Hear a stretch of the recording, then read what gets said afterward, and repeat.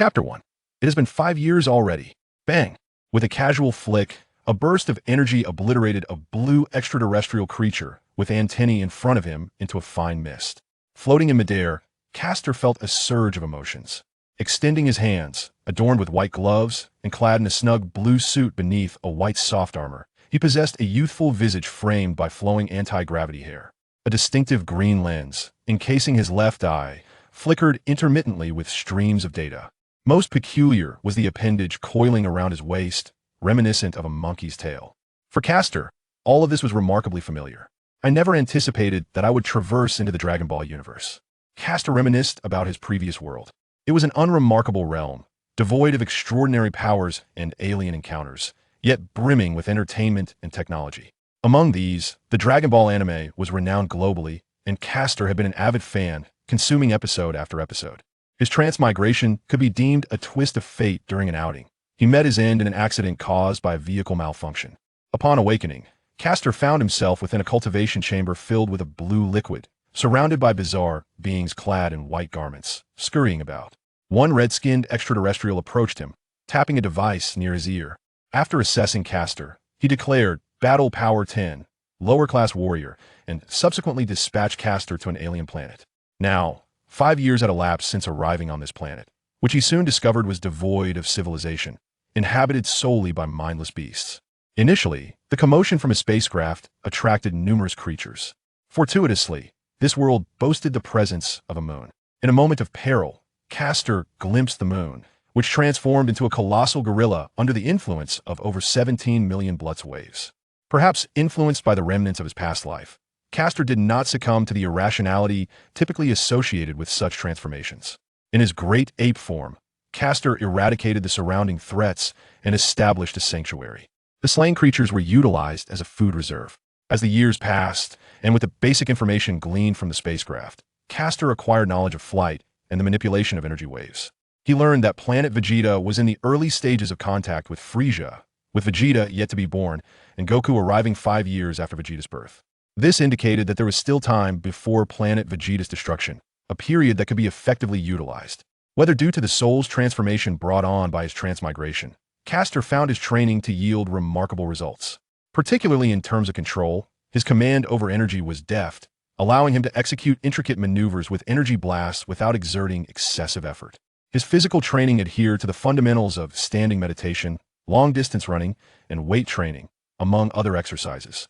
It was no exaggeration to say that, due to his Saiyan physiology and systematic training, Castor's battle power had surged from a mere 10 to 500 within just 2 years.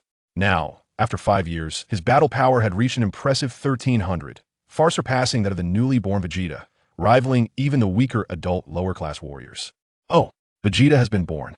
Upon returning to the base, Castor's ear device relayed a message, summoning the idle Saiyan back. The news announced the birth of Prince Vegeta, a significant event for all Saiyans, especially considering that the prince was born with a battle power of 1000. With Vegeta's birth, time is of the essence. Castor contemplated the implications 5 years after Vegeta's arrival would mark Goku's emergence, coinciding with the destruction of planet Vegeta. It's time to return. Castor pondered deeply. Initially, he had no intention of returning to planet Vegeta, planning instead to journey directly to Earth once his battle power had increased. However, he discovered that the spacecraft's interstellar route offered only one destination, back to planet Vegeta, abruptly halting his subsequent plans. Nonetheless, it was reasonable despite the lower-class warriors lacking sentience. Their ability to survive alone on a planet indicated they had evolved into competent warriors, indispensable to the Saiyan race. However, before I return, I should suppress my energy. With a slight smile, Castor inhaled deeply, observing the readings on his device begin to decline. 1290, 1080, 870, 400, 300, until it settled at a mere 300. That should suffice. Satisfied with the reading of 300, Castor nodded approvingly. While not particularly high, given that he was a lower-class warrior and merely a 5-year-old child, 300 was commendably at least surpassing the battle power of Piccolo, who was far away on Earth at that moment. For Castor, controlling the intensity of his energy was no challenge by the age of 2. He had already sensed the flow of energy. With time and practice, he had gained the ability to manipulate the trajectory of energy blasts at will, deepening his understanding of energy application. Suppressing his energy level was a trivial task. The need to restrain his energy was not for the sake of deception, but for other strategic considerations. For Saiyans, battle power was a testament to social status. Possessing formidable strength conferred great authority. Currently, the Saiyans were collaborating with Frieza in a scheme of planetary conquest and trade. In this invasion, where Frieza provided technology and funding while the Saiyans offered manpower and military strength, those endowed with significant power were prioritized. Should Castor reveal his formidable battle power at this juncture, it was inevitable that he would attract the attention of the higher-ups, restricting his movements.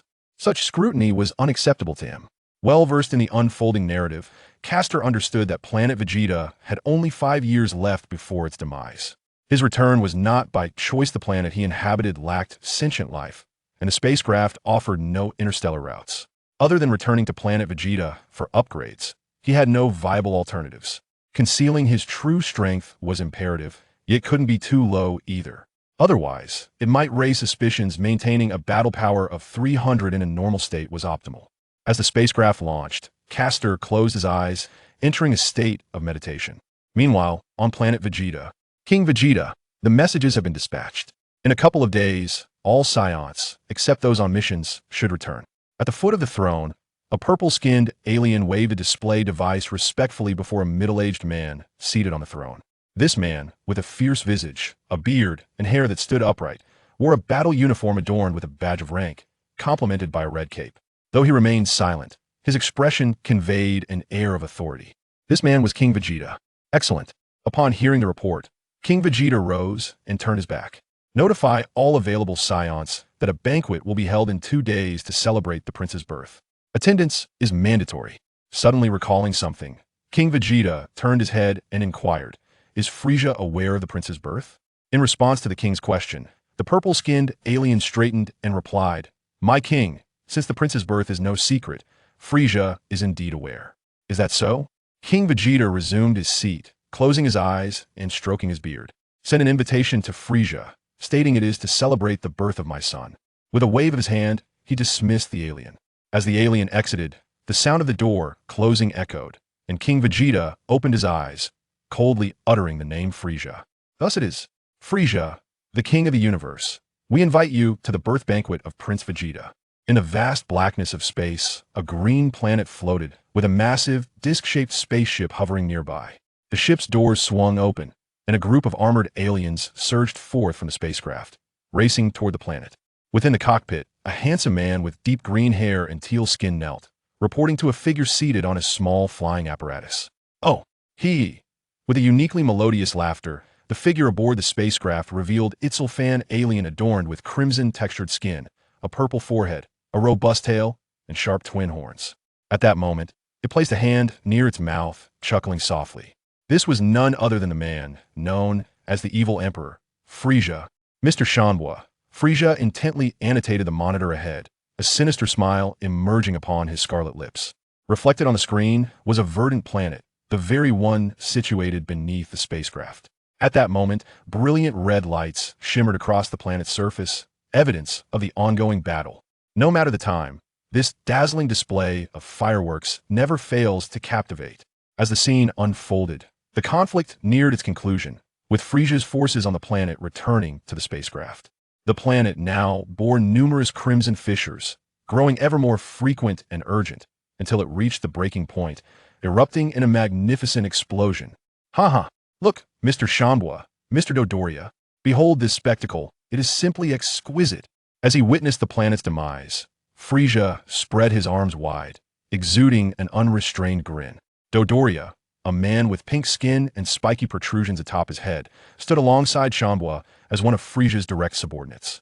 The two exchanged a knowing glance, silently positioning themselves at Frieza's flanks.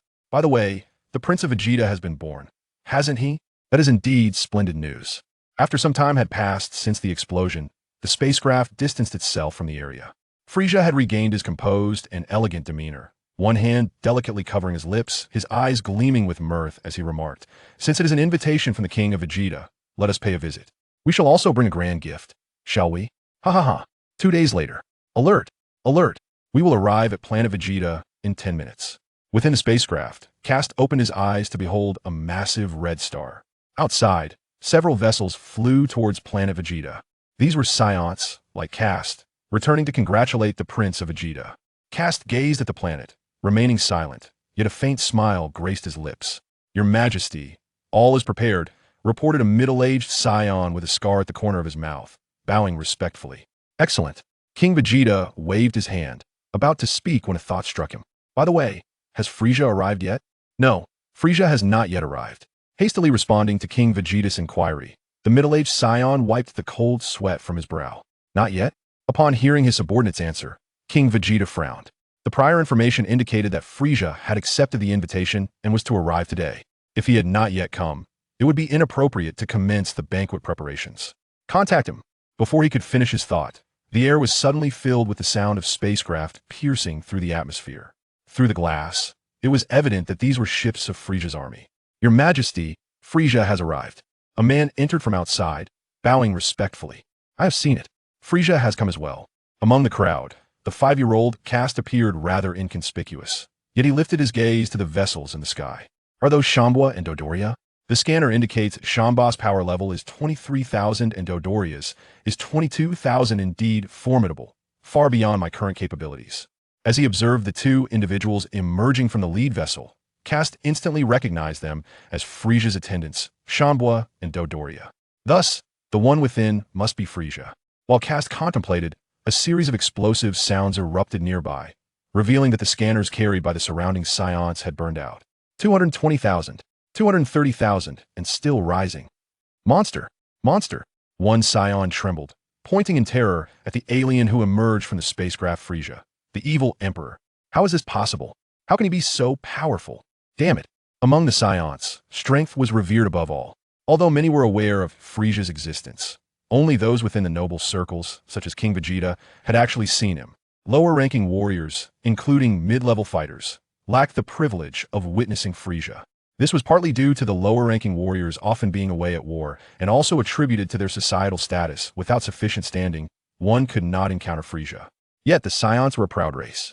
While they understood Frieza's might from the upper echelons, the absence of first-hand experience fostered an attitude of disdain.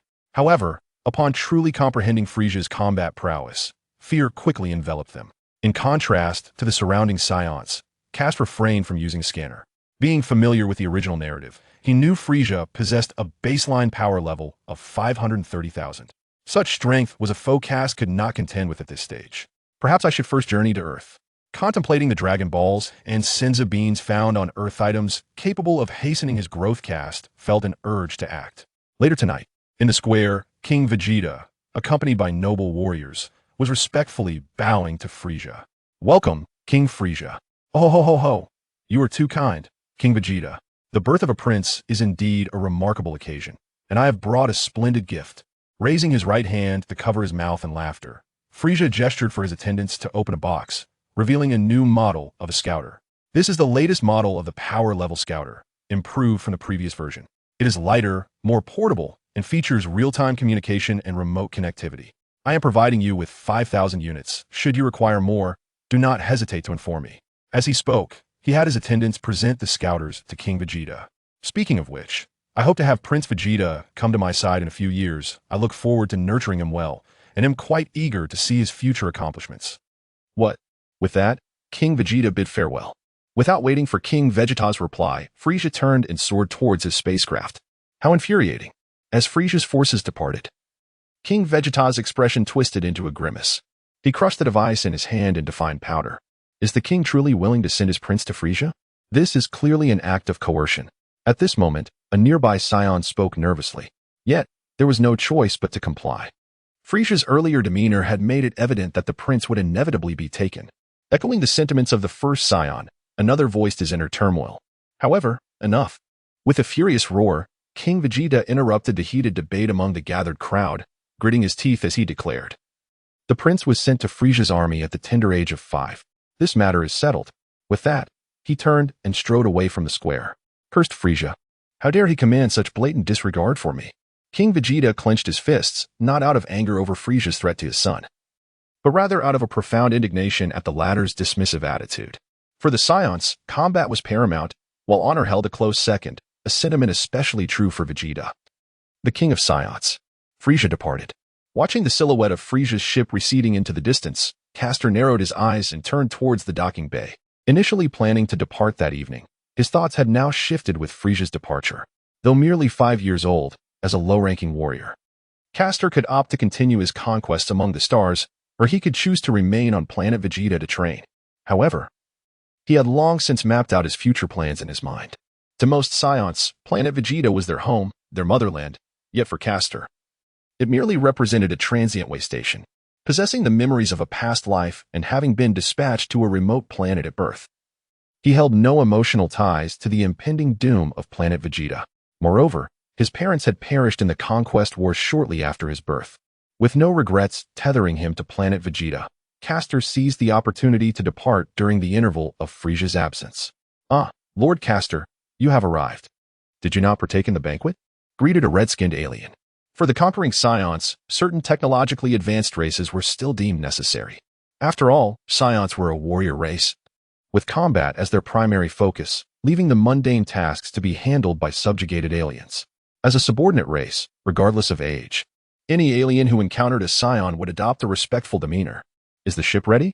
Castor inquired, maintaining the typical aloofness of his kind. "It is ready."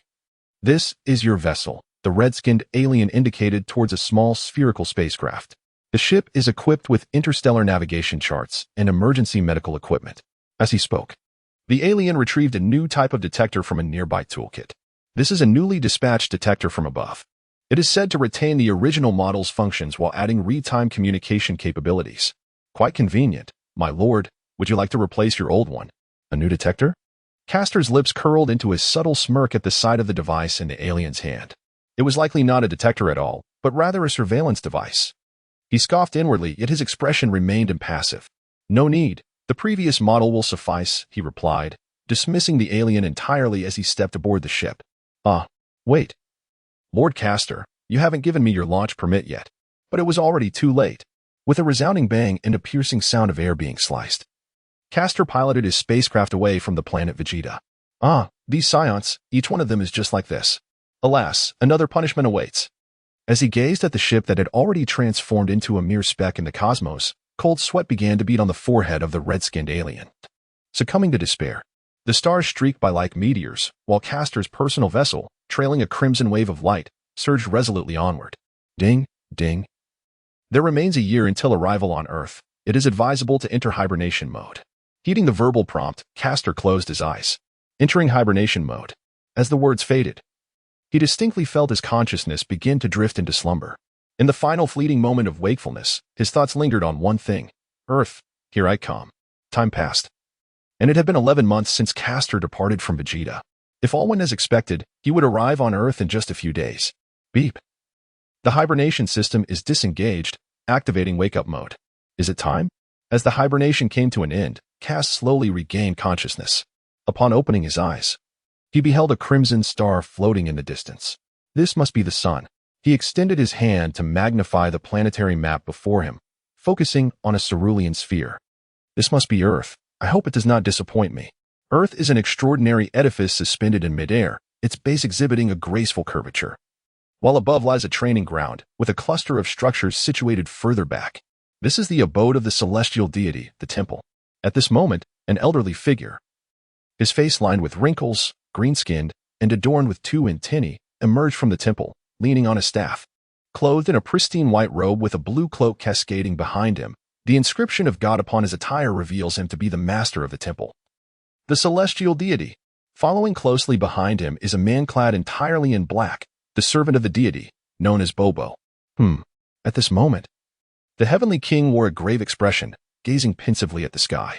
"Has something happened, Lord Heavenly King?" Bobo inquired with concern, observing the solemn demeanor of the deity. "Yes. I sense an ominous presence approaching Earth," the Heavenly King explained, "though its energy is currently suppressed. The sheer magnitude of this power is beyond anything Earth's inhabitants could hope to withstand. A formidable aura? Could it possibly surpass even your own strength, Lord Heavenly King?" Bobo questioned, struggling to believe such a thing. "Ah, Bobo," the Heavenly King chuckled softly. "Remember that beyond the heavens lie greater heavens, and beyond men, greater men. My longevity does not equate to supremacy. Compared to this force, I am but a mere shadow. However, upon noticing the bewildered expression on Bobo's face. The celestial being comforted him, saying, "I sense no malevolent aura from this power, so there is no need for you to worry excessively." After speaking, the deity turned and made his way back to the temple, but internally he pondered, should this individual truly intend to wreak havoc upon Earth? I would go to any lengths to thwart him. The following day, a desolate landscape lay before him, when suddenly, a brilliant streak of red light sliced through the sky, crashing to the ground with a resounding bang. Dust billowed as a crater formed upon impact. Peering into the depths of the pit revealed a spherical spacecraft nestled within. At that moment, a hissing sound accompanied the release of pressurized gas as the ship's hatch began to open. "Is this Earth?" Upon the hatch's opening, a youthful voice emerged. Soon, as the door fully opened, a figure became visible. At first glance, it appeared to be a child of approximately 5 to 6 years of age. With long black hair cascading atop his head, the bangs neatly parted. His face was strikingly attractive, evoking instant fondness. As the gaze descended, one could discern that he was adorned in a suit of white armor, beneath which lay a form-fitting blue suit. Most remarkably, a tail reminiscent of a monkey sprouted from his waist. Indeed, he was the Saiyan Kast who had traveled from the planet Vegeta. Finally, he had arrived on Earth. Reflecting on the nearly year-long journey, Kast felt a surge of excitement. Gradually levitating into the air, he surveyed his surroundings, which consisted of vast stretches of barren land and mountains. This location was deliberately chosen as a landing site, ensuring tranquility and minimal disturbance. Thus, the first order of business was to locate the Senzu beings. With this thought in mind, Kast activated the energy detector by his ear and commenced his scanning. Determined to hone his ability to sense energy, he glanced at the detector in his peripheral vision, deep in contemplation. Beep. At this moment, the detector indicated a target. 5 targets, 3 of which were clustered together. Let us first examine the solitary one. With a combat power of 120, if I recall correctly, this should be Master Roshi. The other target, with a combat power of 110, must be Master Shin. However, at this moment, the primary focus is not on Master Roshi and his counterpart. With that thought, Kast turned his gaze towards the 3 targets situated above. Their power levels read 170, 290, and 300, indicating they were indeed the deities, Popo and Master Karin. On Earth, only the Namekian deity could potentially possess such strength. Currently, the distance is 13,700 kilometers to the southeast, not too far. Alright, let us set off. With the direction confirmed, a surge of white energy erupted from Kast, accompanied by a sound that pierced the air, and in an instant, he vanished into the horizon. Are they approaching? Before him lay a range of mountains stretching for hundreds of kilometers, traversing the majestic peaks perpetually cloaked in ice and snow. Ahead, a vast basin appeared, marked by a downward dip. This basin spanned over 100 kilometers, densely populated with lush trees that, from a distance, resembled a rolling green wave, swaying gently in the breeze. Here lies the sacred martial arts ground of Karin, where a tall, straight tower ascends into the clouds, Karin Tower. This tower, a direct connection to the heavens, featured an edifice at its summit where a figure could be seen speaking softly from within the shadows. Meow, this is somewhat concerning, meow.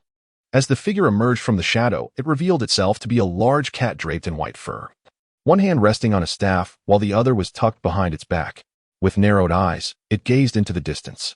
This was none other than the tower's master, Master Karin. Indeed, Master Karin is not a human. His true form is that of a cat. Though he is a cat, his age exceeds 800 years, surpassing even the current deity. Unlike the deity's responsibilities, Master Karin primarily focuses on guiding and training martial artists from the lower realms. In the distance, a figure raced towards the location of Karin Tower at remarkable speed. As he soared above the dense forest, Kast reached the skies over the sacred grounds of Karin, where he could clearly see the towering structure piercing the heavens. The tower anchored itself on the horizon, its pinnacle lost amidst the clouds, obscured by the billowing white mist. Is that Karin Tower? Kast marveled at the sight, unaware of just how tall it truly was. The sight of the tower, resembling a colossal pillar connecting earth and sky, left him in awe. However, despite his admiration, Kast did not linger beneath Karin Tower. As he approached, he executed a sharp 90-degree turn upwards and ascended rapidly towards the summit. Here I come. With a sound that pierced the air, Castor appeared before the sage Karin. Is that you, Sage Karin? Though it was phrased as a question, Castor's tone bore an air of certainty as he gradually descended to the ground, fixing his gaze upon the figure before him. "Indeed, Your Excellency?" Despite the astonishment at the sight of a boy no older than 6, Sage Karin felt no inclination to underestimate him, for he could sense a formidable power residing within Castor, a force capable of wreaking unimaginable havoc upon this earth, if unleashed. It was truly inconceivable how such immense strength could be contained within such a diminutive form. "I am Castor. As for who I am, that is of little importance. What truly matters is that you possess something I require." As he spoke, Castor advanced towards Sage Karin. "I possess something you need."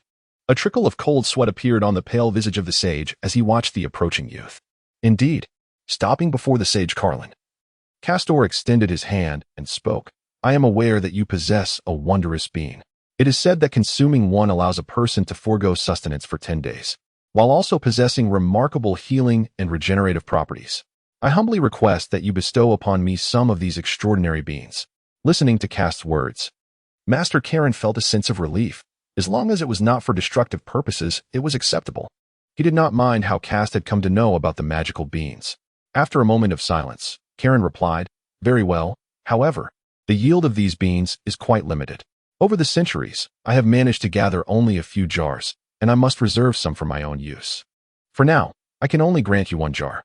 As he spoke, an idea struck him, and he looked at Kast, emphasizing, "Although I am unaware of where you learned about the beans, I must clarify that while they can heal severe injuries and regenerate limbs, there are limitations to their capabilities." "You mean they cannot cure certain ailments, correct?" Before Karin could elaborate further, Kast interjected, articulating the drawbacks. "Indeed, it seems this young man possesses a profound understanding of the mystical beings." With this thought, Karin refrained from further conversation, turning to indicate a few jars stored around the distant corner with his cane. "Since you are already aware, I shall say no more. Those jars over there contain the mystical beings. You may take one from within." Listening to Karin's words, Castor proceeded to the designated spot where the mystical beings were kept. He glanced at the unassuming gray jars before him and realized he had acquired what could be deemed the most potent artifact in the Dragon Ball universe, especially for someone of his Saiyan lineage. Indeed, the most formidable item, it is not the Dragon Balls, but the mystical beings. For the Saiyan warrior race, the significance of these beings far surpasses that of the Dragon Balls, which entail a year-long cooldown period. In contrast, the mystical beings can be consumed at any moment, provided one is still alive, and their effects are instantaneous. Particularly notable is the Saiyan trait, which allows for a dramatic increase in power upon revival from the brink of death, while the enhancement may not be as pronounced in later stages. This ability enables Castor to significantly reduce the time required before transforming into a Super Saiyan. "Excellent." As he opened the jar, Castor gazed at the multitude of green beans within, resembling peas in both appearance and size. Despite their unassuming exterior, Castor recognized them as the fabled fairy beans. He extended his hand, delicately picked one up, and placed it in his mouth. With a satisfying crunch, the fairy bean was effortlessly crushed between his teeth. In that instant, as he swallowed, Castor immediately sensed a transformation within his very being. With a series of rhythmic thuds, he felt his muscles swell and the weariness of his body dissipated, leaving him invigorated and in peak condition. "Drink." An involuntary exclamation escaped my lips, immediately releasing a powerful surge of pressure into the atmosphere. Goodness gracious! The immense aura sent shivers down Carlin's spine. Such a terrifying presence. He never anticipated that the true strength of this being would be so formidable. It seemed that no one on this planet could contend with him. All he could hope for now was that he would swiftly acquire what he sought and depart from this place. Sensing the expansion of energy, Castor chose not to employ a detector, instead relying on his own estimation. His combat power was approximately around 1600. This was a notable increase of about 100 since his arrival on Earth. Indeed, a commendable enhancement. As a Saiyan, he was merely 6 years old, an age ripe for growth and a surge in strength. Although Castor had spent a year in hibernation during his cosmic journey, his physical development had continued unabated. With the maturation of his body, the energy within him was also steadily amplifying. Upon arriving on Earth, Castor had not conducted a scan of his own capabilities. Yet the increase in power was unmistakable. Even though he had only gained a few hundred points over the course of a year, Castor was content with his progress. After all, he had initially possessed a combat power of merely 10, making it impossible to compare himself with those deemed prodigies. Regarding the recent boost of 100 in combat power after consuming a Senzu bean, Castor had some inkling as to the cause. He had been dispatched to a remote, desolate planet right after birth, and as he grew, he had engaged in continuous battles. With such combat came inevitable injuries, though not visible externally. His body surely bore a host of internal issues. The Senzu bean he had just consumed had instantaneously healed these hidden wounds. Given the Saiyan trait of recovering stronger from injuries, the increase in combat power was quite understandable. Very well, Master Karin, I shall take the Senzu beans with me, Castor remarked, nodding in satisfaction as he reined in his aura and addressed the retreating Karin. Before I leave, let me offer you a piece of advice. Keep a canister for daily use, but store the rest of the Senzu beans. Do not squander them unless absolutely necessary. This suggestion stems from your amiable cooperation. Consider it carefully. Should you choose to heed my counsel, I assure you, one day in the future, you will be grateful for it. With that, a stream of white energy emanated from his right hand, enveloping a canister of Senzu beans under Castor's formidable control. Farewell, Master Karin. As he finished speaking, Castor soared out of the window, transforming into a streak of light as he ascended into the heavens. Gazing upward, Castor did not depart from Karin Tower. Instead, he flew towards the temple above. He needed to learn to sense energy and engage in martial arts training. In comparison to his physical conditioning, the martial arts theories on Earth were remarkably advanced. The most knowledgeable in martial arts were undoubtedly the deities residing in the temple. As he ascended rapidly, the temple gradually came into view. So this is the celestial realm, he mused. Arriving above the temple, he beheld a circular plaza adorned with a row of coconut trees flanking either side, with two individuals standing in the center.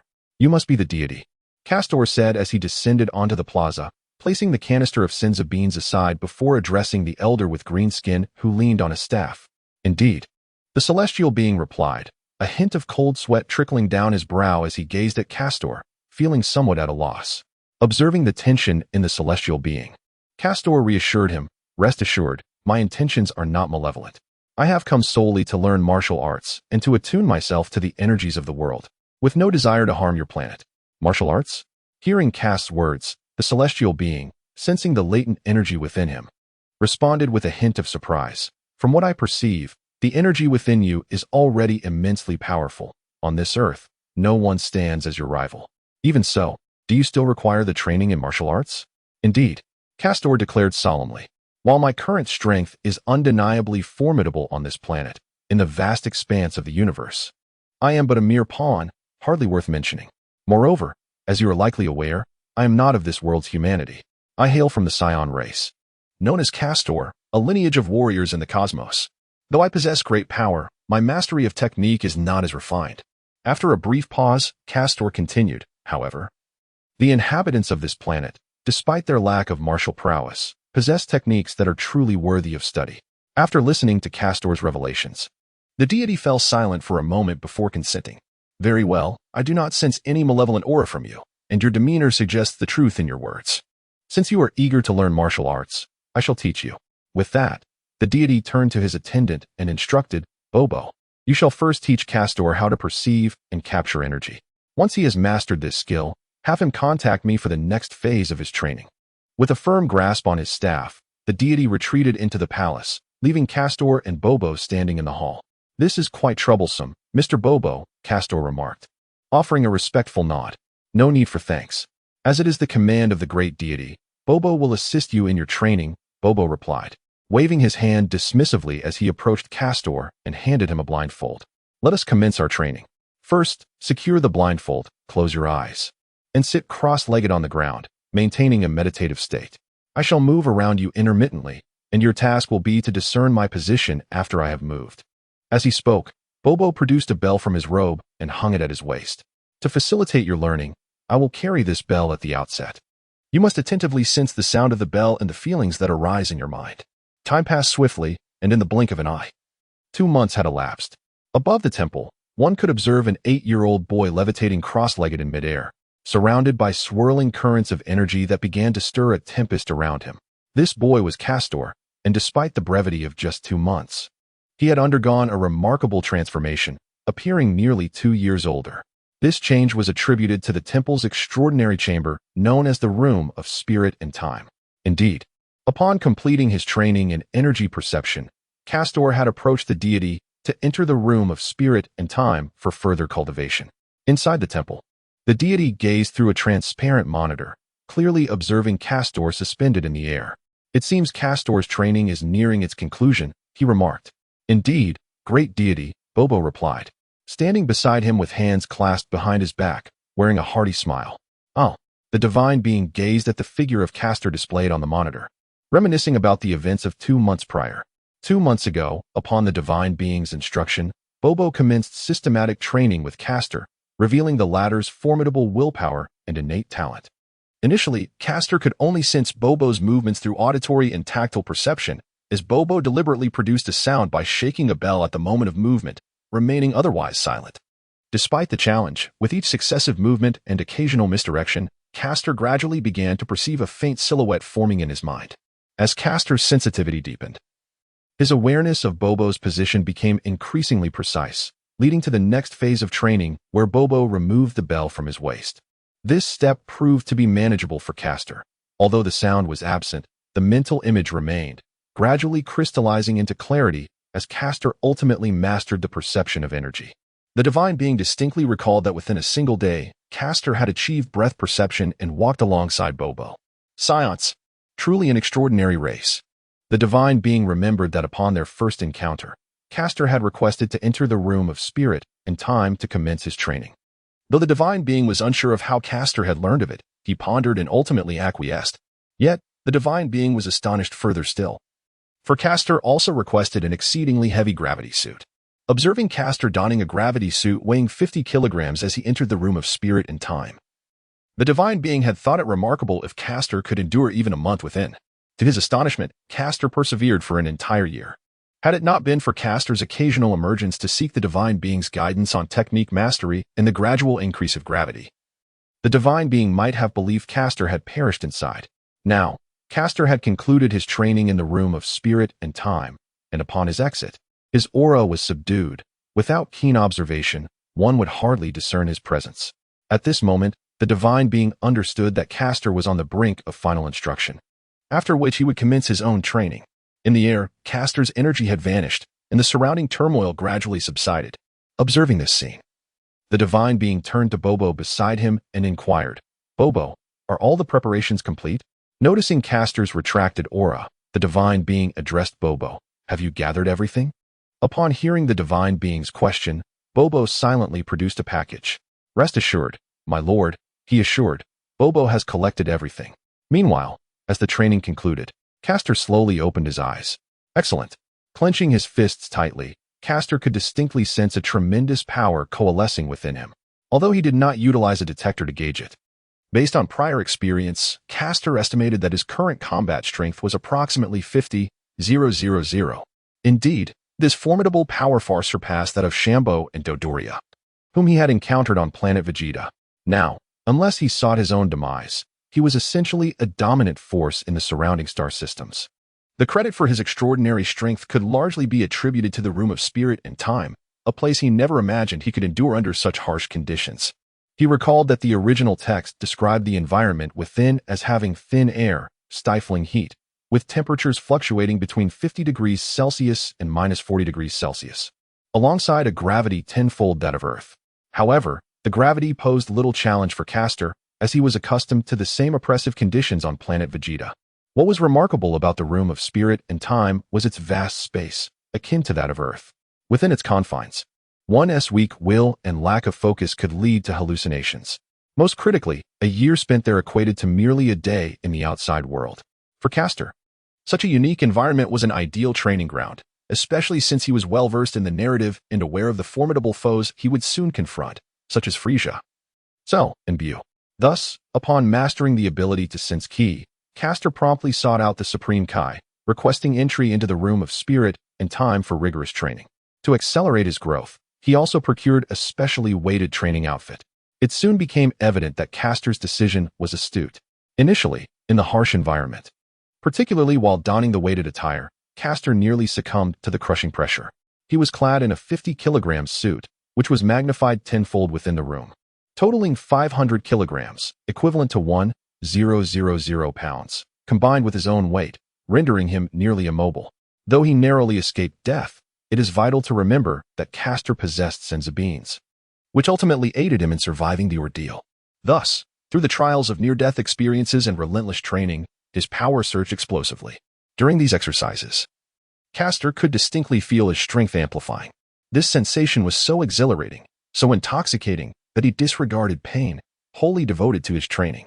Fortuitously, Castor was a lower-class warrior who had been exiled since birth. The 5 years spent on that savage planet, devoid of civilization and populated solely by mindless creatures, had forged a tenacious spirit within him.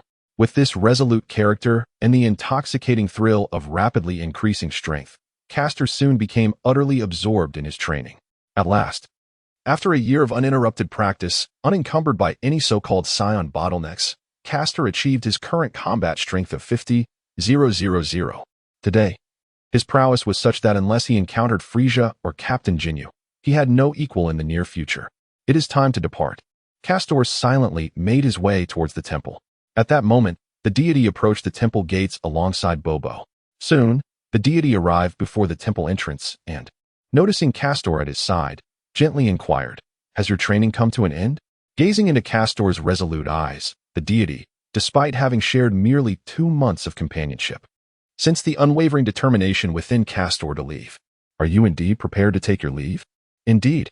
Gazing at the elderly man before him, Kast nodded slightly. The time had come. Now that his training had reached a significant milestone, it was indeed time for him to depart. "Ah, Bobo." The deity closed his eyes and then gestured to Bobo beside him. "Since you are about to depart, allow me to bestow upon you one final gift."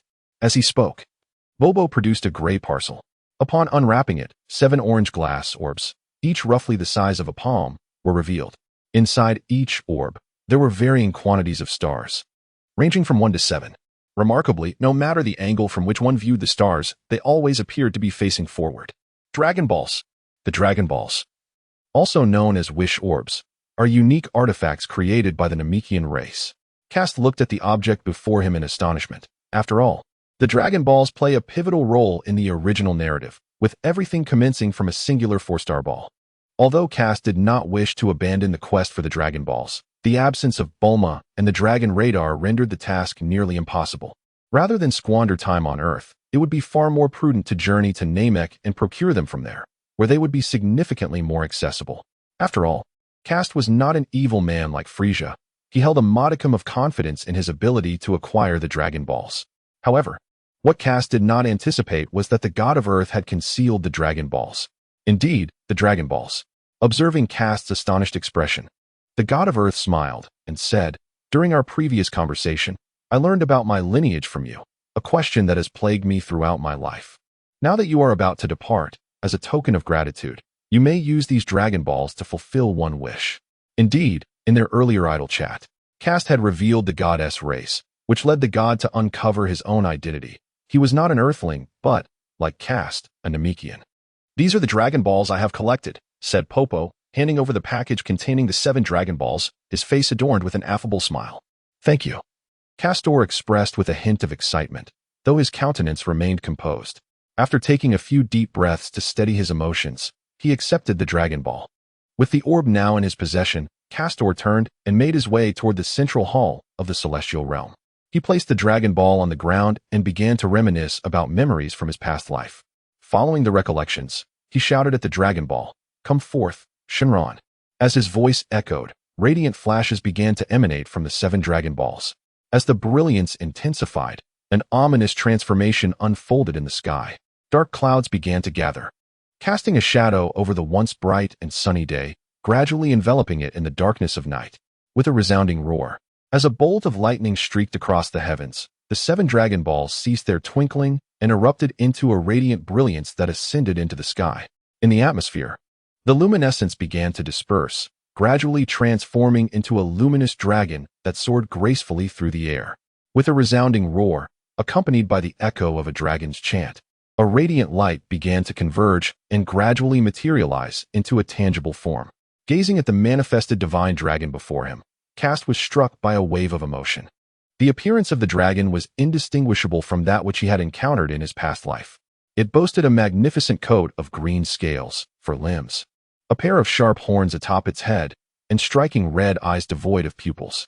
Its tail tip was connected to a Dragon Ball below, emanating a dazzling brilliance at the junction. However, the details were rendered with greater clarity, and the creature appeared somewhat larger than its original depiction. State your desire. Regardless of what it may be, I possess the ability to fulfill it, proclaimed the floating dragon, lowering its head to fix its enormous red eyes upon Kast. Its voice imbued with authority. Regardless of any desire? Kast harbored skepticism. Well versed in the narrative, he understood that the dragon's capabilities were not without limitations. The Dragon Balls of Earth were bound by numerous restrictions, capable of manifesting only wishes within the confines of their creator's power. Any request surpassing this threshold would remain ungranted. While the Earth's dragon could revive the deceased, those who had perished repeatedly could not be brought back to life. In contrast, the Dragon of Namek was devoid of such limitations, capable of resurrecting individuals as long as their lifespan had not expired and their deaths were not unnatural. Yet, even the Namekian dragon was constrained, only able to resurrect one individual at a time. Therefore, it was evident that the dragon's powers were not absolute. Perhaps only the legendary super dragon residing in a different universe could truly be omnipotent, while the rest were mere pretenders. Despite this understanding, Kast held simple aspirations, never contemplating wishes beyond the dragon's abilities.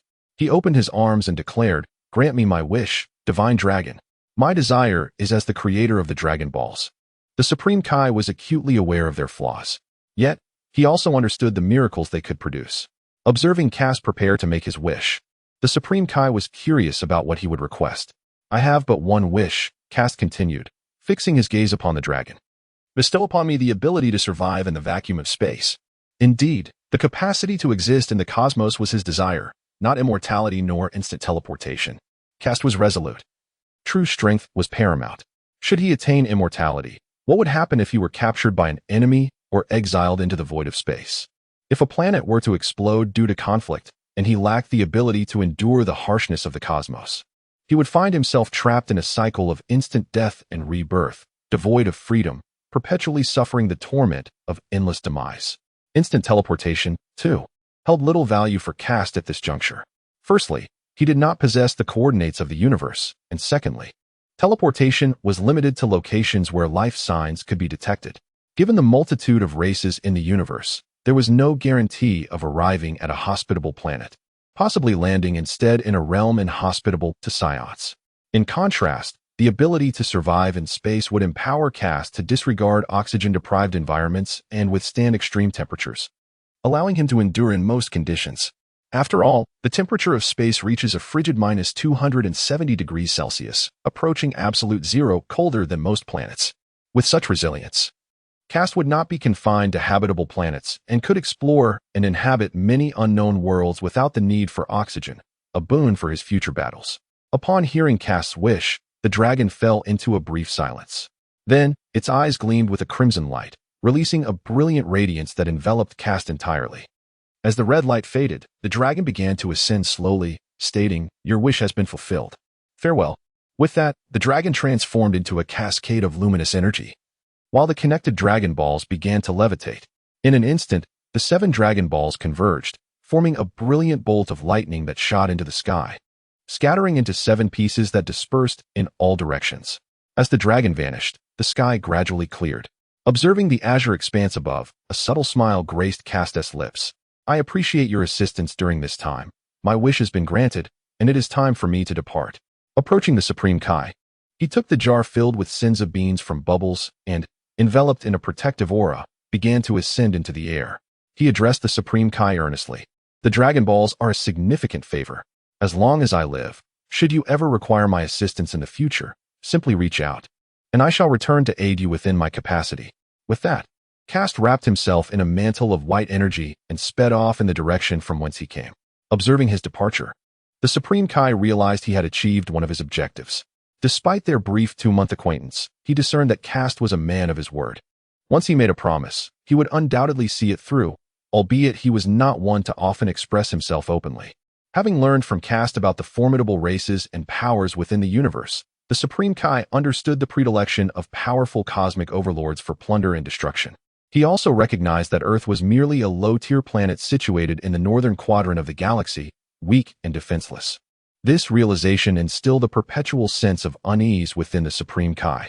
Now, with Kast's vow, the future calamities seemed to possess an added layer of assurance. Even though Kast had revealed that Earth was an obscure and backward planet in the universe, largely overlooked by the majority of dominant forces, the Supreme Kai knew that unforeseen events could arise. What if, one day, a powerful and malevolent entity descended upon Earth, intent on wreaking havoc and destruction? Who could stand in their way? Thus, the Supreme Kai could not afford to place Earth's safety on the whims of indifference. His responsibilities as a deity mandated that he remain vigilant, with strategies in place. It was crucial to recognize that, presently, the martial artists on Earth were woefully inadequate. Confined by the limitations of humanity, the most formidable force was still the venerable Master Roshi, who had once opposed the evil King Piccolo centuries ago. Master Roshi, having ascended the legendary Karin Tower, was well known among the populace. Now nearing 3 centuries of age, his prowess had only grown with time, earning him the title of Turtle Hermit and the revered moniker of Martial Arts God. His martial arts school, the Turtle School, had proliferated across the continent, nurturing generations of practitioners. Yet, despite Master Roshi's status as a formidable warrior on Earth, his fame was but a fraction of the vast power that existed in the universe. Yet, in the vast expanse of the universe, one remains insignificantly weak. And since there exists no formidable entity on Earth to contend with, one must seek external assistance. At this juncture, Castor has exhibited remarkable strength. Given the presence of such a powerful being and the amicable nature of their relationship, it would be prudent to extend a favor, thereby repaying a previous kindness. In the distance, Castor, enveloped in a radiant white aura, soars through the air, his intentions clear, to return to the spacecraft that had previously descended to the ground. Although he now possesses the capability to survive in the cosmos, the universe is boundless, and the distances between galaxies are unfathomably great. Without a stellar navigation chart, one is utterly oblivious to where they might end up. In contrast to aimlessly drifting through the cosmos, the spacecraft he arrived in possesses a meticulously detailed flight path. Thus, Castor departed from the temple, not alone in his exit from Earth, but rather chose to return to the spacecraft first. Arrived, as the surrounding trees blurred past due to the swift flight, a desolate basin emerged ahead. This was the very place where he had previously lingered. In comparison to his earlier speed, Kast's current velocity had noticeably increased, allowing him to reach his destination swiftly. Gathering his breath, Kast descended from the spacecraft above. The ship remained in the same state as before, unnoticed by anyone. This was hardly surprising, considering it was stationed in a barren basin devoid of attractions or large-scale developments. Thus, few would pay it any mind. In truth, Kast could have summoned the ship remotely, sparing himself the journey. However, after some contemplation, he decided to venture there personally. His first reason was the ship's concealed location. Summoning it could risk detection during transit, leading to unnecessary complications. Secondly, Kast was eager to experience the exhilaration of full-speed flight for himself. Weighing these factors, he opted against remote control and chose to travel on his own. Before long, upon landing, Kast retrieved a remote from his pocket and pressed a button directed at the ship. The hatch promptly opened. As Kast settled inside, the door closed behind him. And simultaneously, a series of crimson flames enveloped the vessel. With the emergence of these flames, the spacecraft gradually levitated into the air, and in a flash of red light, it transformed into a meteor, soaring into the sky until it vanished from sight. Time flew by, and in the blink of an eye, 2 years had passed since Kast departed from planet Vegeta. During this period, significant changes had unfolded on the planet. First and foremost, Prince Vegeta, as he matured, began participating in extraterrestrial conquest wars alongside King Vegeta and several elite warriors. The Saiyans' ruthless and combative lineage fostered a cold-hearted demeanor in the young prince, who had already taken the lives of numerous alien races with his own hands. His brutal methods showcased the depths of his merciless nature. Consequently, despite being merely 2 years old, Vegeta was not regarded as a mere child. His formidable power and tactics earned him the respect of many Saiyans, a race that valued strength above all. Simultaneously, another young Saiyan began to emerge within the ranks of lower-class warriors, gaining notoriety. Unlike Vegeta, who was born with the prowess of an elite warrior, this young fighter was initially just a low-class Saiyan. However, after enduring hundreds, if not thousands, of battles and narrowly escaping death on multiple occasions, he ultimately broke free from the constraints of his lower-class status, reaching an entirely new realm of strength. As his companions grew in number, his calm judgment and formidable power, coupled with his willingness to assist others, garnered him increasing admiration. Eventually, his accumulated popularity led him to shine brightly within the lower-class warrior community. This young warrior would later be known as Bardock, the father of Goku. Bardock, distinguishable by his unique hairstyle that split into two upward points, with bronze skin and a cross-shaped scar on his left cheek, bore a striking resemblance to his future son, Goku. However, unlike Goku, Bardock's eyes were sharp and filled with wisdom. Meanwhile, these developments among the Saiyans could not be overlooked by Frieza, who viewed them as a thorn in his side from his distant spacecraft in an unknown star system. Although the overall strength of the Saiyans was still inferior to even a fraction of Frieza's own power, their growing might pose a potential threat, hinting at the emergence of the legendary Super Saiyan. While Frieza scoffed at the notion of such legends, the tales recounted by his predecessors instilled a sense of caution. He dared not gamble on the possibility. Nevertheless, the current Saiyans remained his most effective henchmen, and with the Frieza force still incomplete, he was not yet ready to make any decisive moves. After pondering for a moment, Frieza swirled the red wine in his glass, slowly rising to his feet, his crimson eyes narrowing into a sinister grin. Little Vegeta has grown quite a bit, hasn't he? Although he did not specify whom he referred to, the attendant, Champa, interjected. Indeed, Lord Frieza. According to the intelligence received, Prince Vegeta has surpassed the strength of most Saiyans and single-handedly conquered a lowly planet without assistance. With a hint of servility, Champa continued, Lord Frieza, Prince Vegeta is certainly putting in the effort. Ah ha ha. Listening to his subordinate's report, Frieza couldn't help but chuckle. In that case, Mr. Shampoo, send a notification to King Vegeta, informing him that in a couple of days, we shall retrieve Prince Vegeta. I shall ensure he is well trained. Upon finishing his drink of red wine, a sinister smile crept across his crimson lips. Frieza's thoughts regarding the Saiyans were straightforward, to bring Prince Vegeta under his command ahead of time, thereby brainwashing him while also using him as leverage against King Vegeta, instilling fear and caution in the latter's actions. It was a twofold strategy, one that he relished. Meanwhile, on the other side, Castor was facing his own challenges. After departing from Earth, Castor, having gained the ability to survive in space, began his cultivation journey across the cosmos. Initially, he piloted his spaceship to a rocky giant planet situated within the habitable zone of a star. Scanning the planet revealed it to be a barren rock, devoid of flora and water, with an atmosphere thick with carbon dioxide and hydrogen, and a scant amount of oxygen. The surface was often buffeted by fierce winds, with temperatures soaring to a sweltering 180 degrees Celsius and gravity weighing down at 20 times that of Earth. Such an environment was utterly inhospitable to human life. Yet, Castor found himself exceedingly pleased. The harshness of space was far more severe than this planet, and with his newfound survival ability, he was unconcerned about respiration issues. Prior to leaving Earth, he had already tested this capability. Castor's ability to survive in space was not merely the absence of the need to breathe. It allowed him to absorb various gases or liquids depending on the environment. These substances would then transform within him into breathable air, a concept fundamentally different from simply not breathing. He had also gained insight into his body's tolerance to temperature extremes, finding that both a scorching 1,000 degrees Celsius and a frigid minus 270 degrees Celsius were effectively negligible, as his body would automatically adapt to surrounding temperature fluctuations. As for the vacuum of space, he felt no discomfort. Indeed, the capacity to withstand extreme temperatures and pressures was essential for survival in the cosmos. Thus, this planet, with its 20-fold gravity, became an ideal training ground.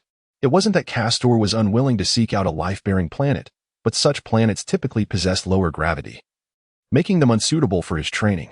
He could have asked Bulma's father to construct a gravity chamber back on Earth, perhaps taking a universal capsule with him. But he was reluctant to incur any debts. Despite being a Saiyan, he adhered to his own principles and refused to act like a marauder.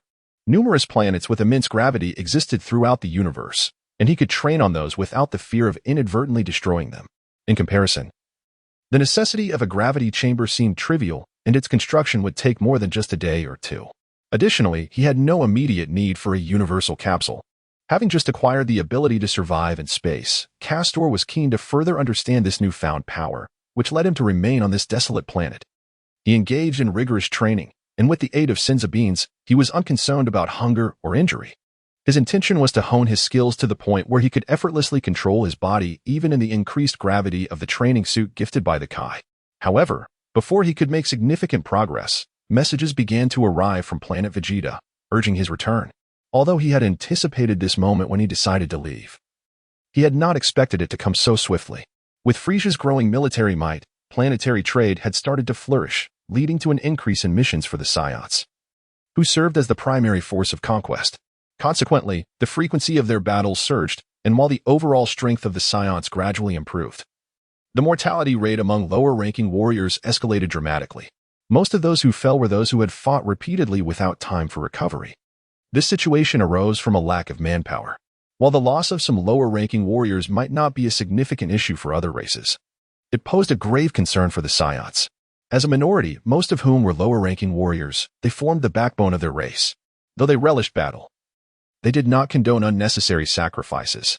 Prolonged casualties would be detrimental to the future of their clan. To mitigate unnecessary losses, the Saiyan High Command decided to recall some of the warriors stationed abroad. This move would bolster their numbers and enhance overall strength. Castor received this directive, which bore a sense of urgency. Nevertheless, he had no intention of returning, knowing that the current Saiyan forces lacked the manpower to seek him out. Even if they did have the resources, he was no longer concerned, for his battle power had soared to 70,000, a figure unmatched by any Saiyan on planet Vegeta. However, given the circumstances, Castor lacked the patience to remain on this planet any longer. He also needed to replenish supplies for his spaceship. Thus, he charted a course towards a life-bearing planet.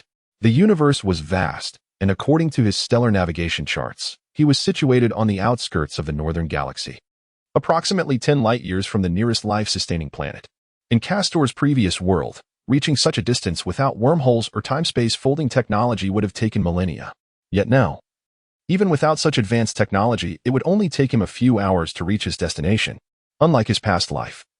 The technology in this realm far surpassed that of his former existence, and in this universe, the speed of light was not the ultimate velocity. Otherwise, he could not have returned from the remote planet he was exiled to in just a few days. The reason for the lengthy journey from planet Vegeta to Earth, which took nearly a year, was straightforward. Earth lay in the northern reaches of the cosmos, while planet Vegeta was situated in the south. Two extremes separated by a vast distance. As Castor piloted his spaceship through the cosmos, he watched as surrounding planets receded into the distance. Suddenly, a red dot appeared on the ship's display screen, indicating the presence of life signs nearby. What is this? Gazing at the crimson dot on the monitor, Castor felt a twinge of perplexity. According to the computer's navigational display, this region was once part of a desolate galaxy, surrounded by remnants of nebulae. There were no stars, nor any terrestrial planets. The only celestial body present was a gas giant.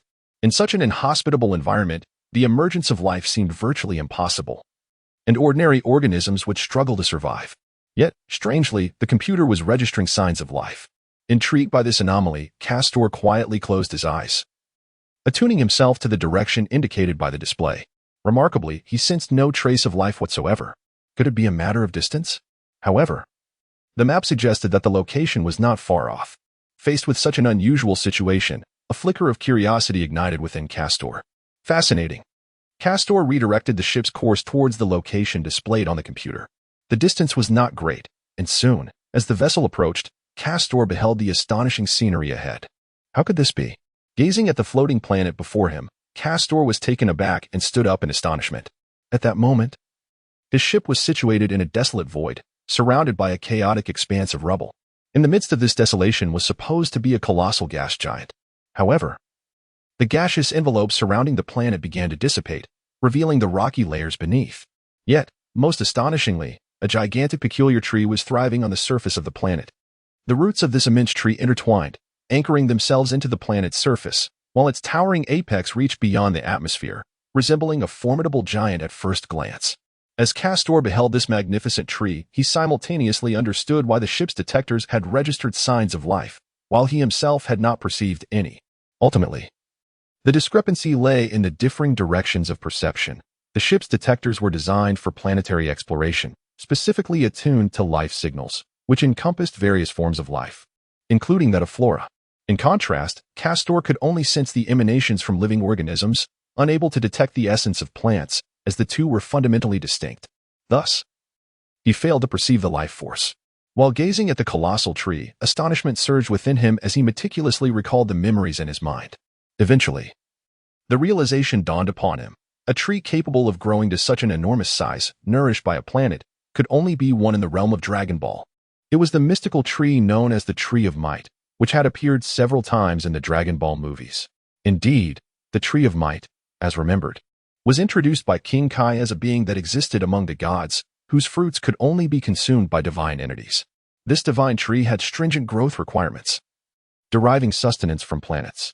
Once it took root on a planet, it would voraciously absorb all nutrients, ultimately bearing crimson fruits. Consequently, the planet would eventually devolve into a barren desert, devoid of life for centuries to come. However, Castor, well-versed in the storyline, understood that although the Tree of Might inflicted significant harm on living planets, its fruits possessed incredible powers. They not only posed no threat to the human body, but could also substantially enhance one's strength without any side effects. Unbeknownst to many in the Dragon Ball films, the character Tien managed to suppress the Z warriors for a time by consuming the fruits of the Tree of Might. Even in his battle against Goku, who possessed a battle power of 30,000, Tien, initially at a disadvantage, experienced a dramatic surge in power merely by consuming one fruit, turning the tide of battle and swiftly overpowering Goku. Ultimately, even after Goku utilized the Kaioken tenfold, he was still no match for Tien. It was only through the use of a spirit bomb, fueled by the energy provided by the Tree of Might, that Goku triumphed over Tien. Otherwise, the Z warriors may have faced defeat. Thus, it became evident how potent the effects of the Tree of Might's fruits truly were. At times, Castor pondered whether the powerful deities that emerged later in Dragon Ball, such as Beerus, derived their formidable strength from consuming these fruits. After all, the Tree of Might was said to be a divine tree meant for gods. Given that the destroyers are higher deities and possess the authority of destruction, could it be possible that they planted the Tree of Might on planets they intended to annihilate, consumed its fruits, and then proceeded to destroy the planets? This notion seemed plausible, especially when considering Beerus's gluttonous and slothful nature, making it difficult to imagine him diligently training. However, all of this remained mere conjecture for Castor. He was unaware of the precise nature of such matters. Yet, since he had encountered the Tree of Might, there was no reason not to descend and pluck its fruits. Approaching the planet, the scene before him became increasingly vivid. Due to the Tree of Might's consumption, the planet had noticeably diminished in size, and the atmosphere above had begun to thin, revealing the geological layers below. Observing this planet, Castor felt a twinge of confusion. In the original narrative, it was stated that the Tree of Might required nutrient-rich soil to thrive, yet this planet, despite possessing land, was otherwise riddled with radiation and gases. How then had this Tree of Might managed to survive and grow to such astounding proportions in the absence of abundant nourishment? With these questions in mind, Castor anchored his ship above the canopy of the Tree of Might and stepped out. Floating in the air, he gradually descended towards the magnificent tree below. Indeed, as Kast entered the atmosphere of the planet, he finally comprehended why this spiritual tree could thrive in such an environment. Generally speaking, gaseous planets are characterized by their high density, resulting in extreme temperatures and radiation due to the atmospheric pressure. However, this particular planet exhibited minimal radiation and a temperature significantly lower than that of typical celestial bodies. Kast sensed that the current temperature of this planet was approximately 100 degrees. Although this still exceeded the tolerance of an average human, it was remarkably low for a gaseous planet, where temperatures usually exceed several hundred degrees. Kast speculated that the considerable temperature variation was linked to the spiritual tree on the planet. While the spiritual tree derives its sustenance from soil nutrients, it is, after all, a divine entity. Temperature and radiation also constitute forms of energy. It was possible that this spiritual tree had undergone a transformation, absorbing radiation and energy as nourishment. Furthermore, the planet possessed land, albeit limited in nutritional value, yet the tree thrived through its capacity to absorb energy. The growth of the spiritual tree also purified the atmosphere, leading to the dissipation of the dense gases typically found in gaseous planets. Consequently, this resulted in a rarefied and transparent atmosphere. With this newfound understanding, Kast shifted his focus, as he had now approached the canopy of the spiritual tree below. Familiar with the original text, Kast knew that the fruits of the spiritual tree were located at the top of its trunk, where a hollow could be found just above. He began to ascend the trunk, and soon Kast spotted the hollow. It is right here. Upon entering the hollow of the tree, Kast gazed at the multitude of crimson fruits above, a faint smile gracing his lips. He extended his hand, plucking a fruit from the boughs and cradling it in his palm for a closer inspection. The exterior of the fruit resembled a spiky delicacy, and perhaps due to the energies it absorbed, radiation and heat, it retained a scalding warmth that radiated from his hand. Contemplating the fruit, Kast ultimately retrieved a mystical beam from his pocket. The energy absorbed by this spiritual tree diverged from that in the original narrative, which could potentially yield adverse effects. Thus, he deemed it prudent to carry the beam as a safeguard. Should any unforeseen circumstances arise, he would still possess a means of salvation. As for the apprehension of consuming it due to potential issues, Kast dismissed such thoughts. After all, fortune favors the bold, and opportunities to enhance one's prowess were scarce. The spiritual tree was undoubtedly among the most promising. Beyond the spiritual tree, there existed the esteemed elder on planet Namek and the old Supreme Kai, currently sealed by the Divine Sword. Both were capable of unlocking latent human potential, bestowing upon individuals powers far exceeding their previous limits. However, in contrast to the immediate presence of the spiritual tree, access to the elder and the old Supreme Kai was entirely out of reach. Traveling to planet Namek was not feasible at the moment, and without that journey, Kast could not engage with the elder. Similarly, the realm of the Supreme Kai was shrouded in uncertainty, especially with the old Supreme Kai sealed away. Perhaps in the future, Kast would embark on a journey to planet Namek, but for now, such thoughts were not on his mind. Given the encounter with the spiritual tree and the fruit now in his possession, he resolved to partake without further hesitation. With this determination, Kast bit into the fruit with fervor. With a soft rumble, as Castor swallowed the last of the fruit, his muscles swelled dramatically. Beyond that, he felt no other sensations. Although the essence absorbed was distinct, the fruits of the spiritual tree here were akin to those he had known in his past life. They merely augmented his strength without any accompanying adverse effects. This immense power. Clenching his fists, Kast felt a tremendous force surging within him. His combat strength must now exceed 500,000. Just like the character Dales from the original story, who experienced a dramatic increase in strength after consuming the fruit, defeating Goku, who possessed a base combat power of 30,000 and had utilized the Kaioken technique at 10 times its normal strength. It is noteworthy that the Kaioken technique doubles one's power, so Goku's combat strength must have reached at least 300,000. However, even with such power, he could not overcome Dales, who had consumed the Spirit Tree's fruit.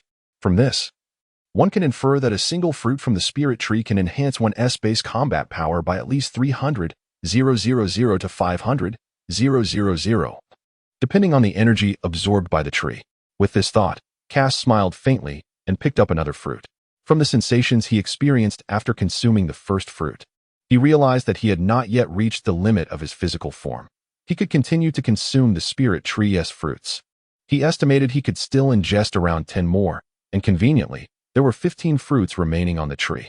As he consumed each fruit, Kast's combat power finally surpassed 5 million, pushing his body to its limit. At the same time, he sensed a bottleneck within himself. If he could break through this barrier, he had a strong premonition that he would enter an entirely new realm. This, he surmised, was the bottleneck of the Super Saiyan transformation. Kast understood that once he overcame this limitation, he would have a significant chance of transforming into a Super Saiyan. The Super Saiyan form grants a staggering 50-fold increase in combat power. Presently possessing a base combat power of 5 million, if Kast were to transform into a Super Saiyan, he would wield an overwhelming strength of 250 million, far surpassing Frieza's 100 million. As Kast prepared to gather the remaining fruits from the Spirit Tree, he suddenly noticed a peculiar fruit among them, distinct in appearance from the others. Typically, ordinary Spirit Tree fruits have a deep red skin, roughly the size of a palm, and are covered in spines. However, this particular fruit exhibited a gray-brown hue, and its surface appeared shriveled, devoid of the moisture characteristic of ripe fruits, resembling a seed core instead. Observing this fruit, or rather, this seed core, Kast realized it must be the seed of the Spirit Tree itself, as Spirit Tree fruits do not contain seeds and would not grow separately. After collecting the seed, Kast determined it was time to leave this place. Exiting the hollow of the tree, he ascended towards the spaceship above. Upon reaching the vessel, Kast did not rush to depart. Standing on the ship, he extended his right hand, and a white aura began to coalesce in his palm. As the energy gathered within him, a sphere of energy, roughly the size of Kast himself, began to materialize above the spaceship. Go. With a decisive swing, he directed the energy sphere towards the direction of the Spirit Tree. Simultaneously, Castor boarded the spaceship, departing from the location. As the spaceship of Castor ascended into the sky, the energy sphere finally made contact with the Spirit Tree below. With a tremendous roar, the mental trees on the planet disintegrated upon contact with the energy sphere, transforming into a myriad of shimmering lights that scattered across the planet's surface. Remarkably, the planet remained unscathed. These lights represented the energy absorbed by the mental trees, now returned to the planet. This was the intent of Castor. He sought only to obliterate the mental trees and restore their energy to the world. Castor held a considerable hope that life might eventually emerge from this energy. Farewell. I look forward to our next encounter, he mused with a subtle smile as he resumed his original course. Although his resupply had been slightly delayed, he deemed it a worthwhile trade-off. Given his current strength, even without transforming into a Super Saiyan, he felt capable of traversing the cosmos without fear. Save for the active Frieza and his progeny. It was worth noting that the android cell had yet to be manufactured, and the demon Majin Buu remained sealed on Earth. While the Supreme Kai and his ilk seemed indifferent to the affairs of the lower realms, the god of destruction was likely still slumbering on his planet. As long as he avoided Frieza's notice, he considered himself relatively safe. Nevertheless, he understood the necessity of vigilance. Caution would ensure his survival. Thus, Castor adhered to his plan, intending to transform into a Super Saiyan before embarking on any further adventures.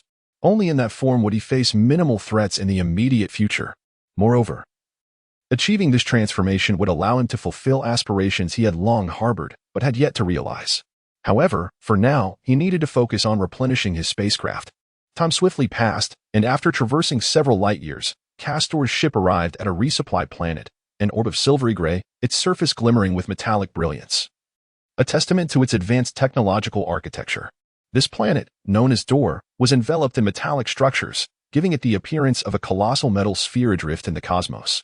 Castor paused in midair, taking in the unique side of this metallic world, as such planets were a rarity. Suddenly, he sensed an overwhelming presence rapidly approaching from behind his ship, its speed alarming. Within that aura, Castor detected a potent malice. It appeared that an unwelcome visitor had arrived. With this realization, he ceased his admiration, suppressing his own energy and adjusting the ship's trajectory to enter the planet's atmosphere. Not long after Castor had entered the planet, a UFO-like spacecraft emerged in the distance, speeding towards his previous location before veering towards Dor. The craft bore the unmistakable design of Frieza's fleet, leaving Castor puzzled as to their purpose. As he concealed himself among the towering structures, he deduced that they must have followed him here. I hope they do not find me and leave soon, he sighed, furrowing his brow. Now was not the time to engage in conflict with Frieza's forces, not out of fear of them, but rather to avoid drawing Frieza's attention. Castor had yet to transform into a Super Saiyan, and from the energy he sensed emanating from the ship, he estimated the occupant's power to be between 100,000 and 120,000, a level of strength likely possessed by Captain Ginyu of the Ginyu Force, Frieza's elite squad. Though this power seemed trivial to Castor, who could easily dispatch such an opponent, he understood that eliminating him would undoubtedly alert Frieza. This was not a risk Castor was willing to take at this juncture. While he hoped for their departure, he remained prepared for battle. Based on his understanding of Ginyu's character from the original narrative, he recognized the captain as a man of considerable insanity, possessing great power and unwavering loyalty to Frieza, driven by an unyielding determination to achieve his goals. Castor was uncertain why Ginyu had targeted him, but he was certain it could not bode well. As it happened, Ginyu had indeed set his sights on Castor due to a fortunate coincidence. Earlier, as Frieza's forces expanded, he sought to recruit formidable warriors to form his exclusive team, the Ginyu Force, comprised of elite fighters selected from the galaxy's finest.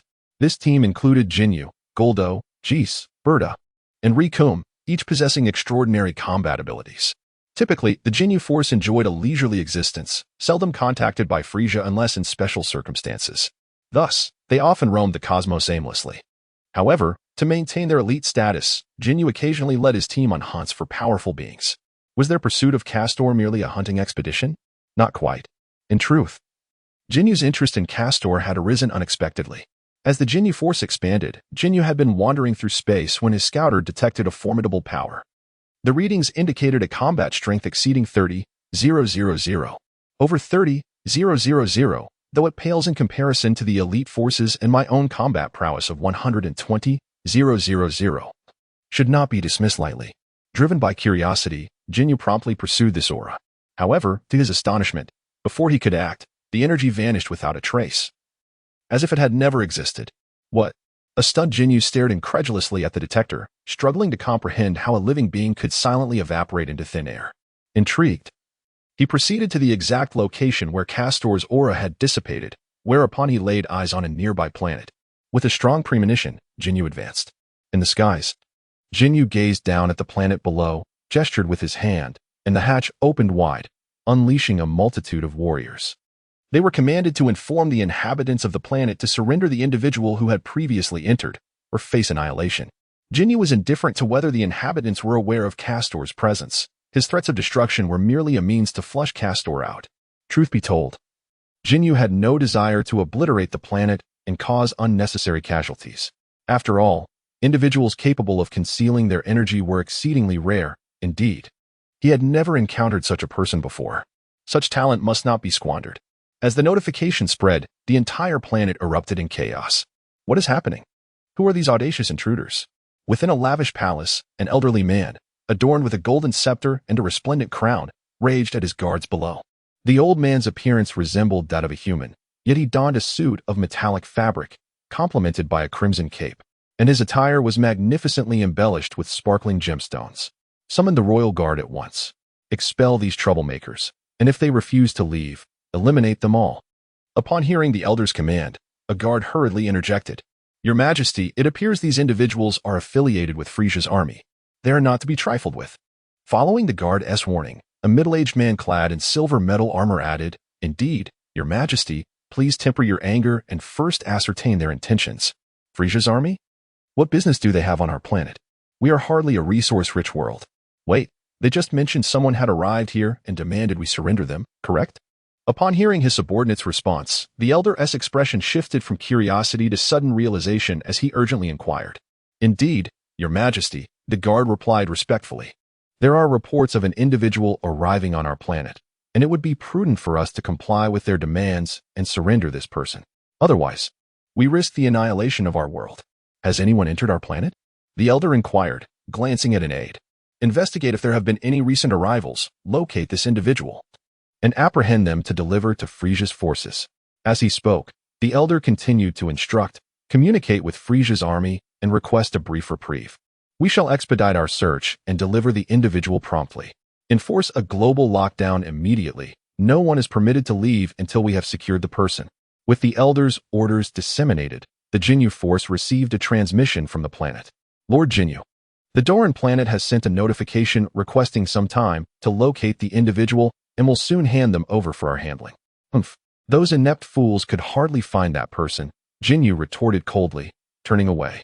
Issue a global announcement from Doran, demanding the individual to present themselves. Otherwise, I shall reduce this planet to cosmic dust. Ginyu was not jesting this time. While the abilities of Castor were rare, if they could not be utilized, they served no purpose and might even pose a threat to him. After all, the capacity to conceal one's presence made for a formidable assassin. As the news spread, the entire planet was placed under strict martial law. Meanwhile, Castor, unable to procure supplies, sighed in resignation. It seemed there was no escape, regrettably. He had hoped to remain undetected a while longer. Contemplating this, Castor began to emanate a white aura, ascending into the sky. With Castor's surge of energy, the sensors aboard Ginyu's ship detected the disturbance. He can no longer contain himself. He has chosen to reveal himself. Is it out of sympathy for this planet? Or has he succumbed to fear? Regardless, for Ginyu, the objective is achieved. Castor has emerged. Indeed, this is a talent worth my personal recruitment, Ginyu declared, rising from his seat to address his subordinates. Watch the ship. I shall return shortly. If Lord Frieza learns of my acquisition of such a talent, he will be exceedingly pleased. Envisioning the moment he would present Castor to Lord Frieza, Ginyu felt a wave of exhilaration. With this excitement, he exited the spacecraft, ascending into the air to await silently, discovering me. As he gazed at a figure in the distance, Kast understood from the intensity of his combat power that it was Ginyu. Noticing Jinyu's current position, he realized that the latter was deliberately waiting for him. Driven by curiosity, Kast swiftly flew to stand before Ginyu, observing him intently. In the original narrative, Kast learned about Jinyu's appearance and abilities. Ginyu, the captain of the Ginyu Force, had a light purple body, 2 black horns protruding from his head, and prominent veins on his forehead. During the battle on Namek, Ginyu displayed the ability to levitate the giant Dragon Balls, suggesting that he, like Frieza, possessed the power of telekinesis. Beyond this, Kast also learned that Ginyu wielded another formidable ability, known as body change, allowing him to swap bodies with others. This skill was exceedingly powerful. A careless moment could lead to a fate akin to Son Goku's in the original tale, if not for the body swap with Goku, which rendered him unable to utilize the Kaioken, resulting in a severe beating by Vegeta. Ginyu's scheme might have succeeded, potentially leading to the demise of Goku and his companions. Nevertheless, despite the potency of body change, it bore a significant flaw. The command change had to be uttered for the swap to occur. Kast sensed that this ability could not involve beings of significantly greater power. Otherwise, Ginyu could have easily exchanged bodies with Frieza. Moreover, due to his reliance on body swapping with the universe's elite warriors, Ginyu did not currently resemble his original form, which only a select few were privy to. Like in the original, Ginyu retained his purple skin, black horns, and visible forehead veins. Although he did not reveal his abilities, Kast speculated that they remained intact. In a similar vein, Ginyu was scrutinizing Kast with great interest. To his surprise, this individual was merely a child.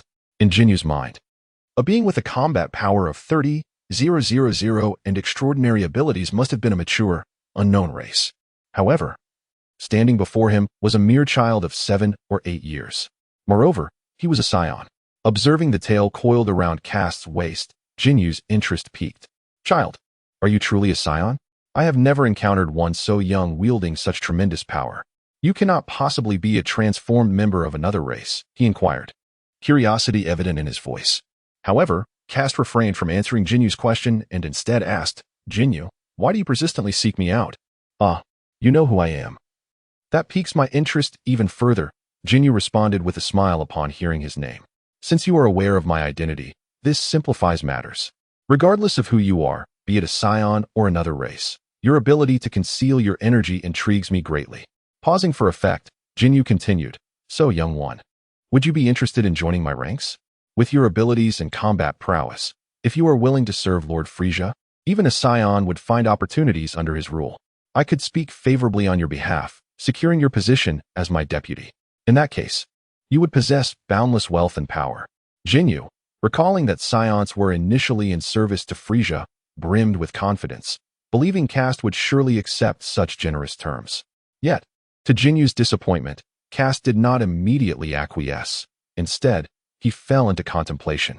Realizing that it was his own concealed energy that had attracted Ginyu's attention, Kast sighed, I apologize, but I have no interest in that. Could you pretend we have never met, and we can go our separate ways? Although the likelihood of this was almost non-existent, Kast chose to voice his thoughts. As expected, upon hearing Kast's response, Ginyu's previously confident and smiling demeanor abruptly soured. You dare to reject the invitation of Ginyu-sama? It seems you wish to court death. With that, Ginyu gathered a purple energy sphere in his right hand. I shall ask you once more, do you accept my invitation? If not, you shall be reduced to cosmic dust along with this planet. It appeared that there was no escaping this fate. Sighing in resignation at Ginyu's reply, Kast realized he must resolve this matter swiftly. In an instant, Kast materialized before Ginyu, extending his hand and pressing the palm charged with energy against Ginyu's abdomen. What? This? How is this possible? Ginyu exclaimed in disbelief, having failed to react as Kast suddenly vanished, only to reappear right in front of him. Wait, that energy sphere at my abdomen. Ginyu began to protest, but it was too late. Bang! As Castor pressed the energy sphere against Ginyu's abdomen, Ginyu distinctly felt the armor in contact with it disintegrate instantaneously, evaporating into vapor under the intense heat. Simultaneously, an excruciating pain surged through him as his skin and muscles tore apart. The energy sphere then transformed into a white wave of energy, penetrating his body and shooting outwards. How is this possible? How could this happen to me? How could I, of all people, be defeated by this mere child? Ginyu, propelled backward by the force of the energy wave, exhibited a look of disbelief. Grasping his severely injured abdomen, he gingerly lifted his hand, only to behold it stained with bright red blood. In that moment, overwhelmed by the intense pain, he could no longer restrain himself and spat out a mouthful of blood. This child, how could he possess such formidable power? The scouter clearly indicated his battle power was only 30,000. I. Suddenly, a warmth surged in his throat. With a sudden exclamation of ugh! Wow! He involuntarily expelled several mouthfuls of blood.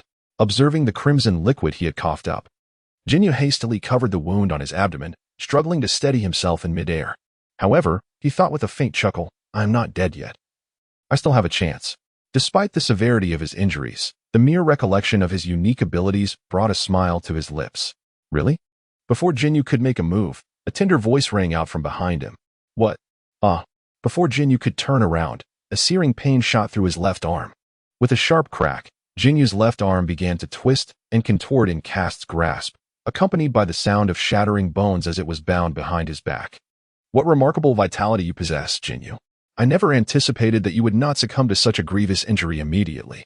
Gripping Jinyu's arm, Kast spoke calmly. I am well aware of the opportunity you speak of, Ginyu, for I am fully cognizant of your abilities. Leaning closer to Jinyu's ear, he whispered softly. You possess the power to exchange bodies with others. Did you think I was unaware? However, it seems that your ability can only be enacted when facing someone directly, correct? Although Kast's voice was soft and juvenile, the moment he spoke, Jinyu's expression changed dramatically, and his heart surged like a tempest. How is this possible? The only ones aware of this matter are Lord Frieza and a handful of my comrades in the Ginyu Force. How could he know? Where did he acquire this information? Damn it, who has leaked this? I must not find out, or else. As Ginyu pondered these thoughts, cold sweat began to flow uncontrollably down his brow. I can assure you, there is no need for you to speculate, Kast interjected, seemingly reading Jinyu's innermost thoughts. Regardless, your end is imminent. With that, Kast forcefully thrust Jinyu's left arm forward while channeling an energy wave into his right palm. No, wait. I beg you, turn around. Ginyu exclaimed in terror as he beheld the energy sphere in Kast's hand. However, before he could finish his plea, Kast directed the energy ball towards him and pressed down. Vanish, Ginyu. No. With a resounding boom, accompanied by a cry, a tremendous roar erupted. In an instant, the formidable power obliterated Ginyu, reducing him to cosmic dust. The events transpired with such swiftness that the Frieza Force, only reacting after Jinyu's demise, was engulfed in chaos. How could this be possible? How could someone defeat Captain Ginyu with merely 2 moves? Surely, this must be a dream. It cannot be so simple for Captain Ginyu to be vanquished. Quick! We must flee. We must leave this place at once. No, that individual has already noticed us. We must scatter. Hurry! Amidst the pandemonium of the Frieza Force, Castor had no intention of sparing them. However, the spaceship possessed some utility and could not be recklessly destroyed.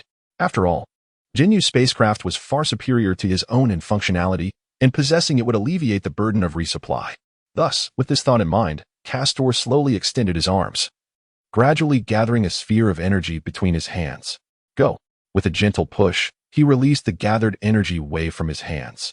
However, although the energy sphere departed from Kast's grasp, it did not soar into the air. Instead, it lingered suspended in the atmosphere. Observing the sphere hovering before him, Kast couldn't help but smile faintly. It had been quite some time since he last employed this technique, and he wondered if his skills had become rusty. This energy sphere was a skill he had acquired in the Cottage of Spirit and Time, characterized as a range tracking attack. Despite its impressive range, its offensive power was somewhat lacking. In comparison to its vast reach, its strength seemed relatively feeble, but that was merely a matter of perspective. With a combat power of 5,000,000, even a technique with minimal damage was beyond the capacity of ordinary individuals to withstand. However, the primary focus was not on the technique's might, but rather its tracking ability. 20 individuals, excellent. Sensing the number of Frieza's army, Kast nodded thoughtfully and then raised his right hand. With a resounding snap of the fingers, the energy sphere that had been suspended in midair instantaneously transformed into 20 diminutive waves of attack, hurtling rapidly in all directions. Meanwhile, the fleeing Frieza Force was reveling in the fact that Kast had not pursued them. Hey, how are you all doing? Is that guy chasing after you? After evading for some time and taking refuge in the planet's concealed areas, the Frieza Force was now communicating via their designated channel on the detector. No, when I left, I saw that fellow still lingering there. Does he not care about us? No. At that moment, a voice filled with terror suddenly pierced through. No. Run quickly. Look at the sky. Accompanied by a piercing scream, the sound of the detector signal abruptly ceased. Is it in the sky? Upon hearing these words, the Frieza soldiers immediately turned their gazes upward. In that fleeting moment, the only thing that lingered in their consciousness was the last blinding flash of white light. Excellent. All has been resolved. As he sensed the fading of each life force, Castor gradually opened his eyes. It was time to attend to other matters. With that thought, Castor directed his gaze towards a magnificent structure below. At this moment, within the palace of Planet Door, the elderly king, seated upon the throne, remained silent, quietly observing the images displayed on the large screen before him. The screen revealed the scene of the Ginyu Force's annihilation at the hands of Castor. What are your thoughts on this matter? After a prolonged silence, the old man, the reigning king, calmly switched off the monitor and turned his attention downward, inquiring of the officials seated around him. Your Majesty. Promptly, as the king inquired further, a young man seated on the left rose to his feet. At this moment, I felt it was prudent to engage with this youth, for it is well known that the Frieza Force comprises notorious scoundrels and brigands. Given that this young man harbored grievances against them, it seemed highly probable that he was not of ill intent. However, before the young man could complete his statement, a furious roar interrupted the ensuing discourse. Utter nonsense. Preposterous. At that moment, an elder with a beard and a mane of white hair, seated directly before the king on the right, abruptly stood. What are you babbling about? Just because one has a conflict with the Frieza Force does not exempt them from being a villain. 8. Is your reasoning so naive? If such naivety is your stance, then I must reconsider your suitability for this position.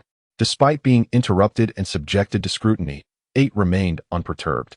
Instead, he gazed calmly at the enraged elder and elucidated. No, Lord Boothie, this is not the sole reason. It is merely one aspect. There exists a far more significant rationale. And I kindly request the opportunity to articulate the remainder of my thoughts. In due time, you shall comprehend the essence of what I wish to convey. Your Majesty. Before Bachi could utter a word, the king, seated in the principal position, interjected to halt him. Wait, Bachi, please take a seat and allow I to finish speaking. Once I concluded, the king turned towards him with an air of authority and commanded, proceed, share your thoughts. In response, Ite slightly bent his body, placed his hand upon his chest, and respectfully bowed. Thank you, Your Majesty, for your understanding.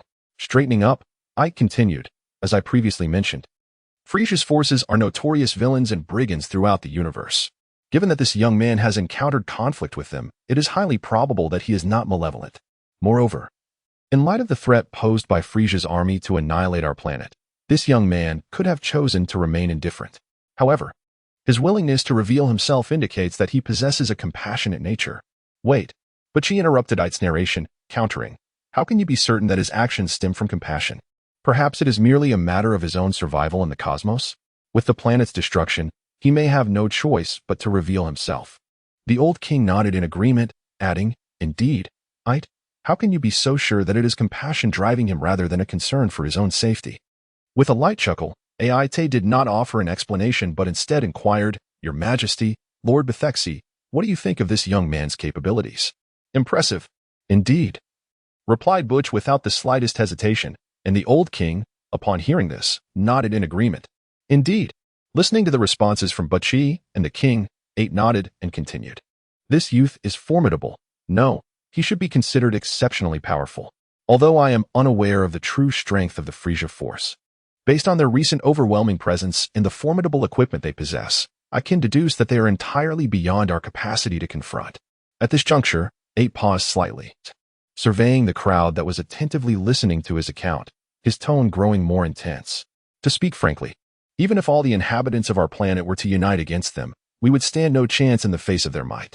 Suddenly, Ate shifted his tone, his eyes widening, his upright posture slightly bending backward, and with a hint of excitement in his voice, he exclaimed loudly, Yet, this very group was unable to withstand even a single blow from that young man, lacking any opportunity for retaliation, effortlessly obliterated as if they were mere ants crushed underfoot. Can you imagine? A youth wielding such immense power could possibly be an ordinary individual? Would he fear the annihilation of a planet? Frankly, I find that hard to believe. Moreover, even if he were unable to survive in the vastness of space, with his capabilities, escaping this planet would be a trivial endeavor for him. After all, it was merely the inability to locate the Frieza Force that prompted us to issue a global announcement. I hope everyone remembers this point. As 8's words echoed throughout the hall, the gathered individuals were inevitably drawn into contemplation. Even if what you say holds merit, it merely attests that this youth is not malevolent. Thus, we could completely disregard him and allow him to depart unimpeded. Why then must we engage with him? Soon, the aged king, having concluded his reflections, opened his eyes and resumed his inquiries directed at 8. It is quite simple, Your Majesty. 8 addressed the sovereign with earnestness. Your Majesty, What is your assessment of our military prowess on Dole Star? Yet before the king could respond, 8 continued swiftly. Indeed, our planetary military might is formidable. However, much of our strength resides in technological machinery. Stripped of these, our physical capabilities are exceedingly feeble, even inferior to some beasts. Yet, as you have just witnessed, that young man possesses extraordinary skills and abilities. At this juncture, 8 unveiled his true sentiments. We merely lack an opportunity, a chance, your majesty. Do you not desire the capabilities of that youth? To soar freely through the skies, to harness the unique energy projectiles he wields, to savor the beauty of that wondrous power?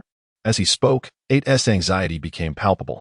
Moreover, this young man has vanquished those minions of Frieza. However, we cannot discount the possibility that they may have communicated with distant allies regarding these events.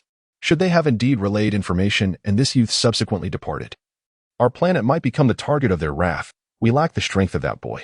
In such a scenario, only annihilation awaits us. As 8 articulated these concerns, the gravity of the situation dawned upon the king, who rose abruptly, his voice resonating with authority. Enough. I comprehend the situation clearly. With that, the king turned to 8. His demeanor commanding. Since you have articulated the stakes, you must possess a solution. I command you to contact that youth at once and devise a means to resolve this matter. Replying to your majesty, at this moment, as the king's command was issued, 8 was poised to utter something. However, just then, an urgent report sounded from outside the door. Report. As the voice of the attendant echoed, a young servant hurriedly burst into the grand hall. Your majesty, the young man who has just defeated the Frieza army has arrived outside, seeking an audience with you. As the words fell, a wave of astonishment swept through the room. What? He sought us out without any prior contact? Have we unwittingly provoked him? Nonsense. We issued a global manhunt. Anyone would be displeased. I suspect he has come specifically to demand an explanation for this matter. Silence. The king interrupted the surrounding cacophony of arguments, raising his hand with a calm demeanor. Regardless of his intentions, since he was willing to converse with us and had not resorted to violence, it seemed reasonable to assume he sought amicable dialogue. We need not indulge in wild speculation. Clarity would soon arrive with the arrival of others. After speaking, the king turned his gaze towards the attendant standing at a distance, his expression instantly darkening as he huffed coldly. What are you still doing standing there? Hurry and bring them in. Ah, yes, my lord. The bewildered attendant, still grappling with the situation, was startled into action as the king's somber tone sent a chill down his spine, prompting him to hastily retreat. Meanwhile, at one of Frieza's military bases, the members of the Ginyu Force had gathered. Geez, is what you say true? Captain Ginyu has been defeated? Exclaimed a burly man with a simple demeanor and a pineapple-shaped hairstyle. His hands braced on the table as he stared incredulously at a young man with red skin and long white hair before him. Do you think I would lie? Jeez replied, his displeasure evident as his countenance darkened. The moment Captain Ginyu was bested, the device automatically recorded the incident. However, no one was able to contact him, so it remained unknown that he had been defeated. I only learned of this when I attempted to reach Captain Ginyu for an urgent matter and the terminal transmitted the data. As he spoke, beads of cold sweat began to form on G's brow. Consider this. If Captain Ginyu was unable to send out a distress signal or relay information, one can only imagine the formidable foe he encountered. It stands to reason that aside from King Frieza, there is likely no one else capable of matching Captain Ginyu's strength. Upon hearing G's account, another tall man with blue skin and striking red eyes seemed to have a realization, his expression turning grim. In that case, I did receive reports of an urgent message from Captain Ginyu's subordinates, claiming they had encountered a powerful enemy. Initially, I dismissed it and even reprimanded them, not realizing the gravity of the situation. Could it be that it was King Frieza's doing? Inquired a diminutive figure with green skin and 4 eyes, trembling with anxiety. Don't be ridiculous, good. Captain Ginyu is deeply trusted by Lord Frieza. It cannot possibly be his doing. The tall blue-skinned man retorted, visibly irritated. Indeed, good is mistaken. Moreover, had it been Lord Frieza's hand at play, he would not act covertly, nor would his subordinates be sending out distress signals. Jeez concurred, standing aside and echoing Bart's sentiments. Let us put aside these conjectures for now. Jeez, have you informed King Frieza of this matter? Bart interrupted the ongoing debate, turning his attention to Jeez. I have already relayed the information to Lord Frieza, which is why I summoned you all here to await his instructions. In contrast to the consensus of the crowd, Frieza stood within his spaceship, his expression dark as he gazed at the monitor before him.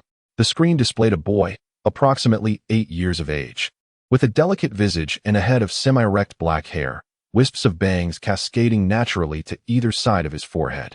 At that moment, the boy maintained a detached demeanor, calmly addressing Frieza. Frieza, you must already be aware that I have killed Ginyu. After all, I am currently communicating with you through the spaceship that Ginyu used. However, even if you were unaware, it matters not, for I have reiterated the information. Yes, Ginyu is dead, slain by my own hand. Pausing briefly, the boy continued, I neglected to introduce myself earlier. My name is Caster. A subtle smile graced Caster's lips as he spoke. I am a Saiyan, and, moreover, I am your most formidable nightmare, a Super Saiyan. I understand that you may not believe me, but that is of little consequence. I shall soon journey to planet Vegeta, and then you will comprehend the truth. With that, Caster did not await Frieza's response before terminating the communication. Frieza did not attempt to halt Caster's action. In truth, he had already received prior notification of Ginyu's demise, and his failed attempts to contact Ginyu had instilled in him a sense of foreboding. Before Frieza could contemplate his next move, Caster had already reached out to him using Ginyu's spaceship, confirming his suspicions about Ginyu's death. Although Ginyu's demise was unfortunate, what infuriated Frieza most were Caster's words. A Saiyan. Another damn Saiyan. How dare this wretched little monkey claim to be a Super Saiyan? Absurd. I care not who you are. I shall eradicate every last one of you Saiyans. Reflecting on Caster's indifferent and dismissive expression, Frieza resolved with newfound determination, notify the Ginyu Force to head to planet Vegeta. This time, I shall ensure the complete annihilation of the Saiyans. With that, Frieza's countenance darkened ominously. Meanwhile, Caster sat within Ginyu's spaceship, racing towards planet Vegeta. Recalling the events that had transpired on planet Door, a faint smile tugged at Caster's lips. Having defeated Ginyu and obliterated his entire force, Caster had arrived at the palace on planet Door at the king's invitation. Through their discussions, Caster gleaned much about their concerns and assured them that he had come specifically to address this matter. This led to his conversation with Frieza. As for why Caster chose not to destroy the spaceship after vanquishing Ginyu and his subordinates, it was due to this very purpose. After his dialogue with Frieza, Caster prepared to depart the planet. Although the king expressed a desire for Caster to remain and impart the knowledge of energy manipulation, Caster declined, leaving behind a fruit from the Tree of Might and instructions on how to cultivate energy. Understanding Caster's intention to leave and draw Frieza's attention, the king refrained from further insistence, hoping that Caster might return frequently in the future. Caster's sudden decision to confront Frieza directly had its reasons. Initially, he intended to wait until he could transform into a Super Saiyan before facing Frieza. However, as time progressed, coupled with Ginyu's appearance, his plans had to be altered. Since plans cannot keep pace with change, he resolved to take the initiative. Caster sensed a barrier within himself, a clear indication that he was on the brink of transformation. He needed but a slight catalyst to transcend into the powerful form of a Super Saiyan. There are generally two methods for a Saiyan to transform. The first is through intense rage. Only in extreme anguish can one harness emotional power to transmute into its primal energy, resulting in a qualitative change and transformation into a Super Saiyan. However, this method is considered treacherous, a shortcut fraught with the risk of losing control over one's emotions. While this approach is relatively simple, Caster found himself unable to utilize it, as he had no reason to feel anger or anything worthy of such emotion. Lacking these stimuli, the transformation through rage was virtually impossible. Consequently, he had to resort to the second method, which is strength-based transformation. Saiyans who reach a certain level of power are likely to undergo transformation automatically. The threshold lies between 3 million and 5 million in battle power. The stronger, the better. Caster had indeed reached the stage of transformation, boasting a battle power of 5 million. Yet, despite this formidable strength, he remained hindered by an invisible barrier. Some may speculate that this barrier arises from the fact that his power was not self-cultivated, but rather derived from the fruit of the Tree of Might. However, this is not the case. While the fruit significantly enhances one's power, its effects are devoid of any adverse consequences, even nurturing the consumer's body. After all, the fruits of the Tree of Might are sources of life energy, completely harmless. Since the cause is not related to the Tree of Might, what then is the source of this impediment? Caster had begun to form a hypothesis. He speculated that the Saiyan bloodline may have been subject to a unique seal in ancient times, resulting in an inability to transform. After all, it is known from the original narrative that the power of Super Saiyans ranks among the mightiest in the universe. Yet, the current Saiyans have become woefully weak. unable even to achieve the transformation into Super Saiyans, relegating it to the realm of legend. Despite their claims of being a warrior race, they lack the strength befitting such a title. This contradiction led Caster to conclude that a special reason, namely the sealing of their bloodline, must exist. He recalled that in the original tale, Son Goku, after enduring several life-and-death battles on Namek, experienced a significant power surge upon revival, likely attaining a battle power of 3 million in his normal state. Even in such circumstances, it was only through the death of Krillin that Goku, driven by intense rage, transformed into a Super Saiyan. The struggle he faced during this metamorphosis was formidable. Subsequently, his son Gohan, having undergone rigorous training under Goku and Piccolo, achieved a furious transformation alongside Goku within the confines of the Room of Spirit and Time. However, Goten, at a mere 7 years of age, had not partaken in any real training. Chi-Chi's efforts could scarcely be deemed rigorous, consisting mainly of playful sparring, lacking any opportunity for anger. He nonetheless achieved the transformation into a Super Saiyan. Furthermore, Goku's granddaughter, Pan, possessed the ability to fly from birth, and at a tender age, could circumnavigate the earth with ease, an astonishing feat indeed. Thus, Caster surmised that Goku's transformation, combined with Vegeta's, represented a significant breakthrough for the Saiyan lineage, leading to a reduction in the threshold required for subsequent transformations. This, in turn, resulted in an augmentation of their powers. There exists another possibility. The hybridization of Saiyans and Earthlings may facilitate the transformation into Super Saiyan.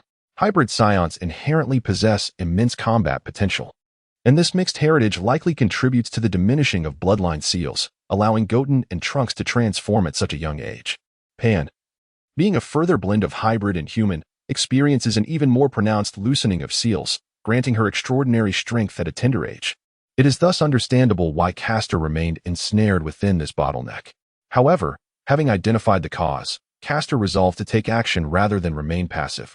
His plan was straightforward: to seek out Frieza, preparing to push his limits in a life-or-death confrontation to attain the Super Saiyan transformation. Consequently, Caster chose to abandon his low profile, and the timely appearance of Ginyu solidified his determination. Without further hesitation, he boarded Ginyu's ship and, through remote communication, contacted Frieza to arrange a premeditated duel on planet Vegeta. Within the palace of planet Vegeta, King Vegeta sat upon his throne, surrounded by a multitude of noble warriors. What is the meaning of this? Why summon all warriors from the field? Inquired a perplexed middle-aged Saiyan among the ranks.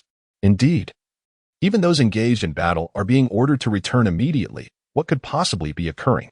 Indeed, King Vegeta stated indifferently, observing the puzzled warriors around him.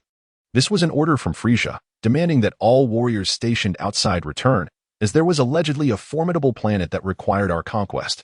However, the strength of this planet was so great that he insisted we summon all our warriors back.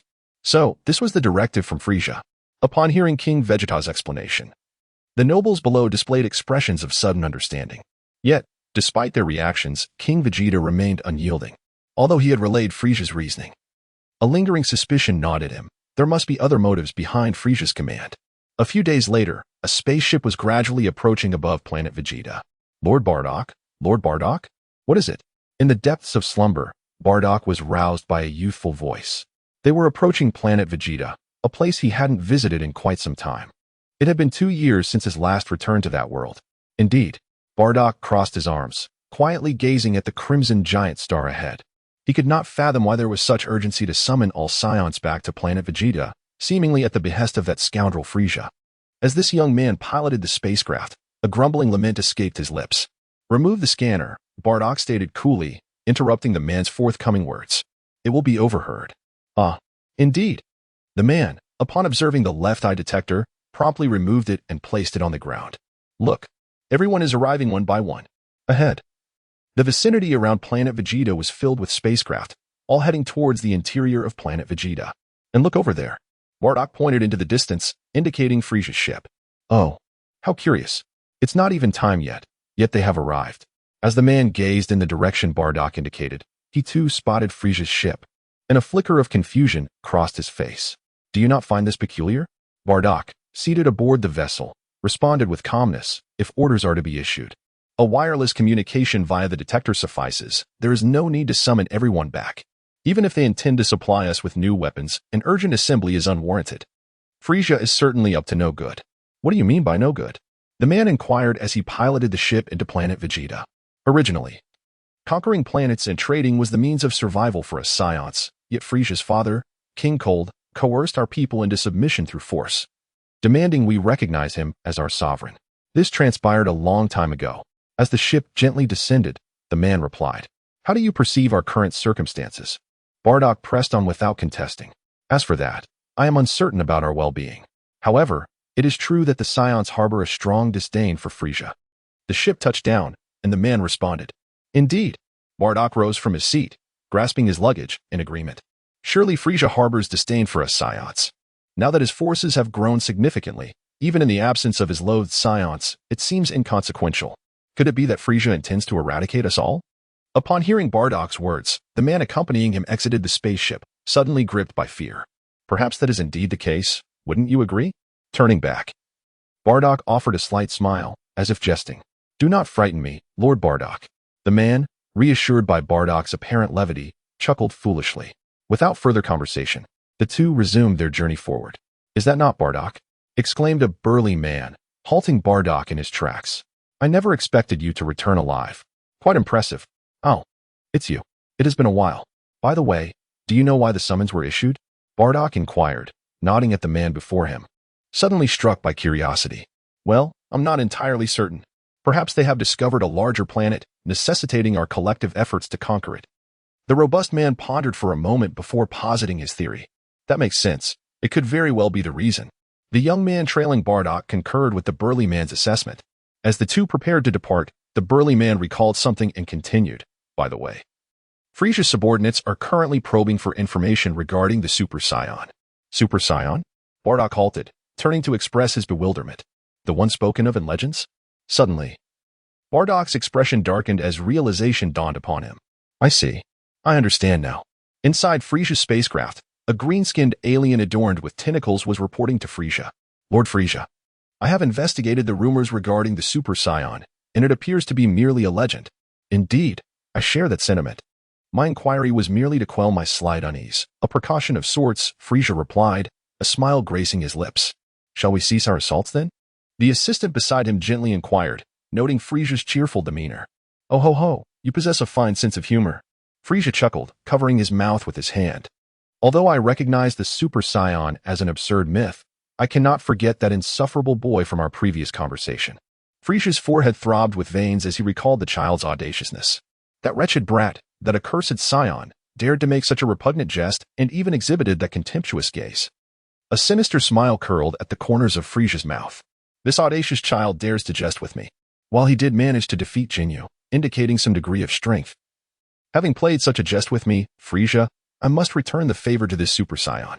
With the Saiyans finally summoned back, this presented an opportune moment to annihilate them and obliterate their planet. The assistant, upon hearing Frieza's declaration, expressed concern.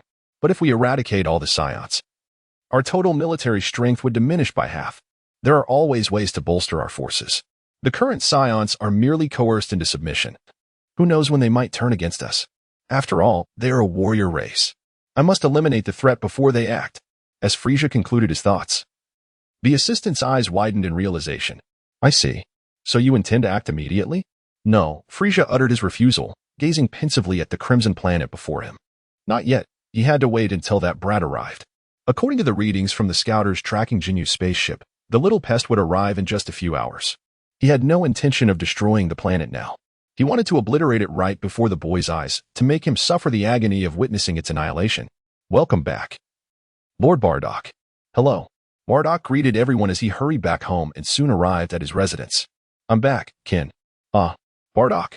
Upon turning to see Bardock, Kin's face instantly lit up with a radiant smile, and she hurried over. "Why are you back so early?" "Yes, we received a notification from Frieza's side requesting our return. By the way, where is Raditz?" The two embraced, and Bardock released Kin, glancing around before questioning. "Oh, he has become a warrior now. He has gone to another planet with Prince Vegeta." "Prince Vegeta? Well, it's better that he is not on this planet." Bardock pondered for a moment, then nodded, expressing his sentiments. "What's wrong, Bardock? Has something happened?" Noticing her husband's worried expression, Kin immediately felt anxious. "No, it's nothing. I hope my concerns are unfounded." After offering a reassurance, Bardock and Tien then stepped into their room. In the distance, Kast was seated on a spaceship, meditating, like his previous vessel. This one also possessed the capability of automatic navigation. Is it here?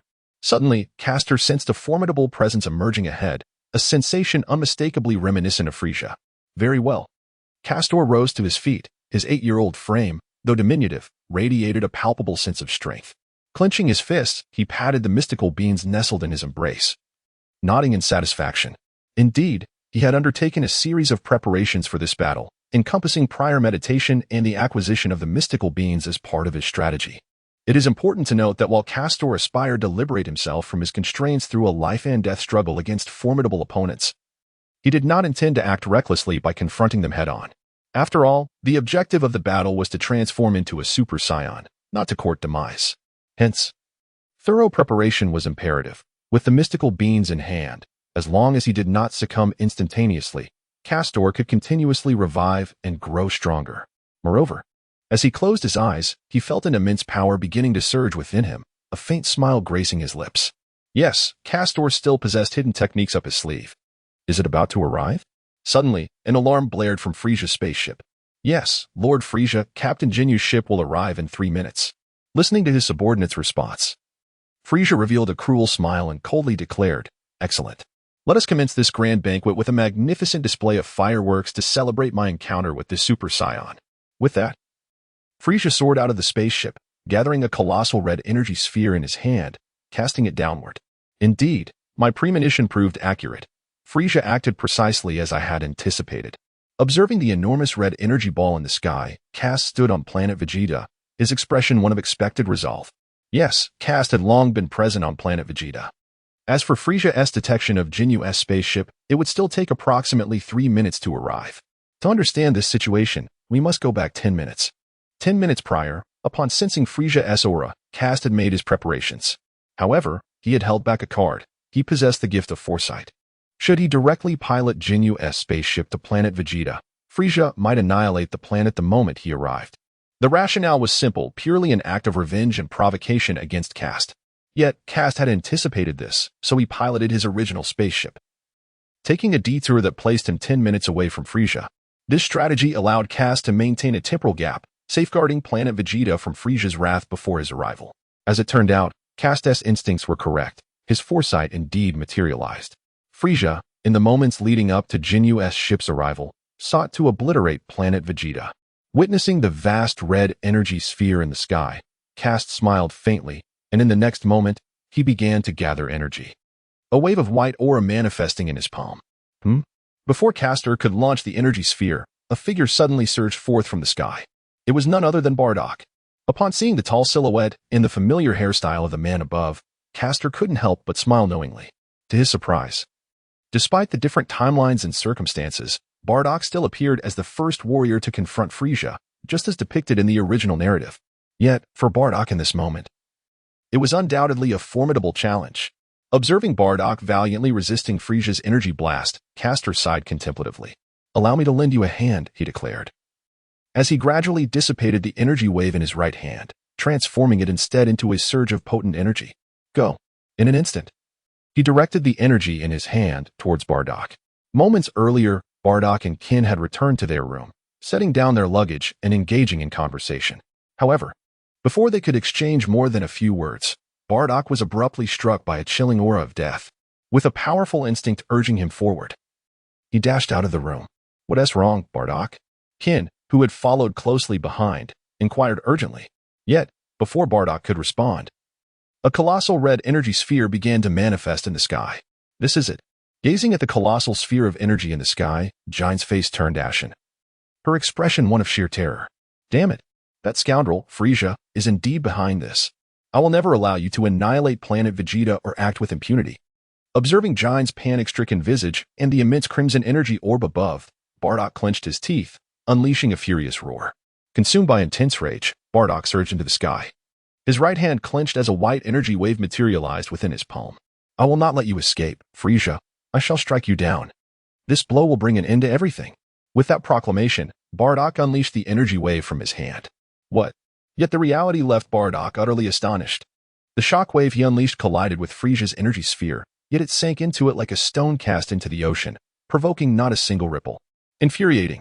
With a furious roar, Bardock extended his left hand and unleashed another shockwave, joining forces with the previous one to strike the energy sphere above. However, the disparity in power was simply too vast. Despite Bardock exerting every ounce of his strength, Frieza's energy sphere continued its relentless descent. Is this the end? As he beheld the impending energy sphere descending upon him, Bardock could not help but let out a bitter smile. Nevertheless, his gaze remained resolute, and his body stood firm like a mountain, braced against the energy sphere. Just as the energy sphere was about to collide with Bardock's form, an immense surge of energy suddenly erupted from below, flooding into Bardock's being. What is this? In an instant, Bardock felt an immense power surging within him. However, there was no time for contemplation. In this critical moment, Bardock harnessed this overwhelming force and, with its aid, unleashed a wave of energy once more. This time, the wave of energy effectively halted Frieza's energy sphere with unwavering stability. Excellent. Looking at the halted energy sphere, Bardock finally let out a sigh of relief.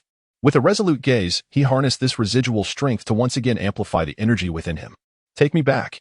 With both hands raised and aided by an immense force, the energy sphere began to gradually recede upwards. Drink. Accompanied by a furious roar, the energy sphere was finally repelled. Feeling a tinge of fatigue. For it was not his own strength, Bardock gently descended to the ground, half sitting as he exhaled slowly. Are you all right, Bardock? As Bardock deflected the energy sphere, the surrounding Saiyans quickly reacted, converging around him. What on earth transpired? What was that energy blast just now? Father. At that moment, Jin arrived from a distance, supporting Bardock with a look of deep concern. I am fine, do not worry, Bardock reassured her before turning his gaze to the surrounding Saiyans and calmly stating. What we just encountered was an energy sphere unleashed by Frieza, intended to annihilate us Saiyans. What? How is this possible? Fearful voices erupted in response to Bardock's revelation. Where is the king? King Vegeta, along with the elite warriors, where have they vanished to? Alongside their trepidation, some Saiyans expressed their doubts. Lord Bardock, is it truly as you previously stated? Did he really gather us here solely for our extermination? A young warrior posed the question. Indeed, the reality is painfully clear, Bardock replied, his eyes fixed on the young man who had returned with him. If it weren't for that immense power we just felt as he contemplated the overwhelming energy he had sensed moments earlier, Bardock gradually fell into deep thought. Meanwhile, far above in the skies, Frieza wore a look of uncertainty. This is it. Frieza's expression darkened as he gazed at the energy sphere that had been repelled. Could it be that that fellow had already reached planet Vegeta? With this question lingering in his mind, Frieza returned to the confines of his spaceship. At that moment, the energy sphere had soared into the distance, colliding with an unknown planet, resulting in a tremendous explosion that reverberated through the cosmos. Report to Lord Frieza. The Ginyu Force's ship has arrived. However, according to the scanner's readings, there is no energy signature aboard.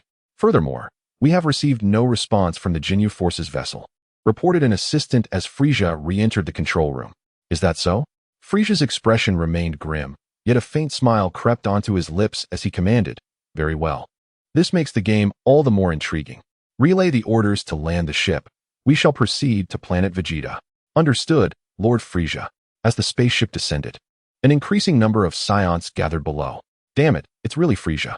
A Saiyan with long hair, standing beside Bardock, clenched his teeth in frustration, cursing under his breath. What about King Vegeta? Have you located him? A muscular, bald Saiyan was urgently communicating with the warriors at the Vegeta Palace, seeking information. No, there is no sign of anyone here. Not only is King Vegeta missing, but the elite warriors have vanished as well. Upon hearing the response, the bald Saiyan could not suppress his anger. Damn it, where on earth have King Vegeta and the others gone? Forget about that for now, Nasu. Frieza is here. At this moment, Bardock, having recovered, stood tall once more, his expression grave as he regarded the hovering spaceship.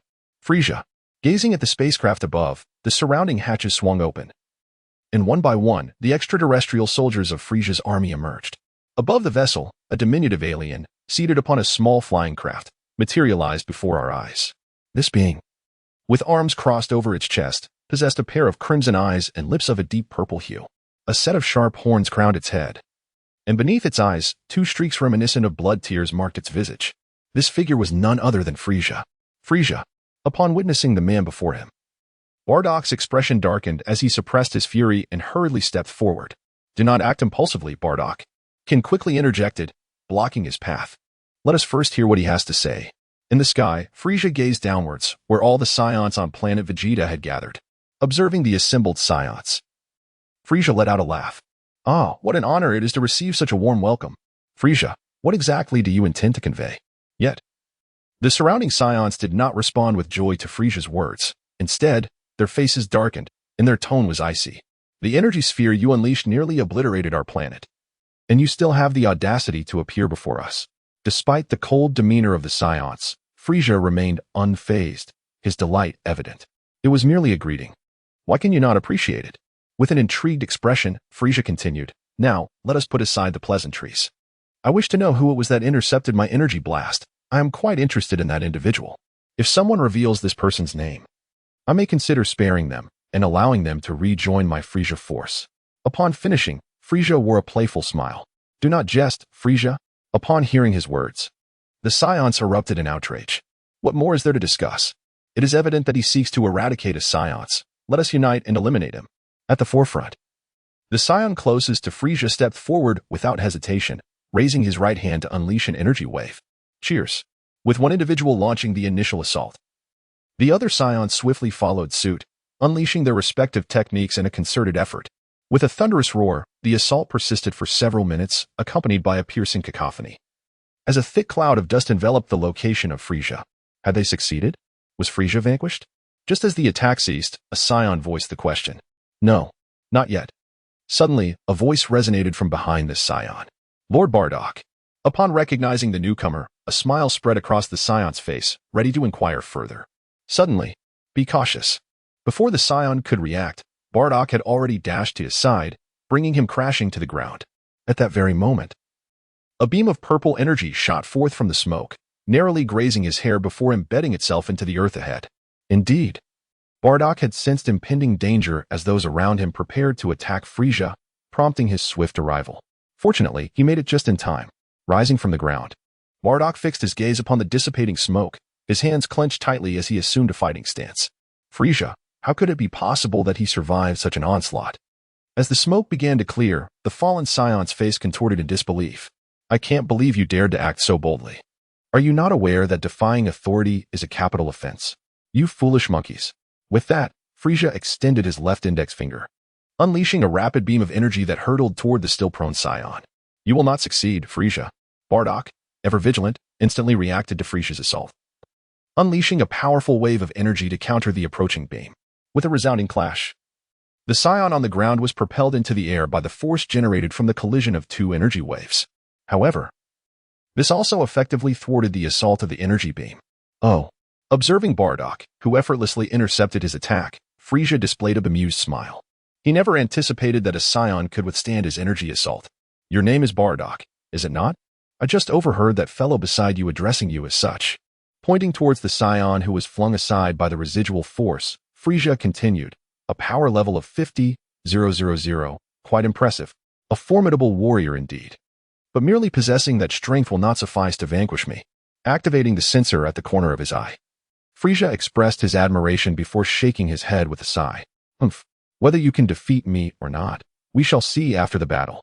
Ignoring Frieza's taunts, Bardock swiftly assumed an attacking stance, his body transforming into a piercing arrow as he charged forward. Bravery without strategy. Frieza did not evade, maintaining the posture of his left index finger extended. Not good. Observing Frieza's stance, Bardock, who was charging forward, sensed impending danger and swiftly sidestepped to the side in an instant. With a swift motion, Bardock evaded, and a beam of purple light struck the spot he had just occupied. His keen intuition was impressive. Frieza nodded, offering unreserved praise. However, I find myself somewhat weary of this spectacle. It is time to bring this farce to an end.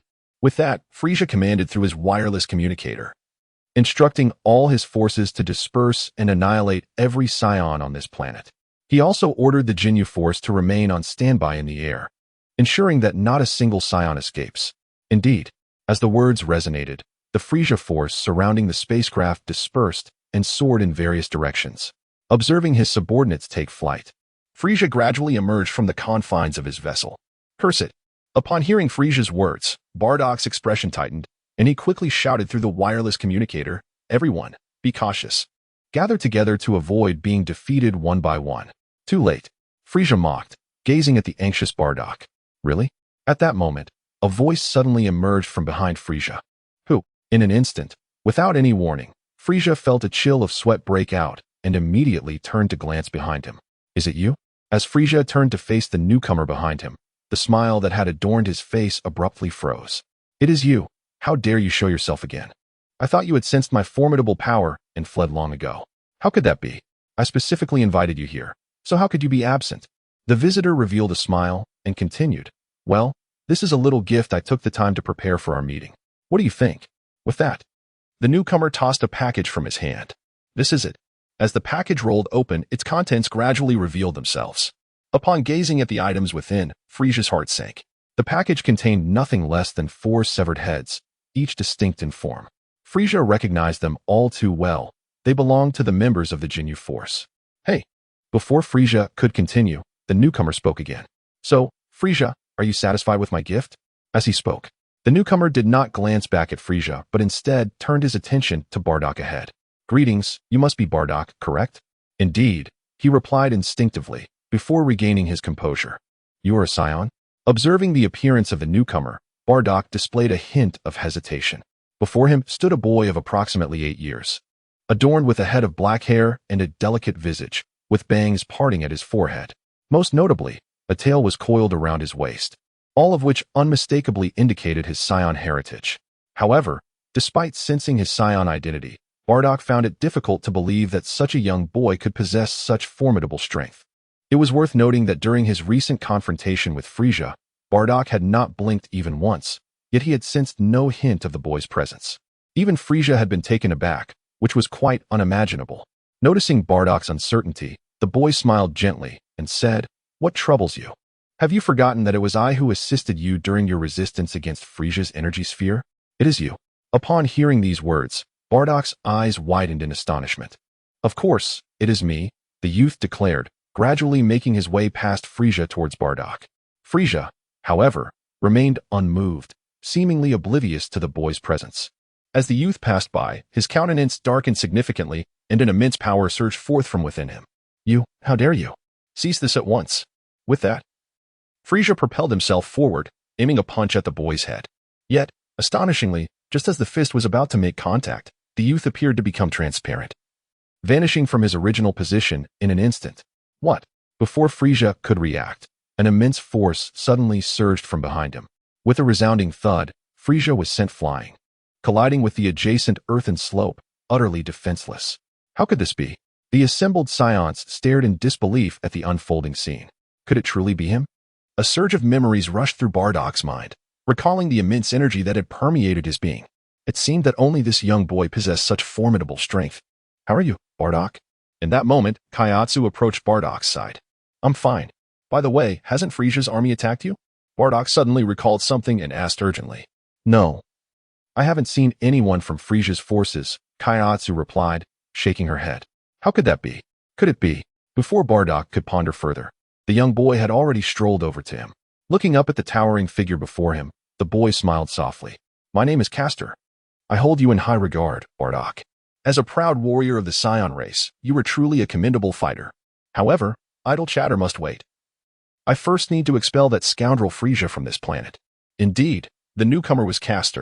He had been lying in wait since Frieza's arrival on planet Vegeta, intending to eliminate Frieza's loyal subordinate, the Ginyu Force, ensuring that no one would interfere when he confronted Frieza.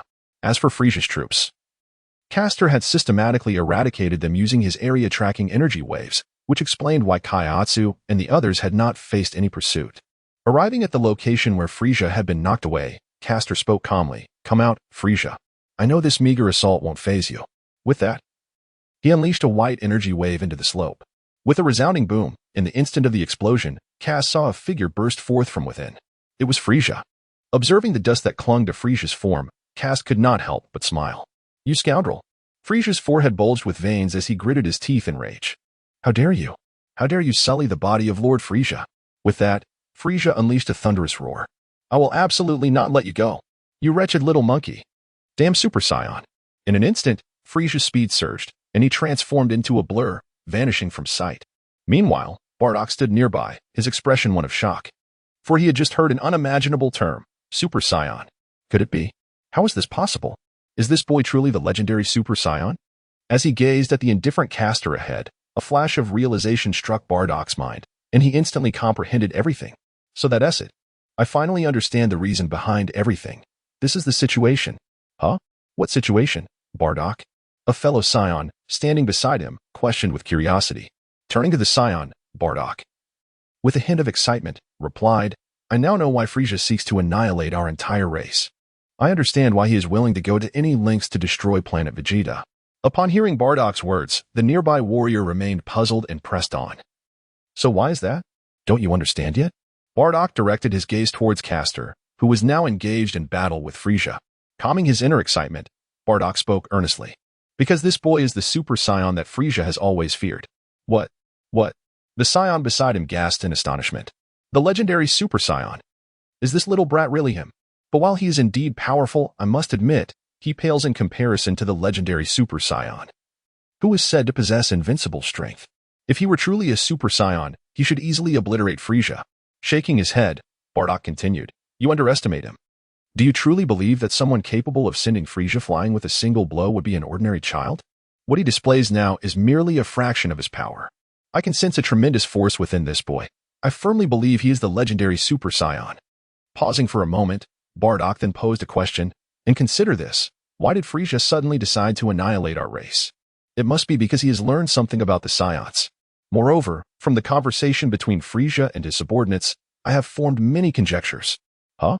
What do you mean? Bardock, what did they just say? The man urgently inquired. Without responding, Bardock focused intently ahead and said, You will soon find out. Stay alert and be ready to assist at any moment. With that, Bardock took a few steps forward and assumed a combat stance. At that moment, Caster and Frieza had already ascended into the skies. Following Frieza's sudden appearance, Caster had been prepared. As Frieza launched his attack, Caster vanished from his position with even greater speed. In the blink of an eye, Caster struck the enraged Frieza, sending him hurtling into the sky. As Frieza was propelled upwards, Caster followed suit.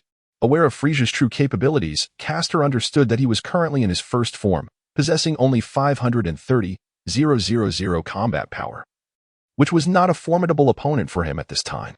Nevertheless, Caster remained vigilant, exerting all his energy in response.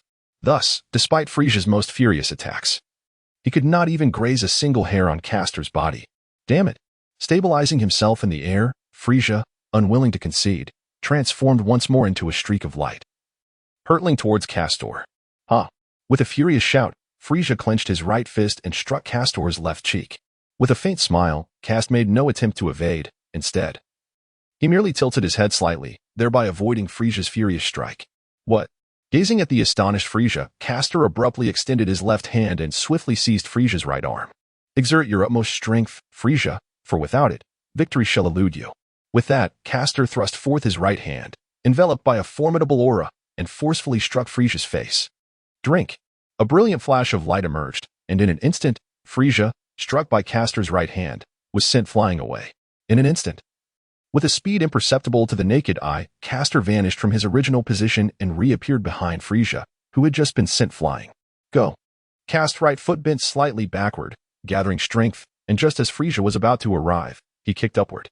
Thus, with the finesse of kicking a soccer ball, Kast sent Frieza flying multiple times. Finally, he brought both hands together, directing a powerful energy wave toward the airborne Frieza. You rascal! As Frieza toyed with his own energy, a trickle of blood stained the corner of his mouth. Just as Kast's energy wave was about to strike, he transformed into a brilliant white sphere of light, vanishing from sight in an instant. Is he finally ready to unleash his full power? Observing Frieza, who had evaded his attack and now hovered below, Kast gently descended to the ground and remarked, I must admit, I underestimated you, little one. However, you may be unaware of the true extent of my power, Frieza. The Great King. Frieza, radiating an intense white light, wore a grim expression. Yet, as the brightness intensified, a sinister smile began to emerge on his face. Cheers. At last. As the brilliance reached its zenith, Frieza let out a resounding shout, and with the dispersal of light, his aura gradually subsided. Has he finally transformed? Sensing this formidable power, Castor wore a grave expression. After numerous encounters, Castor and Frieza had distanced themselves significantly from their original positions. What is happening here? At that moment, Bardock and the other Saiyans approached from a distance. Is that Frieza? Bardock's expression turned wary as he gazed at the figure illuminated by the light. To his surprise, these monkeys had followed him, but what good would that do? Trash is still trash. As Frieza's appearance became clear, he appeared somewhat smaller compared to the adult Saiyans. With his silver-white skin adorned by purple crystalline formations on his head, shoulders, forearms, and calves, complemented by a thick, long tail. Unlike his previous form, this time Frieza bore no sharp horns, and his face was devoid of the characteristic tear-shaped depressions. A smile crept across Frieza's face as he looked at Castor.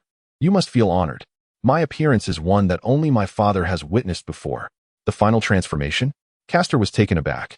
He had anticipated that Frieza would skip the gradual transformations and unleash his full power immediately. Observing Frieza's sudden final transformation, Castor felt a sense of incredulity, wondering if he had pushed too hard. Initially, Castor had intended to unleash his full strength during Frieza's first form to eliminate him swiftly. However, after several battles, he realized that the damage inflicted upon Frieza was not substantial under his full-powered attacks, leading Castor to understand that defeating him while he was still weak would be quite challenging. Nevertheless, this was not entirely unwelcome. Castor had never truly desired such an approach. After all, his ultimate aim was to transform into a Super Saiyan at the brink of life and death, fueled by the peril of mortality. Thus, Frieza's survival in his initial form bore little consequence. With this thought in mind, Castor turned his gaze back to Frieza, a smile gracing his lips. Come, Frieza. Allow me to experience your true power. With that, Castor planted his foot firmly on the ground and vanished in an instant, reappearing above Frieza's head, ready to deliver a decisive kick. Humph. This time, Frieza did not let his guard down as before. In an instant, he retreated with ease, effortlessly evading Kast's attack. His right hand shot out, aiming to seize Kast's ankle. Yet Kast, having missed his strike, had already vanished from the spot before the attack could land, leaving only an afterimage in his wake. Quite swift in your escape, Frieza remarked coolly, slowly withdrawing his right hand and clasping it behind his back. His expression had already regained its usual composure. Gazing at Kast, Frieza spoke softly, based on the strength you've just displayed, I can assure you with absolute clarity, unleashing merely 10% of my power would reduce you to cosmic dust. Is that so? Castor revealed a smile. According to his knowledge from a previous life regarding the original work, Frieza at full power possesses a combat strength of 120 million.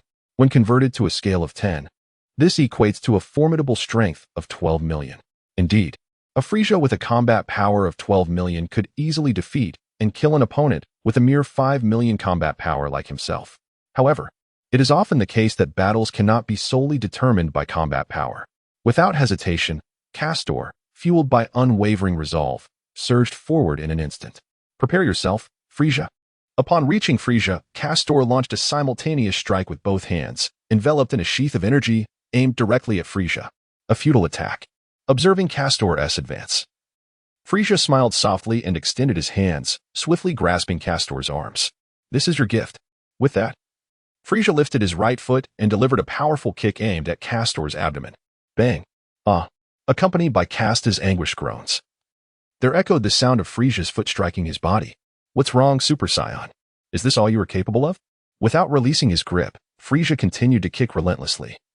Observing the pained expression on Kast's face, as a pleased smile began to emerge at the corner of his lips.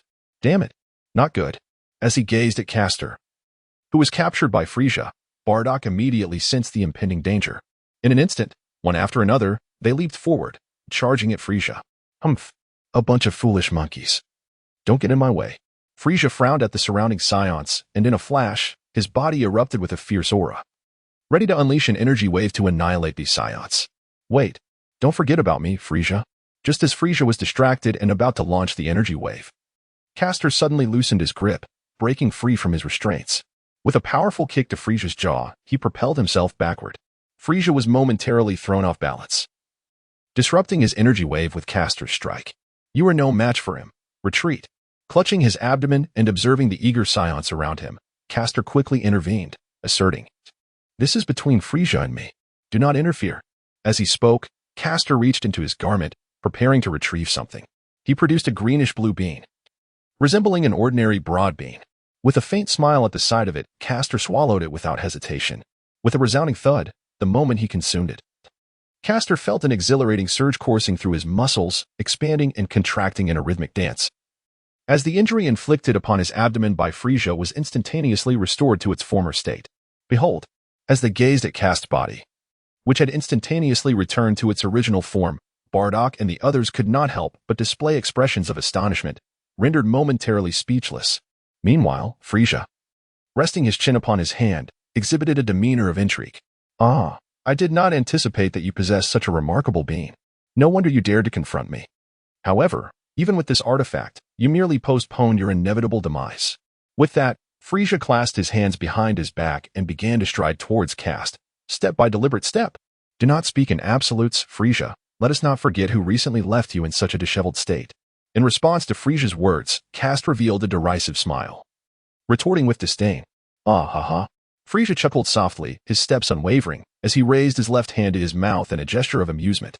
"You truly have a penchant for jesting, little monkey, but do refrain from taking offense at the slightest provocation." As he spoke, the smile that had graced Frieza's face abruptly vanished, replaced by a dark scowl. In the blink of an eye, he appeared before Castor, materializing behind him. Frieza regarded the back of his head with a chilling expression, his right leg bending as he delivered a swift kick aimed at Castor's skull. With a resounding boom, the ground beneath Kast plunged into a sudden depression under the forceful impact, accompanied by a violent tremor that rippled through the earth. A thick cloud of dust enveloped the surroundings, shrouding everything in a haze. How swift! Observing Frieza's movements, Bardock's pupils suddenly contracted as he warily fixed his gaze upon the cloud of dust. "Should we advance, Bardock?" The Saiyan beside him, displaying a countenance of trepidation, slowly inquired while watching Bardock ahead. "No," Bardock replied calmly after a moment of contemplation, shaking his head. "We must refrain from intervening. To do so now would be a grave insult to that warrior. Moreover, our capabilities are vastly inferior. Engaging now would merely lead us to our own demise." Listening to Bardock's words, a nearby Saiyan expressed dissatisfaction. "That is not the case at all. We have yet to confront Frieza. How can you be so certain that we are not his match?" Bardock cast a glance at the discontented Saiyan but chose silence. For some truths are known only to oneself. Although they may not have faced Frieza directly, Bardock's experience was markedly different. He had previously withstood the energy spheres unleashed by Frieza, and in that moment, he had felt the overwhelming force that was far beyond his capacity to resist. Had it not been for the energy transmitted by Castor, it was likely that not only he, but even planet Vegeta would have been annihilated by now. Furthermore, it had come to Bardock's attention that the power Frieza had previously displayed was merely in his first form. Now, having transformed, Frieza's strength would undoubtedly surpass what he had exhibited before, an insurmountable force that Bardock could not hope to rival.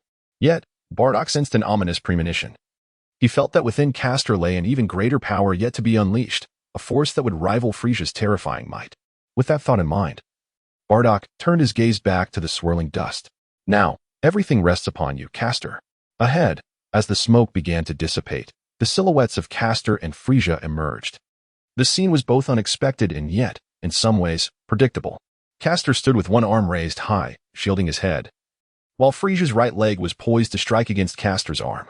Upon witnessing this spectacle, a smile crept onto Bardock's face, having anticipated this moment. In stark contrast, Frieza found his potentially lethal strike thwarted. "Ah?" A voice of astonishment escaped. Frieza gazed at Castor, who had withstood his strike, raising an eyebrow in intrigue. To his surprise, "You possess hidden strength." Upon hearing Frieza's remark, a subtle smile graced Castor's lips as he replied nonchalantly, "Otherwise, how would I dare to provoke you so recklessly, Frieza the King?" With that, Castor lifted his head and swiftly seized Frieza's attacking leg, effortlessly casting it aside. "What is this?" In the distance, as the smoke gradually dissipated, Bardock and the others finally beheld the appearance of Castor. His visage seemed to have undergone a subtle transformation. Upon closer inspection, Bardock noticed that Castor's physique appeared slightly more robust than before, and his hair, aside from the bangs, had begun to stand upright. The most astonishing change was in his eyes. Unlike their usual dark pupils, they now shimmered with a pale green hue. Meanwhile, Frieza, who had been thrown by Castor, spun through the air a few times before landing firmly on the ground. "Are you?" Frieza exclaimed in astonishment as he gazed at Kast. "There is no need for your surprise, Frieza. Just as your race of frost demons possesses unique transformations, so too do we Saiyans," Kast remarked with a detached gaze, a smile gracing his lips. "Transformations? I thought Saiyans could only metamorphose into great apes." Is there another form? Could it be Super Saiyan? Suddenly, Frieza seemed to grasp the implication, his pupils constricting as he instinctively leaped back a few paces.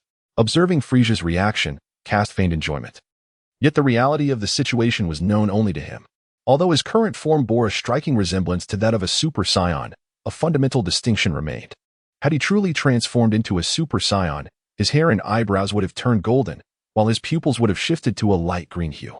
Instead, only his pupils had changed, retaining their original black hair. While there was indeed a slight difference from the Super Saiyan transformation, the disparity in strength was monumental. This was the Super Saiyan Ascendance. Such was the name of this form. The secret to this transformation, akin to becoming a Super Saiyan, lay in concentrating energy into a singular point. As Kast felt the immense power within him, a blissful smile emerged. Clenching his fists, he assessed that in this state of Super Saiyan Ascendance, his power was approximately 25 times his normal capacity. In terms of battle power, that equated to around 125 million. This figure matched Frieza's full power, possibly even exceeding it slightly. With a cold voice, Kast began to approach Frieza. Let us change the venue for our battle.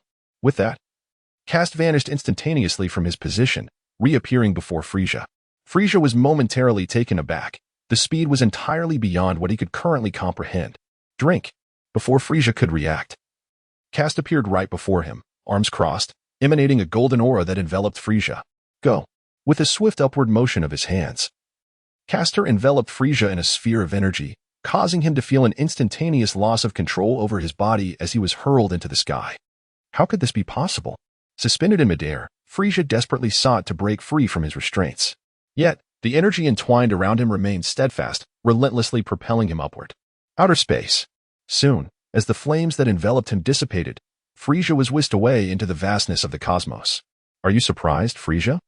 Just as he surveyed his surroundings, a cold voice emerged from behind him, belonging to Castor. You! Frieza exclaimed in astonishment, turning abruptly to face Castor. Not only was he taken aback by the recently displayed prowess, but he was also utterly bewildered by the fact that Castor was floating in the vastness of space. Completely unperturbed. How is it possible for you to survive in the vacuum of the cosmos? Frieza's eyes widened in disbelief, as if he had encountered a specter. Is this truly surprising? Castor replied with a faint smile. Humph. Frieza suppressed his expression and let out a cold snort. Even if he could survive in the vastness of space, the time spent entangled with you has been considerable. It is about time to bring this farce to an end.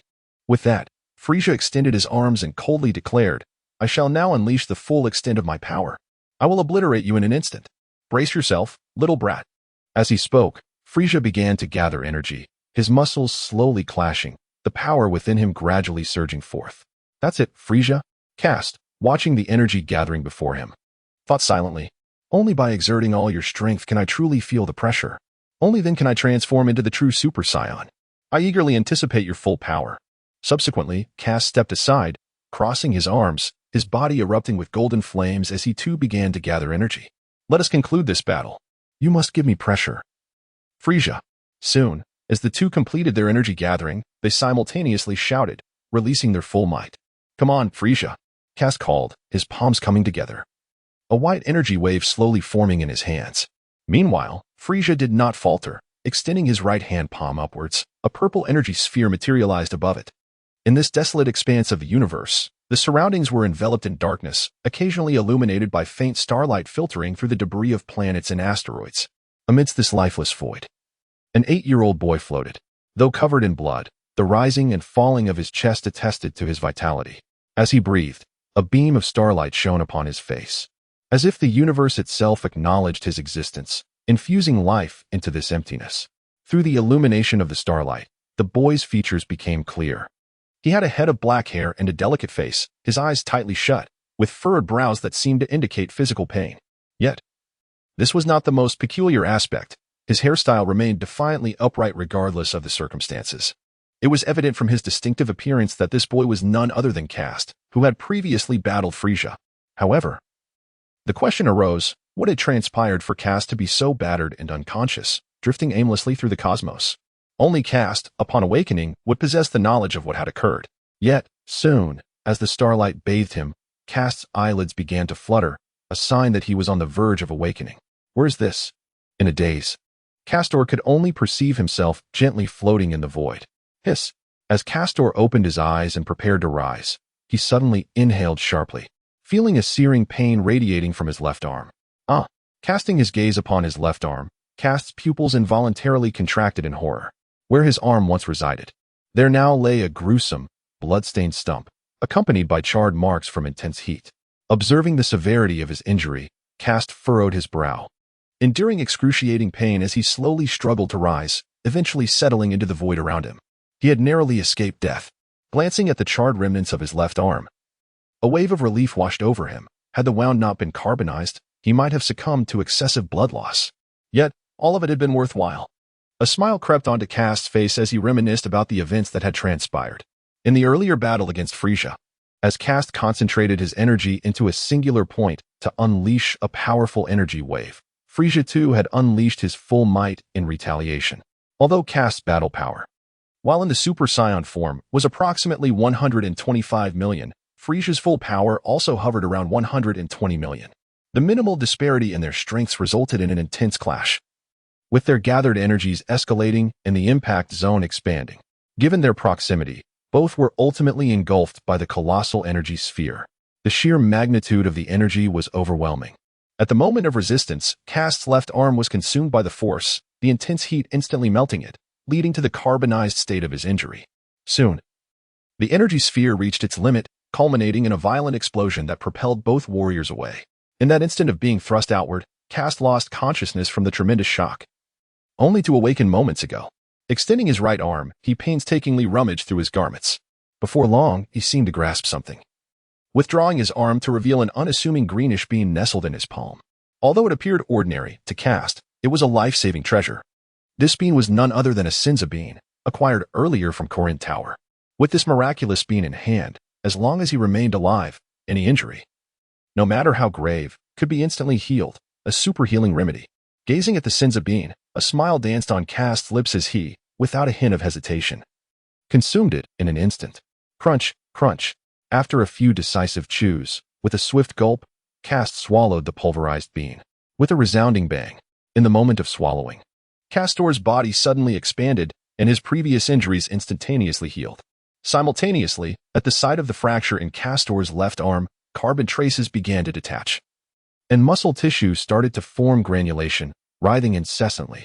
Amidst the granulation, the skeletal structure emerged at a visibly rapid pace. Soon, as the granulation enveloped the bone, they intertwined and fused together. At last, Castor's left arm had fully regenerated. He flexed his left hand, relishing the sensation of his arm restored to its former state, a faint smile gracing his lips. However, the smile quickly faded, and Castor reverted to his usual impassive demeanor, turning to gaze into the distance at a swirling void. "How long do you intend to remain hidden?" he remarked, and as his words echoed, the distant void began to distort, gradually revealing a silhouette in the previously empty space. "Oh dear, I didn't think you would discover my hiding place so easily," came a melodious voice, and as the sound resonated, the figure gradually unveiled itself. It was a girl of approximately 15 years, adorned with silvery purple hair, and beneath her slightly pointed ears dangled a pair of red earrings. She wore a striking red coat over a pink shirt. "Who are you?" Castor inquired, his brow furrowing as he observed the girl drifting closer. With a smile, the girl responded, "I am Layla." Before Castor could fully process her words, she suddenly vanished from her position, only to reappear behind him. "What?" Castor exclaimed in shock, preparing to leave the vicinity. However, suddenly a hand grasped his arm, restraining him.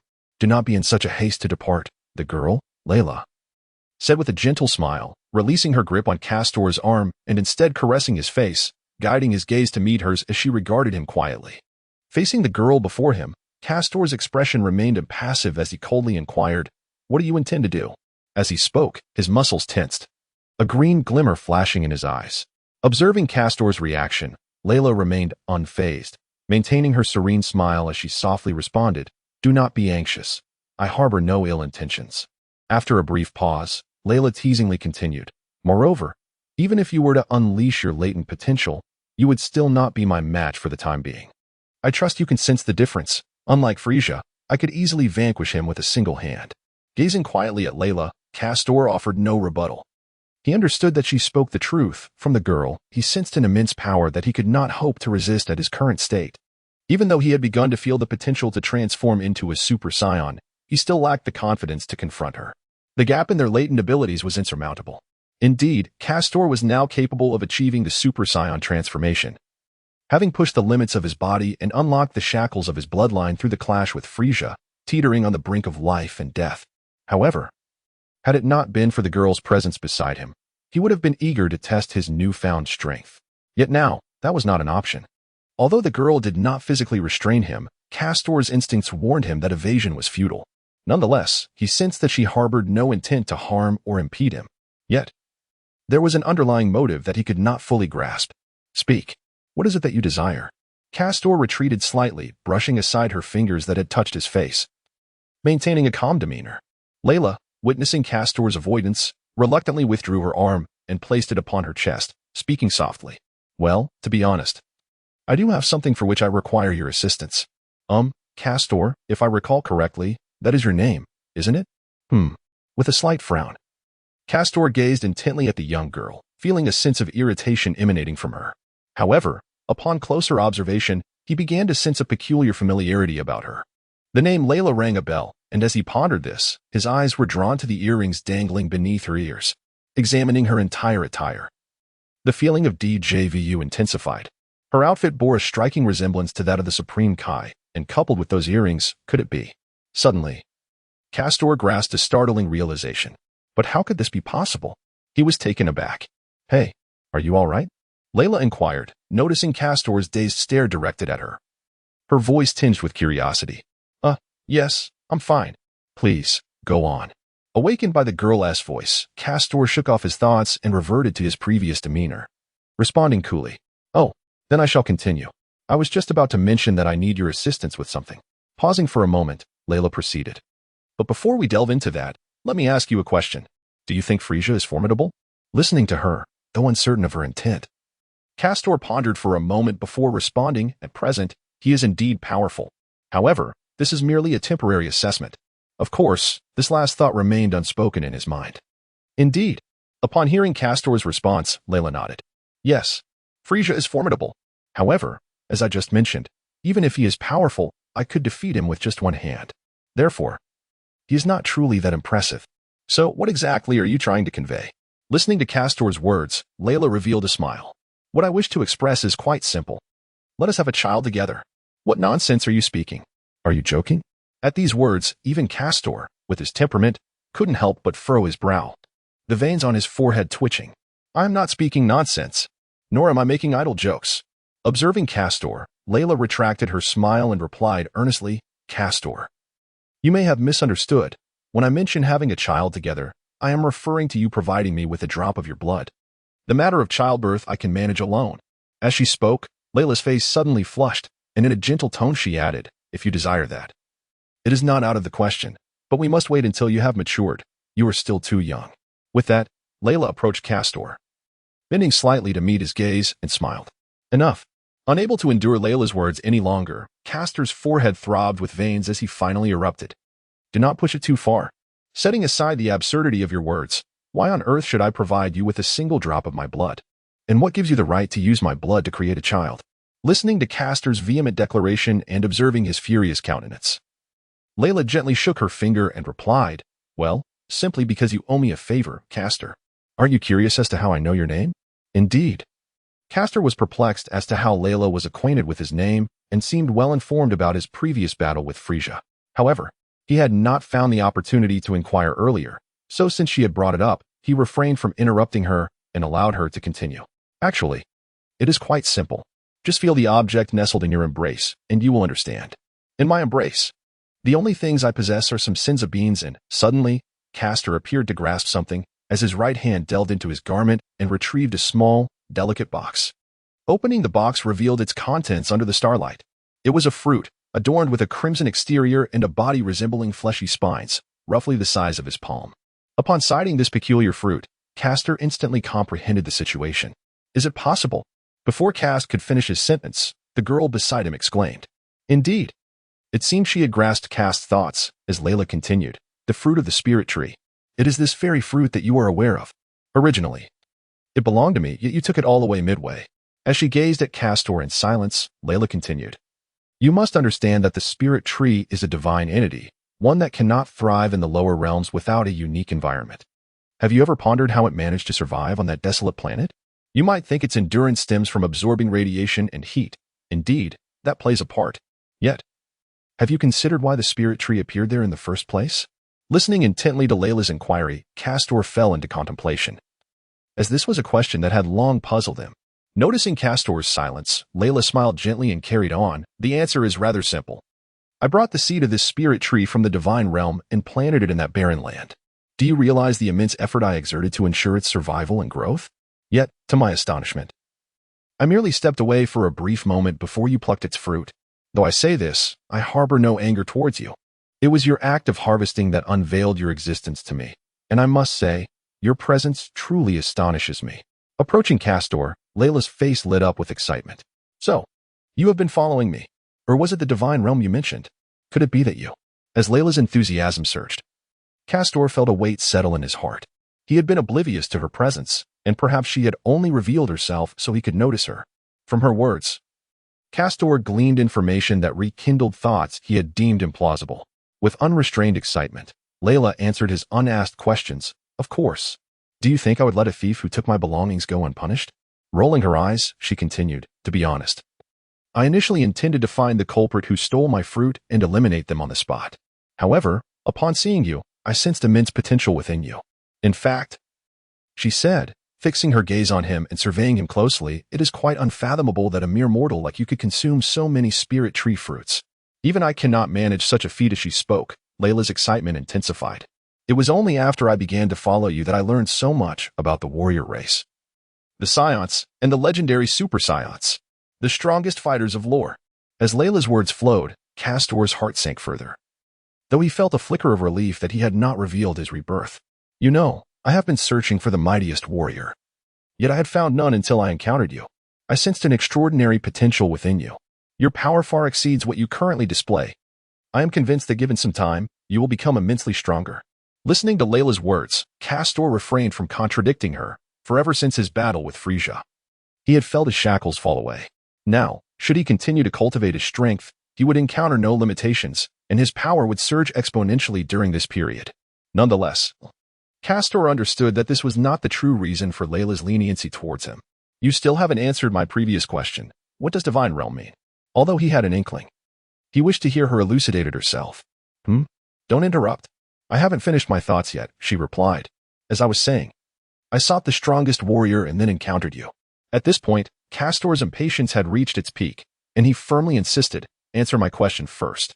We can discuss the rest later. You. Layla sighed in exasperation at the oblivious Castor. Well, I shall answer your question first. By the way, what was it you asked just now? Let me think. As if forgetting Castor's inquiry, Layla abruptly placed her index finger on her chin, turning away to feign contemplation. As Kast looked at Layla, who feigned indifference, the green hue in his pupils gradually re-emerged, and his hair began to rise unnaturally. His fingers involuntarily clenched into fists, with veins protruding visibly on the back of his hands.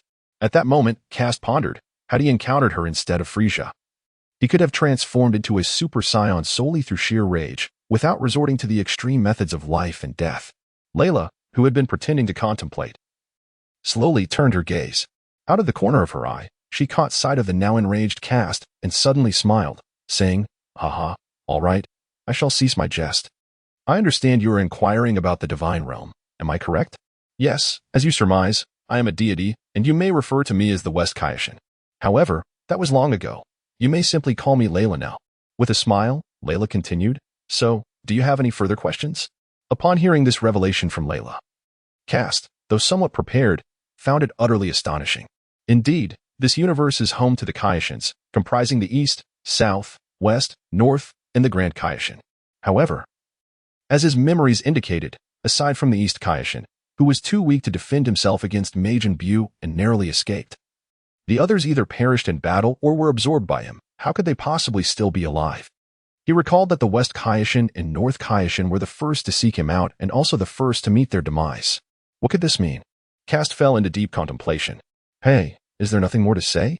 Layla observed Kast's prolonged silence and, feeling a touch of impatience, interjected, snapped from his thoughts.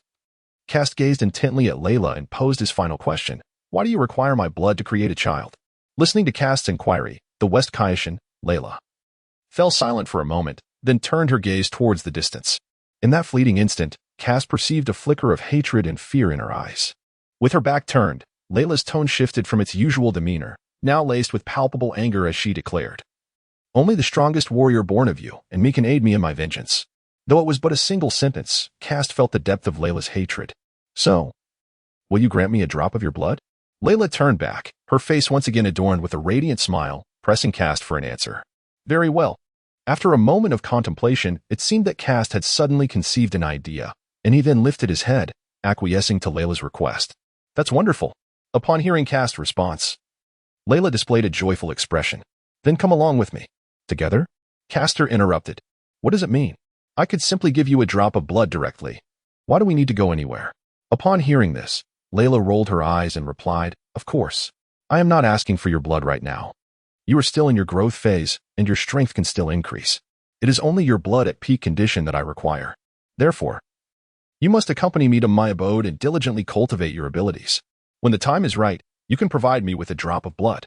After saying this, she thought to herself, if it weren't for the fact that I don't need your blood right now, I wouldn't bother having this lengthy conversation.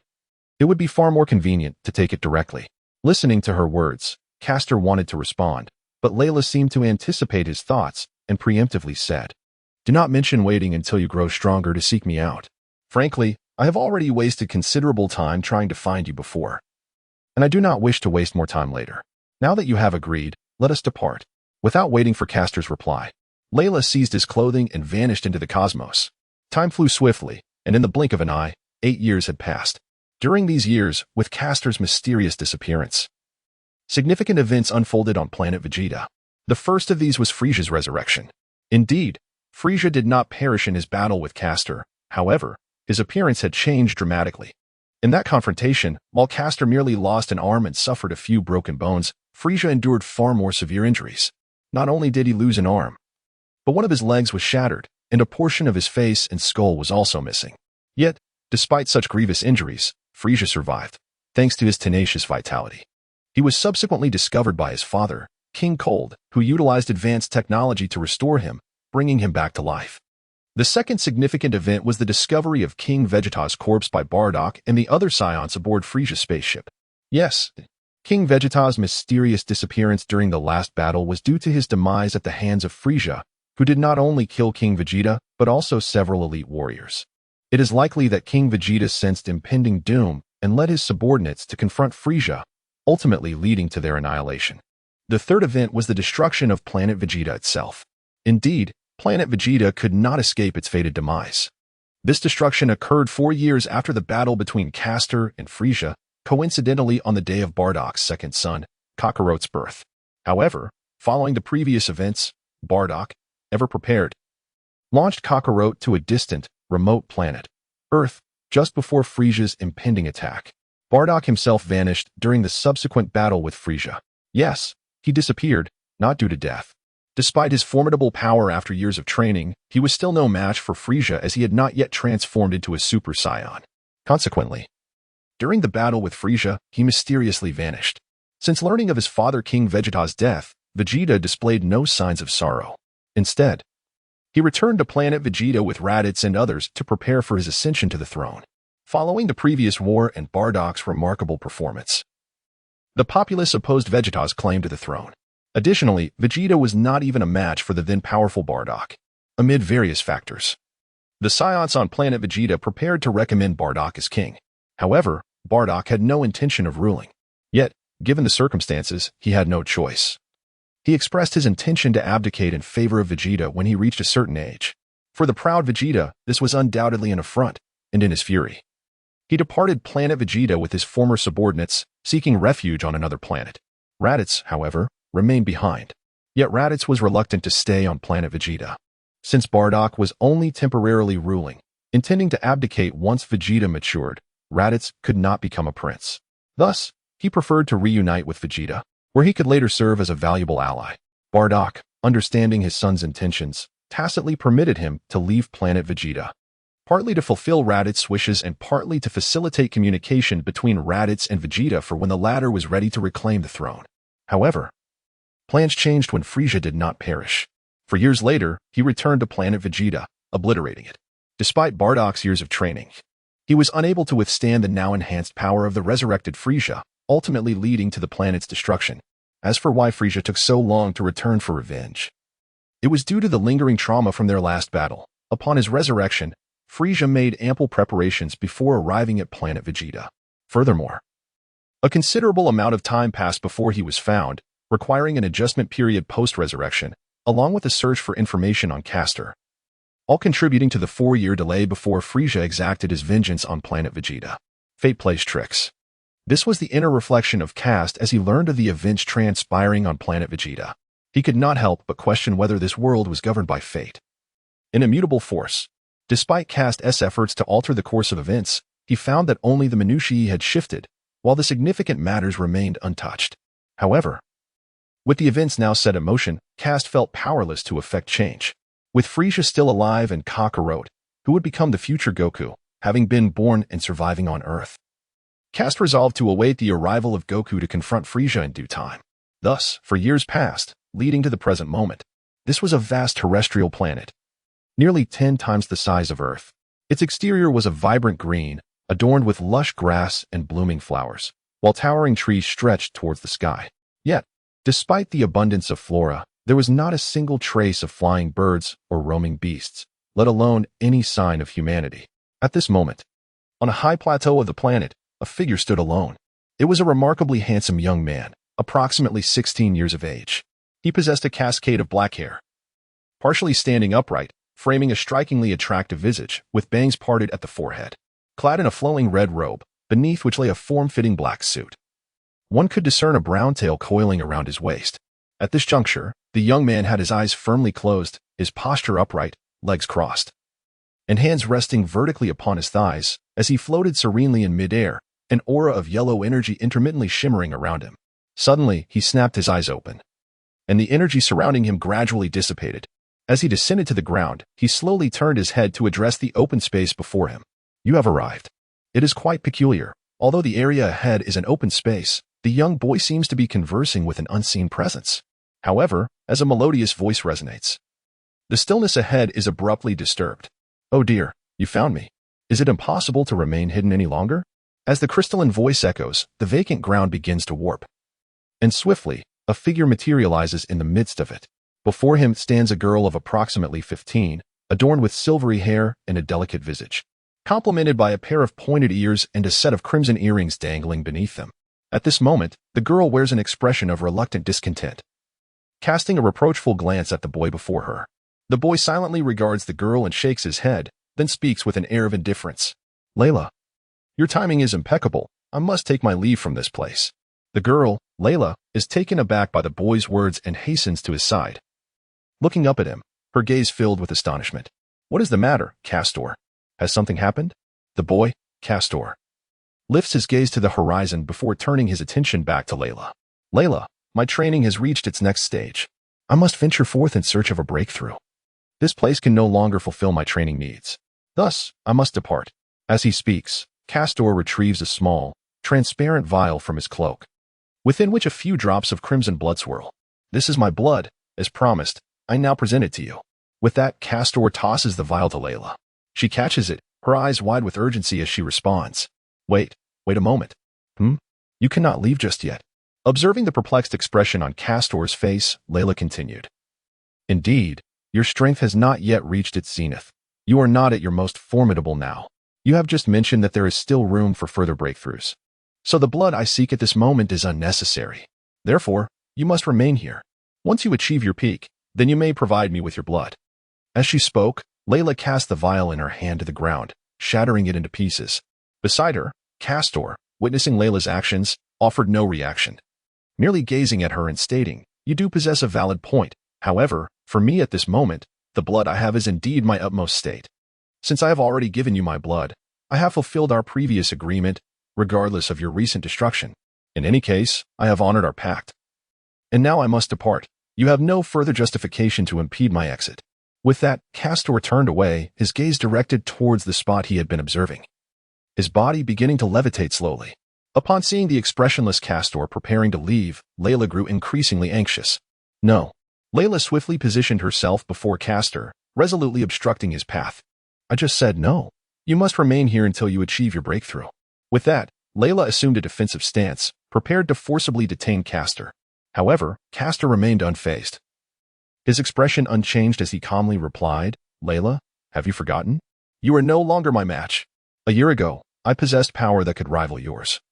And now I am beyond your capability to confront. As he crossed his arms, he continued.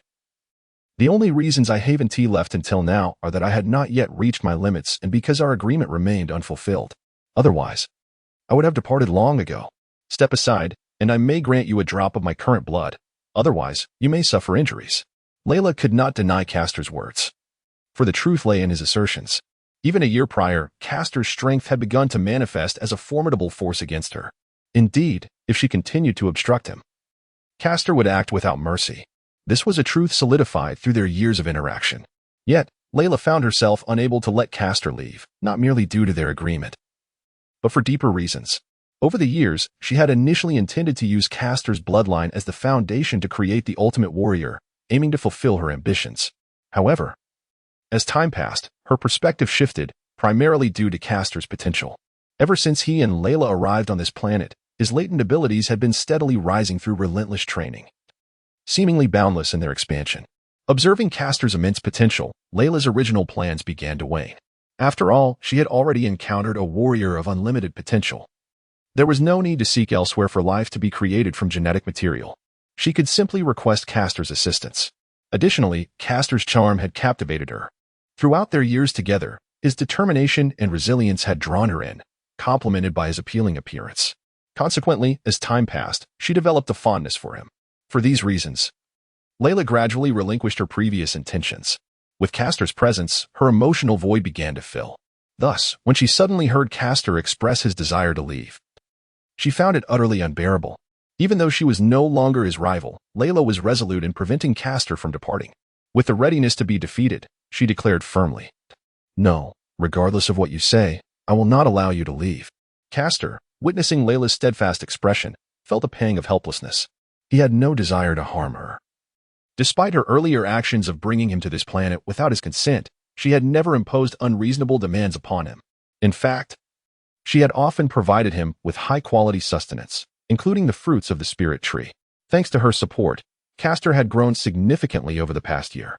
Yet now, he sensed he was on the cusp of a new threshold, the point at which a Super Saiyan transitions to the next stage, Super Saiyan 2. Without prolonged training and sparring, breaking through this limit would be challenging. In the original narrative, Vegeta took at least 7 years to ascend from Super Saiyan to Super Saiyan 2.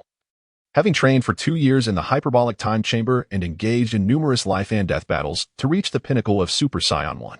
Castor, despite having attained the peak of Super Saiyan 1, would find it difficult to transition to Super Saiyan 2 in a short time frame. In truth, he had spent 8 years reaching this pinnacle, which was already a considerable duration.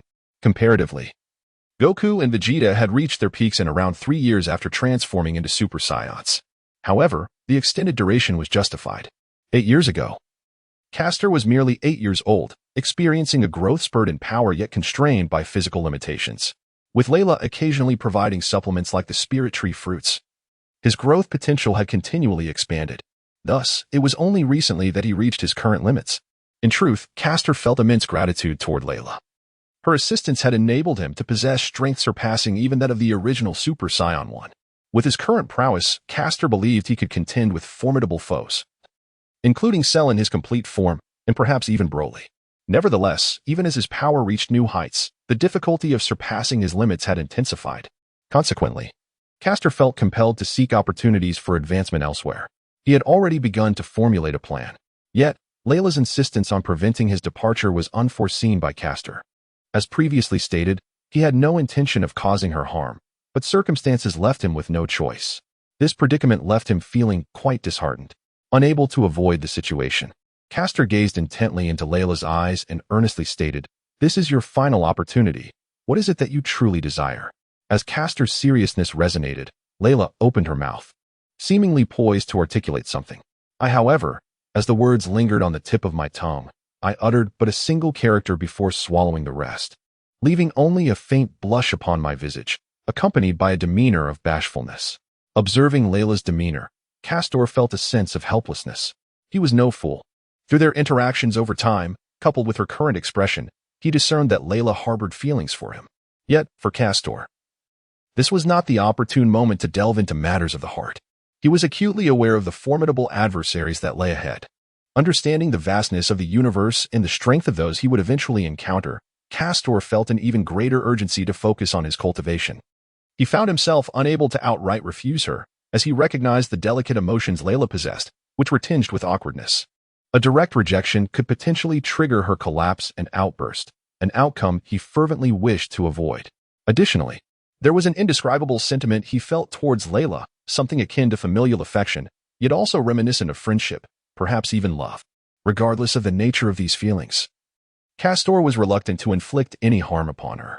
With no alternative, he furrowed his brows and spoke gently, "Layla, you may not be aware of my goals." Upon hearing this, Layla managed to calm her restless heart and inquired with curiosity. "Objective?" Castor stated directly, observing Layla's confusion. "My goal is to become stronger, to perpetually enhance my abilities and transcend my limits. However, at this moment, I find myself unable to make such a breakthrough in a short span of time. Therefore, I must depart from this place in search of advancement." As he spoke, Castor regarded Layla with earnest eyes. "I initially believed you would comprehend my intentions, yet your current demeanor suggests otherwise." Listening to Castor's words, Layla opened her mouth, yet no sound emerged. Noticing her agitation, Castor offered words of comfort. "It's all right. It's all right. You need not speak further. I understand what you wish to convey. You do not mean it in that way. You simply have other matters to discuss, correct?" Observing the silent Layla, Castor continued, "Very well. I am willing to agree to one condition, provided it is within my capability. However, this is contingent upon your ceasing to impede my departure from this place." Upon finishing his statement, Castor turned to Layla, inviting her to articulate her desired condition. Meanwhile, Layla, upon hearing his words, subdued her inner turmoil and closed her eyes in contemplation. After a brief moment of reflection, Layla opened her eyes and regarded Castor with earnestness. "All right, I shall now present my request." "What a demand!" Castor did not hesitate, urging her to continue. "I have but one request. That is, you may leave this place, but I implore you to take me with you." Upon finishing her words, Layla gazed at Castor with eyes filled with hope. Silently, although he had a slight premonition, Layla's words rendered Castor speechless. "What do you say?" Layla hastily inquired, observing the silent Kast. With no other choice, Kast let out a resigned sigh as he gazed at Layla's eager expression. "I knew it would come to this, but no, Layla, not now, at least not yet." "Why?" Layla exclaimed, gazing at the obstinate Castor with frustration. "You just stated that as long as it was within your capacity, you would agree, provided I did not hinder your departure. How can you now go back on your word?" As she spoke, Layla's emotions began to waver. Observing her distress, Castor offered gentle reassurance. "Layla, it is not that I refuse. Rather, it is simply not feasible at this moment. Allow me to resolve a matter first. Once that is accomplished, you are more than welcome to accompany me." At his words, Layla's eyes sparkled with delight as she responded joyfully. "Indeed, indeed," Layla exclaimed, gazing at the nodding Kast. "Excellent. However, I require you to impose a time constraint. Within 1 year, regardless of whether the matter is resolved, you must acquiesce to my demands." "Very well." Castor did not decline but acquiesced to her request.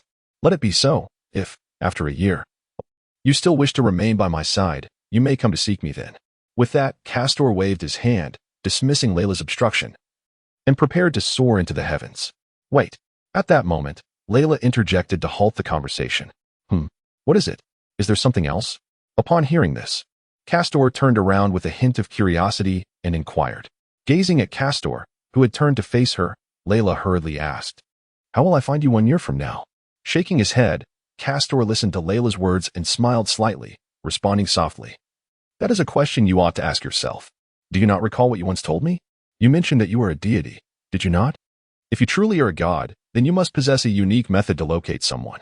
However, as she listened to Kast's words, Layla felt a twinge of conflict within her. Indeed, a solution lingered in her mind, yet she was reluctant and unwilling to employ that method. "Judging by your expression, you must be aware of this approach. If that is the case, then the matter is easily resolved. We shall meet again in a year's time. With that, Kast did not hesitate this time. He turned and vanished from sight, only to reappear as a streak of yellow light, soaring into the distance. Meanwhile, Layla watched Kast's retreating figure, biting her lip in indecision. It seemed she would have to make that journey after all. Glancing down at the planet beneath her feet, her thoughts drifted far away, and her gaze grew resolute before she disappeared in an instant. This planet was immense, surrounded by an endless array of celestial bodies. Within it thrived a vibrant ecosystem, lush with greenery. The encircling planets ensured there was no night on this sphere, only perpetual daylight. Looking up from the surface, one could behold the sky awash in hues of purple and blue, with colossal white planets reflecting ethereally in the atmosphere. At this moment, beneath a towering tree, a diminutive young man with purple skin and white hair sat comfortably. Before him lay a white cushion adorned with a tea set. The young man, known as the Supreme Kai, gently lifted a teacup to his lips, savoring the warm brew. Suddenly, a figure appeared in the distance. "I have returned, Lord Supreme Kai." As the words echoed, the newcomer gradually revealed his visage. It was a relatively older man, tall and imposing, with long silver hair and red skin, his pointed ears accentuating the wrinkles on his face. Upon hearing the greeting, the young Supreme Kai set down the teacup and turned to address him. "How goes it, Jebbit? Is the seal showing any signs of weakening?" The red-skinned man, Jebbit, approached the Supreme Kai with his hands clasped behind his back, replying, "No, Lord Supreme Kai.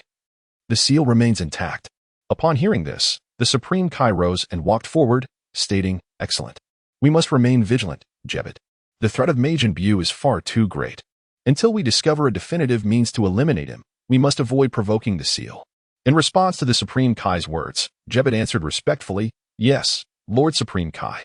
However, he continued with a hint of curiosity, but to return to the subject, it seems that only Bibidi can lift Majin Buu's seal. Since you have slain Bibidi, there should be no one capable of breaking it. Why then must we maintain such close watch over him? "No," the Supreme Kai said solemnly, shaking his head. "Do not harbor any illusions, Jebbit. The terror of Majin Buu far exceeds your imagination. You have not encountered him, so you remain unaware of the previous circumstances. However, one must never let their guard down. In any case, you must remain vigilant and not relax your focus on the seal." Indeed, as the two engaged in conversation and leisurely stroll, they soon arrived at a vast plain. There, the Supreme Kai gazed into the distance, poised to utter a few words, when suddenly, a familiar aura wafted in from afar. "Who is it?" Upon sensing this aura, Jebbit was taken aback and hurriedly turned his head. This presence. How could this be possible? In stark contrast to Jebbit's astonishment, the Supreme Kai's eyes exhibited an expression of incredulity. "What is it, Lord Supreme Kai?" Observing the Supreme Kai's demeanor, Jebbit couldn't help but feel a sense of dread. "Quickly, Jebbit, take me to the source of that energy using instant transmission, swiftly." The Supreme Kai did not respond to Jebbit's inquiry, but spoke with urgency. "Ah, understood." Never before had Jebbit witnessed such a state in the Supreme Kai, prompting him to respond hastily. He then placed his hand on the Supreme Kai's shoulder, and in an instant, they vanished from their location. In the distance lay a precipice crowned with towering waterfalls, where a girl with silvery purple hair, clad in a red coat with a pink lining, sat lost in thought. Gazing down below, as familiar figures began to materialize in her mind, tears surfaced on her cheeks. "Indeed, I cannot forget."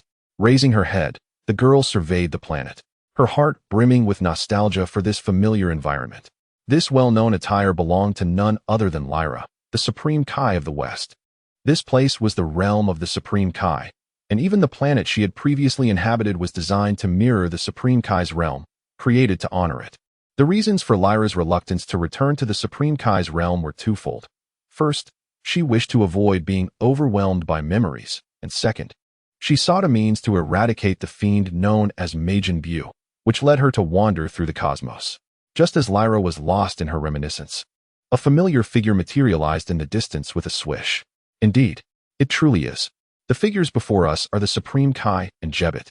Upon witnessing this familiar scene and the distant maiden, the Supreme Kai's eyes brim with tears of joy as he exclaims, "It is you, West Supreme Kai, Sister Layla."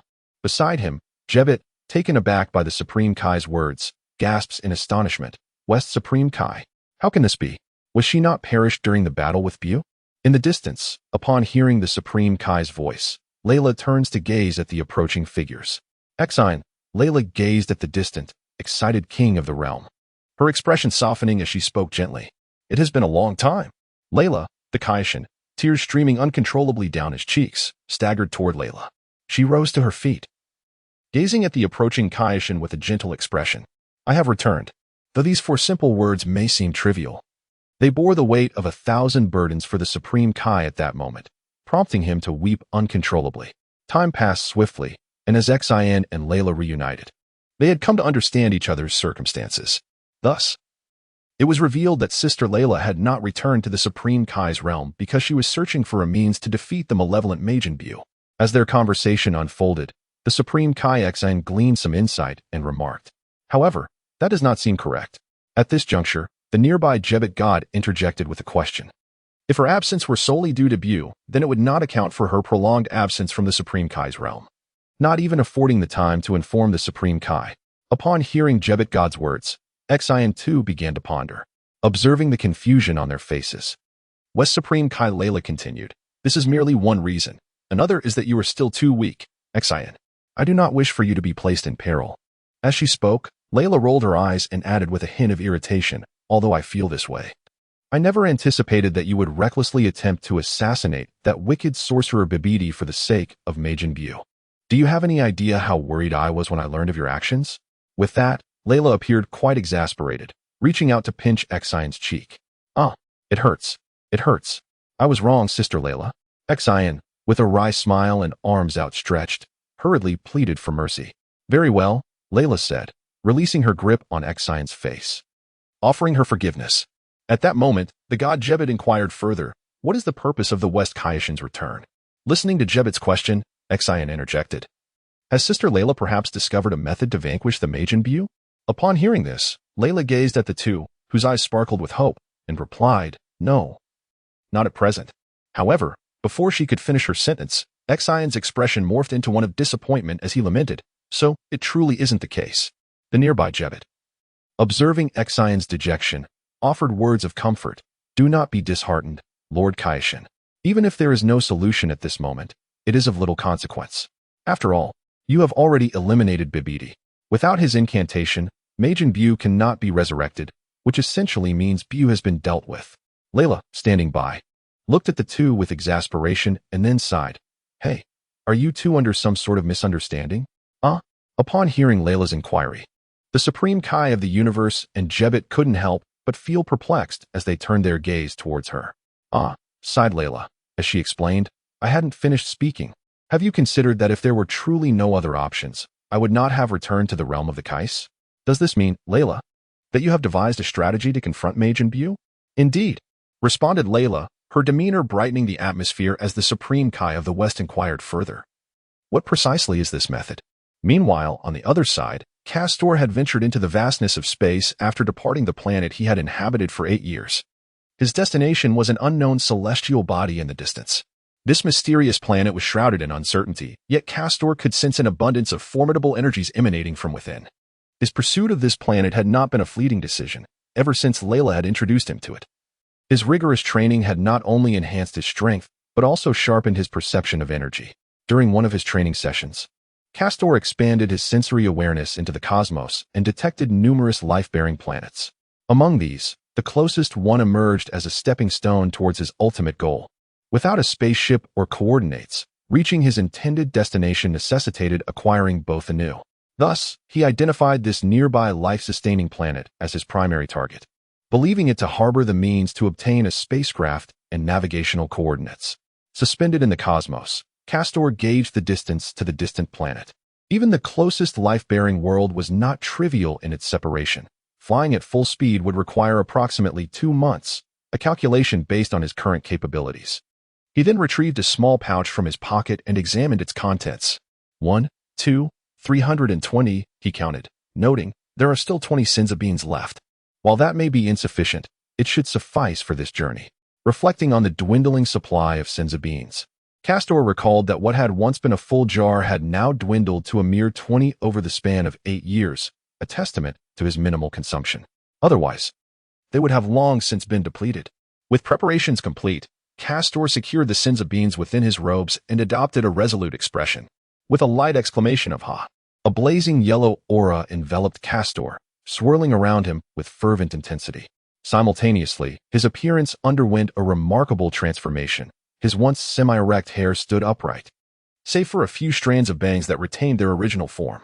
Moreover, his previously jet-black locks radiated a brilliant golden hue, shimmering under the glow of his energy. In tandem with his hair, Castor's eyebrows also transformed into a striking gold, while his formerly dark pupils shifted to a pale green, imbuing his gaze with newfound determination. This was the metamorphosis into a Super Saiyan. Sensing the power coursing within him, Castor clenched his fist and nodded subtly. Set forth. With that exclamation, Castor instantaneously transformed into a streak of golden lightning, vanishing from sight, leaving behind only a fleeting golden afterimage and a distant glimmer of gold. In the realm of the Supreme Kai, upon hearing Layla describe the method to defeat the demon Majin Buu, both Supreme Kai Shin and Kibito stood in astonishment, their mouths agape as they gazed at her. "What is the matter with you two? Was my explanation not sufficiently clear?" Layla inquired, observing their stunned silence. Influenced by her words, Supreme Kai Shin regained his composure and, with an expression of disbelief, exclaimed, "Sister Layla, you cannot be serious in what you just stated. Are you joking?" Hearing this, Layla raised an eyebrow with evident displeasure. "Yes, Lord Supreme Kai of the West," Kibito Shin interjected from the side. "You just said, the method you found is immortal, one with immense power, capable of completely eradicating Majin Buu." "Indeed. What of it?" Layla retorted sharply. Kibito Shin shook his head in disbelief. "Lord Supreme Kai, it's not that I doubt you, but this is simply too absurd. Consider this. Majin Buu was a being even the 5 Supreme Kais together could not defeat. And now you claim a mere mortal can vanquish him? Forgive me, but I find it impossible to believe." "Shin, these Supreme Kai," added hesitantly Layla, "a mortal standing against Majin Buu? To be honest, I too struggle to accept this." Meeting their skeptical gazes, Layla spoke with unwavering conviction. "I speak the truth. Do not mistake him for an ordinary human. Remember, he is the one who defeated Frieza." "Frieza?" Upon hearing this, the Supreme Kai of the West expressed his confusion. "Are you referring to that villain who wreaks havoc across the universe, conquering and destroying everything in his path?" "Indeed," Layla affirmed. Listening to her response, Xin continued, "It is true that Frieza possesses some degree of power, but he is far from being our adversary. Were it not for my duties as a Supreme Kai, which prevent me from taking direct action against him, and the fact that he does not threaten the balance of the universe, I would have eliminated him long ago." At this moment, Jebet interjected, however, to claim that defeating Frieza equates to the ability to vanquish Buu seems rather far-fetched. Upon hearing their words, Layla nodded and added, "What if he had defeated Frieza at the age of 8? Although her tone was merely inquisitive, it struck the Supreme Kai and Jebet like a thunderous revelation. "What did you just say? 8 years old? You mean to say he could defeat Frieza at that age? Are you certain you are not deceiving us?" "Of course," Layla replied earnestly. "How is it that you all failed to notice the situation in the lower realm 8 years ago?" Upon hearing this, the Supreme Kai of the West, his face reddening, stammered, I truly did not pay much attention to Frieza's affairs." At this moment, Jebet intervened, explaining, "Indeed, it is because for these years, Lord Supreme Kai of the West, you have been absent. The current Supreme Kai of the East has officially taken on the responsibilities of the Grand Supreme Kai, overseeing and creating life within the universe, while also monitoring the situation with Buu, which has led to a diminished focus on certain occurrences within the cosmos. Is that so?" In response, Layla did not exhibit any surprise at the formal ascension of East Kaioshin to the role of Kaioshin, for she had known this long ago. After all, during that time, there was only one Kaioshin in the realm, the East Kaioshin, so his succession was not unexpected. "Since you're unaware, allow me to elaborate," Layla spoke to the two. "As I mentioned earlier, he is no ordinary mortal. He defeated Frieza at the tender age of 8. Although he did not end Frieza's life, he brought him to the brink of death. This occurred 8 years ago, and now, after 8 years of rigorous training, do you comprehend his current prowess?" Without waiting for a response from Shin and Jebet, Layla continued, "As for his strength now, let me put it this way. Even if I were to join forces with both of you, we might not stand a chance against him." "How is that even possible?" Jebet exclaimed, struggling to grasp the enormity of the situation. "This is a fact," Layla said with an expression of utmost seriousness as she gazed at Jebet. "I have lived alongside him for 8 years, and as early as a year ago, he possessed strength that rivaled my own. Now, he has ascended to the pinnacle of his abilities. Although I have not engaged in combat with him since he surpassed my prowess, I can sense that even if I were to join forces with all of you and exert our full strength, we would still be no match for him. Wait a moment, interrupted the Supreme Kai, inquiring suddenly. Sister Layla, did you just mention that you have lived with that mortal, oh no, that human, for 8 years? Indeed. It was to train him, to enhance his strength. What of it? Layla replied, a hint of confusion in her tone as she listened to Shin. Well, if that is the case, and considering his formidable prowess, where is he now? Why has he not accompanied you? At this, Layla appeared somewhat hesitant.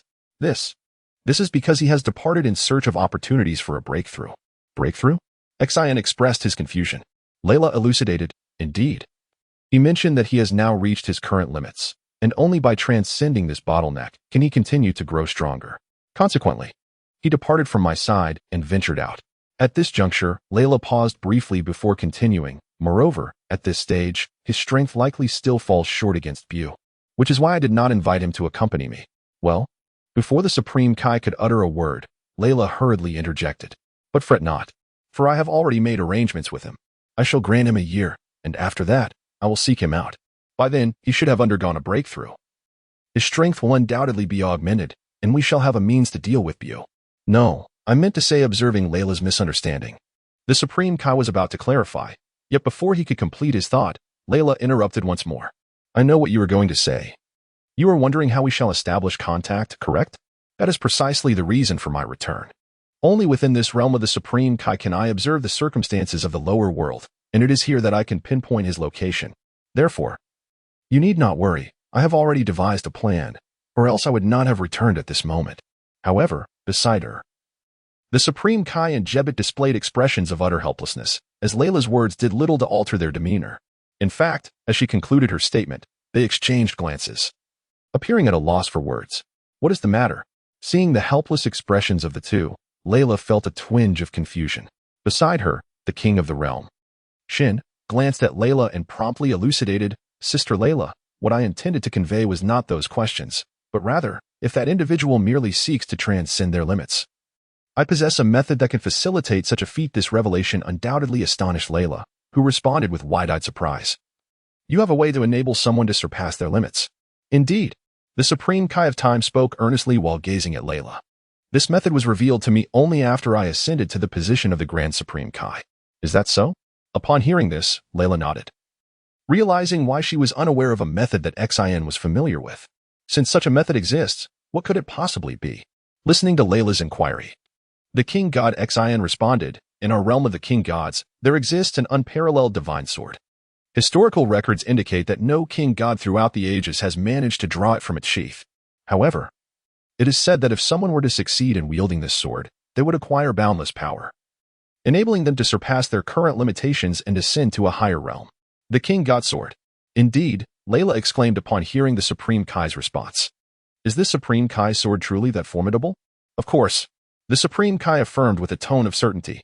Sister Layla, you were not present in the realm of the Supreme Kai before. As I mentioned earlier, I only became aware of the situation upon officially ascending to the position of Supreme Kai, so you need not worry about this. Beside him, Jebet continued, indeed. Esteemed Supreme Kai of the West, during your previous tenure, you were merely apprentice Supreme Kais under the protection of the Grand Supreme Kai. Consequently, there were certain significant matters of which you were not fully apprised. However, it is indeed a fact that the power of the Supreme Kai sword is unparalleled, as recorded.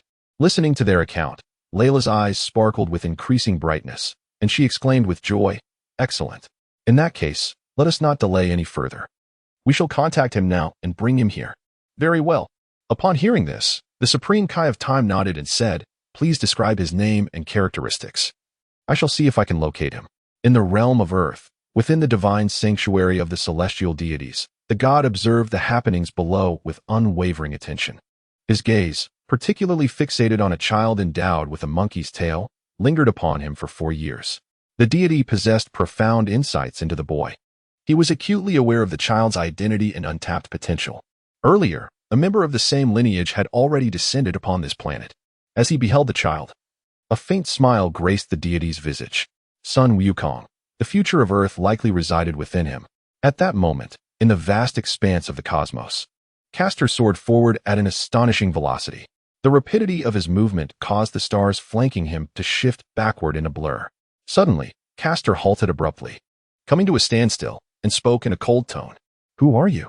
Surrounded by an eerie silence, devoid of any living creatures or sounds, Kast seemed to be conversing with an unseen presence. King of the world? Indeed. The speaker was the Kaioshin Shin. It turned out that Kaioshin Shin had listened to Layla's account and expended considerable effort to locate Castor, connecting with him through distant telepathy. The reason for the delay was that Castor's appearance at that moment was markedly different from his usual self. Castor was currently soaring through the skies in his Super Saiyan form, while Layla and Kaioshin had been discussing his regular appearance. The transformation had altered his looks significantly, which led to a prolonged search without any clues. Initially, Kaioshin thought he might not have searched thoroughly enough. However, after discussing the situation with Layla, she informed him of another potential state Castor might possess. Accordingly, he began searching based on the Saiyan appearance, and this time, he swiftly discovered Castor. "Kaioshin, what brings you to me?" Castor was relatively familiar with Kaioshin, having encountered him numerous times in his past life, and having lived alongside another Kaioshin for 8 years. However, Castor was uncertain about the purpose of Kaioshin's visit. Observing Castor's willingness to engage, Kaioshin smiled warmly and said, "I have come to inquire if you are troubled by your current endeavor to achieve a breakthrough." As he gazed at the silent Castor, the Supreme Kai continued, "I possess a method to assist you in transcending the limitations of the Saiyan race. Should you desire it, I can aid you immediately." In response, Castor maintained an impassive demeanor and calmly inquired, "Is Layla with you? How do you know so much about my circumstances?" The Supreme Kai, without reservation, affirmed, "Indeed. Sister Layla is with me.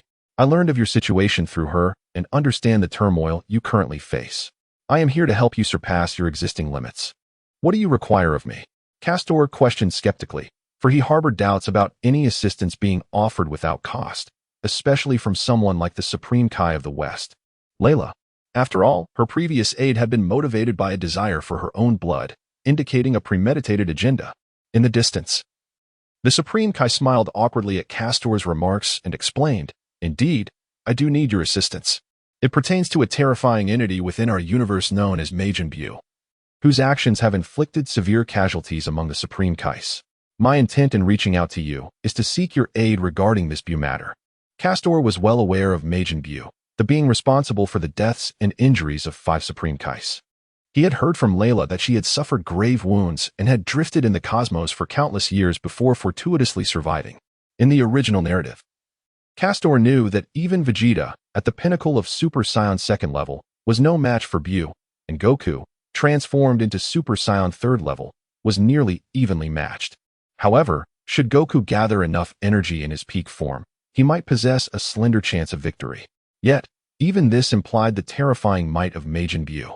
Given such formidable power, Castor was reluctant to engage without certainty of success. It was a matter of prudence rather than mere courage. He was not inclined to undertake endeavors he knew to be futile unless compelled by dire necessity. Furthermore, he was merely at the zenith of Super Saiyan 1st level, yet to breach into the 2nd level. While he was indeed stronger than the average peak of the 1st level, this strength paled in comparison to the substantial enhancement provided by the 2nd level, which was renowned for its capability to double the power of the 1st level, equating to 100-fold in its base form. This was merely the nascent stage of the 2nd level, with its ultimate potential yet unknown. Thus, Castor surmised that he was far from being a match for Majin Buu. Nevertheless, despite this trepidation, he felt a flicker of intrigue regarding the Supreme Kai's proposed method of breakthrough. As far as he knew, there was only one individual within the Supreme Kai realm capable of facilitating such a significant power elevation, though that individual was presumably still sealed away. With a sense of foreboding, Castor fell silent for a moment before asking, "What precisely is your method?" Upon hearing Castor's response, the Supreme Kai's expression brightened, for it indicated that Castor might be amenable to accepting his conditions. "Not just yet, if you agree.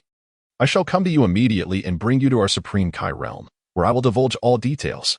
After a moment's contemplation, Castor concurred, "Very well.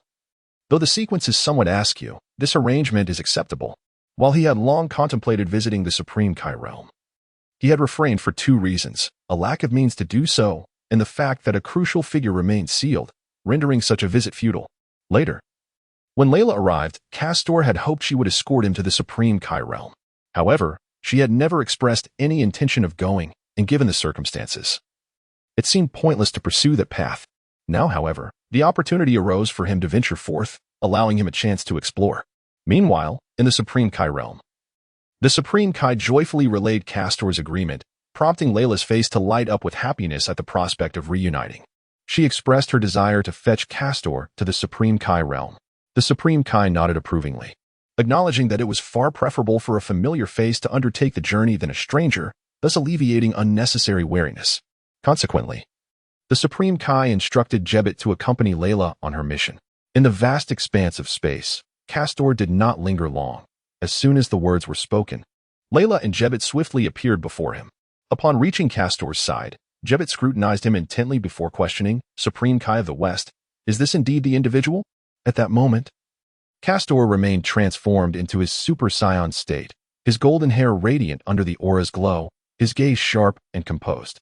Indeed, although it was not her first encounter with this state, Layla could not suppress the thrill within her. At that moment, the aura emanating from Castor was exceptionally piercing. Particularly, those sharp eyes seemed to penetrate the very souls of others, rendering them devoid of secrets.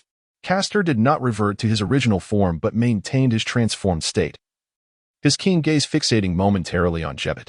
Instantly, an immense golden gorilla materialized in Jebbet's mind, evoking a profound and startling vision. Roar. The gorilla let out a thunderous roar. The immense sound jolted Jebbet back to reality. Huh. After gasping heavily a few times, Jebbet broke into a cold sweat on his forehead and trembled. Indeed, as Jebbet experienced the illusions that had previously lingered in his mind, he no longer harbored any doubts. It was truly as the King of the West had foretold. It seemed that only Kakarot could vanquish the formidable Majin Buu. "What is the matter?" Layla inquired, noticing Jebbet's moment of disarray. "It is nothing, Lord West Kai," Jebbet replied, shaking his head, before turning to Kast with a respectful demeanor. "Esteemed sir, I am Jebbet, the attendant to the Lord West Kai. I have come here to escort you to our Kai realm."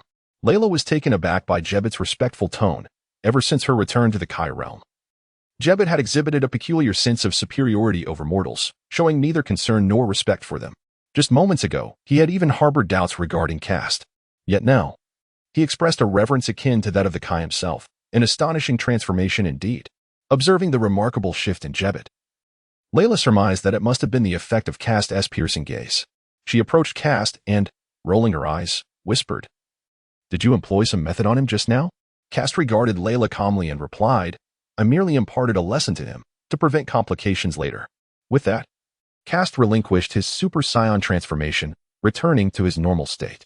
As Layla had noted, Kast possessed a modicum of understanding regarding Jebbet. Like many gods, Jebbet bore the arrogance typical of his kind, indifferent to mortals. Moreover, according to the lore, when Gohan had arrived in the Kai realm years prior, Jebbet had not refrained from casting disparaging glances his way. Although Jebbet did not harbor malicious intent, Kast, being aware of the narrative, was unwilling to be derided by someone whose strength paled in comparison to his own. Layla smiled in understanding, having sensed Jebbet's unfavorable disposition previously, particularly his repeated skepticism towards Kast. She had intended to teach him a lesson herself, and now, it seemed, Kast had taken it upon himself to do so. Subsequently, Kast addressed the now respectful Jebbet, stating, "Please, lead us forth." "Of course, sir," Jebbet acknowledged with a nod, moving to stand beside Kast. He placed a hand on Kast's arm, while Layla seized the opportunity to wrap her arms around Kast's waist. In an instant, Jebbet transported them away from that expanse of the cosmos. In the Kai realm, the Supreme Kai had been watching the lower world intently.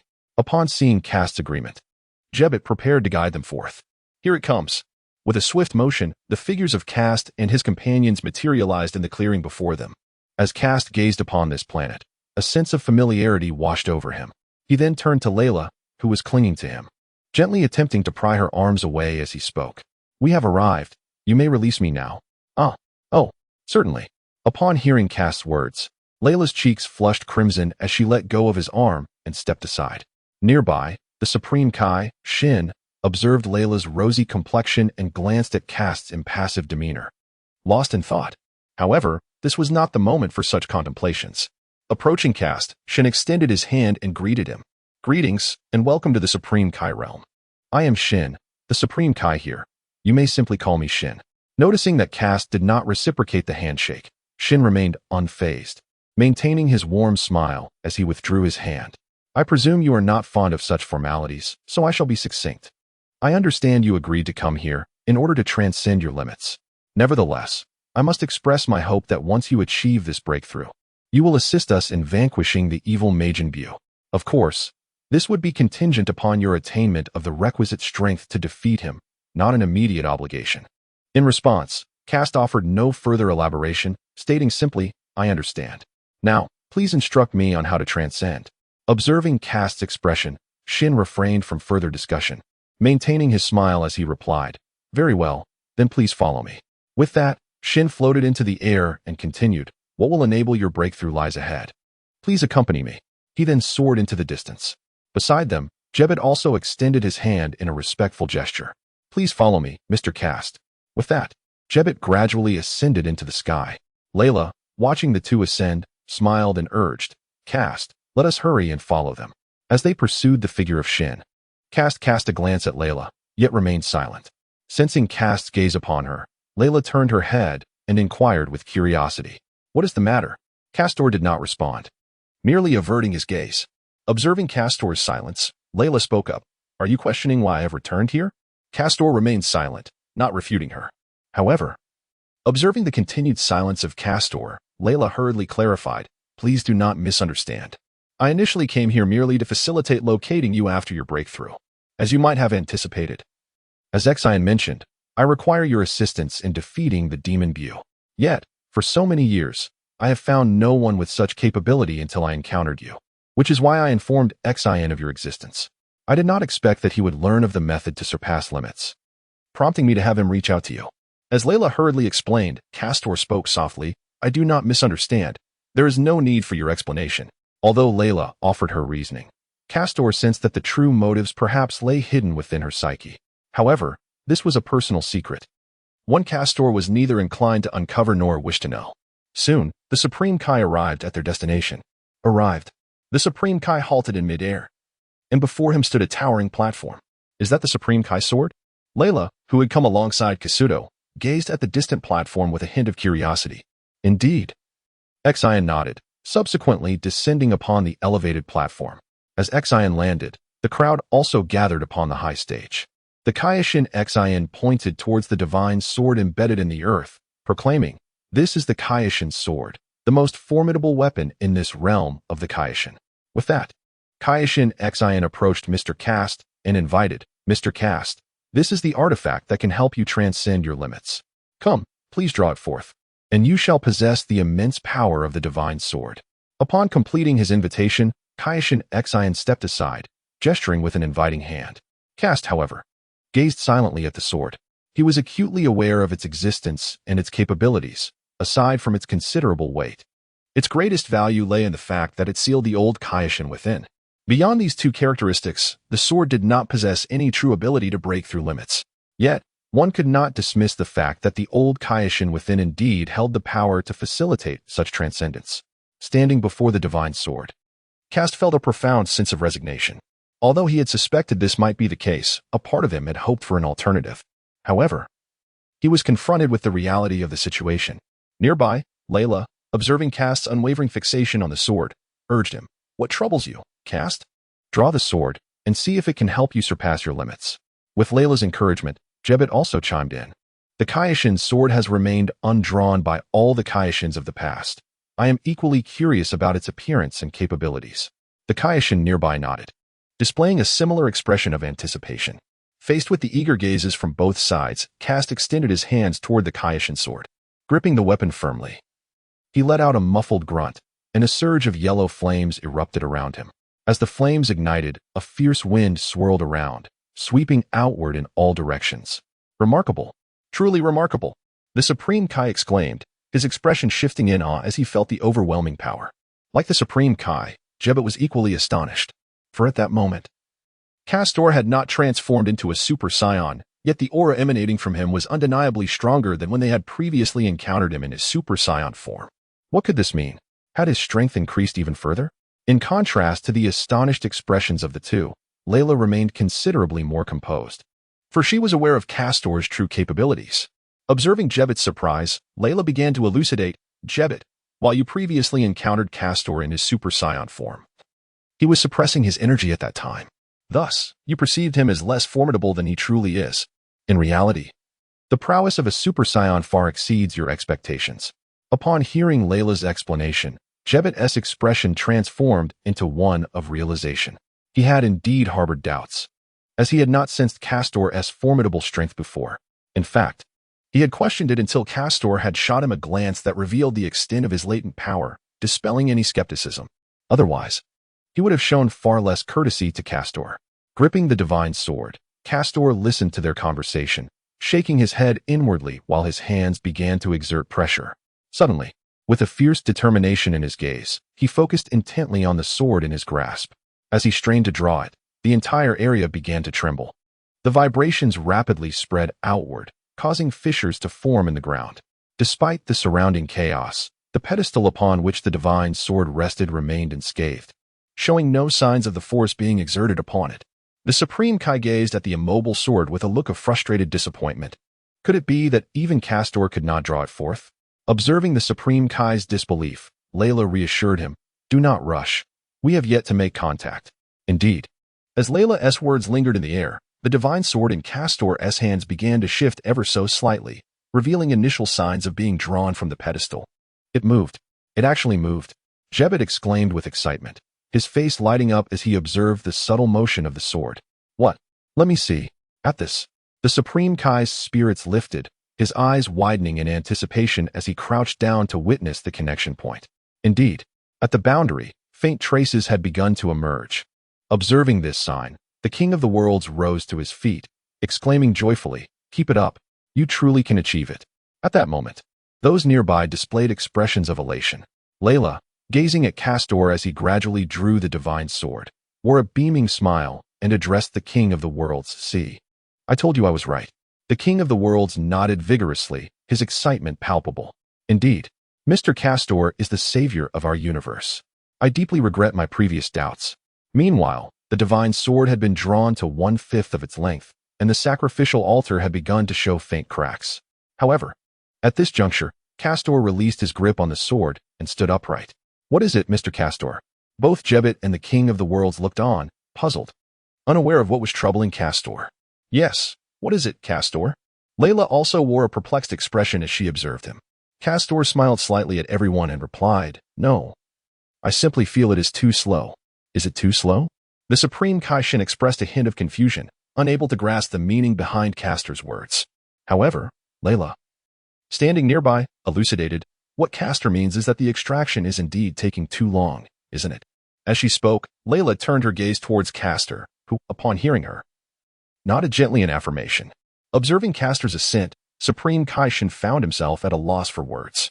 It is worth noting that this divine sword had eluded several generations of Supreme Kais, who had failed to extract it even slightly. Yet, Castor managed to achieve this remarkable feat with relative ease. Nevertheless, Castor expressed dissatisfaction with the pace of his success, which left Shin feeling an inexplicable sense of embarrassment. Witnessing the Supreme Kai's awkwardness, Castor shook his head internally. In truth, he had not intended for it to be this way. Castor had initially planned to transform into his Saiyan form to draw the divine sword. However, recalling the original narrative, he felt compelled to compare himself with Gohan. Gohan, in his base form, had exerted all his strength yet failed to extract the sword, only succeeding after transforming into a Super Saiyan. Although Gohan could not pull it out in his base form, Castor believed there was no reason he himself should be unable to do so, especially since he was significantly stronger than the characters in their base forms as depicted in the original tale. Thus, fueled by a spirit of rivalry, Castor refrained from transforming and attempted to extract the divine sword in his ordinary state. The outcome was, predictably, within his expectations. Indeed, despite his ordinary state, Castor managed to leave a slight mark on the sword. However, he found the pace frustratingly slow, and feeling increasingly irritated, he decided to pause and prepare to transform into his Super Saiyan form to extract the divine sword with greater efficiency.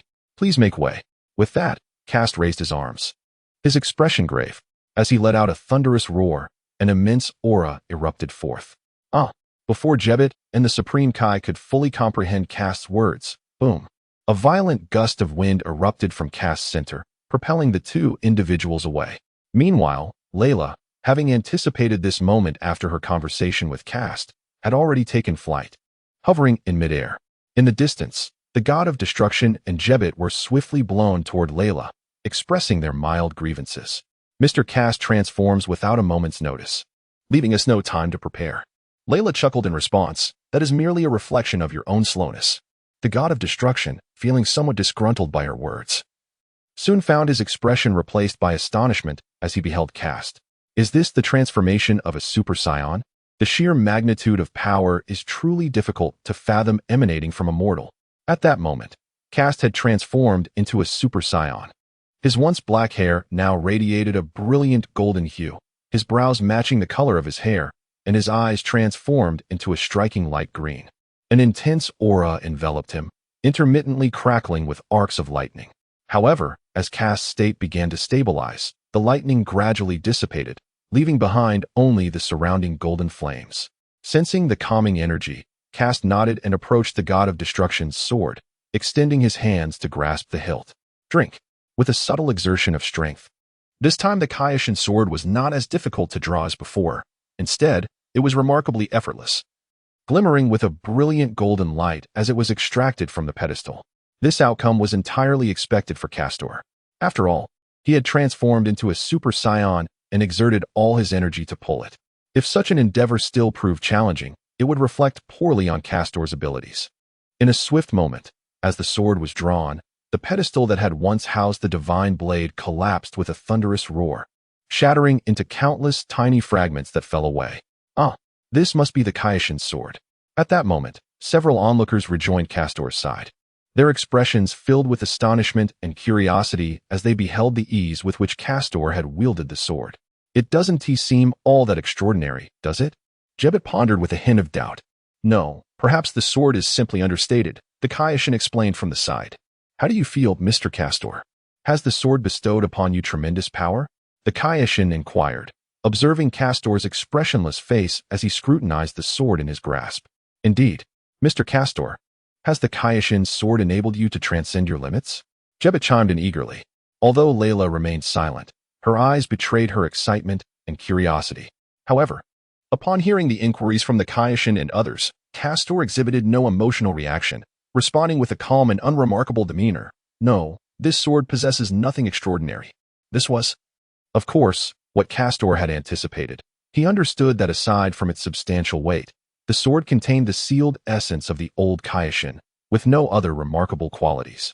Moreover, for Kastor, drawing the sword served a different purpose altogether. He had never expected it to grant him the power to surpass his limits. Yet, despite his words, the Kaioshin was taken aback. His eyes widened in disbelief as he exclaimed, "What? How can this be? Mr. Kastor, you must be jesting with us." "Indeed, Mr. Kastor, how can this be? This is the legendary Kaioshin sword. How could there be no reaction whatsoever? Is there something amiss?" Layla followed suit with her query, her voice laced with disbelief. Could it be that this sword requires a special method to unleash its miraculous powers? Upon hearing Layla's words, the Kaioshin quickly interjected, "No, that is not the case. Since my ascension as Kaioshin, I have been informed that simply drawing this sword grants immense power." Then why does this sword lack the legendary efficacy?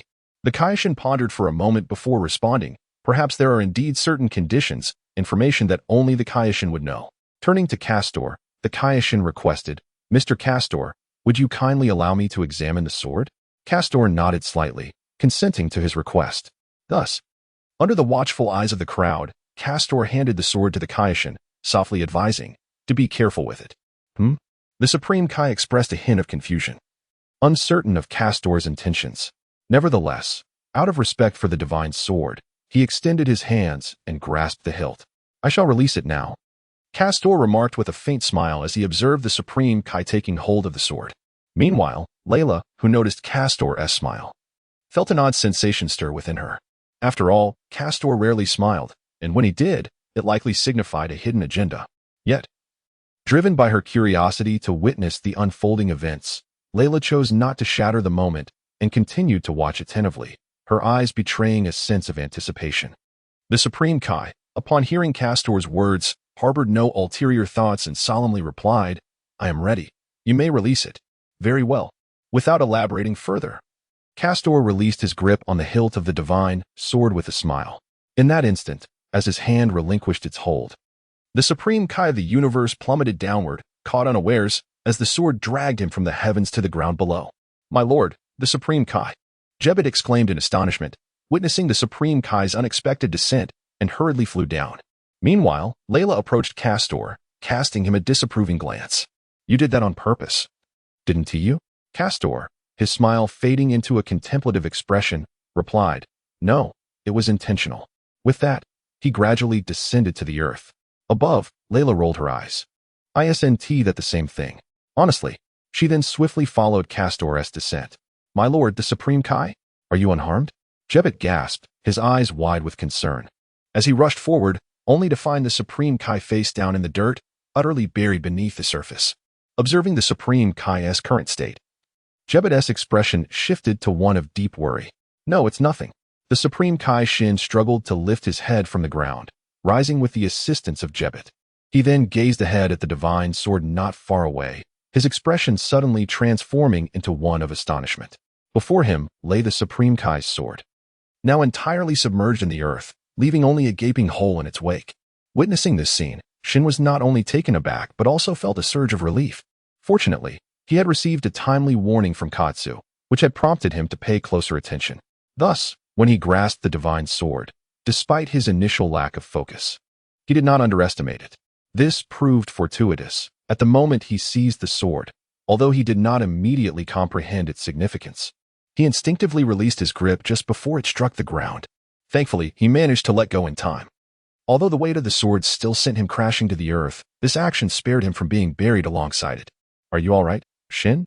At that moment, above him, Lyra and Katsu descended to the ground. Lyra looked at the Supreme Kai Shin, her tone laced with concern, yet her eyes sparkled with unmasked delight. The god of the universe observed Layla's expression at that moment and instantly comprehended the situation. With a hint of resignation, he remarked, "Sister Layla, you were aware all along, weren't you? You could have at least given me a heads up." As he spoke, a look of melancholy appeared on his face. However, Layla regarded the god of the universe with no trace of embarrassment, maintaining her composure. "Did not Castor inform you previously? You seemed to disregard it, and besides, you were not injured. Even if you were to be struck into the ground by the divine sword, we could simply pull you out. That divine sword likely only possesses significant weight. It poses no actual threat to your safety." Upon hearing Layla's words, the god of the universe found himself at a loss for words. Although it may not cause injury, falling from such a height would certainly be painful. And what would it mean for a god like me to appear foolish before a mere human? Observing the god of the universe's frustration and indignation, Layla could not help but smile and offer her comfort. "All right, it was my mistake. I should not have refrained from reminding you again after Castor's prompt. That is my fault." Listening to Layla's words, the King of Worlds wore an expression of helplessness, pondering whether he was comforting himself or mocking his own situation. However, as he gazed at Layla, memories of their shared past flooded his mind, reminding him, this is Sister Layla, unchanged and still fond of mischief. Ignoring the banter between the King of Worlds and Layla, Castor had already arrived at the pit where the divine sword lay. Gazing into the depths of the ground where the sword resided, he felt a wave of nostalgia. At that moment, the King of Worlds ceased his reminiscing and, upon seeing Castor at the sword's location, spoke with a hint of despair. "Mr. Castor, to be honest, I have only just acquired this sword. Apart from its surprising weight, I have yet to feel anything else. I truly apologize if I have disappointed you." At these words, Layla and Jebet, who were nearby, found it hard to accept. How can this be possible? Did Xian overlook something? Indeed, Lord King of Worlds, perhaps this weight is the sword's true power? Layla surprisingly found herself in agreement with Jebet's assertion. Yes, could it be that the weight of this sword holds the secret? Although the King of Worlds was reluctant to believe it, he countered, "No, I think the weight is irrelevant, as it holds no significance for Castor. It neither aids in training nor helps to transcend limits." Indeed, upon hearing these words, the atmosphere among the crowd grew somber. For the words of the King of the realm rang true. This sentiment weighed particularly heavily on Layla, as it dawned upon her that if Castor could not achieve a breakthrough, there would be no reason for her to accompany him, potentially returning matters to their previous state. With another year of waiting before they could reunite, Layla's face was etched with a sense of unwillingness at this realization. However, in stark contrast to the disappointment felt by the king of the realm and the others, Castor remained unfazed.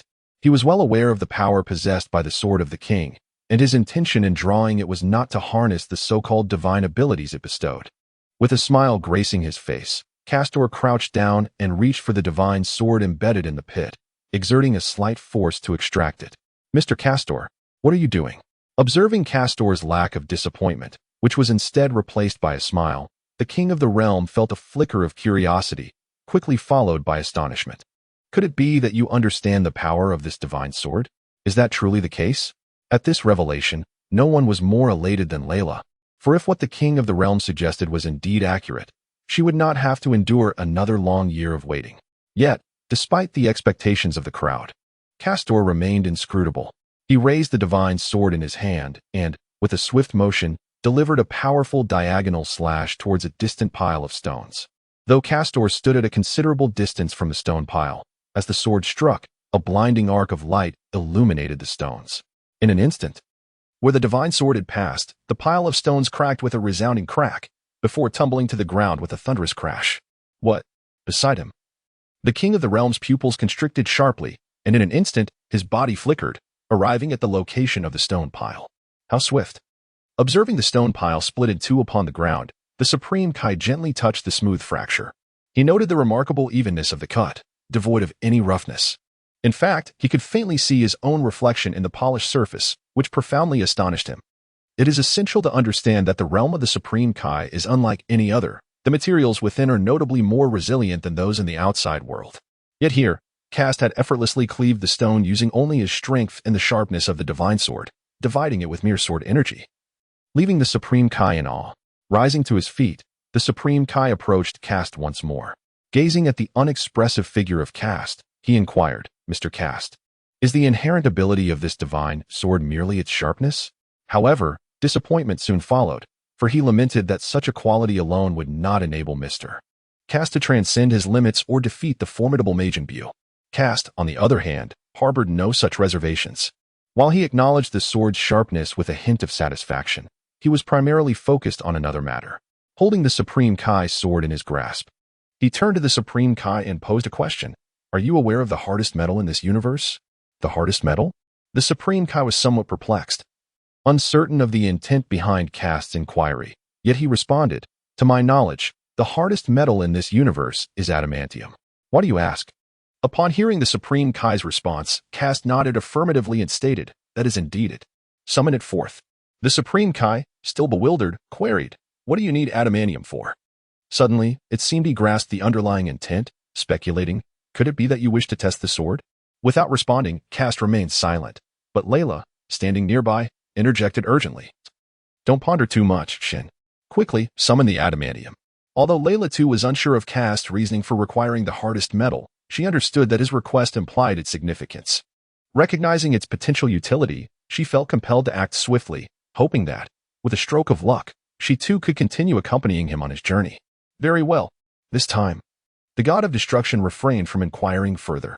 With a graceful motion, he raised his arm, palm facing upwards, and in an instant, a pitch-black metallic cube materialized in the sky. "Mr. Castor, is this the adamantium you referred to? Where would you like me to place it?" Upon hearing this, Castor shook his head and replied, "Just throw it directly towards me. Let it crash down." "What?" In an instant, the Kaioshin and others exclaimed in surprise. Beside them, Layla hurriedly intervened. "Castor, don't do anything rash. Although the divine sword cannot facilitate your breakthrough, do not resort to despair." Upon hearing Layla's words, Castor felt a wave of exasperation. How did she leap to such a conclusion? With a glare directed at her, he explained to the Kaioshin, "I only asked you to throw it over, not to drop it on me. Spare me the unnecessary chatter and toss it here." The Kaioshin, momentarily dazed, responded absent-mindedly, "Oh, all right." To be honest, Castor was reluctant to explain these matters, yet elucidating the need to unseal the divine sword was imperative. His previous actions had been solely aimed at breaking the seal on the divine sword, thereby releasing the old Kaioshin, as he had contemplated before. Castor's singular objective had always been the old Kaioshin, for only he could enable Castor to transcend his limits and reach a higher realm. However, Castor could not speak of this directly, as he had previously refrained from such thoughts. Castor understood that the Kaioshin possessed a unique ability to perceive the innermost thoughts of others. Previously, he had maintained an ethereal mindset to shield himself from this scrutiny. Yet, over time, he discerned a crucial truth. If he resisted the revelation of his thoughts, the Kaioshin would be unable to penetrate his heart. This was evident from their interactions. The Kaioshin genuinely seemed unaware of Castor's intentions. Perhaps it was due to Layla's presence and the respect the Kaioshin held for Castor that he refrained from employing his ability. Nevertheless, since the Kaioshin remained oblivious, it simplified matters for Castor. Soon enough, with a flick of his wrist, the Kaioshin sent the metal flying through the air towards Castor. As the gleaming metal approached, Castor did not summon any energy or other abilities. He merely grasped the divine sword in his hand and swung it forth. In an instant, with a sharp crack, in the instant of collision with the adamantine, the king's sword in Castor's hand unexpectedly shattered without warning, breaking into two halves and falling to the ground. As the adamantine smashed the divine sword into the earth, the previously curious onlookers were left in stunned silence. Their mouths agape as they gazed at the shattered blade. What? Gazing at the shattered divine sword, the Kaioshin and others widened their eyes in disbelief. This is the Kaioshin's sword. Approaching the severed blade, Jebet attempted to lift the broken hilt, but found it impossible to move, resigning himself to kneeling in sorrow nearby. Observing the expressions of the Kaioshin and others, Castor found it somewhat amusing, though his face remained impassive. Meanwhile, Layla, though equally astonished, was not well versed in the significance of the Kaioshin's sword, so she offered words of comfort to the Kaioshin. Come now, it's just a sword.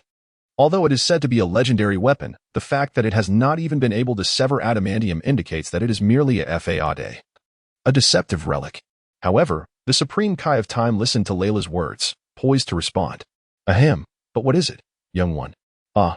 Before the Supreme Kai could utter a word, an ancient voice resonated from behind, startling both him and Jebet. The Supreme Kai Shin and Jebet quickly turned to face the newcomer.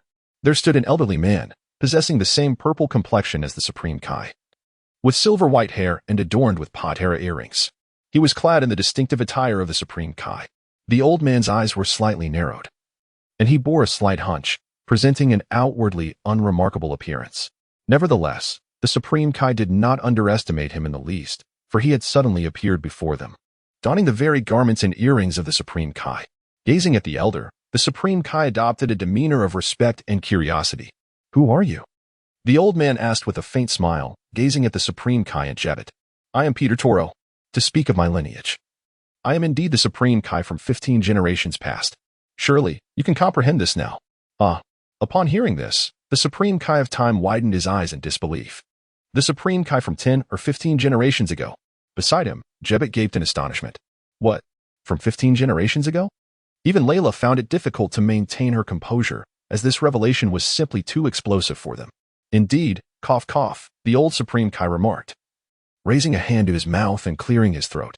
He then turned to Layla and said, the young lady is not mistaken. This sword is merely an ordinary blade, and the legends were merely to encourage you to draw it. As he spoke, the old Supreme Kai glanced thoughtfully at the Supreme Kai of Time. I had anticipated that it would be the Supreme Kai of that generation who would draw this sword, break the seal, and release me. I never expected it to be a mere human. Truly, how the world has changed. Having said that, the old Supreme Kai turned his attention to Castor. The Supreme Kai of Time, who had just been reprimanded, lowered his head in embarrassment. I sincerely apologize. However, the old Supreme Kai ignored him and addressed Castor instead. You are the one who just drew the sword, correct? Before Castor could respond, Layla quickly chimed in. Yes. Great ancestor. She then ushered Castor forward to stand before the old Supreme Kai. This is him. His name is Castor. Indeed. The old Kai nodded solemnly. Castor, since you were able to draw this sword and wield it with such ease, as a token of gratitude for your release, I shall assist you in transcending your limits. Upon hearing this, the Kai and Layla were taken aback in astonishment. Transcend limits? The Kai rushed to the old Kai's side, his voice filled with urgency. Is this truly the case? Honorable ancestor, can you genuinely help Mr. Castor achieve this breakthrough? Like the Kai, Layla and Jebet were equally astonished, their faces alight with hope as they chimed in. Indeed. Ancestor, are you certain you are not jesting with us? In contrast to the skepticism of the Kai and his companions, Castor was acutely aware that the old Kai spoke the truth. For Castor, the old Kai was the key to his aspirations. Only with his guidance could he surpass his current limitations and attain an extraordinary realm. However, it was evident that the doubts expressed by the Kai and the others irked the old Kai, who rebuked them sharply. Scoundrel, am I someone who jokes around? I am the god of destruction from 15 generations ago. With my assistance, there is no doubt that Caster can surpass his limits and become the strongest in the universe. Upon saying this, the old god of destruction wore a proud expression on his face. He then addressed Caster. All right, you stand over there and do not move. Upon hearing this, Caster complied and stood aside as instructed by the old god of destruction. Very well. Nodding his head, the old Supreme Kai gazed earnestly at Caster, who was following his instructions. Let us commence. Break through your limits. Grumble. As the words of the old Kai echoed, Kaish and Shin and the others, feeling a wave of tension, swallowed hard and turned their serious gazes towards him. Immediately following the resounding shout of the old Kai, the onlooking Kais found themselves gasping in astonishment, their mouths agape in utter disbelief, as they eagerly anticipated the forthcoming marvel, ready to admire and commend the old Kai's formidable powers. However, to everyone's surprise, after a fierce roar, the subsequent actions of the old Kai left the spectators utterly bewildered. They watched in astonishment as the old Kai exhibited peculiar behavior, swaying around Kast's vicinity with erratic steps, his hands flailing rhythmically above and below as he circled, all the while shouting animatedly. Witnessing this bizarre scene, Kaishin and Jebet nearly toppled over in disbelief, rushing over to the old Kai's side in haste. Old ancestor, what are you doing? Kaishin exclaimed, his face a canvas of confusion, utterly perplexed by the old Kai's antics. Meanwhile, Layla, standing nearby, was even more incensed. Hey, what on earth are you doing? Weren't you supposed to help Kast break through his limits? What nonsense is this? Observing the furious expression on Layla's face, the Supreme Kai of the West, Shin, and Jebet hurriedly intervened. Please, do not speak in such a manner, Sister Layla. It is rather disrespectful. Jebet quickly added, Indeed, Lord Supreme Kai of the West, after all, this individual is a revered ancestor. Such a tone is utterly inappropriate. However, although she was aware that her behavior at this moment was somewhat inappropriate, the urgency within Layla, driven by her deep concern for Caster, compelled her to speak. Yet, before Layla could continue, Caster, who had remained silent until now, interjected to halt her. Enough, Layla. Relax, this is merely a ritual. This time. The surprise was not limited to the Supreme Kai and others. Even the old Supreme Kai, who was circling around Caster, turned to cast a glance at him. Ritual?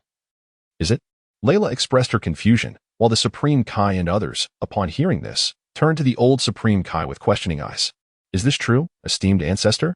Indeed, they exclaimed. Are you currently performing a ritual to transcend your limits?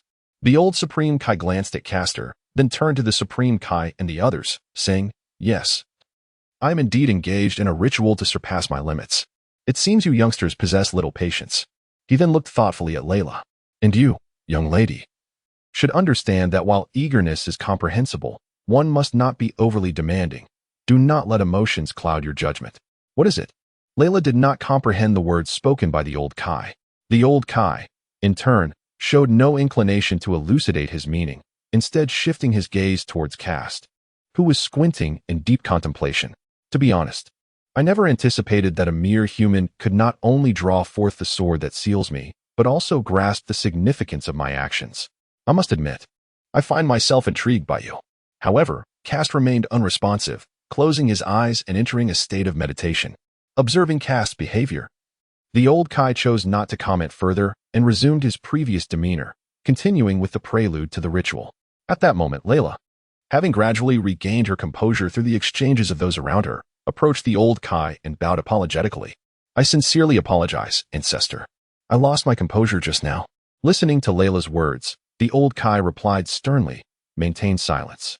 I have already stated that I am in the midst of a ritual and cannot be distracted. Oh, very well. Upon hearing this, Layla hurriedly responded and subsequently stood respectfully alongside the Supreme Kai, waiting attentively. However, as time passed, the old Supreme Kai showed no signs of movement. Unable to contain his curiosity any longer, the Supreme Kai inquired, Esteemed ancestor, may I ask how long this ceremony will take?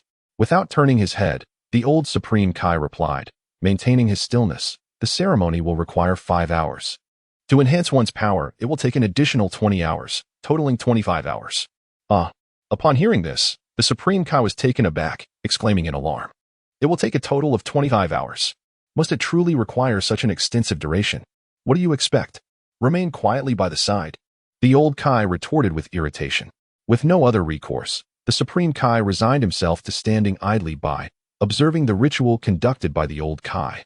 As the ceremony progressed, he turned to his companions, Lyra and Jebet, and remarked, "It seems that departing from this place at the moment may not be the most prudent decision." Hearing this, Jebet nodded in agreement. It seems so. Following some remarks made by the old Supreme Kai, Layla began to reflect upon her own actions, offering no excessive commentary, but patiently standing by.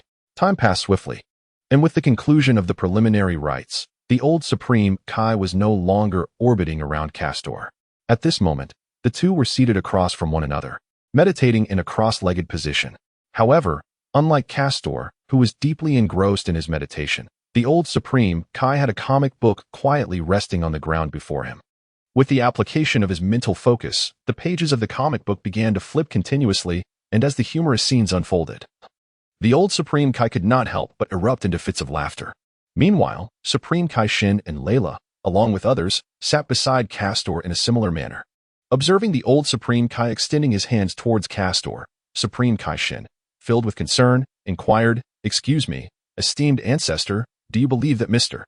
Castor will be capable of challenging Buu after surpassing his limits?" The old Supreme Kai, upon hearing this, remained silent, his gaze fixed on the comic book before him, bursting into laughter as the comedic storyline unfolded. "Esteemed ancestor, are you listening to me? At this moment, the old Supreme Kai, who had ceased his laughter, turned to gaze at the Supreme Kai Shin. "What troubles you?" The old Supreme Kai then redirected his attention to Castor, speaking earnestly. "To be frank, I am uncertain of the strength of the being you refer to as Majin Buu. However, this young man possesses a power that surpasses your imagination." With that, the old Supreme Kai fell into contemplation. Truth be told, he had not anticipated the existence of such a remarkable human. During the previous ritual, he sensed the unusual potential hidden within Castor's being. Nevertheless, the old Supreme Kai, being well acquainted with various matters, kept his expressions in check. Yet, as the ritual concluded and the process of unlocking potential commenced, he could not help but feel a sense of astonishment. For as the activation gradually unfolded, Castor's body resembled a concealed gem, slowly revealing its intrinsic essence with latent power surging forth. It is crucial to note that this was merely the beginning. It was difficult to fathom the extent of his strength that lay ahead. Furthermore, there was another aspect of Castor that lingered in the old Supreme Kai's mind, making it hard for him to forget. However, such a situation was somewhat expected, for the current Castor was not the same as when he first emerged into existence. The Saiyan race is inherently one of boundless potential, and given that Castor had consumed numerous divine foods, such as the fruits of the Tree of Might, which enhance physical attributes and unlock hidden capabilities, it was understandable that he possessed such astonishing potential. Upon hearing the old Supreme Kai's words, Supreme Kai Shin expressed his astonishment. "Ancestor, are you suggesting that Castor's strength, after surpassing his limits, will defy all expectations?" As he spoke, Supreme Kai approached Castor, observing the young man in deep meditation, and inquired, "How do you feel now, Mr. Castor?" At this moment, both Lyra and Jebet turned their attention to Castor as well, eager to know his current sensations. However, the old Supreme Kai interjected, "You all should refrain from disturbing him now." Upon hearing this, the crowd was enveloped in confusion, unable to grasp the meaning of the old Kaioshin's words. It is worth noting that the preliminary ceremonies had already concluded, and during that time, the Kaioshin had previously inquired with the old Kaioshin, learning that after the ceremony's completion, it would be permissible to share some divine essence and engage in conversation. Yet, why now is there a caution against disturbing Castor? Could it be that something unforeseen had transpired? Observing the puzzled expressions of the Kaioshin and others, the old Kaioshin continued. "There is a reason for my request for silence. Frankly, I had not anticipated that such an event would occur." The old Kaioshin's gaze shifted to Castor, his demeanor growing solemn as he elaborated. "To speak candidly, I too did not foresee this development.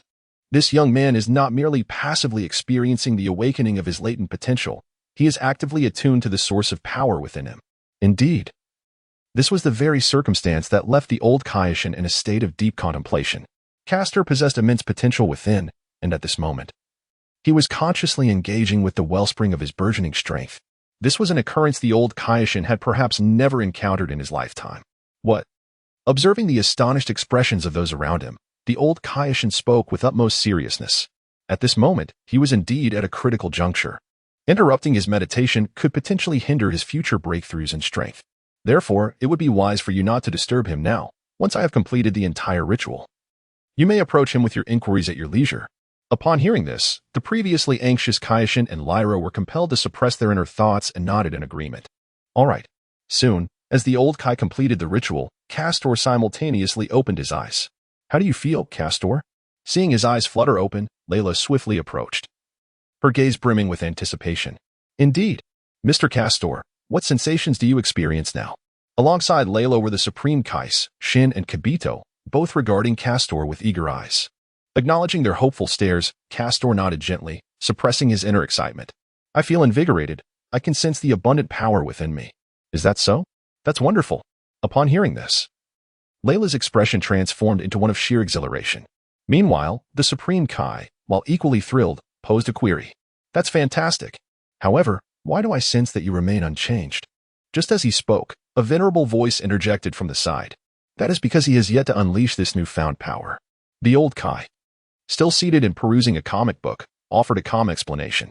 Listening to the old Kai's words, Shin turned back to him and inquired, so, if he has not unleashed it, does that mean Mr. Castor has surpassed his limits?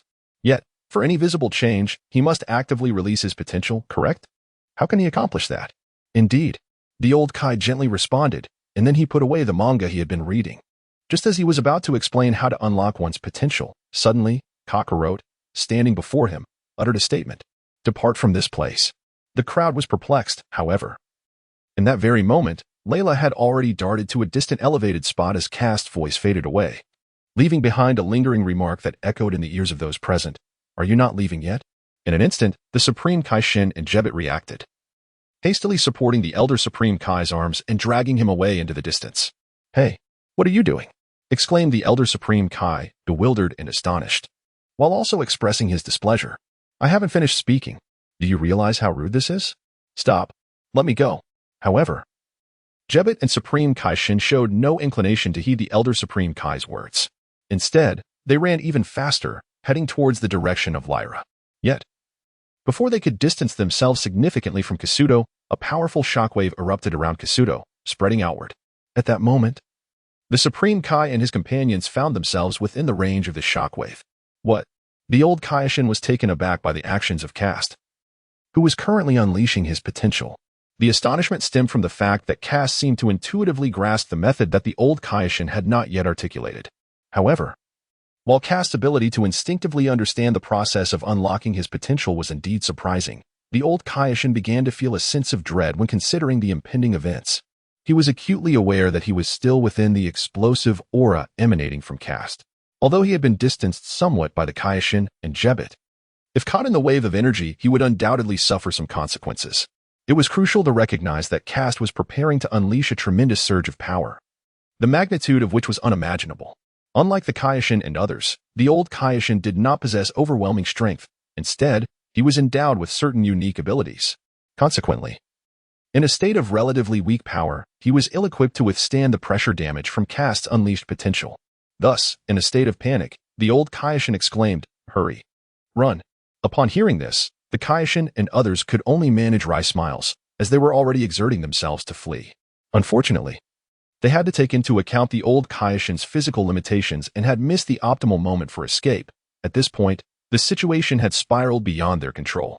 Indeed, at that very moment, the shockwave erupting from Kast finally reached the group of Kaioshin. In the imminent instant, Kaioshin Shin and Jebit exchanged a glance. I'm sorry, esteemed ancestor. With that, they abruptly hurled the old Kaioshin away, while they themselves were swept away into the distance by the force. The old Supreme Kai, having been hurled away by the Supreme Kai of Time, barely evaded the reach of the shockwave. However, the moment he struck the ground, he could not help but emit a cry of pain. How infuriating! The old Kai exclaimed as he stood up, ready to voice his thoughts. At that moment, Layla hurried over from the high ground, urgently advising, Ancient One, we must leave this place at once. Look over there. She pointed towards Castor. Upon seeing Castor's current state, the old Kai instinctively recoiled, hastily swallowing his words and rushing alongside Layla into the distance. Castor was emanating powerful shockwaves that were radiating outward. Additionally, a golden aura was beginning to envelop him. Once they reached a safe distance, the old Kai glanced back at Castor and grumbled, "What on earth is wrong with him?" "What happened, Ancient One?" Layla, puzzled by the old Kai's words, inquired. "Didn't Castor say he would be leaving? Why didn't he communicate that?" The old Kai, turning to Layla in irritation, replied, "Is that all it takes to declare something? Just a single word about leaving and then he abandons us?" "The more I think about it, the angrier I become. I hadn't even processed it yet. He began without waiting for us to move far away. Doesn't he realize how easily things can go awry?" At this moment, the Kaishin and Jebet, who had been blown away by Castor's energy, returned to the old Kai's side. Observing the old Kai's frustration, they attempted to console him. "We sincerely apologize, Ancient One," they said, quickly shifting the topic. "But why has Mr. Castor finished unleashing his potential yet?" Indeed, the change of subject proved effective. Although the old Kai remained furious with Castor's actions, he was also filled with a touch of curiosity regarding Castor's current condition. Thus, the old Kai scrutinized Castor once more, contemplating. This may be due to the immense potential within him, which could explain why it takes a bit of time to fully awaken. His tone was uncertain. The others, sharing the old Kai's contemplation, fell silent. Suddenly, Layla, who had been intently watching Castor, exclaimed, "Look, Castor is moving." Everyone turned to observe, and indeed, Castor had begun to display new movements. His body was not only radiating golden flames and shockwaves, but his eyes had also opened wide, and his hands were clenched tightly as he began to gather energy. As he accumulated power, the intensity of the aura surrounding Castor increased, and the shockwaves became more frequent and expansive. Moreover, fissures appeared in the ground beneath him, spreading outward with the rhythm of the shockwaves. The ground trembled, a consequence of the overwhelming force emanating from Castor's being. "This is impossible," the Kai exclaimed, eyes widening in astonishment as he felt the vibrations beneath his feet. "An earthquake. Mr. Castor's power is affecting even the Kai realm. And it's not just that." Jebet added quickly, "We are quite a distance from Mr. Castor. Yet this tremor reaches us. It's truly unbelievable. What tremendous power." In contrast to the astonishment of the Kais, Layla's face was alight with exhilaration. There was no moment more joyous than this. Castor's breakthrough signified that her goals had been realized. Hearing the astonished remarks of the Kais, the old Kai feigned calmness, stating, "Is this truly surprising? The show has just begun. This fellow's latent power is far from being fully revealed."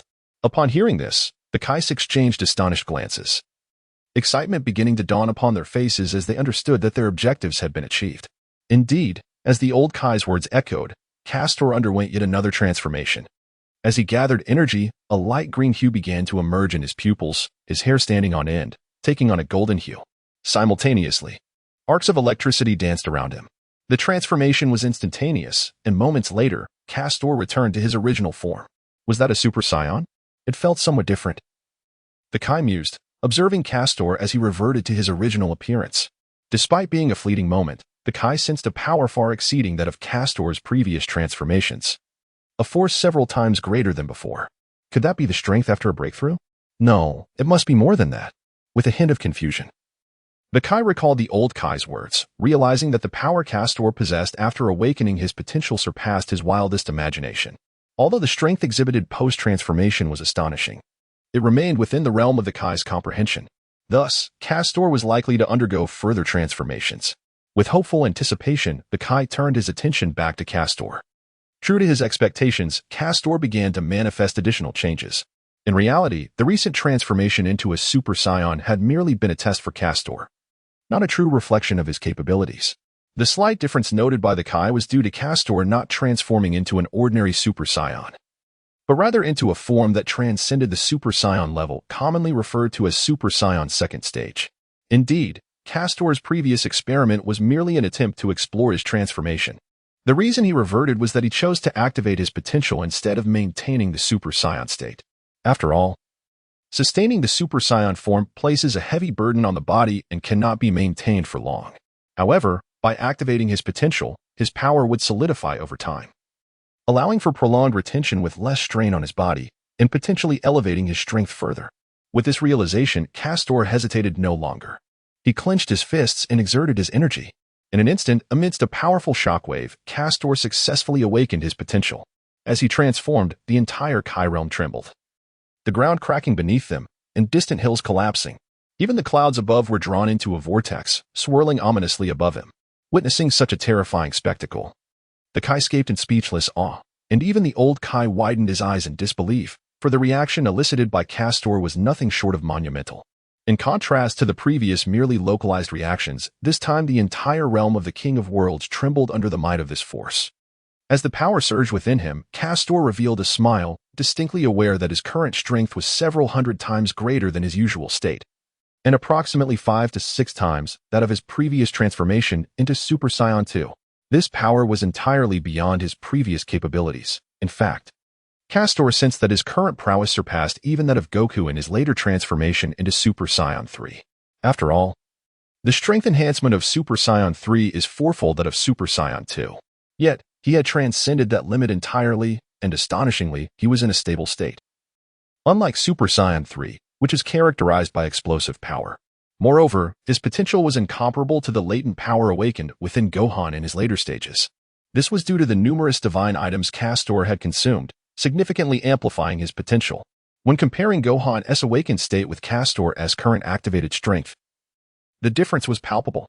The intensity of power emanating from Castor was undeniably superior to that of Gohan's potential awakening. Amazing. Truly remarkable. Observing Castor, the King of Worlds finally comprehended the meaning of unfathomable strength. His current power was so immense that words failed to encapsulate it.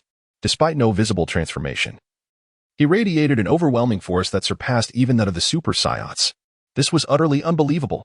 At that moment, the old King of Worlds, supported by the King of Worlds and Jebet, overheard the King of Worlds' exclamation and could not help but scold. Fool. Transformation is not necessarily a good thing.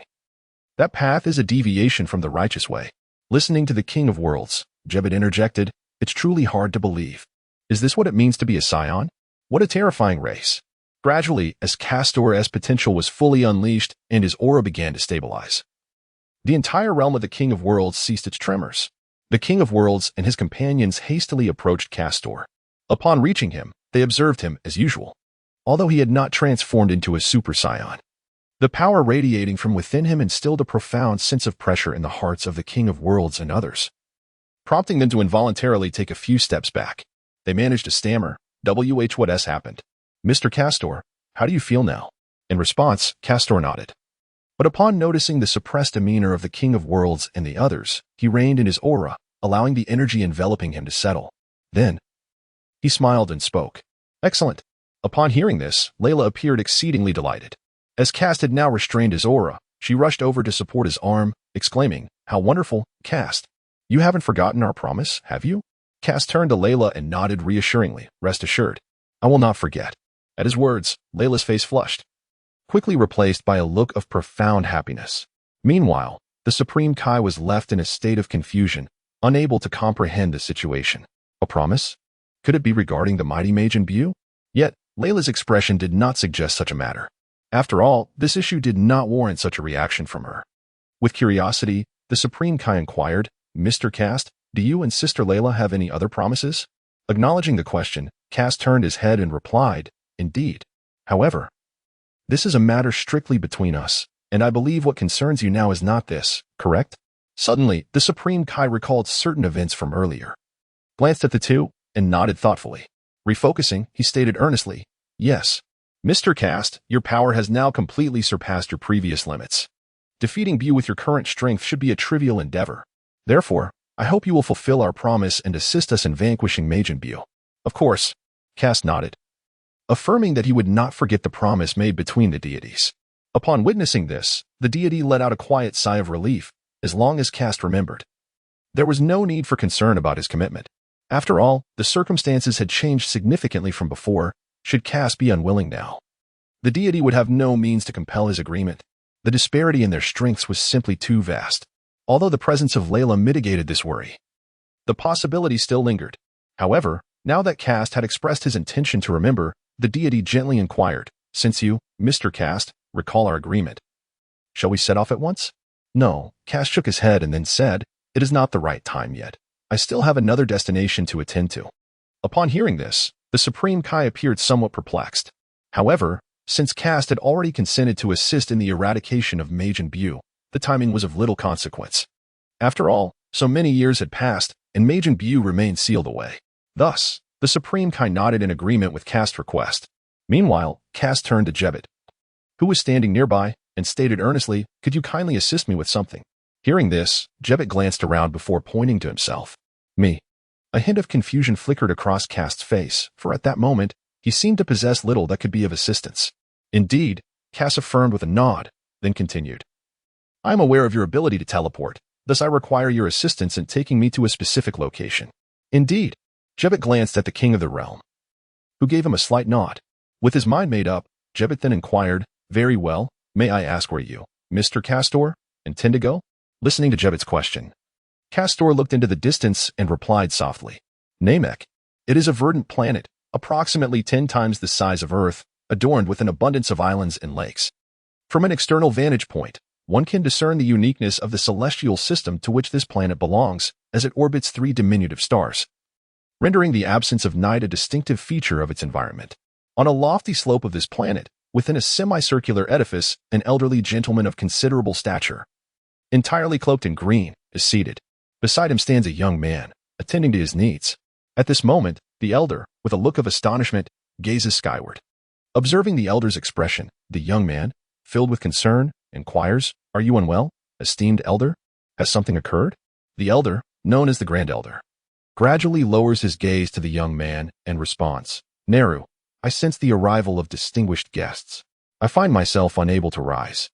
I kindly ask you to extend an invitation for them to join us, and to ensure that our guests are treated with the utmost respect."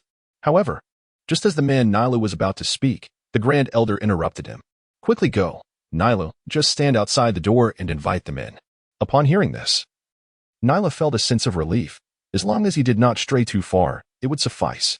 He respectfully bowed and replied, "Yes, Grand Elder."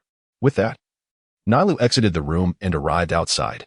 Watching Nyla depart, the Grand Elder felt a stir within, sensing an aura that was beyond his control.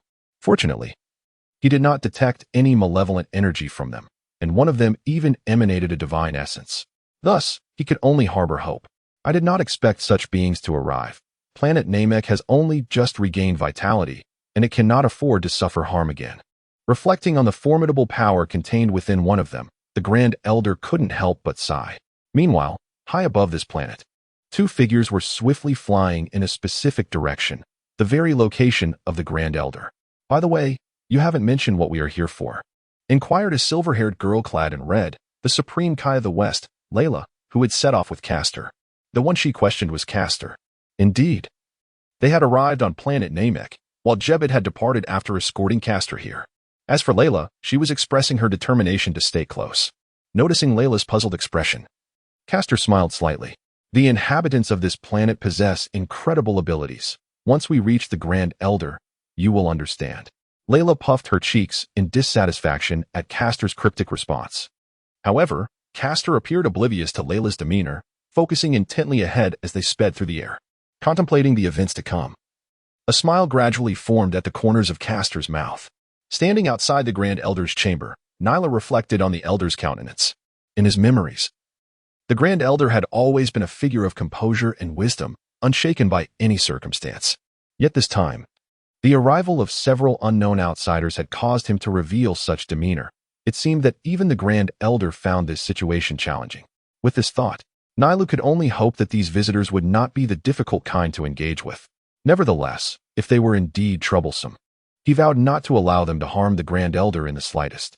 For this was his duty as the Grand Elder's protector. With unwavering resolve, Nyla gazed into the distant sky, for he could now sense the approach of that presence. Although it was currently subdued, some of its energy still leaked through during flight. Closer. Feeling the approaching presence, Nyra squinted his eyes in contemplation. "Come forth. Let me see who approaches." In the distance, Layla, who was flying alongside Castor, suddenly spoke up. "It seems they have sensed us over there?" Hearing this, Castor smiled and nodded. Quite normal, after all, that individual is the esteemed Elder of Namek. And since we have not concealed our identities, it is only natural that they would detect us. Upon hearing Castor's words, Layla let out an "oh" and chose not to elaborate further. Soon, as the two accelerated towards their destination, a towering platform came into view, atop which stood an oval-shaped structure. "Is this the Elder's residence?" Layla questioned, gazing at the building below.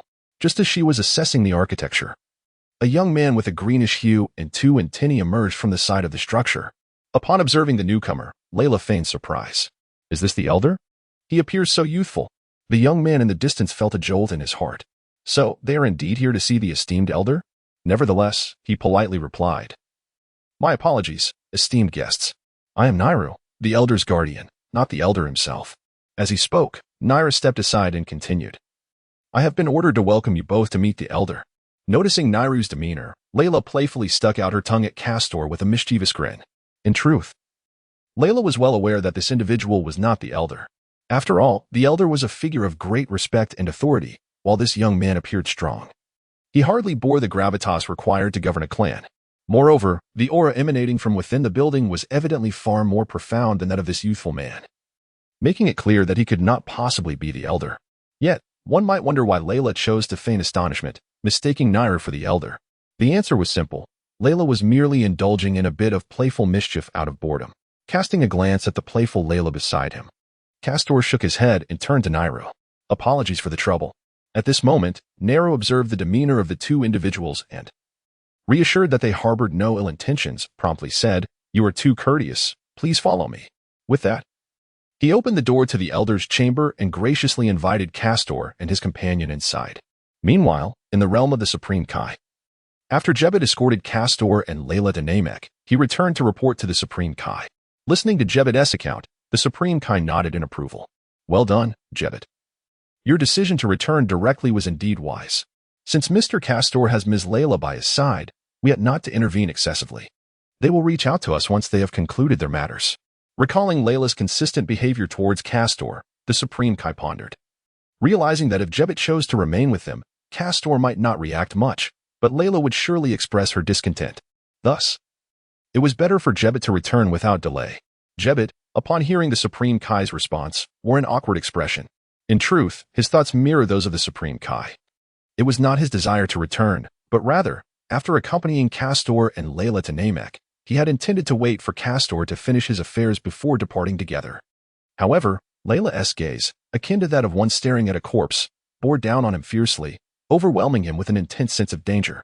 Unable to withstand such pressure, he had chuckled nervously and hastily departed from Namek. What shall I do next, Lord Supreme Kai? Jebet inquired, realizing that leaving might indeed be fortuitous. As a servant, he felt compelled to ask about his forthcoming duties. The Supreme Kai glanced at the time and replied, At present, there is little to attend to. However, to prepare for Mr. Castor's return and the impending confrontation with Majin Buu, Jebet, I need you to journey to Earth and make necessary preparations at Buu's location. The forthcoming events are of utmost significance. As Jebet departed, the old Supreme Kai turned to the Supreme Kai and asked, What is your perspective on the matters between them? The Supreme Kai, perplexed, responded, Whom do you refer to? And what matters are you speaking of? In response, the old Supreme Kai reprimanded him, Do not feign ignorance with me. Who are you talking about? Faced with the old Supreme Kai's ire, the Supreme Kai awkwardly chuckled, Are you referring to Ms. Layla and Mr. Castor? Sensing the old Supreme Kai's rising anger, the Supreme Kai's expression grew serious as he replied earnestly, While I cannot guarantee it with absolute certainty, I can distinctly sense that Ms. Layla harbors an inexplicable feeling towards Mr. Castor. Indeed, the old Kaioshin, listening to the words of Kaioshin Shin, couldn't help but sigh. At that moment, Kaioshin Shin spoke again. But can their matters truly come to fruition? It is important to note that although Mr. Castor possesses immense strength, he remains but a mortal. And the words of mortals are inevitably bound by the limitations of their lifespan. Yet, Sister Layla is different. She is a Kaioshin, with a lifespan that is virtually infinite. Though the remaining thoughts lingered unspoken, the old Kaioshin understood the essence of what he wished to convey. Contemplatively, he remarked, Lifespan is not the pivotal limitation for the two of you. Shin, you are still too young. There are countless occurrences in this universe that can inspire miracles. Furthermore, that young man appears to harbor his own plans, and it seems he possesses knowledge of certain matters. Upon hearing these words, Kaioshin became curious and inquired, What do you know? What does it mean, ancestor? However, at that moment, the old Kaioshin chose to remain silent, refraining from further discourse. Meanwhile, at the Grand Elder's chamber on Namek, as Nara led Castor and Layla indoors, they were met with the imposing figure of a large Namekian. This was the Grand Elder. Nara introduced the two esteemed guests to him, then bowed respectfully, saying, Esteemed Grand Elder, I have brought you these two distinguished visitors. Observing the Grand Elder's formidable stature, Layla couldn't help but gasp softly. How grand. However, upon noticing the displeased expression on Elder Naira's face, she immediately realized her mistake and quickly apologized. I am truly sorry. Esteemed Elder. After all, the Elder was the most esteemed individual on this planet, and her tone had indeed been somewhat inappropriate. Yet, upon hearing Layla's apology, the Elder responded with a kindly demeanor. Oh, there's no need for apologies. Though I hold the title of Elder on this planet, I cannot claim to be more esteemed than you, the Supreme Kai. At this revelation, Naira was taken aback, and even Layla was astonished. You are aware of my identity? The Elder, observing their surprise, smiled and explained, I have had the fortune of discovering this information in the ancient records left behind. The historical texts detail the characteristics and abilities of the cosmic deities, mentioning that the Supreme Kai is a divine being responsible for the creation of life in the universe, particularly given the divine power that resides within you. Hence, I deduced your identity as the Supreme Kai. Layla, upon hearing the Elder's words, was even more astonished. There are records of the cosmic deities on Mexstar? The Elder chuckled and replied, Indeed, it is said that our ancestors had some connection with the deities. Origins?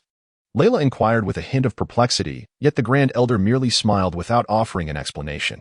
Subsequently, the Grand Elder shifted his gaze toward Castor, who maintained an expression of calmness, and remarked with a grin, By the way, I am yet to learn how to address the two of you. In response to the Grand Elder's inquiry, Castor remained silent, but Layla promptly interjected, He is Castor, and I am Layla, esteemed Grand Elder. Acknowledging Layla's introduction with a nod, the Grand Elder turned to her and said, First and foremost, I must extend my apologies. As you can see, due to my physical condition, I am unable to rise and pay my respects, so I beg your forgiveness for my discourtesy, Lord Kaioshin. Upon hearing this, Layla quickly shook her head, exclaiming, No, it is unnecessary, esteemed Grand Elder. In fact, we have come with a matter of request. The Grand Elder, unfazed by Layla's words, recognized that no one would venture to this remote place without purpose, and thus inquired, Might I ask what brings you here? At this moment, Castor stepped forward and stated, I seek your assistance, Grand Elder, and in return, I shall owe you a favor. Time swiftly passed, and before long, a considerable interval had elapsed. Meanwhile, in the realm of Kaioshin, Jebbet suddenly appeared before the Kaioshin, looking frantic. What is the matter, Jebbet? The Kaioshin, sensing an ominous turn of events, urgently questioned him. As Jebbet hurriedly recounted the situation, the Kaioshin, grasping the gravity of the matter, could not help but exclaim in shock. What? Time passes swiftly, and in the blink of an eye, a considerable duration has elapsed. At this moment in the realm of the Kais, Jebbet suddenly appeared before the Supreme Kai, his demeanor frantic as he gazed upon him. What is the matter, Jebbet?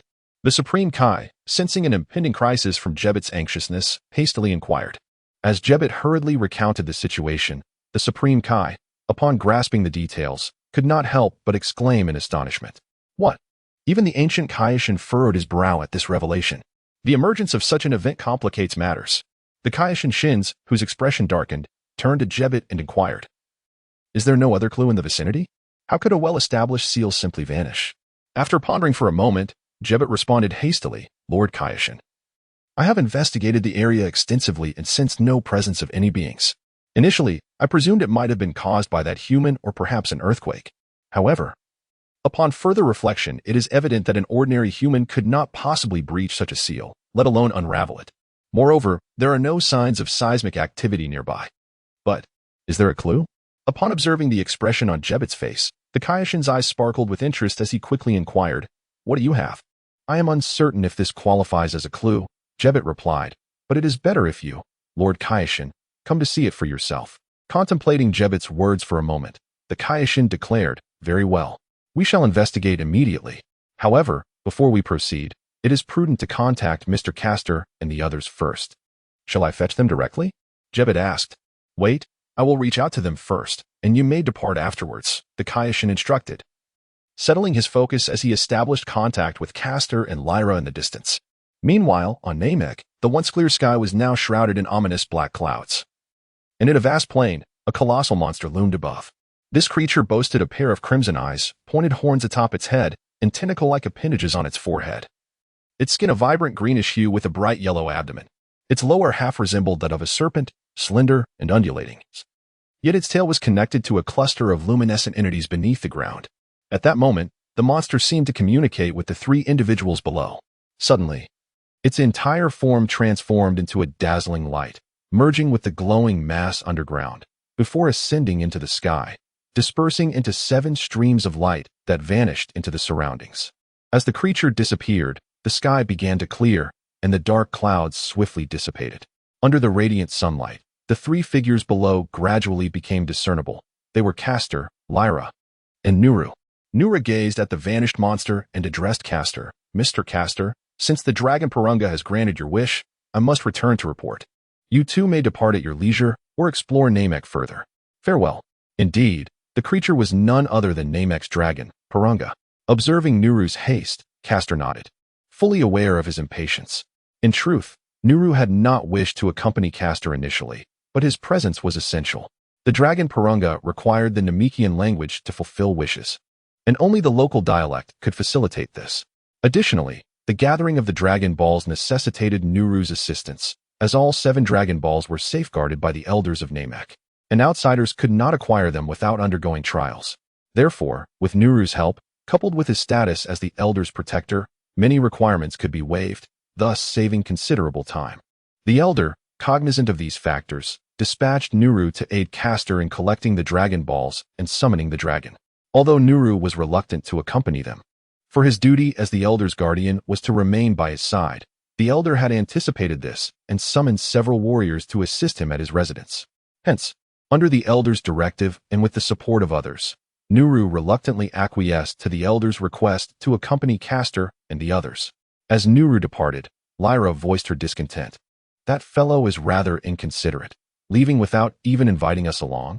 Listening to Lyra's complaints, Castor chuckled softly, remarking calmly, "That is simply his nature. Were it not for the Elder's command, he likely would not have joined us in our quest for the Dragon Balls." However, as Layla was about to respond to Castor's explanation, a sudden voice echoed in her mind, the voice of the King Kai. In a frantic tone, the King Kai exclaimed, "This is bad. Mr. Castor, Sister Layla, the giant egg-sealing Majin Buu has vanished." Upon hearing the dire news from the King Kai, Layla was taken aback and hurriedly exclaimed, What? How could this be possible? Hasn't Buu's seal always been under watch?" Observing Layla's distress, Castor furrowed his brow and interrupted, "Layla, remain calm." He then addressed the King Kai, saying, "There must be more information that you need to share with us." Yes. The King Kai, somewhat astonished, had not anticipated that Castor would be aware of his thoughts. Nevertheless, despite his surprise, he proceeded to relay verbatim what Jebet had conveyed to him. After listening to the King Kai's account, Castor fell into deep contemplation. The mysterious disappearance of Majin Buu was indeed an unexpected turn of events for him. At that moment, the King Kai continued, "That's right. Jebet has discovered a trace nearby. However, to be cautious and avoid falling into a trap set by someone else, I contacted you both for assistance." Eagerly, Layla inquired, "What should we do then?" Without hesitation, the King Kai outlined his plan. "I intend to first bring you to the King Kai's realm. Then, I will proceed to investigate the site of Buu's disappearance while ensuring Jebet remains there. Should there be any traps, Jebet can bring you, Mr. Castor, to rescue me. This way, we not only have a safeguard in place, but also retain an advantage in facing any potential threats."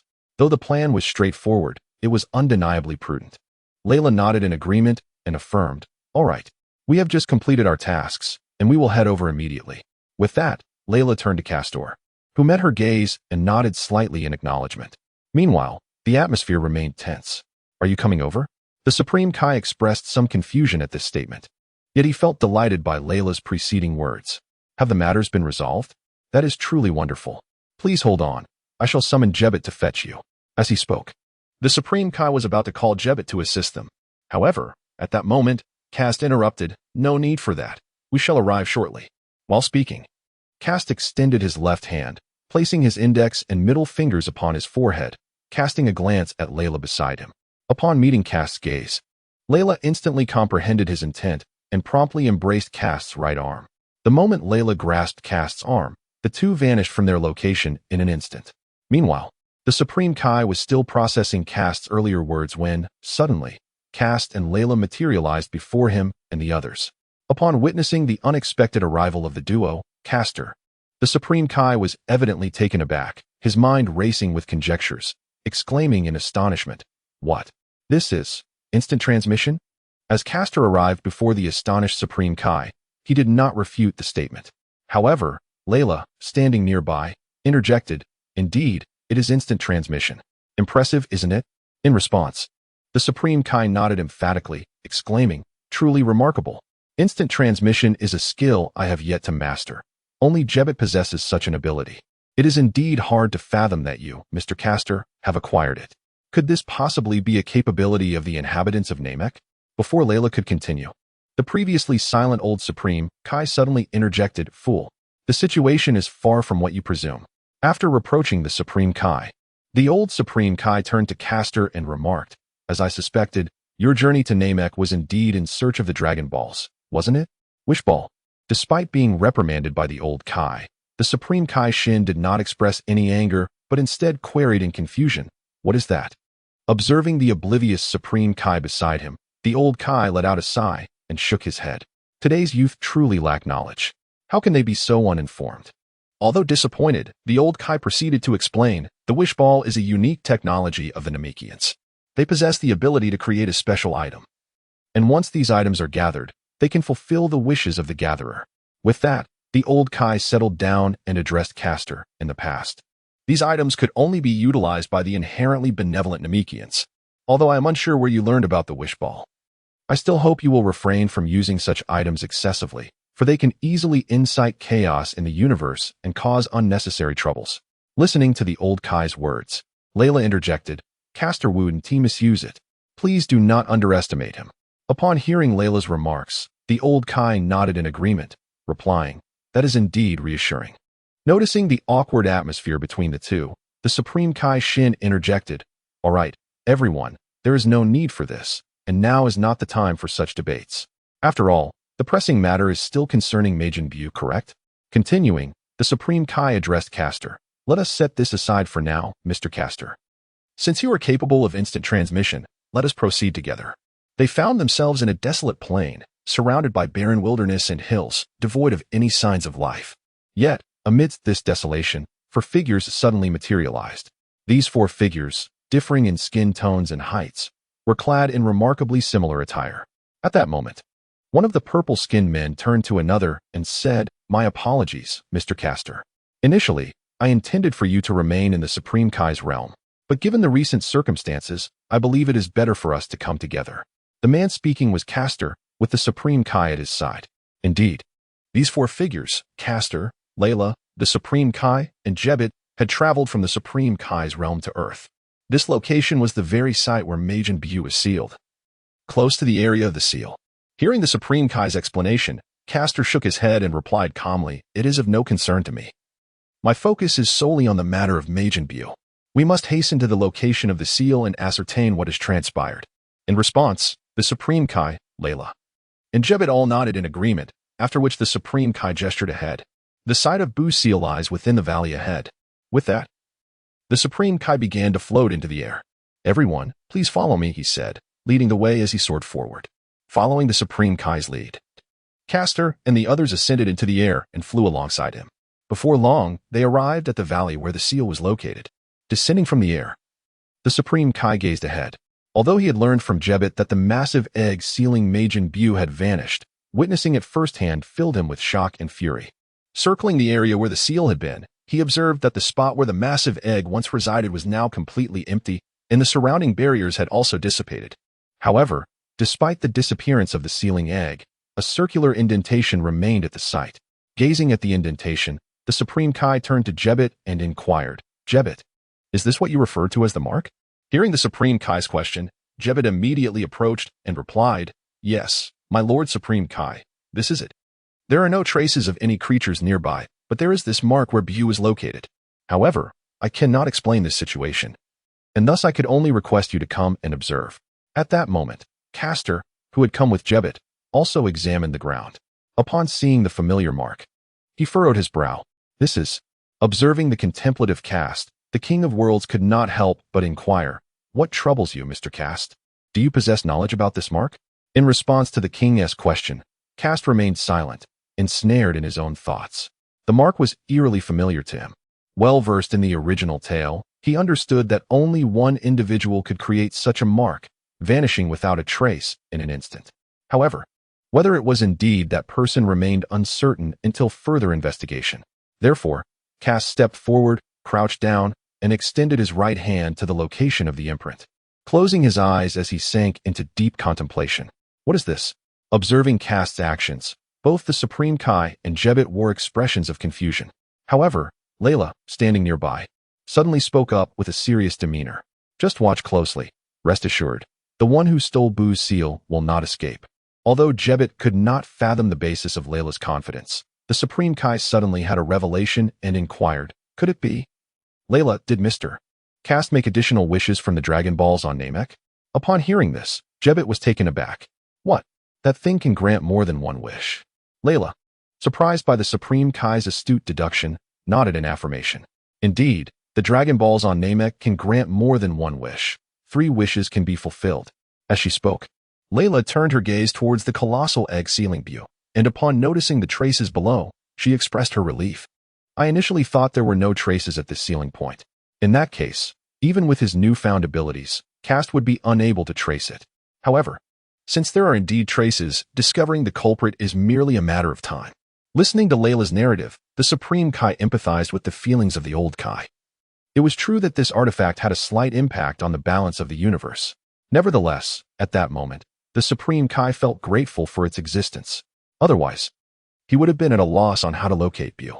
Soon, as the Supreme Kai pondered, Kast, who had been crouched and examining the traces, abruptly opened his eyes wide. Found it. Have you found it? Upon hearing this, the Supreme Kai immediately turned his gaze towards Castor, anxious. Mr. Castor, do you know who stole it? And has the seal been broken? Observing the Supreme Kai's worried expression, Castor calmly replied, I have located the culprits, and the seal remains intact. After saying this, Castor glanced towards a nearby spot. To be honest, Castor had not anticipated this situation. Fortunately, he had previously made a wish on the Dragon Balls of Namek, granting him a unique ability. This power was originally intended to better counter threats, and he never expected it would come into play now.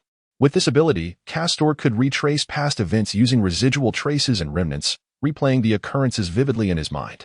Indeed, this ability was known as reconstruction. Initially, Castor had intended to reshape time itself, rather than merely reconstruct events in his mind.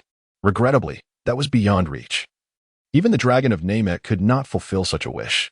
The control of time proved exceedingly difficult, and it was evident that the powers of the Namekian Dragon Balls were insufficient to realize his desire. Thus, Castor had no choice but to modify his wish. As soon as Castor finished speaking, the Supreme Kai exclaimed, There is no time to lose. Quickly, take us there. He urged Castor to assist them in reaching their destination.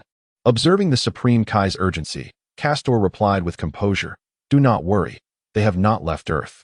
He then instructed Layla to grasp his arm, addressing the Supreme Kai, Everyone, hold on to me, we shall depart now. With Castor's words, the Supreme Kai and the others swiftly complied, seizing Castor's arm.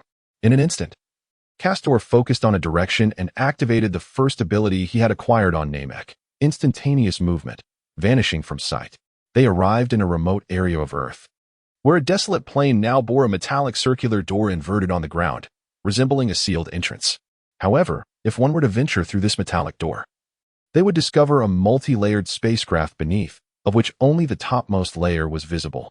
At the very bottom layer, 2 figures were gazing grimly at a colossal egg before them. Master Babidi, I did not anticipate that the resurrection of Majin Buu would require such immense energy. Is it too soon for us to act? Spoke a man with red skin and pointed ears, dressed in blue attire and adorned with a silver cloak. Most peculiarly, a symbol resembling the letter M was emblazoned on his forehead. This individual, known as Babidi, turned his gaze toward the questioning red-skinned man. In stark contrast to the latter, Babidi was diminutive, with yellow skin, a large, wrinkled head, and uneven tufts of hair. His bulging eyes, obscured by heavy eyelids, gave him an appearance of malevolence and cunning. Enveloped in his cloak, he exuded an even more sinister and comical aura. Babidi then addressed the man before him in a shrill voice, Dabura. It is not my desire to resurrect Buu at this moment, but according to the intelligence I have gathered, only Buu can aid me in achieving my goals. Upon hearing Babidi's words, Dabura questioned, Has something occurred? Am I unable to resolve this matter? His tone clearly reflected his confidence in his own strength. No, Dabura. While you are indeed powerful, the information I have indicates that there exists a being even stronger. This entity seemingly appeared out of nowhere 4 years ago, with no forewarning whatsoever. Upon its arrival, it utterly annihilated a planet, one that housed many beings of your caliber. Not a single one could withstand a single strike from it. As Babidi spoke, a shadow darkened his expression. Meanwhile, Dabura was left in shock, struggling to comprehend the gravity of the situation. Babidi, consumed by a sense of foreboding, turned his gaze back to the colossal egg-sealing Buu, stating grimly, "Thus, in pursuit of my objectives, I must unseal Buu ahead of schedule. However, it seems we lack the necessary energy to do so." No, Babidi declared at that moment. Despite lacking sufficient energy, he resolved to forcibly lift the seal. Although this would significantly diminish Buu's power, it mattered little. Energy could be replenished later.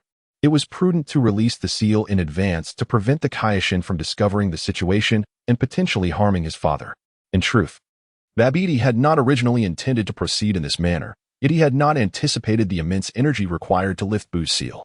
With no other option, he opted for a compromise.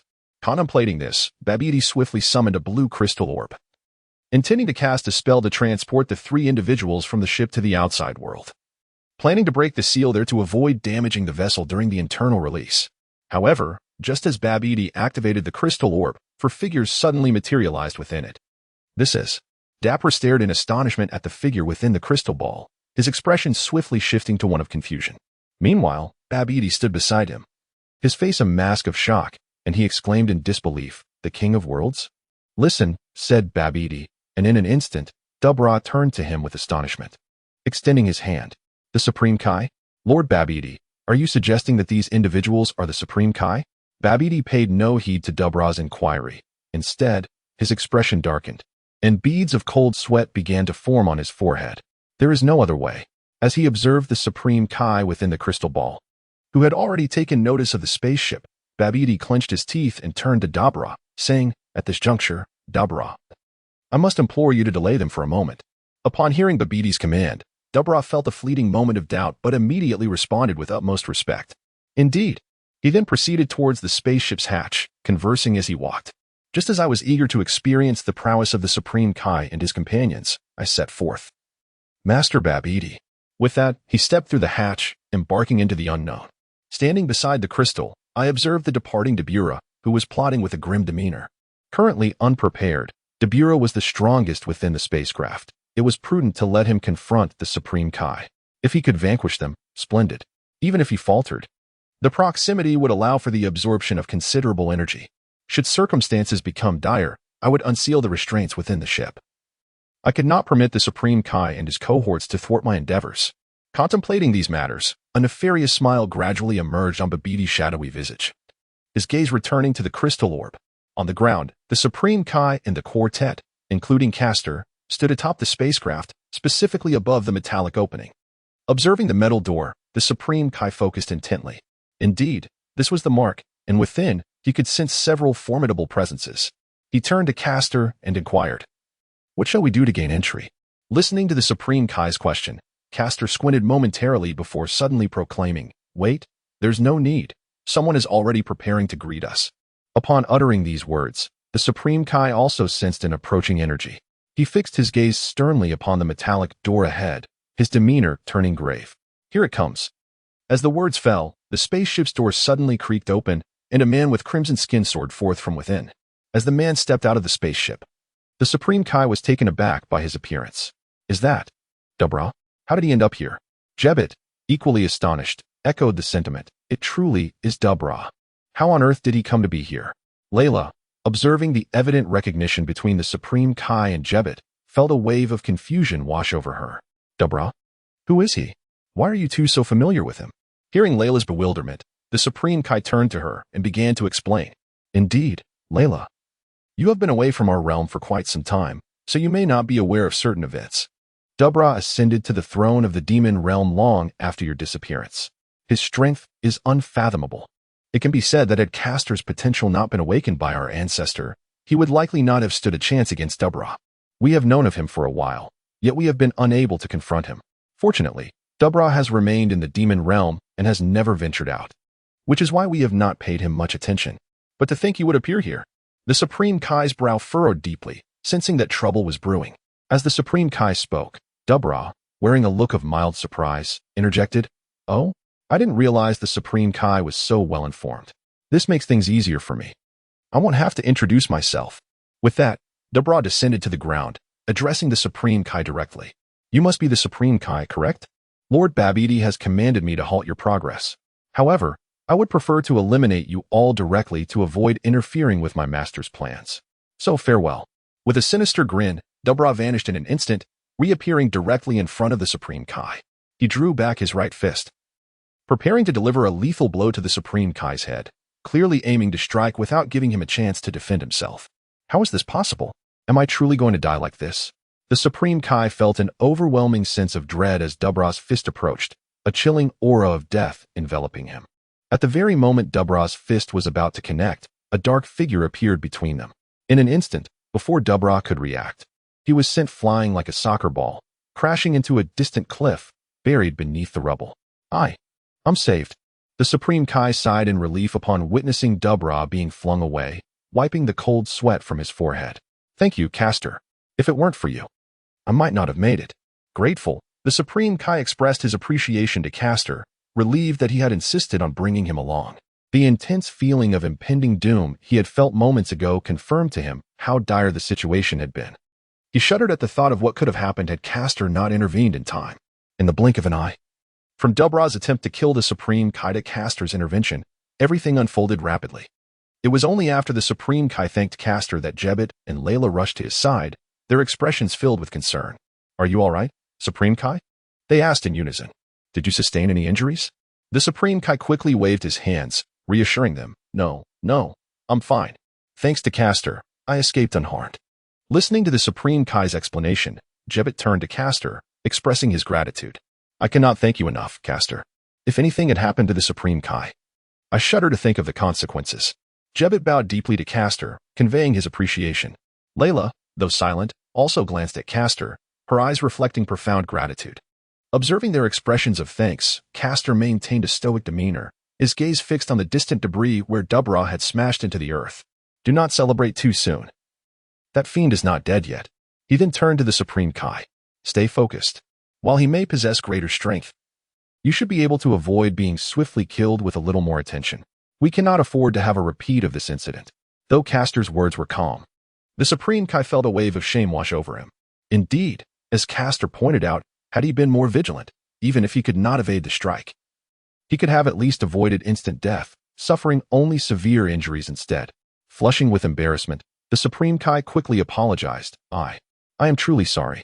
However, Caster had already shifted his focus, moving toward the debris where Dubra had landed. "Are you pretending to be dead? Come out," he called out coldly. Dubra, hidden beneath the rubble, was engulfed in fear and rage. "Damn it!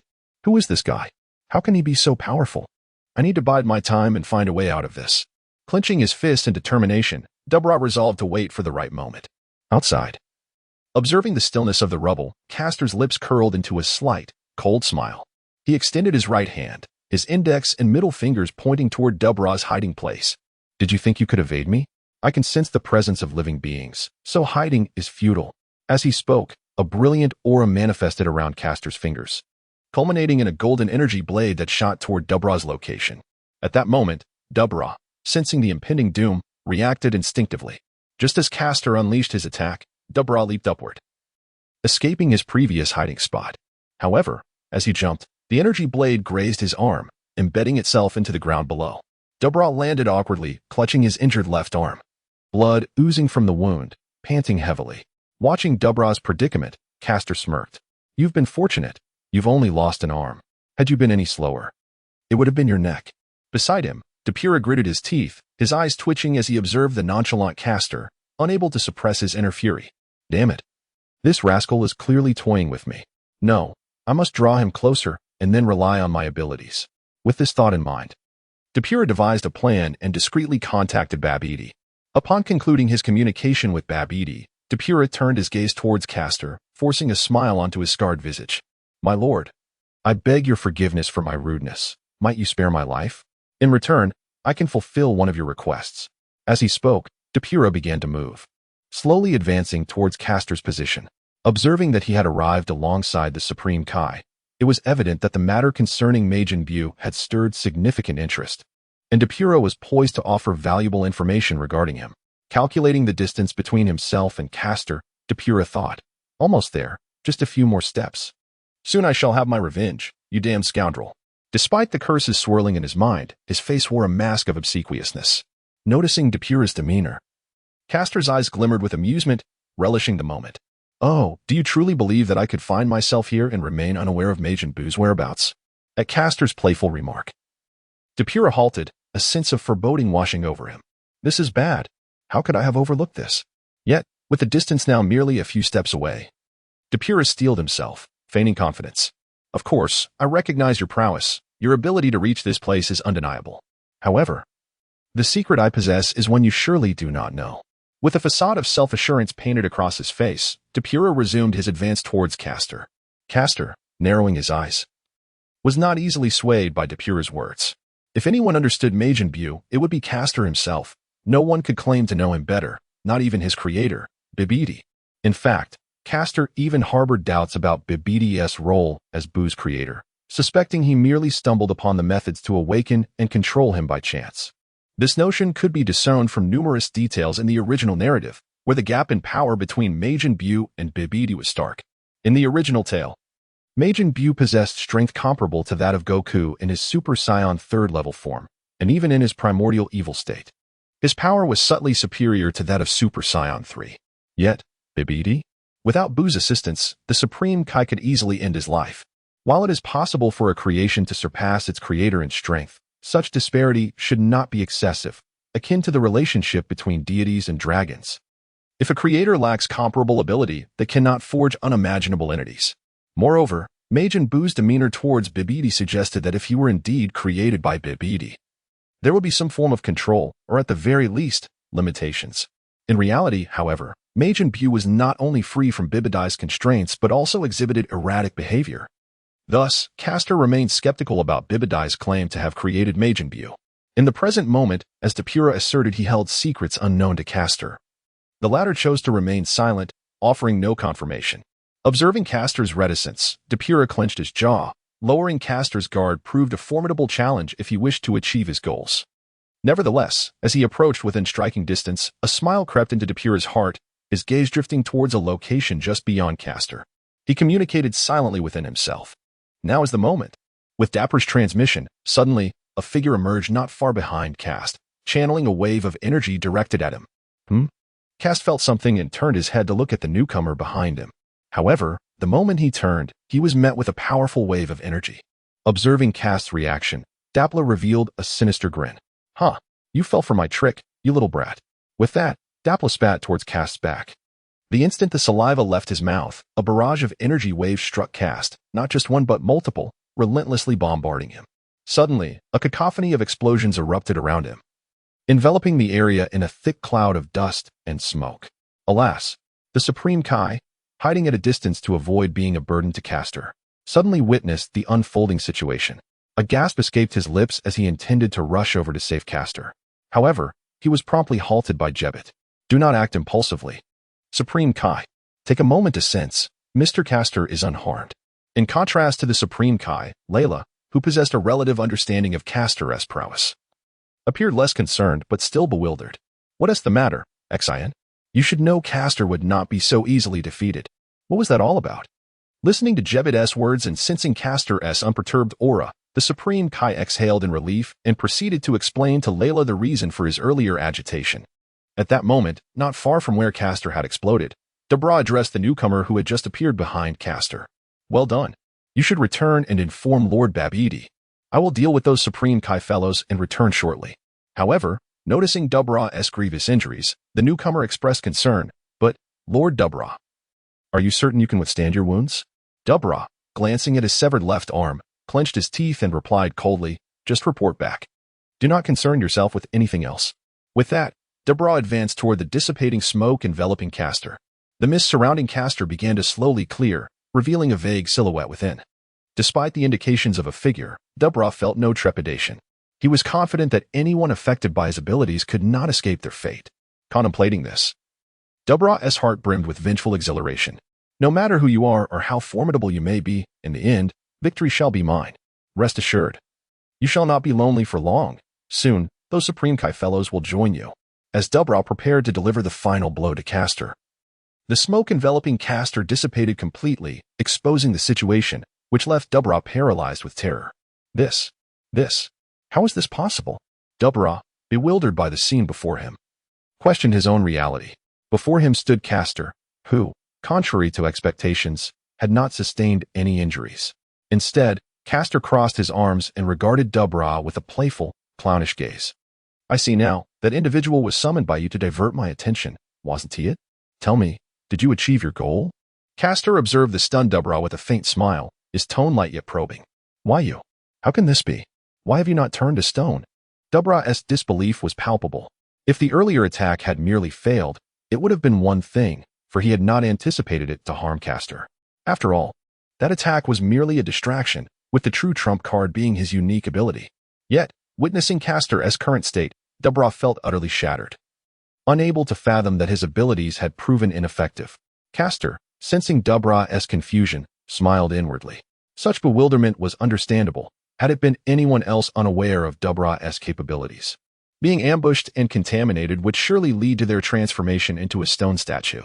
However, the unfortunate reality for Dubra was that he faced Caster, who possessed intimate knowledge of the original narrative. Fully aware of Dubra's methods and abilities, Caster would never grant him that opportunity. In fact, Caster had deliberately turned his back to Dubra, inviting the ambush, to create a stark contrast between hope and despair, thereby striking at Dubra's psyche and eroding his fighting spirit. Now, observing the results, Caster concealed his expression and addressed Dubra with a calm demeanor. Rest assured, I shall not kill you. However, in return, you must agree to one request of mine. What? Upon hearing Castor's words, Dubra was taken aback and somewhat bewildered, struggling to comprehend his meaning. He was prepared to eliminate him, yet Castor proposed his release. Are you certain you will not kill me? You intend to let me go? Dubra harbored doubts, pondering whether Castor was mentally unhinged. Observing Dubra's confusion, Castor offered a subtle smile and gently replied, I do not intend to take your life. But there is a condition that you must agree to. Realizing that Castor appeared sincere, Dubra steadied himself and earnestly inquired, what is this condition? Is it related to the Majin Buu matter? If it pertains to that, I must apologize for what I previously told you was a fabrication. My knowledge of Majin Buu is quite limited. Shaking his head, Castor was well aware that Dubra's prior statements were merely a ruse to capture his attention. However, the request Castor intended to make was not about that. Turning his gaze towards the Supreme Kai, Castor gestured subtly before addressing Dubra once more. My demand is quite simple. Serve as my servant for 20 years. Although Kast's words were rather plain, they struck Depura like a thunderclap. His eyes widened in disbelief as he exclaimed, What did you say? You want me, Depura, the overlord of the demon realm, to serve you as a subordinate for 20 years? Are you certain you are not jesting? Maintaining his smile, Kast responded, What, are you unwilling? Though his tone remained unchanged. Depura felt an overwhelming aura of menace enveloping him. He understood that uttering another no could spell his doom. Reluctantly, he swallowed the words he had intended to voice and addressed Kast with reluctance. No, I cannot, but I am currently bound by a contract, and I may not be able to fulfill your request. Listening to Depura's words, Kast turned his gaze toward the distant location of Babiti's ship and replied calmly, Are you referring to the individual beneath that ship? Do not worry, I will deal with him swiftly. You need only confirm your acceptance. Noticing Kast's growing impatience, Depura gulped and reluctantly acquiesced. Very well, then however, before he could finish, Depura suddenly transformed into a shadow and vanished from sight. Meanwhile, the Supreme Kai, having been summoned by Kast, arrived belatedly. What is it, Mr. Kast? Did you summon us for something? One asked. Indeed, and where has Depura gone? Kast ignored their inquiries, his expression cold as he gazed at the ship in the distance. Through his senses, he discerned that Depura had been teleported inside the vessel, an act only achievable by the uniquely skilled Babiti. How dare he thwart my plans? Had I captured Depura, I would have gained invaluable insights into the demon realm, a place rich with intrigue yet scarcely depicted in the original texts. I did not anticipate such an unexpected turn of events. Nonetheless, it matters not. This endeavor was initially a mere whim. Since Babidi has disrupted my interest, I shall not pursue it further. With a glance at Layla, the Supreme Kai, and Jebit, Kast stated indifferently, it is of no consequence. I am somewhat weary. Let us resolve this matter promptly. He then took the lead, making his way toward Babidi's ship. Layla, the Supreme Kai, and Jebit exchanged knowing glances, silently agreeing not to question Kast's motives as they followed closely behind him. Inside Babidi's ship, Depura knelt on the ground, facing a diminutive figure. I cannot believe, Depura, that you would repay my trust in you with such betrayal. The small figure did not look directly at Depura, but rather addressed a grotesque, round egg nearby. As Depura observed the figure, beads of cold sweat began to form on his brow, and he attempted to explain, Master Babidi, yet, before he could complete his sentence, a sudden paralysis seized him, rendering him speechless. At that moment, Babidi abruptly turned his head, his eyes widening as an invisible ripple emanated from him, binding Depura in place. Silence, Depura. Your excuses are mere fabrications, and you would take me for a fool. Babidi strode over to Depura, speaking in a chilling tone, you ought to remember. As you accepted my power and enhanced your strength, your body and mind are now under my dominion.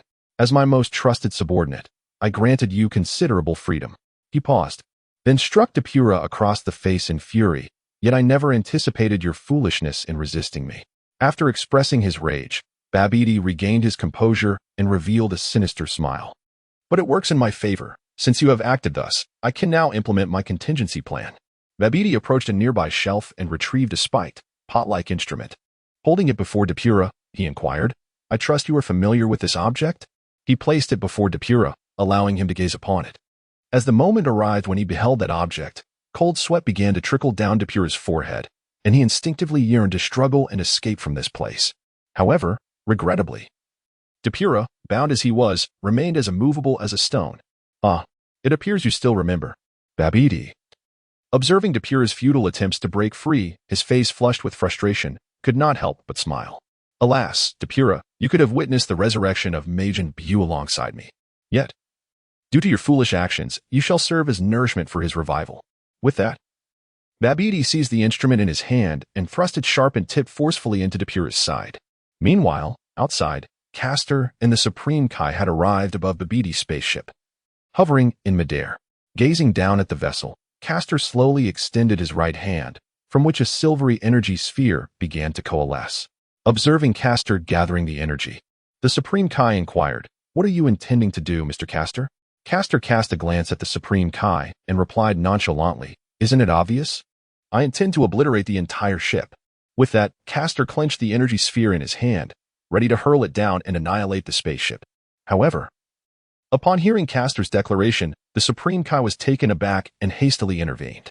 Wait, hold on. Observing the puzzled expression on Castor's face, the Supreme Kai hastily elaborated, Mr. Castor, the range of this spaceship is rather extensive. Destroying it outright would have significant repercussions for this planet. Is there truly no alternative? Is now the time to dwell on that? Hearing the Supreme Kai's explanation, Layla reprimanded him sharply before turning to Castor. Castor, you should act swiftly to prevent any unforeseen incidents. Jebit, standing nearby, concurred, Indeed, Supreme Kai, this is not the moment to be concerned about that. The matter of Majin Buu is of utmost importance. Faced with their counsel and urgings, the Supreme Kai found himself at an impasse. After a brief moment of contemplation, he finally relented. Well, very well then. Although the Supreme Kai had acquiesced to Castor's actions, Castor himself had no intention of casting the energy sphere he held. Instead, he dissipated it. Noting the confusion among the onlookers, Castor narrowed his eyes and explained, There is no need. It is too late. Majin Buu has already been resurrected. Majin Buu has been resurrected. How could this be? The Supreme Kai struggled to comprehend the situation. He simply could not fathom how, following Babidi's demise, anyone could bring Buu back to life. The absence of Buu's energy signature only deepened the Supreme Kai's bewilderment. However, upon observing Castor's demeanor, he realized that Castor was not jesting. Majin Buu had indeed returned. But how could this be possible? The Supreme Kai dared not imagine it. Meanwhile, Castor found it entirely reasonable. Although Buu had been revived, it could also be said that he was in the process of being resurrected. Therefore, it was understandable that the Supreme Kai could not sense his energy at this moment. After all, even Castor had not sensed Buu's presence. He had learned of the resurrection from other sources. Soon enough, The Supreme Kai began to detect that familiar, malevolent energy, pulsating steadily like a heartbeat, gradually rising in intensity. This was indeed the energy of Majin Buu. Indeed, Majin Buu has returned. Recognizing the overwhelming aura of evil, the Supreme Kai's face drained of color, and he instinctively took several steps back. This reaction was not limited to the Supreme Kai. Both Layla and Jebbet also exhibited expressions of shock and dismay. Observing the reactions of those around him, Kast furrowed his brow and suddenly unleashed a formidable aura. It flickered momentarily, yet the impact was profound. The surge of Kast's energy roused the others from their fearful reverie. Turning away, Kast squinted at the spacecraft below and addressed the Supreme Kai and the others. Since Buu has been revived, you should leave this place to avoid any collateral damage. With that, Kast began to descend towards the spaceship. Upon hearing Kast's admonition, the Supreme Kai and the others exchanged glances and nodded in agreement before soaring away into the distance. On the ground, Kast, positioned before the entrance of the spaceship, remained unhurried.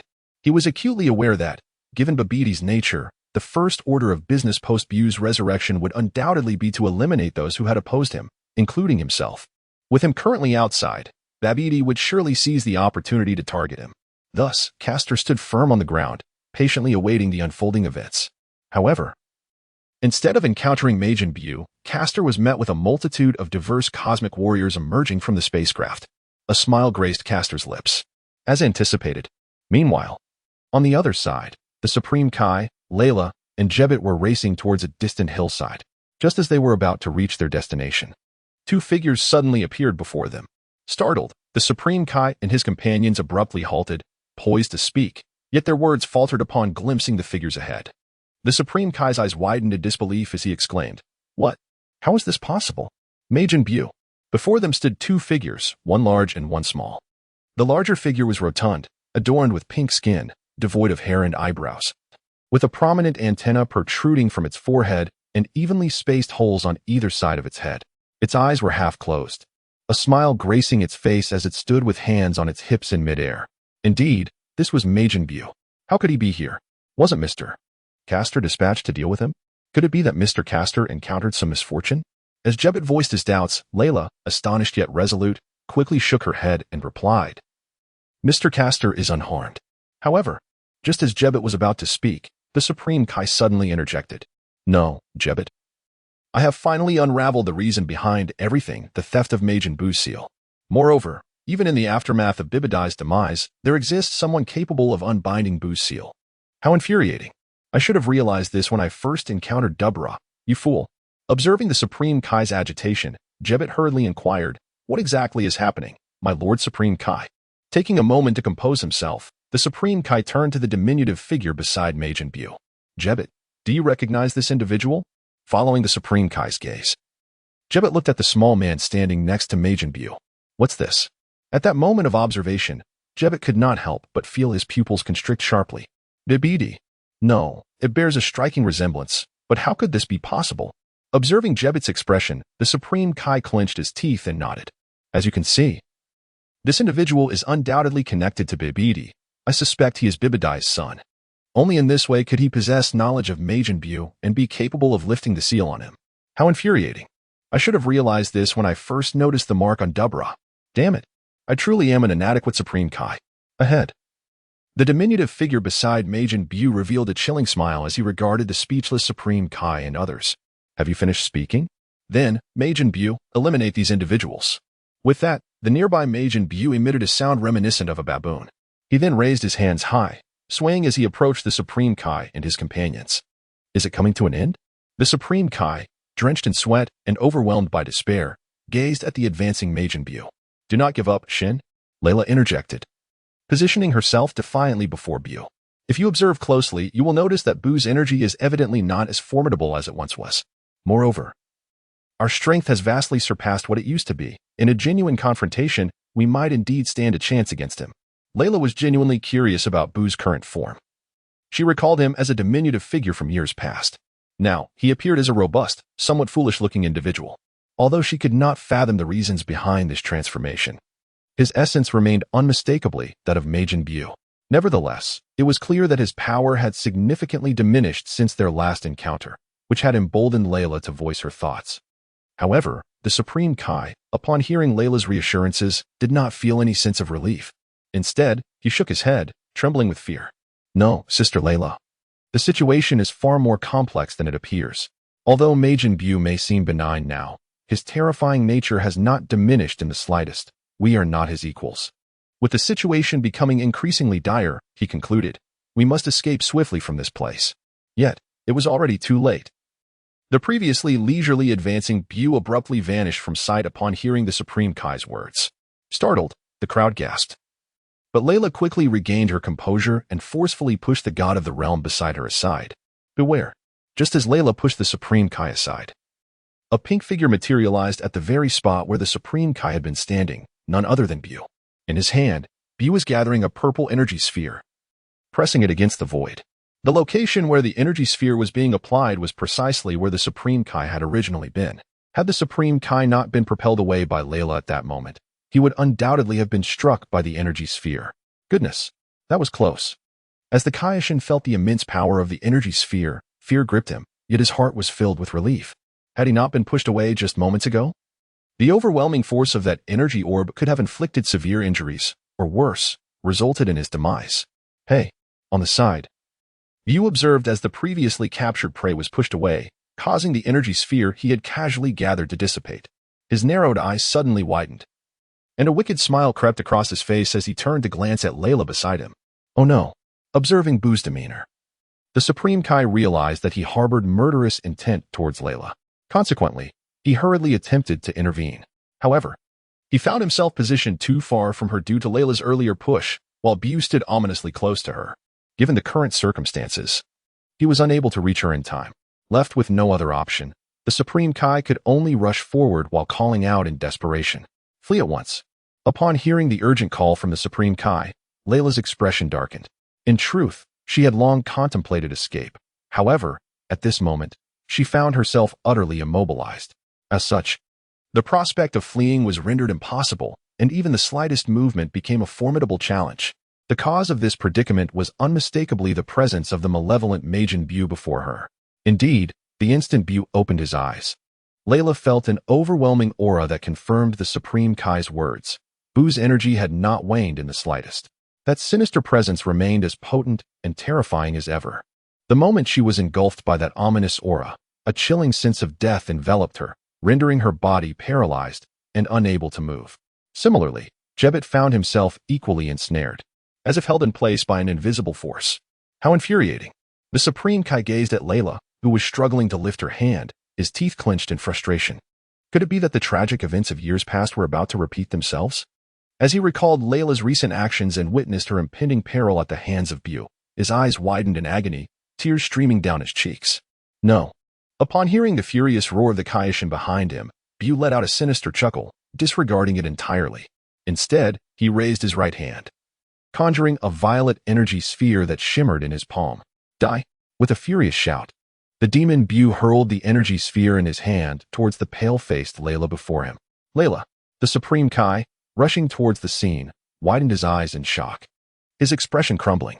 Meanwhile, Layla gazed at the energy sphere that was about to strike her, a sense of despair washing over her. Is this how it all ends?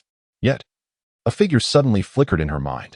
At the moment the energy sphere was about to strike her, Layla, whose consciousness was beginning to blur, suddenly beheld two figures emerging ahead.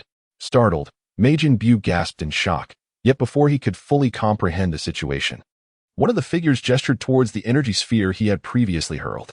In an instant, the energy ball, originally aimed at Layla, reversed its trajectory, hurtling back at several times its initial speed, obliterating Buu's head and upper body in a cataclysmic explosion. Undeterred, the remnants of the shattered energy sphere continued their relentless course towards the diminutive figure in the distance. What? In a state of panic, the diminutive figure in the distance had yet to react before the energy sphere struck him. No, my Lord Babiti's plan has not yet, however. Before he could finish his words, the energy sphere detonated, unleashing a violent explosion that instantly tore him apart. The intense heat generated by the blast reduced the shattered figure to mere dust, which swiftly dispersed into the air. I apologize for my tardiness. As the silhouette ahead became discernible, Layla's heart surged with excitement at the sight before her. Castor. Indeed, the figure before them was none other than Castor. who had originally been aboard the Babidi spaceship, and he was not alone. Another individual accompanied him. Observing the shadow beside Castor, Layla's expression was one of complexity and confusion as she inquired, "What have you captured him for?" Before Castor could respond, Jebet, having freed himself from Buu's oppressive aura, hurriedly stepped forward, exclaiming with excitement, "Mr. Castor, your timely arrival is a blessing. Otherwise, the consequences would have been unimaginable." However, a moment later, Jebet appeared perplexed. "But how did you manage to get here?" Before Castor could elucidate, Jebet suddenly slapped his forehead in realization, exclaiming, "Of course. It was instantaneous movement, wasn't he it? How could I have forgotten that when I was just discussing it in the Supreme Kai realm?" Meanwhile, in the distance, the Supreme Kai had reached Layla's side and, upon seeing her unharmed, rushed over to embrace her, weeping uncontrollably. "Very well," Layla said gently, comforting the weeping king of the gods. "It's all right now, Shin." With Layla's soothing words, the king of the gods gradually regained his composure. After all, he was a deity and not overly fragile. Once he had collected himself, the king of the gods hurriedly expressed his gratitude to Castor. However, his attention was quickly drawn to a figure beside Castor, causing him to startle and instinctively adopt a defensive stance. "Dabura, what are you doing here?" Before him stood Dabura, the very individual he had been wary of. Observing the king of the gods' apprehension, Dabura respectfully addressed him while standing beside Castor. "Rest assured, my lord king of the gods. I am now in service to Lord Castor and will no longer pose any threat to you. Moreover, with Babidi deceased, I shall not take any hostile actions." Babidi? Upon hearing Dubra's words, the Supreme Kai conjectured that he must be referring to a man similar to the one who had just been slain. Indeed, it was closely related to Babidi, with names almost identical. Observing Dubra's demeanor, the Supreme Kai cast a glance at Kakarot, only to find that he did not refute Dubra's claims, indicating that his assertions were likely accurate. Thus, with a slightly relaxed demeanor, the Supreme Kai coldly addressed Dubra, saying, "Very well, do not let me discover any of your clandestine actions." In response to the Supreme Kai's words, Dubra offered a faint smile, maintaining a respectful posture. "Rest assured, my Lord Supreme Kai." For Dubra, after the events that had transpired, he was not only compelled to submit due to Kakarot's formidable strength, but also felt a sense of indebtedness for the life-saving intervention aboard the ship. Reflecting on the earlier events within the vessel, he recalled the moment Babidi had unveiled that peculiar urn-like object. Dubra, who understood its implications, had been engulfed in despair. He recognized the true nature of the artifact and its dire consequences. This urn was, in fact, an energy absorber meticulously prepared by Babidi for the resurrection of Majin Buu. If this energy absorber were to be inserted into a being, it would drain them of all their energy, including their life force. Should the victim fail to receive treatment shortly thereafter, their fate would inevitably lead to death. Dubra was acutely aware of this, as Babidi had commanded him to conduct experiments with it, and every subject had perished without exception. Thus, after Babidi had inserted the energy absorber into him, leaving him devoid of life energy, Dubra awaited his demise in silence. However, just as despair began to consume him in his final moments, a figure materialized before him, presenting him with something to consume. The instant he ingested it, Dubra felt an extraordinary surge of vitality, as the energy he had lost began to return. Hence, for Dubra, the powerful Kakarot, who had saved his life, was entirely justified in commanding him. After all, his previous submission to Babidi stemmed from the latter's assistance in enhancing his strength to gain control over him. Now that Babidi was deceased, it was only natural for Dubra to ally himself with Kakarot, who had rescued him. Of course, the pivotal factor remained Kakarot's earlier demeanor. Was there any alternative to submission if one wished to live? Observing the Supreme Kai's grateful gaze, Layla's excited expression, and the respectful demeanor of Jebet and Dubra, Kakarot suddenly interjected, "Since you are all unharmed, step aside. It is time to deal with Majin Buu." With his words, the others suddenly realized that Majin Buu had yet to be dealt with. They promptly turned their attention to the area where Buu's upper body had been obliterated by the energy sphere. However, to their astonishment, the Majin Buu, who should have already restored himself, had not only failed to regain his form, but had instead split into countless tiny entities. These minuscule beings flitted about, emitting sounds of laughter. "What is he doing? I don't understand," Jebet remarked, his confusion mirrored by the Supreme Kai and Layla. "He must be celebrating." Dubra, standing nearby, offered his contemplative insight. Upon hearing Dubra's remark, The Supreme Kai and the others exchanged glances before scrutinizing the actions and expressions of the diminutive Buu. Indeed, they were celebrating. Upon closer inspection, it was evident that the tiny Majin Buus were raising their hands in joy, exclaiming, "Hooray! We are free!" Enough. Kast interrupted the conversation amongst several individuals, addressing Layla and her companions. "Step aside. Your presence hinders my ability to act." Oh. Hearing Castor's words, the Supreme Kai and Layla promptly stepped aside, observing their retreat. Castor nodded slightly before turning his gaze towards Buu. "Very well, let me swiftly resolve this matter." As the words left his lips, Castor suddenly vanished from his original position, reappearing behind a cluster of mini Buu. Sensing the presence of Castor behind him, the jubilant Buu paused simultaneously, halting their revelry to turn their gaze towards Castor. "Oh, it's you? Why aren't you fleeing?" they exclaimed in unison, erupting into laughter. "But it wouldn't matter if you did escape, after all. You struck me just moments ago, and I am determined to eliminate you." Haha. With that, all the Buus abruptly converged towards the center, merging back into their original form. Observing the reformation of the colossal Buu, Castor could not help but smile. "Make your move." Hee. Listening to Castor's words, Buu couldn't help but let out a sinister chuckle. And suddenly, he swung a fist towards Castor's head. "Humph." Castor scoffed softly, yet he did not evade. Instead, he extended his left arm to shield himself from the impending blow. However, to his astonishment, just as Castor was on the verge of intercepting the punch aimed at him, Buu's arm unexpectedly transformed into a substance akin to soft mud, becoming supple and elastic. It swiftly elongated and deftly maneuvered around Castor's obstructing arm. Subsequently, it took a sudden turn behind Castor, poised to strike down upon the back of his head. Bored. With a cold smirk, Kast looked at Buu's actions without any sign of panic. His hand, previously raised to block, transformed into a claw and swiftly seized Buu's now pliable arm. In that instant of capture, Kast showed no mercy, exerting force to crush it into two segments. Grasping the severed limb, Kast addressed Buu with a chilling tone. "Is this all you have? If this is the extent of your abilities, you are no match for me." As he spoke, a surge of golden flames erupted from the palm-grasping Buu's severed arm, engulfing it in an instant and reducing it to ashes. Buu was taken aback by the scene before him, for the severed arm that had just been incinerated by Kast had now completely vanished, leaving no trace of even a single molecule behind. "Scoundrel!" Buu exclaimed in exasperation, swiftly expending energy to regenerate an arm. Yet, he was acutely aware of the precariousness of his situation. It was evident that Castor's technique posed a considerable threat to him. Buu understood well that his formidable prowess stemmed not only from his inherent strength but also from his remarkable regenerative abilities. Regardless of the severity of his injuries, he could instantaneously recover, even from being shattered or vaporized, as long as there remained a single molecule. However, the maneuver Castor had employed evidently countered his regenerative capabilities. With this assault, Castor had rendered Buu to nothingness, leaving not even a molecule behind. In the absence of physical components for reassembly, the energy required for regeneration would be significantly greater. Recovery and regeneration are fundamentally different. The former, aided by pre-existing components, demands far less energy, often allowing for a swifter recuperation. For Buu, this was hardly a concern. Yet regeneration is a different matter altogether. It necessitates the creation of matter from nothing, relying heavily on vast reserves of energy. Thus, the energy expenditure for regeneration is considerably more substantial. Consequently, if he were struck repeatedly by Castor's attack, even Buu would ultimately exhaust his energy and find himself unable to regenerate, leading to his annihilation.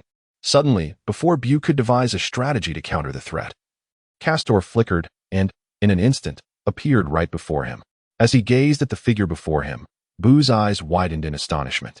Before he could fully comprehend the situation, he observed Kast's lips curl into a smirk as he placed both hands upon Buu's form.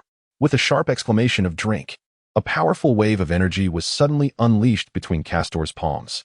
With a resounding boom, a wave of energy enveloped Majin Buu entirely, consuming him in its fury. The intense explosion unleashed a powerful shockwave that reverberated through the surrounding area. Meanwhile, the site of the clash was shrouded in thick smoke due to the violent detonation. However, since both combatants were suspended in midair, the smoke was swiftly dispersed by the wind. As the haze began to clear, the circumstances within gradually came into view. How infuriating!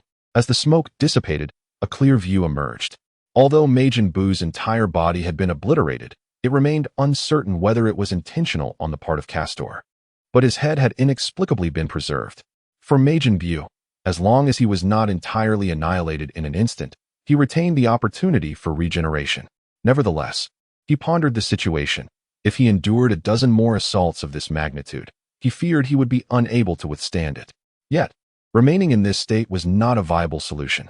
Thus, Majin Buu was compelled to expend a substantial amount of energy to regenerate his form once more. However, this time the damage inflicted by Castor was significantly greater than before, necessitating a far greater recovery of energy, leaving the restored Majin Buu gasping for breath. This wretched foe. A profound sense of crisis surged within Majin Buu, and in the throes of anger and impending doom, steam began to billow from the vents in his head, accompanied by a series of thunderous roars. Almost there, observing Buu's current state, Castor silently nodded and prepared to strike once more. This time, in order to instill a deeper sense of crisis within Buu, Castor refrained from holding back. As he unleashed his energy, he simultaneously conjured a protective barrier, sealing off the space around Buu to prevent any chance of escape. Soon, as the energy sphere made contact with Buu's body, the point of contact began to evaporate. However, evaporate may not be entirely accurate. It would be more precise to say it vanished. 4. At the site of contact, there was not a trace of material left behind, nor even a whisper of gas, truly annihilation in its purest form. Moreover, as the energy sphere struck Buu and obliterated him, it not only remained unspent but began to swell even larger. How infuriating! As he gazed at the energy sphere that relentlessly devoured his very essence, Buu was overwhelmed with a mixture of rage and terror. Due to the protective barrier surrounding him, he found himself unable to sever a part of his own being to escape, forced to watch helplessly as he approached his own demise. No, in a fit of rage, Buu unleashed his entire reservoir of energy, striving to expel and annihilate the energy enveloping him. However, to Buu's dismay, as the energy within him surged forth, the energy sphere surrounding him not only remained intact but also relentlessly consumed his own energy, causing the already burgeoning sphere to swell even further. Observing Buu's movements, a faint smile tugged at the corners of Castor's lips. He had anticipated this behavior long ago. Thus, the energy sphere now unleashed was not trivial, but rather a full-powered release without restraint. After all, given Castor's current strength, not to mention the present Majin Buu, even if he were to absorb a multitude of Z-fighters as depicted in the original narrative, he would still find himself unmatched, unless, of course, it were the version of Buu that had consumed Gotenks and Gohan. Therefore, Buu's recent actions were nothing more than a futile struggle, all in vain. No. A desperate roar escaped from Buu as he witnessed the relentless consumption of his lower half, leaving only a fragment of his upper body. Simultaneously, the air vents on Buu's head began to emit a more vigorous flow of energy. Observing this, Castor narrowed his eyes and promptly adjusted the speed at which the energy sphere was devouring, ensuring it would not immediately extinguish Buu's existence. Nevertheless, the energy sphere continued to slowly engulf Buu. If this persisted, annihilation was inevitable. At last, as the energy sphere was on the verge of completing its task, the flow of air from Buu's head surged dramatically, transforming into a cloud that materialized above. Witnessing this development, a smile crept across Castor's face. He had not anticipated the experiment would succeed. Initially, he had approached it with a sense of detached hope, prepared for failure. However, observing Buu's condition, Castor realized the plan had potential, though he had not expected it to unfold so seamlessly. With a glance at the cloud above and then at the significantly weakened Buu, Castor ceased the consumption of the energy sphere, allowing it to dissipate. He loosened the protective barrier surrounding Buu, letting the battered form fall to the ground. Upon inspecting Buu's state, Castor sensed relief. He was merely unconscious and not fully deceased. Turning his gaze back to the cloud, he noticed it beginning to stir in response to his scrutiny. The cloud, originating from Buu's head, began to churn vigorously, coalescing inward. As it gathered, a transformation occurred. The cloud consolidated into a new form of Buu. Though it bore the same name, this version was markedly different in appearance. Previously, the rotund Buu was a vibrant pink with a jovial demeanor. Now, this new incarnation was gaunt, its hue darkened. Notably, its eyes were shrouded in black, and its expression was grim, radiating an overwhelming aura of malevolence. While this form of Buu appeared less formidable, Castor understood well that this unassuming entity was the epitome of evil. In this state, it could rival even the original Buu in malevolence. This new Buu was birthed from the depths of despair, rage, and fear, embodying a chaotic essence. Castor suspected that its very source of power derived from these negative emotions. As long as malice existed in the world, this Buu would possess an inexhaustible reservoir of energy. However, Castor did not regard this new incarnation with fear. Although it was sinister, it had emerged from the previous Buu, who had been significantly drained of power. While it might possess an endless flow of energy, strength is distinct from energy. The existence of this new Buu merely siphoned off a considerable portion of the original's power. Thus, its potential was inherently limited. Without absorbing other formidable entities, this new Buu was likely weaker than the previous, robust version. Clearly, the malevolent Buu recognized this limitation. Although it cast a few dark glances at Castor, it chose not to attack immediately. Instead, it surged downward, intent on absorbing the former Buu to bolster its own strength. Observing this strategy, Castor was determined not to allow the absorption to take place. After all, they had only just separated. Reuniting would be counterproductive. With a swift motion, Castor harnessed his formidable strength and extraordinary speed, vanishing from sight. In an instant, he reappeared before Buu, obstructing its path. As he stood before this new Buu, he brought his hands together, unleashing a powerful aura that enveloped the creature before him. Rise. The being enveloped in a breath was hurled upwards, as the restrained entity transformed into a streak of light, soaring into the heavens. Humph! With a disdainful snort, Castor's figure abruptly vanished from the distance, only to reappear in the vast expanse of outer space beyond Earth. Simultaneously, a figure enveloped in a mysterious aura began to ascend from the planet's atmosphere, soaring towards Castor. This figure was none other than Buu, ensconced in Castor's energy. As Buu drew nearer, Castor's body erupted with golden flames of energy, and he extended his right hand, gathering power. Castor was unwilling to squander time on Buu, as he was neither his target nor possessed any semblance of reason.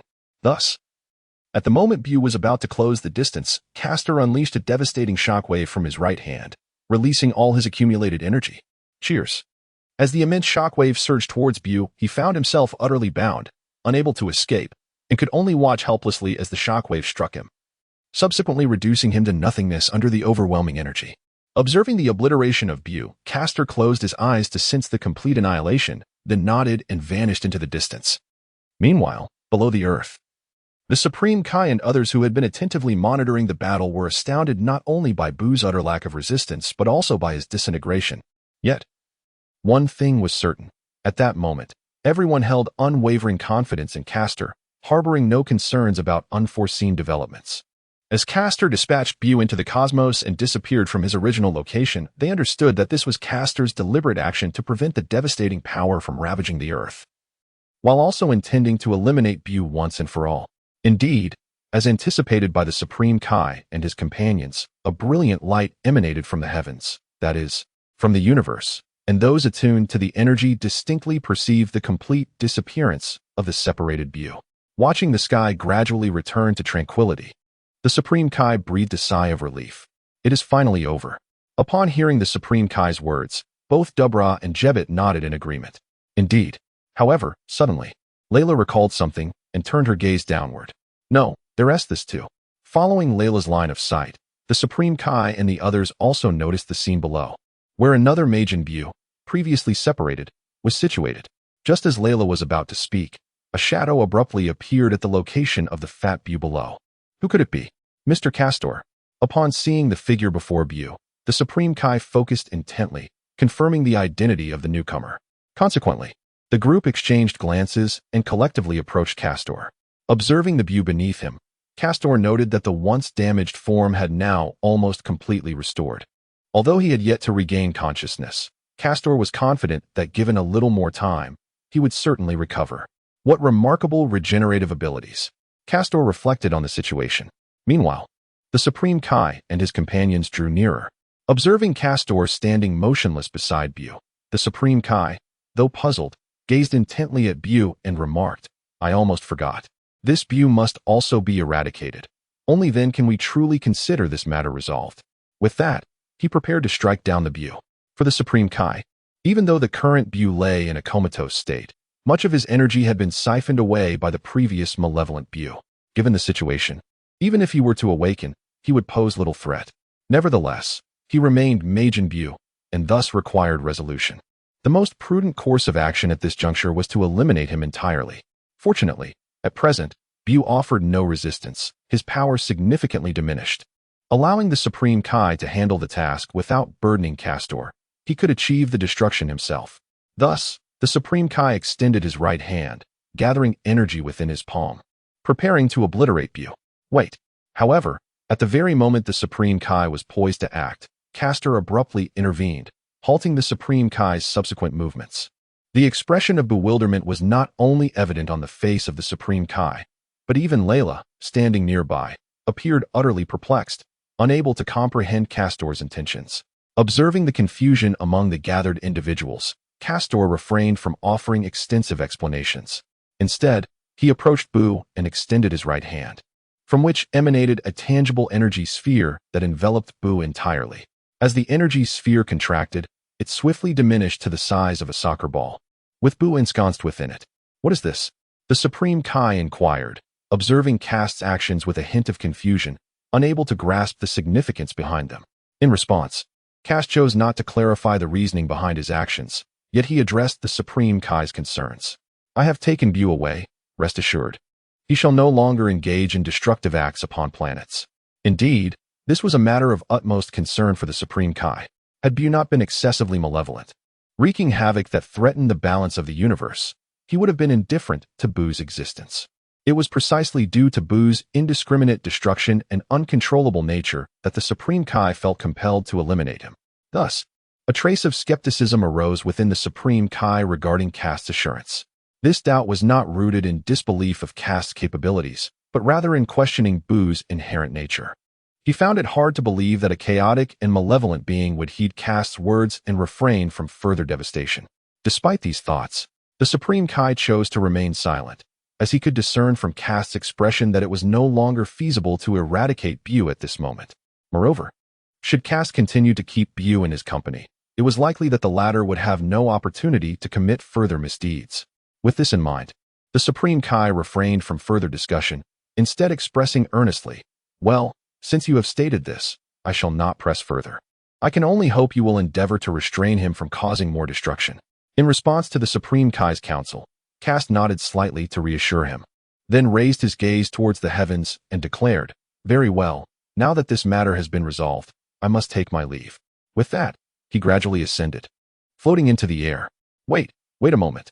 Upon hearing Mr. Kast's words and observing his actions, the Supreme Kai could not help but inquire hastily, "Mr. Kast, are you not joining us in the Supreme Kai realm?" Listening to the Supreme Kai's question, Kast shook his head and replied, "No, I have another destination to attend to." As he spoke, he cast a glance at Layla, who stood beside the Supreme Kai. Meanwhile, Depura, who had originally accompanied the Supreme Kai, had now positioned himself behind Kast. Upon catching Kast's gaze, Layla's heart skipped a beat, and a smile graced her face. She then addressed the Supreme Kai beside her, saying, "Sin, I will not be returning to the Supreme Kai realm either. You may go back on your own. If time permits later, I shall seek you out." What? Listening to Layla's words, the King of the Universe expressed his bewilderment. Kast's absence was one matter, but the fact that Layla, as the West King of the Universe, declared her unwillingness to return to the realm of the universe was truly hard for him to comprehend. However, the Kaioshin wished to articulate further, but Layla resolutely interrupted. "That is sufficient, Shin. You must be aware of the reasons that compelled my return to the Kaioshin realm. Now that matters have been resolved, and considering that you have matured into a proper Kaioshin, with the assistance of our venerable ancestors, my return holds little significance." With that, Layla ceased her speech, her form ascending gracefully as she began to soar towards the direction of Kast. As he gazed at the receding figure of Layla, the Supreme Kai was enveloped in a profound sense of loss, for their time together had been all too brief. Beside him, Jebet, sensing his melancholy, offered words of solace. "There is no need for such despair, my lord. We have accomplished our objective, and the future stretches ahead with ample opportunities for reunion. Moreover, the West Supreme Kai has assured us that we shall meet again in due time."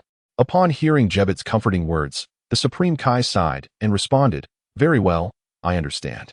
He then called out to Layla, who hovered in the distance, "Sister Layla, we shall take our leave now."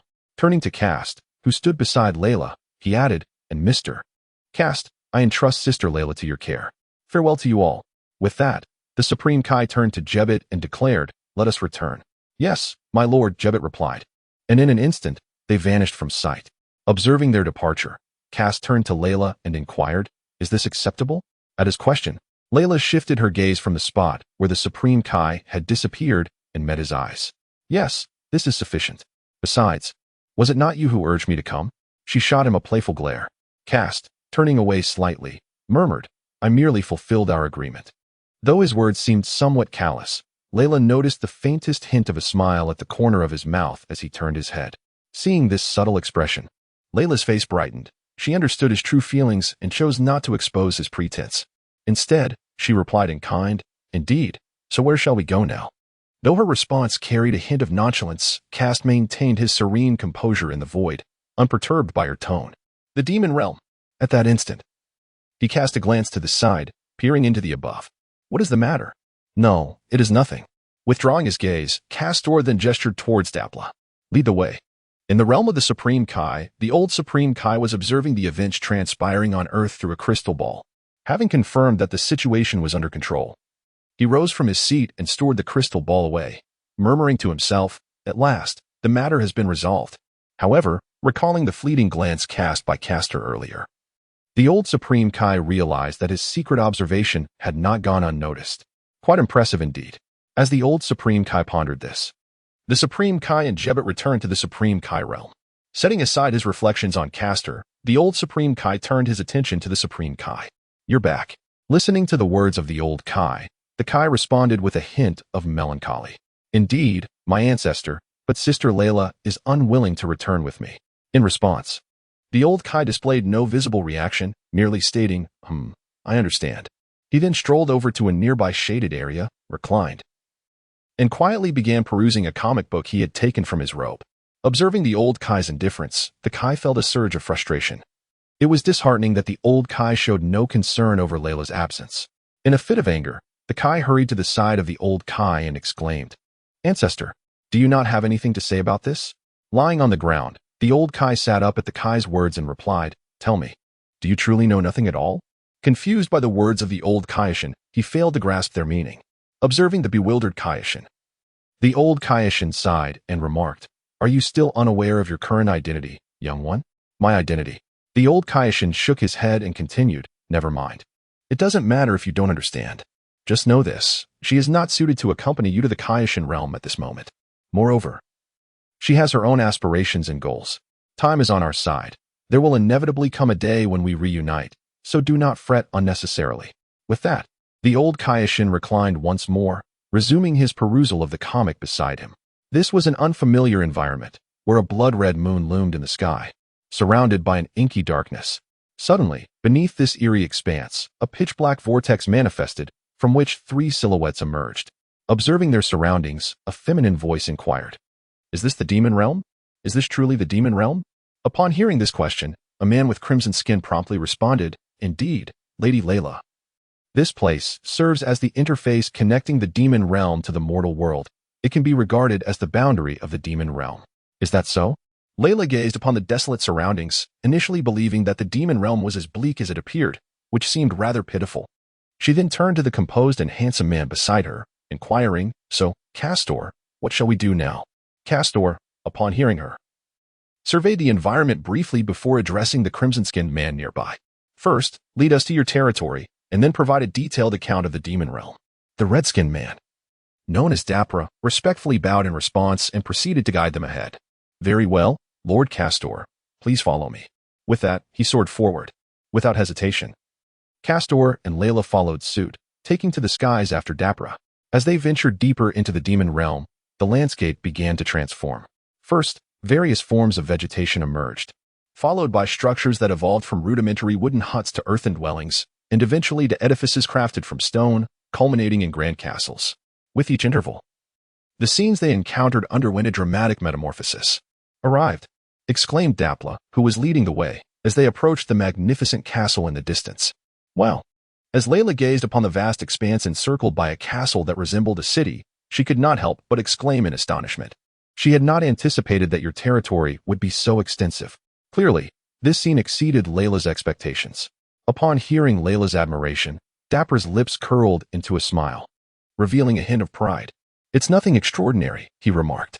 "In the demon realm, strength is revered, If one possesses power, many will naturally seek to align themselves with you. And with such allegiance comes a price. This is merely an expansion I undertook after becoming the Demon King, enhancing my original territory to align with my imperial status in the demon realm. Oh. Listening to Dubra's words, Layla's eyes suddenly glinted. Since you can enjoy such pleasures in the demon realm, why would you abandon that life to associate with someone named Yes, Babidi? Upon hearing Layla's inquiry, the smile on Dubra's face instantly froze, and he appeared somewhat embarrassed as he replied, well, it's not that I am unwilling to remain in the demon realm. Rather, after accepting Babidi's power, I found myself unable to escape his commands, which is why I reluctantly departed from here. With that, Dubra awkwardly scratched his head. With a soft chuckle, Layla, who had overheard Dapra's response, could not help but let out a faint laugh. Very well, Castor interjected, his gaze fixed upon the castle below. Let us dispense with idle chatter and proceed inside. Ah, understood. Dapra responded hastily, and then descended. Observing Dapra's descent, Castor and Layla followed closely behind. Soon, upon reaching the base of the castle, they arrived at the imposing gate. Gazing up at the towering entrance, Layla couldn't help but exclaim in awe. How impressive! Just as Layla marveled at the sight, the guards stationed at the city gate had already gathered around. Who dares? A warrior of the demon race, evidently the captain, stepped forth to confront Kast and his companions. Just as he was about to utter his words, his gaze fell upon Dapper standing nearby, and he was taken aback. He hastily knelt down, expressing his respect. I did not realize it was your majesty's return. I beg your pardon for my rudeness. He then turned to the guards beside him, commanding, kneel at once. This is his majesty, the Demon King Dapra. At the captain's words, the surrounding individuals gasped in astonishment and promptly knelt. However, curiously, a few among them, though visibly anxious and pale, remained standing. Observing these individuals who did not kneel, the captain was momentarily taken aback. Then his expression darkened as he reprimanded them sternly. You fools! What are you doing? Yet, before the captain could finish his admonition, Dapper waved his hand to interject. Enough. Everyone rise. Simply open the city gates. We wish to enter. Having said this, he began to stride forward. However, to Dapper's surprise, the anticipated opening of the gates did not occur. Instead, those few standing guards encircled him. What is the meaning of this? Observing the actions of several individuals, Dapura's expression grew cold. The previous incident could be overlooked, for the demon realm does not place a high value on decorum. However, now they audaciously dared to openly defy his commands, particularly in the presence of Castor. Thus, a formidable aura began to emanate from Dapura as he extended his right hand, summoning a powerful energy sphere that coalesced within his grasp, ready to unleash annihilation upon these insensible beings. Just as Dapura was poised to strike down these individuals, the captain of the guard hurriedly approached his side, urgently imploring, Your Majesty, please wait, refrain from acting for the moment. Observing the pleading expression of the captain of the guard, Dapper felt a flicker of doubt. However, his hands remained steady in their task. With a stern countenance, he unleashed the energy sphere he had been holding. In an instant, those demon soldiers struck by the orb were reduced to mere ashes under its formidable power. Humph! With a disdainful snort, Dapper turned to the captain of the guard. Regardless of the reasoning, their actions constituted a capital offense. Speak. Why have the gates not been opened? To be candid, this was the first time Dapper had encountered such a situation, leaving him quite embarrassed. Initially, he had intended to showcase the environment of his dominion to Castor and the others, which is why he chose to enter through the main gate. However, he never anticipated such an occurrence. Had he known, he would have simply soared into the castle from the outset. Yet, more than these concerns, Dapper was intrigued as to what could embolden them to defy his command. After all, this was his home, his fortress. To think that soldiers within his own domain would deny him entry. While it could be excusable if they claimed not to recognize him, considering he had been absent from the demon realm for many years and his subordinates might have changed, it was perplexing that despite explanations of his identity, the situation still persisted. The thought ignited a flicker of anger within Dapper. Beside him, the captain of the guard trembled at the sight of Dapper's icy demeanor, radiating an aura of impending doom, and hastily spoke. Please forgive me, Your Majesty, for the circumstances are as follows. Soon, with the captain's elucidation, the others grasped the unfolding narrative. It appeared that the root of this predicament was indeed linked to Dapper himself. As the Demon King, Dapper's primary duty had been to oversee the development and expansion of the demon realm. However, despite having unified the realm through his formidable power, He had neglected his royal responsibilities and had even vanished for a considerable period. His absence had created a vacancy in the position of Demon King. Hence, the current state of affairs was unmistakable. The reigning sovereign of the demon realm was no longer Dapra. He had been ousted. Upon hearing this revelation, Dapra trembled with rage. His countenance contorted with fury as he bellowed, "How dare they forget my prowess? Do they presume I am incapable of returning?" As he spoke, a cold smile crept across his lips. It seemed that once more, he would have to cleanse the demon realm. At this juncture, after listening to the captain recount the events, Layla interjected, "So, it follows that the current ruler of the demon realm is someone else.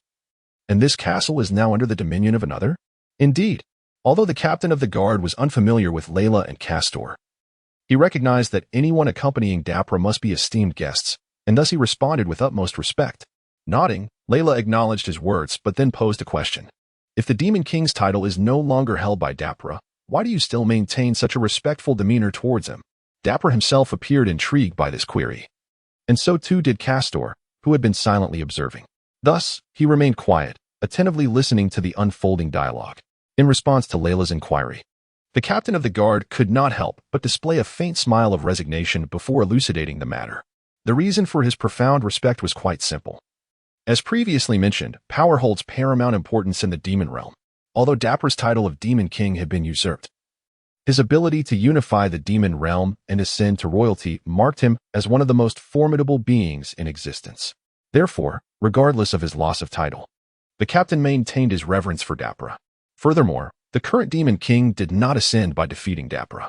While he may have outmatched many, his lack of direct confrontation with Dapra suggested he might not possess greater strength. Consequently, his claim to the throne lacked legitimacy, leading to dissatisfaction among many denizens of the demon realm. With Dapra's return, the question of rightful ownership of the title remained unsettled. Thus, the captain's respectful demeanor towards Dapra was a matter of self-preservation, a means to avoid incurring Dapra's wrath. This behavior was indeed characteristic of those from the demon realm. Upon hearing the captain's explanation, Layla nodded thoughtfully and continued, "If you assert that strength commands respect and that you dare not oppose Dapra, what emboldened those individuals to confront him previously?" Upon hearing Layla's words, the captain clarified they did not intend to obstruct His Majesty Dapra. Rather, they found themselves in a position where they felt compelled to act. "What does it mean?" Layla inquired with curiosity, pondering the concept of being unable to act. The captain of the guard continued, "In truth, these soldiers of the demon race have sworn a true name oath. Having made such a vow, they are compelled to adhere to its tenets, hence their actions." "A true name oath? What is that?" Intrigued, Layla turned to Dapura, who, feeling the weight of her gaze, experienced a quickened heartbeat. Unfazed by the presence of the captain, he respectfully elaborated, "My lady Layla, this oath belongs to a unique category within our demon realm. Once a demon swears by their true name, they are unable to contravene the vow made. However, this oath is only binding among those of our realm. If the subject of the oath is not from the demon world, it merely holds the status of a common vow." "Oh, I see. I thought you were deliberately withholding information," Layla remarked thoughtfully. At this, Dapura broke into a cold sweat and hastily responded, "No, I dare not." At this moment, the captain of the guard, who had been observing closely, couldn't help but notice a slight flaw amidst the exchanges. First, there was the manner in which Dapra interacted with those beside him. It was known that this particular woman had teased him on several occasions, yet he remained unperturbed, sporting a smile as he endured her jests. This was utterly inconceivable to the captain, who had witnessed the fates of those who had merely offended Dapra. Furthermore, Dapra's choice of address for the individuals nearby was striking. As the emperor of the demon realm, he referred to them as my lord. This was something the captain had never contemplated before. It became apparent that the woman named Layla and the unknown man beside her held significant status, far beyond what he could afford to offend. With this realization, the captain's demeanor towards Dapra and the others grew increasingly respectful. However, his inner doubts remained unvoiced. After all, he was not foolish enough to utter anything that might tarnish Dapra's esteemed identity as the emperor. In his mind, it was best to feign ignorance about the matter. In fact, the captain's instinct was correct. It was precisely due to his pretense of ignorance that Dapra chose not to probe further. Had he spoken out of turn, Dapra would surely have silenced him permanently. Yet, one could only think that if he truly lacked any discernment, he would not have been able to attain his current position. Kast, who had been listening intently to the conversation, felt a sense of incredulity at the absurdity of the situation. Nevertheless, He deemed it unwise to dwell on such matters at present. Therefore, he addressed Dapra. Enough of this triviality. Handle that individual. I grant you 10 minutes. With that, Kast moved aside and seated himself in a lounge. Upon hearing Kast's directive, Dapra stiffened momentarily before responding, "Yes, I shall attend to it immediately." He understood perfectly that the individual referred to was the one who had seized control of his castle, and the time limit of 10 minutes was quite pressing. Without further regard for the captain at his side, Dapra took flight, heading straight for the heart of the castle. The captain felt a wave of relief wash over him. He had feared that Dapra might compel him to open the gates. After all, the current demon lord was not Dapra, but another. Should he abandon his post to open the gates, Dapra might spare him, but that other individual would not. He found himself unable to defy Dapra's orders. For doing so would lead to the same grim fate as those before him. Thus, the optimal scenario was for Dapra and the other to resolve the issue of dominion over the demon realm. Only once the rightful ruler was established would there be clarity and allegiance, sparing him from being caught in a precarious position. Observing that Dapra had not placed him in a difficult situation but rather sought to confront the current demon lord, the captain felt his mind settle. He cast a glance at the two mysterious individuals seated in the lounge, noticing that they were oblivious to his presence. He gestured discreetly to his subordinates, and together they quietly returned to their posts, opting to avoid any interaction with the enigmatic Kast and his companion. Meanwhile, Dapra, soaring toward the castle, wore an expression of deep fury. It was not merely the fact that his ancestral home had been usurped. The humiliation of the situation weighed heavily upon him. As the castle loomed closer, a fierce rage ignited within him, and he gritted his teeth, exclaiming, "Damn you, I shall not let this go unpunished. I will have your remains scattered." With that, Dapra unleashed a tremendous aura, transforming into a streak of purple light that surged forward. Within a lavish hall, a strikingly handsome and well-proportioned man occupied the main seat. Beside him sat a girl with silvery hair and a taut visage, leaning against him with keen interest as she surveyed the scene below. At the foot of the dais knelt a man with red-hued skin, his forehead pressed firmly against the ground, trembling slightly. Fixing his gaze upon the supplicant, the man seated above spoke, "Dapra, it has been quite some time. Why have you not completed the task I entrusted to you?" His voice was soft, yet to the red-skinned man below, it struck like thunder. The man, who was indeed Dapra, remained prostrate, his voice quavering as he replied, I beseech you, Lord Kast, it is not for lack of effort, rather.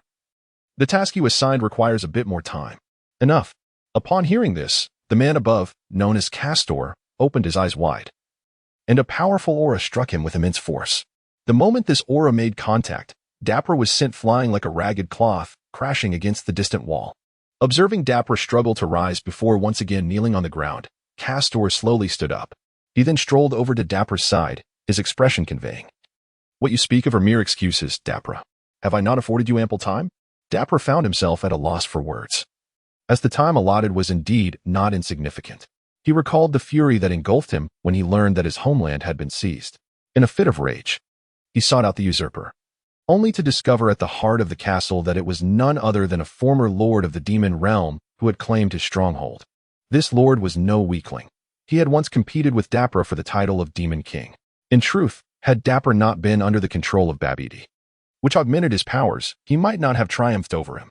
However, reality is devoid of what-ifs. Dapra emerged victorious, and thus he ascended to the throne of the Demon King. Yet, following Babidi's orders, Dapra departed the demon realm for the human world, and circumstances shifted dramatically. Upon learning of Dapra's absence, the once subservient lord began to stir restlessly. Rather than act hastily, he chose to bide his time, waiting for years until Dapra remained absent from the demon realm. Unable to contain himself any longer, he leveraged his formidable power to forcibly seize Dapra's territory and claim the castle, a symbol of the Demon King's authority. Upon hearing of this affront, Dapra was momentarily struck with incredulous laughter. Without a second thought, he stormed into the castle, consumed by anger and indifferent to the consequences of his actions. He made his way directly to the throne room, effortlessly evading the guards who were powerless to stop him. Even those with considerable strength who attempted to react found themselves swiftly dispatched. Upon reaching the throne, Dapra beheld the audacious figure seated before him, his bloodshot eyes gleaming with a predatory smile. The man in the throne, once smirking, was suddenly frozen in shock, his expression hardening into one of grim determination. He called for his guards to seize Dapra, but to his dismay, the outside forces had already been incapacitated by Dapra. Realizing he was outnumbered, The man on the throne refused to concede defeat and commanded his remaining soldiers to attack Dapper. Yet, as Dapper dispatched the last of the guards, the Lord's resolve crumbled. Despite this, he resolved to confront Dapper himself, a futile endeavor, as he was no match for Dapper even in his prime. The battle spilled outside the castle, culminating in a fierce clash. Ultimately, Dapper emerged victorious, poised to deliver a fatal blow when Castor suddenly appeared before him, halting his strike. Dapper had been engaged with the Lord for over 10 minutes, and although the man was no match for him, he had spent years honing his skills. With Dapper absent from the demon realm, the usurper had amassed greater resources, further enhancing his strength. Alas, Dapper's prowess surpassed his own. As their duel reached a stalemate, Castor, intrigued by the man's audacity to face Dapper despite knowing he stood no chance, had been lurking nearby, observing the confrontation. Just as Dapper was about to deliver a lethal strike, Castor intervened, prompting Dapper to cease his attack. Unfazed by the astonished gazes around him, Dapper subdued the man, pinning him to the ground and bowing to Castor. Castor, however, did not linger, vanishing into the sky after instructing Dapper to bring the man to the grand hall for an audience. Arriving at the hall, Dapper found Castor seated upon his throne, his expression devoid of emotion. In a flurry of anxiety, Dapper knelt and pleaded for forgiveness. Yet, Castor bore no animosity. He merely commanded Dapper to take the man outside and summon all the powerful warriors in the vicinity. As they departed, Dapper caught a glimpse of a profound understanding in Castor's eyes and nodded in acknowledgement. Castor remained unconcerned about the chaos that might ensue in the demon realm, trusting that Dapper and his newfound companion could handle the situation. Should they falter, Castor would have no choice but to abandon Dapper, who had already disappointed him once. Fortunately, Dapper did not let Castor down this time. He quelled the surrounding turmoil and returned with several formidable warriors, aided by the man he had captured. Initially reluctant to assist, the man felt an inkling of unease as Dapper's warnings echoed in his mind. Knowing Dapper's character, he realized he was not one to grovel, especially before outsiders. Driven by curiosity and the prospect of witnessing Dapper's potential humiliation, he chose to refrain from obstructing Dapper and even lend him aid, sensing that more intriguing developments awaited. Indeed, his intuition proved correct. Castor had deliberately refrained from first engaging the man in conversation to see if he could seize the opportunity presented. Should he succeed, it would indicate he was a discerning individual capable of making sound judgments. For such astute minds, certain matters could be entrusted to them.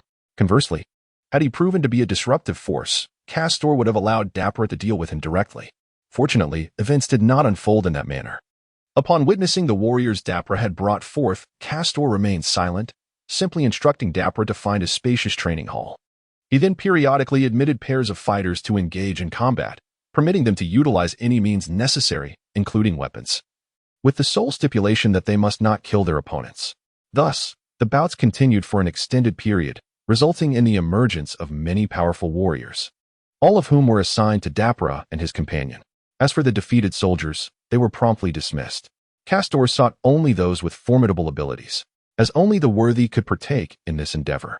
Naturally, there were those among them who attempted to cheat or act slyly, but Castor's keen eye ensured that such individuals were ruthlessly eliminated.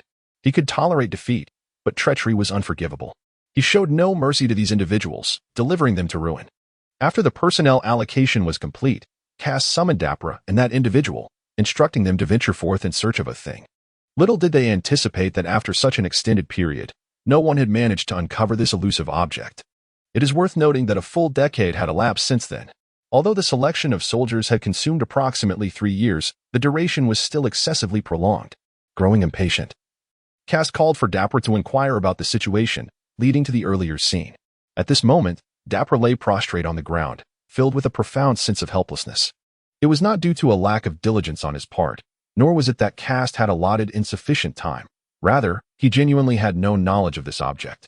In fact, upon learning of Kast's request, he had been utterly bewildered, for with his limited experience, he had never encountered any information regarding this matter.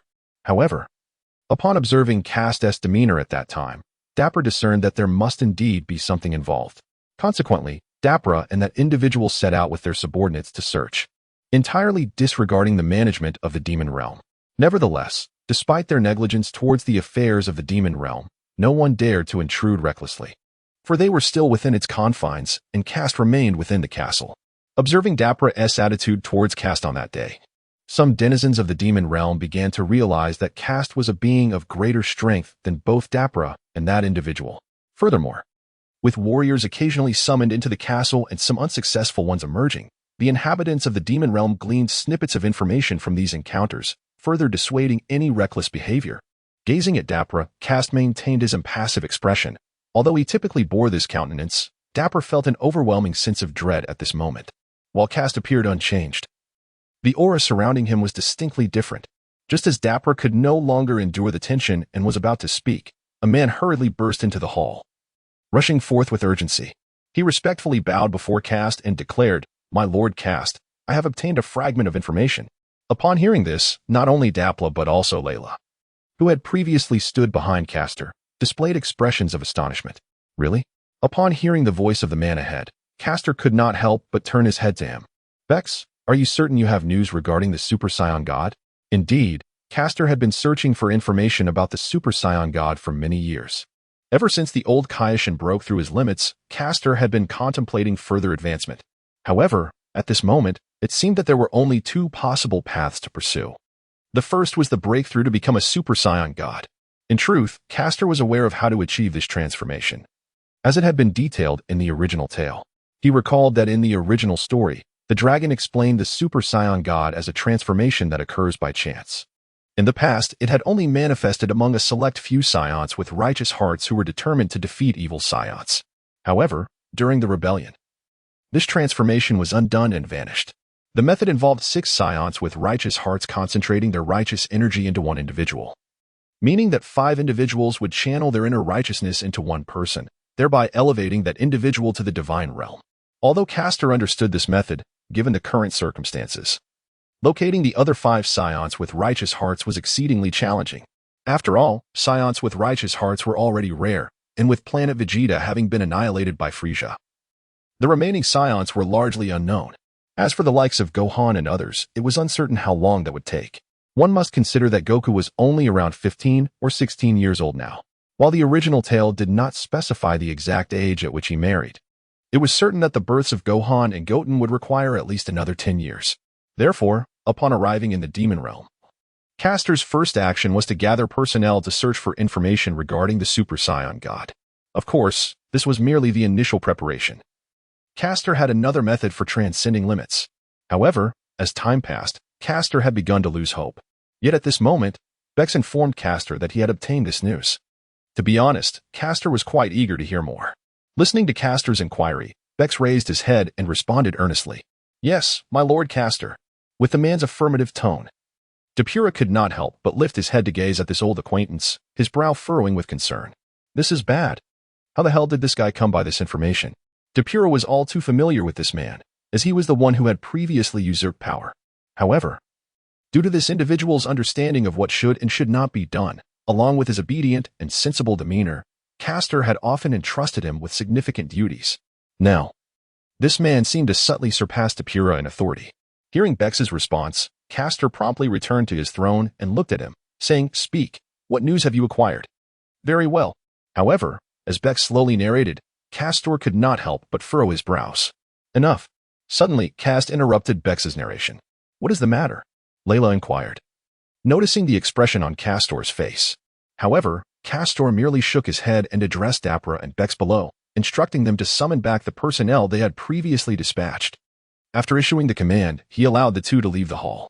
Once they departed, the expression that had briefly crossed Castor's face vanished, replaced once more by an air of indifference. It seemed he would have to resort to another approach. At that moment, Layla stepped forward and gazed intently at Castor. "Is something troubling you?" Seeing the worry etched on her face softened Castor's heart, prompting him to reveal the underlying reason. It turned out that Bex could not be entirely blamed. In fact, the information he had just shared was accurate. Unfortunately, that information was utterly futile for Castor, as it pertained to a method he was already aware of, a method he was reluctant to employ due to its time-consuming nature. After articulating his reasoning, Castor furrowed his brow in contemplation. "Prepare yourselves. We must depart from this place." Hearing his words, Layla replied softly, "Are we leaving?" Noticing her distracted demeanor, Castor inquired, "What is it? Are you reluctant to leave?" "No," Layla replied, shaking her head, and then she fixed her gaze earnestly upon Castor. Although this place was quite pleasant, It was not my home. In fact, there has been something I have longed to inquire of you.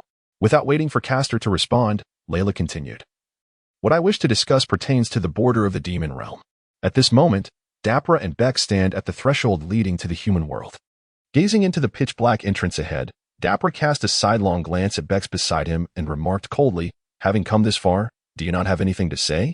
In response, Bex broke into a smile. Oh, have you noticed? Humph. With a cold snort, Dapra turned around, fixing his gaze upon Bex, and coldly remarked, do you truly believe I am a fool? Let us not forget that our dealings have spanned quite some time. Upon hearing Dapra's words, Bex could not help but display an intrigued expression as he replied, if that is the case, you must have known for a while, then. Why reveal it only now? Suddenly, Bex burst into laughter. I see. You believe the timing is opportune, do you?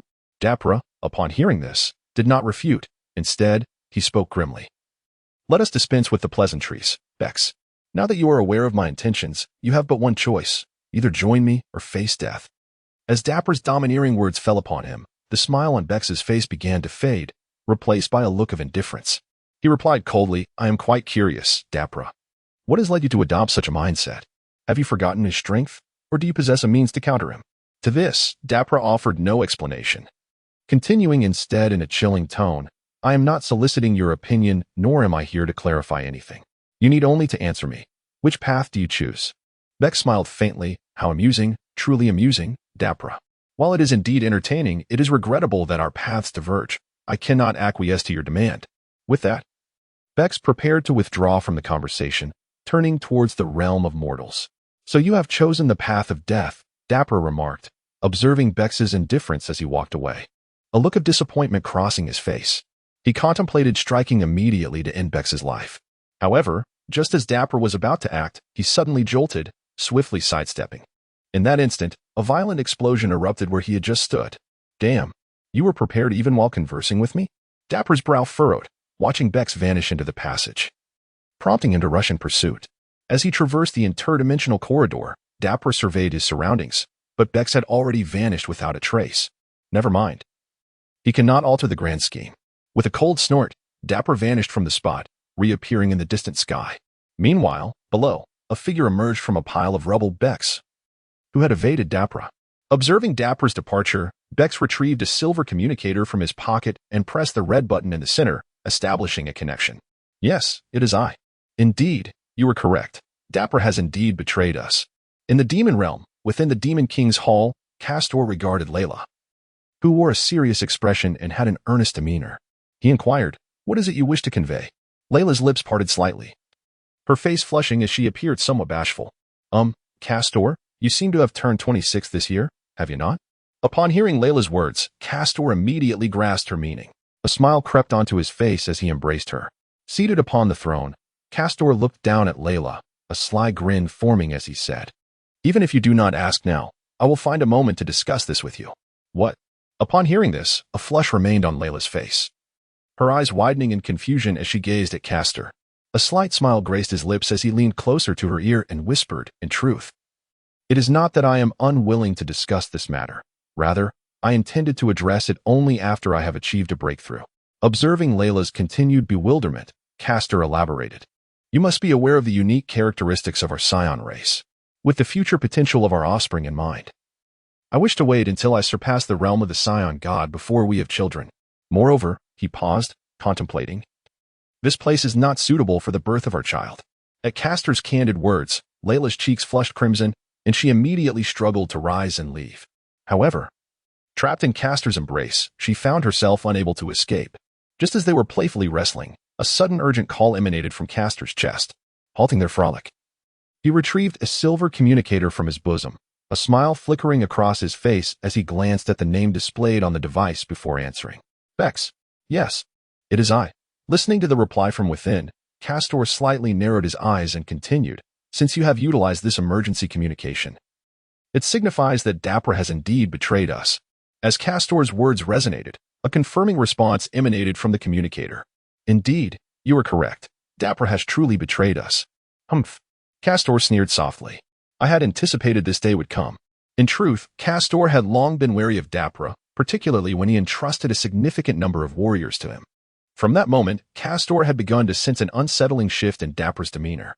Subsequently, to be on the safe side, Castor even employed his ability of retrospection. Upon utilizing this power, he uncovered Dapra's subtle machinations. However, since Dapra was still of use at that time, Castor refrained from taking action against him. Although he chose not to confront Dapra, he maintained a degree of surveillance. Thus, while Dapra's betrayal did not catch Castor off guard, it nonetheless stirred a sense of displeasure within him. Yet, despite this discontent, Castor's expression remained inscrutable. With a cold chuckle, he addressed the communicator, instructing them to proceed as originally planned. For the moment, he need not concern himself further. Indeed, with that, Castor crushed the communicator in his hand, reducing it to ashes amidst a blaze. So, Dapra has finally chosen betrayal, has he? Sitting on Castor's lap, Layla tilted her body to gaze at him. She was well aware of Dapra's machinations, as Castor had informed her upon discovering them. Thus, Layla was not taken aback at this revelation. In fact, she felt no sense of loss. Her feelings toward Dapra had never been favorable. After all, Dapra was the Demon Lord. While she held the title of a World King, a stark opposition of divine and demonic forces, the two were inherently at odds. However, her affection for Castor had led Layla to overlook Dapra as shortcomings. Now, upon learning of Dapra's treachery, she merely scoffed, showing little concern. Listening to Layla's words, Castor reclined against his throne, one hand cradling his head as he chuckled softly. Did you not anticipate this? At her response, Layla leaned forward, embracing Castor's waist, and murmured, I know, but I am curious. How is it that Bex actually follows your commands and even provides you with information? Castor smiled slightly and replied, There is nothing strange about it. It's merely a matter of mutual benefit. That fellow is quite astute. A clever individual knows what actions to take and which to avoid. Furthermore, he paused momentarily before continuing, this situation benefits him more than it hinders. After all, with Dapra's actions, he is bound to be eliminated by me, resulting in the demon realm losing Dapra's presence. This will be crucial for his future reign, would it not? As Castor reflected on past events, he recalled that it was he who had sought out Bex.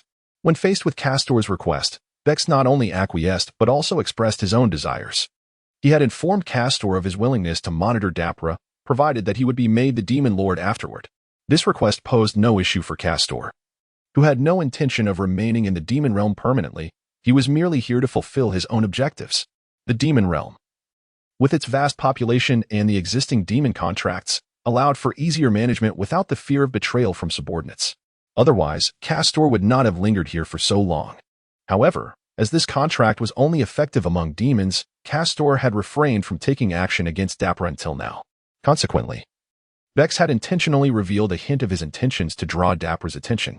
Yet, it was surprising that Dapra only reached out to Bex at this moment. The reason for expending such effort was that while Castor possessed the ability to reverse time, he lacked foresight. He could not predict when Dapra would choose to betray him. Though Dapra might not necessarily cause trouble, caution was always prudent. Even so, Castor mused, shaking his head, I still find it regrettable. Hearing his lament, Layla could not help but laugh. Do you truly feel regret? If that were the case, your previous attitude toward him would have been quite different. To be honest, I suspect that Dapra's betrayal is related to your demeanor. Castor was taken aback by Layla's observation. You noticed? To this, Layla rolled her eyes and replied, Of course. Who do you think I am? Anyone with half a brain could sense something amiss with your blatant attitude. Layla referred to Castor's previous disdainful and indifferent demeanor towards Dapra. Such behavior was uncharacteristic for Castor, who generally exhibited little emotional fluctuation, even around Layla. Recently, however, his temperament toward Dapra had shifted dramatically, which was peculiar. No one would suddenly alter their disposition without external influence. Observing Layla's growing awareness, Castor promptly clarified, You are correct. My previous behavior was intentional. However, my sense of regret is valid. The reason for my actions is that I wanted to see how long he could endure it. Additionally, this approach allows me to exert some pressure on him. Castor narrowed his eyes with a smile. Since he has already shown signs of betrayal, why not exploit him a bit? By instilling fear, I can ensure his compliance. As long as he is unprepared, he must endure. Thus, in any endeavor, he would dare not feign indifference. Indeed, Layla nodded in acknowledgement, yet her brow remained furrowed in curiosity. But why do you still lament? In response, Castor did not conceal his thoughts, promptly elaborating, It is regrettable that he did not endure. Had he managed to suppress his intentions, perhaps I might have reconsidered. As long as he concealed his treacherous inclinations, though I would not have spared him regardless, his life might have been preserved. With a sigh, Castor lamented, what a pity he failed to seize the opportunity. Having said this, Castor shifted his focus to Layla, who was reclining against him. Enough of such matters. Prepare yourself. After their return, we shall witness a splendid spectacle. Moreover, once this affair is resolved, we must depart from this place. Listening to his words while resting against Castor, Layla obediently replied, very well, I shall tidy up. With that, she began to rise. However, only a few steps into her departure, she suddenly dashed back toward him. Castor glanced at her with a look of confusion as she returned. What is the matter?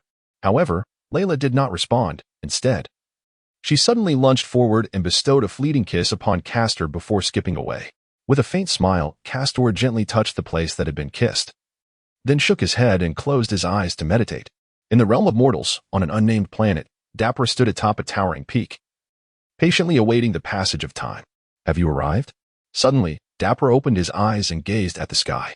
In the distance, a multitude of dark specks appeared, growing larger and drawing nearer. As the dark shapes approached, it became evident that they were none other than soldiers of the Demon Clan. One by one, these warriors hovered before Dapper, and among them, one stepped forward. Your Majesty, Dapper, is there an urgent matter that prompted this summons?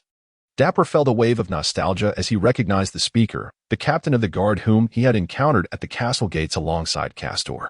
Now, he had become one of Dapper's most trusted subordinates. Scanning the ranks of soldiers, Dapper addressed the captain. Eureka, are all personnel assembled? In response, the captain, Eureka, replied with utmost respect, Your Majesty, currently, the 1st and 2nd Legions have arrived. The 3rd Legion, being farther away, will require additional time to reach us. Upon hearing Eureka's response, Dapper furrowed his brow and commanded, instruct them to abandon their current tasks and come here at once. With that, Dapper turned to gaze into the distance. Where is that fellow? Has he truly left me waiting?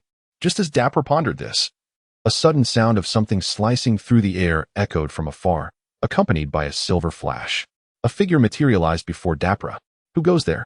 Upon seeing the unfamiliar figure shrouded in a dark trench coat, Eureka was taken aback, instantly adopting a defensive stance, while the surrounding soldiers advanced to encircle the enigmatic newcomer. Despite being surrounded by numerous warriors, the visitor exhibited no signs of distress. Instead, a playful smile graced their lips. Stand down, observing the stranger. A sly grin crept across Dapper's face as he admonished Eureka and the others, then added, At last, you have arrived. I was beginning to think you would stand me up. In response, the visitor chuckled softly. How is it possible? The newcomer remarked, casting a glance over the surrounding soldiers before continuing. So, these are your subordinates? Indeed. With Dapper's affirmation, the visitor nodded and continued, Have you communicated our plans to them? At this, Dapper shook his head and explained, Not yet. My associates have yet to arrive. I shall convey everything once everyone is gathered. Having said this, Dapper turned to Eureka and inquired, Has the 3rd Legion responded? When can we expect their arrival? Upon hearing Dapper's question, Eureka promptly stepped forward to reply. They're en route and should arrive in a few hours. In that case, let us wait a little longer. Time swiftly passed, and it was almost the appointed hour that Castor had specified for their gathering. In truth, Castor had granted Dapper and Bex a limited window for preparation, as he could not linger indefinitely. Have they not yet arrived? At this moment, Layla was already prepared. She had changed from her previous attire of the Supreme Kai and now donned a flowing white gown, complemented by a subtle touch of makeup. She appeared elegant and graceful.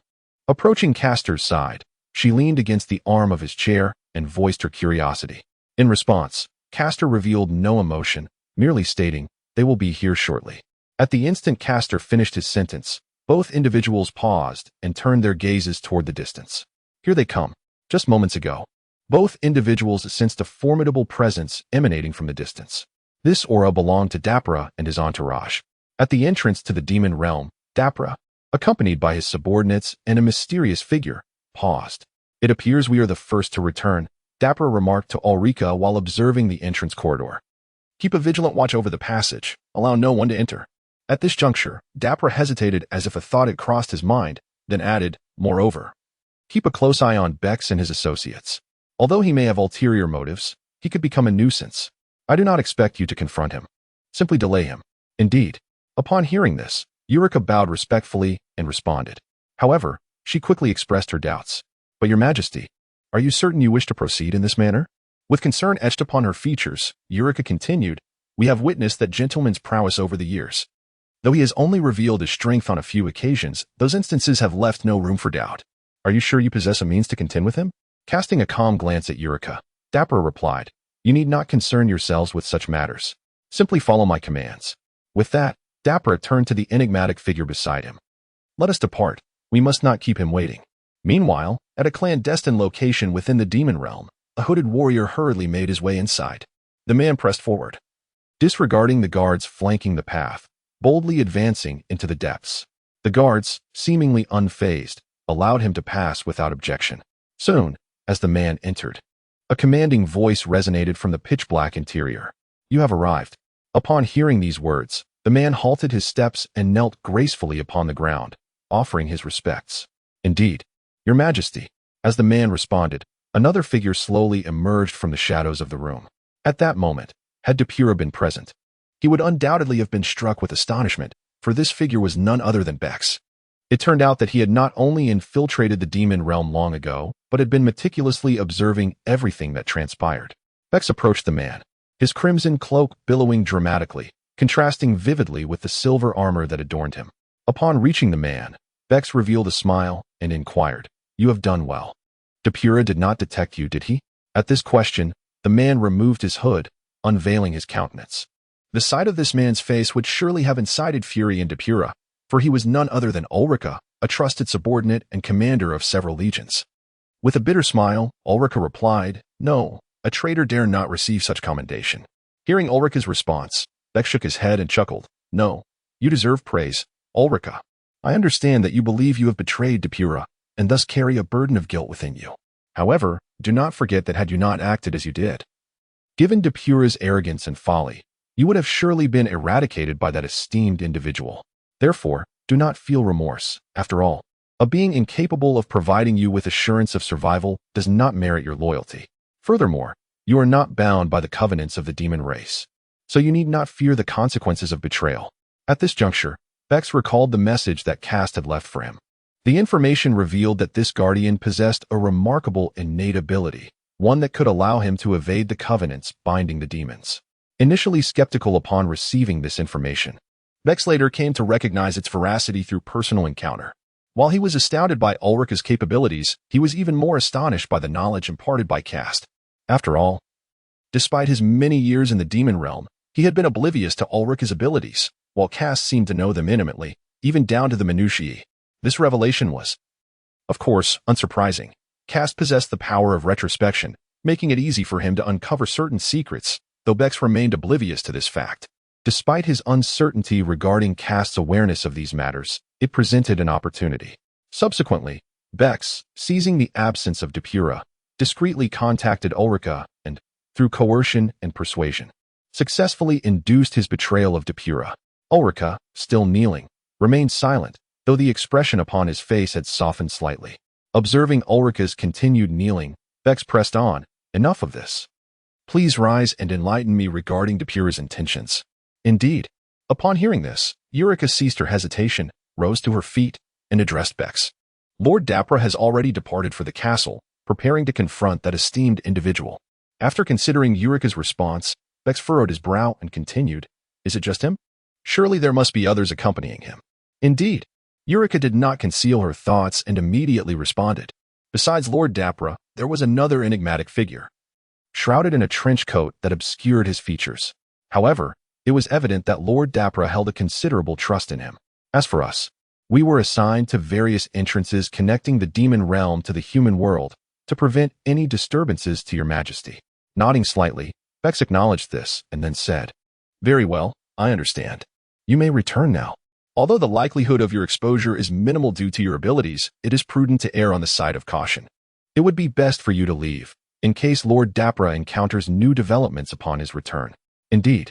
Upon hearing this, Eureka performed a bow and promptly turned to leave. As she departed, Bex retrieved the urgent communicator he had previously used to contact Kast from his pocket and dialed the number. Meanwhile, at the castle located at the heart of the demon realm, Depura and a mysterious man stood suspended in the sky. The enigmatic figure cast his gaze upon the distant castle, a faint smirk playing upon his lips. Is this your ancestral home? he inquired, his voice laced with malice and venom. That man, that accursed fellow Kast, is undoubtedly here. Indeed. With Dapula's response, a tremendous aura erupted from the man, a golden flame radiating from his being. Wait, what are you about to do? Observing the man's state, Dapula instantly felt a sense of foreboding and hurriedly interjected. However, the man, undeterred by Dapula's intervention, coldly replied, "What am I going to do? Is it not evident? I intend to annihilate him." As he spoke, a silver energy sphere began to materialize in his outstretched right hand. Witnessing this scene, Dapula, although already aware of the man's madness, did not anticipate such a reckless act. This was the heart of the demon realm, home to millions of its inhabitants. An attack here could lead to catastrophic casualties among the castle's surrounding residents. While Dapula remained indifferent to the lives of the demon realm's denizens, the potential for immense destruction caused by this man would undoubtedly impact his future reign. Moreover, the target of the man's wrath was not merely a single individual. Should he act here, the castle, symbolic of his dominion, would be rendered to nothingness. This was an eventuality Dapula could not accept. With this in mind, Dapula hastily exclaimed, "Hold on. Stop right there." He rushed to confront the man. "I may not know the depths of your hatred towards him, but if you are to strike, it must be after he has departed from this place." Yet, the man showed no signs of halting. In an instant, he vanished from Dapula's sight, only to reappear ahead of him, though the man was enveloped in a cloak. Concealing his face and head beneath a hat and white cloth, through the layers, Dapula could distinctly sense a chilling gaze sweeping over him. The man coldly declared, "This is your first warning, Dapula. I trust there will not be a second." With that, he turned his attention back to the castle, his voice trembling with madness. "At long last, I have found you, Castor. Prepare to perish."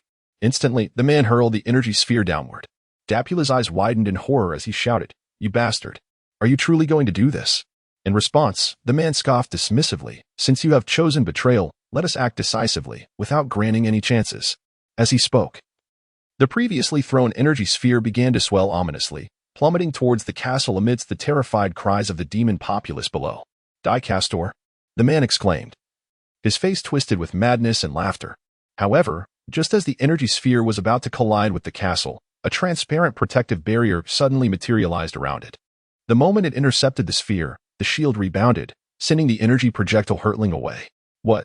Upon witnessing this scene, not only was Dapula taken aback, but the man himself was also startled.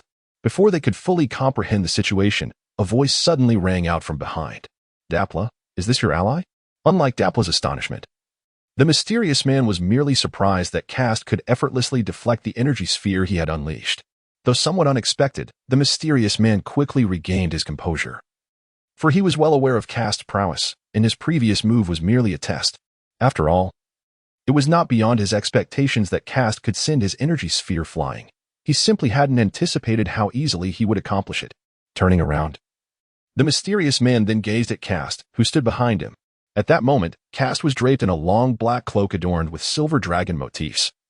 The head positioned on his left shoulder and the tail on his right, the design encircling the entirety of the cloak. The combination of the cloak and dragon patterns accentuated his already handsome visage, rendering him even more striking. Observing Kast's familiar features, the mysterious man's breath began to quicken. And with a voice tinged with menace, he proclaimed, "At last, I have found you, Kast. The search has been arduous."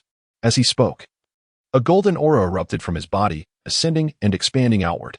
Meanwhile, Kast regarded the man with narrowed eyes. "You are a Saiyan, aren't you?" At this, the mysterious man trembled slightly before bursting into laughter. "Ha ha ha. Indeed, you are Kast, the legendary Super Saiyan." After his laughter subsided, the man extended his hands to remove the hood and the cloth that obscured his face. Upon seeing the man's countenance unveiled, Kast maintained an expressionless demeanor and replied coolly, "What is it that you wish to convey?" Although Kast's expression remained impassive, Dapula was taken aback. The revealed visage of the man was truly horrifying. He was entirely bald, with skin marred by cracks, devoid of eyebrows, and in some areas, the underlying muscles were exposed to the air. At first glance, he resembled a demon emerging from the depths of hell, perhaps even more terrifying than any demon could be. Gazing upon the true visage of the enigmatic man, Dapper comprehended at that moment why he had perpetually concealed his face. Given his current appearance, he would undoubtedly evoke disdain wherever he roamed. Humph!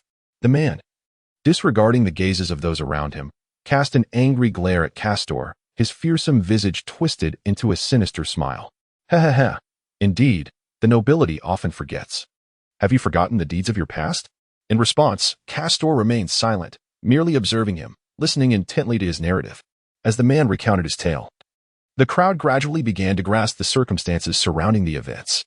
It turned out that this matter was indeed connected to Castor, though it was more accurately tied to events from 18 years prior, during Castor's youth.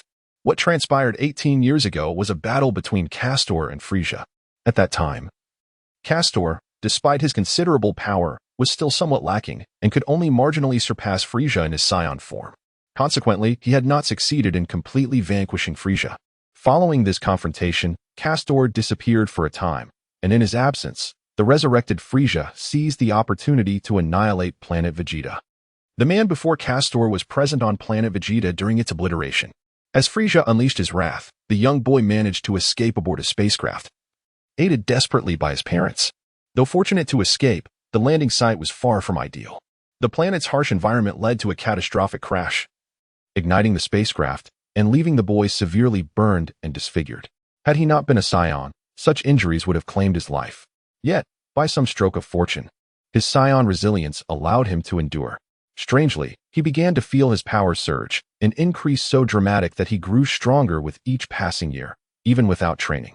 While he could not comprehend the reason behind this, he recognized the two principal culprits behind the destruction of planet Vegeta, Frieza and Castor. Frieza was the executor of the planet's demise, while Castor was the passive enabler, whose absence allowed the tragedy to unfold. The reasons for Castor's non-appearance mattered little to the man. The loss of his family and home had sown deep-seated hatred within him.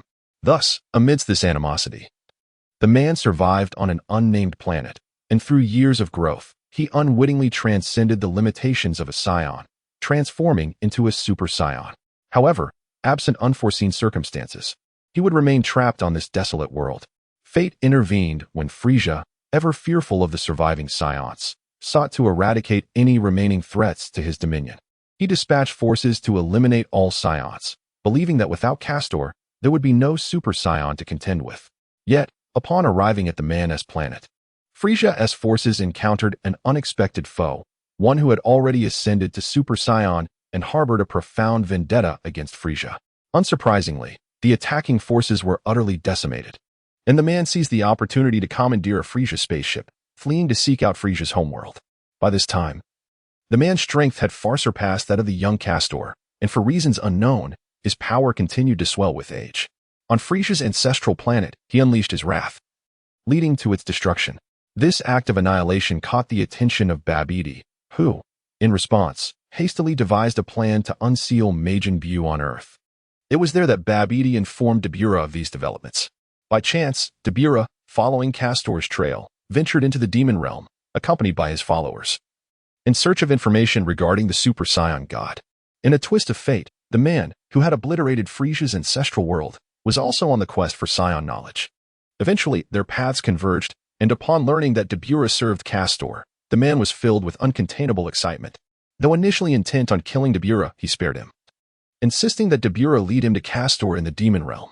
Dabura, recognizing the man as the one responsible for the destruction of Frieza's planet, was equally thrilled. Understanding the man's hatred for Castor ignited a fervor within Dabura, who had long harbored ambitions of his own but lacked the means to confront Castor.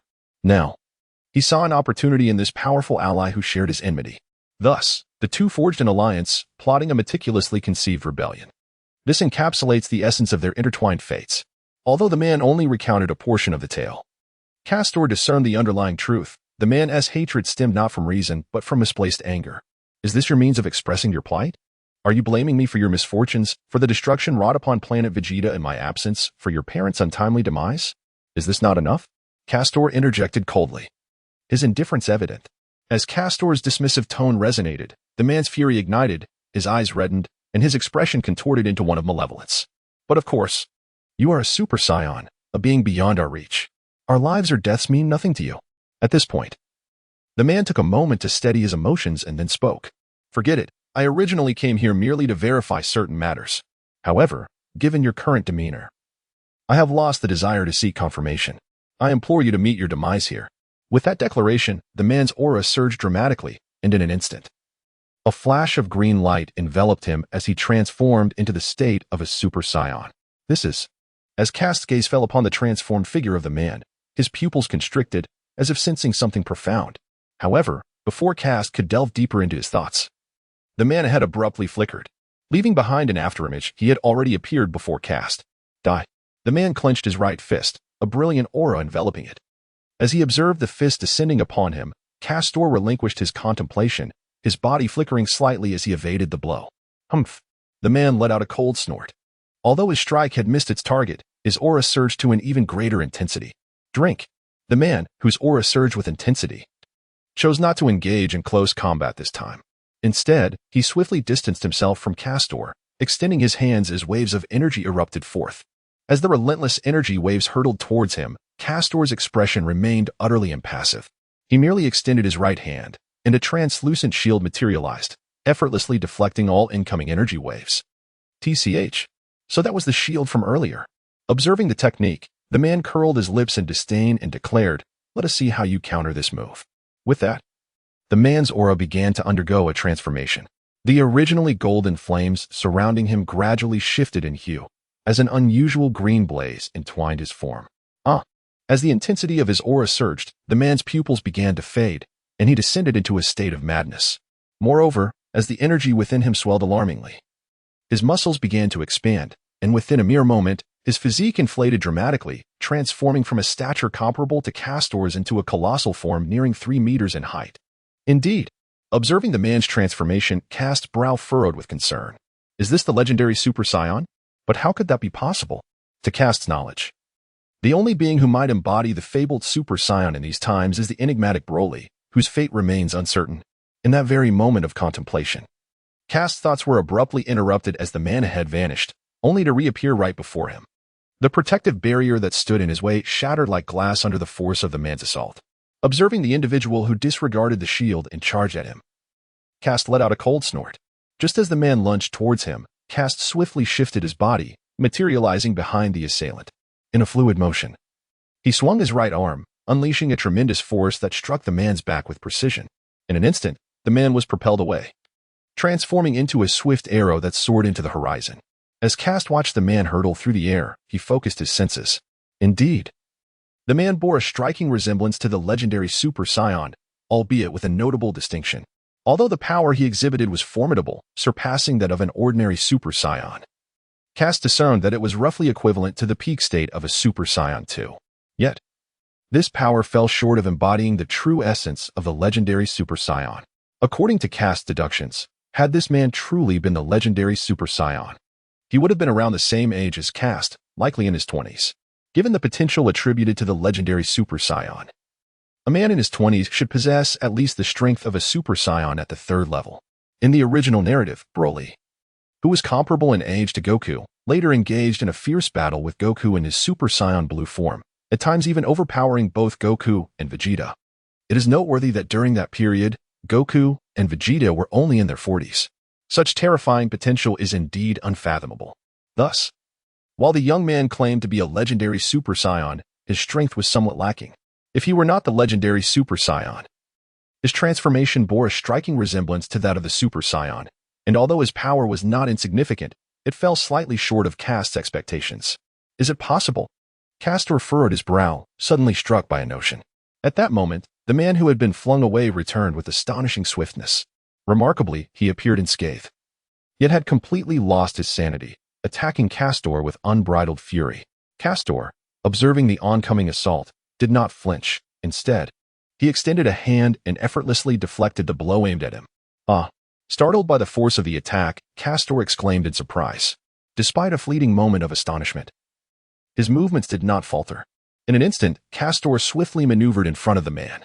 As he drew near, he abruptly bent his right arm and delivered a powerful strike to the man's chest with his elbow. Wow! With a single strike, the man halted his actions, suspended in midair. What is happening? Beside him, Dapula, who had been observing the battle, couldn't help but wear a grim expression. It was not that he was unwilling to join forces with the man, but rather that the intensity of their combat left no room for his intervention. Though Dapula's current strength was comparable to Gohan's during his childhood victory over Cell in the original story, the prowess of the two fighters before him far surpassed his own.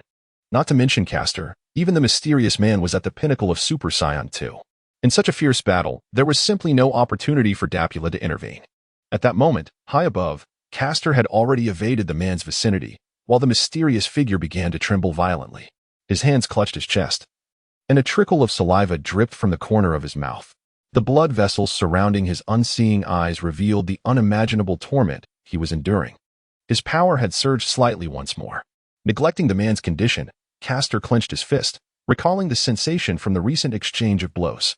Although their skirmishes had been brief, Caster distinctly felt that the previous strike had subtly surpassed the pinnacle of Super Saiyan 2. Indeed, just as I had anticipated. However, now was not the time for such reflections. At this moment, the man, having endured that strike and suffering immensely, began to regain his composure.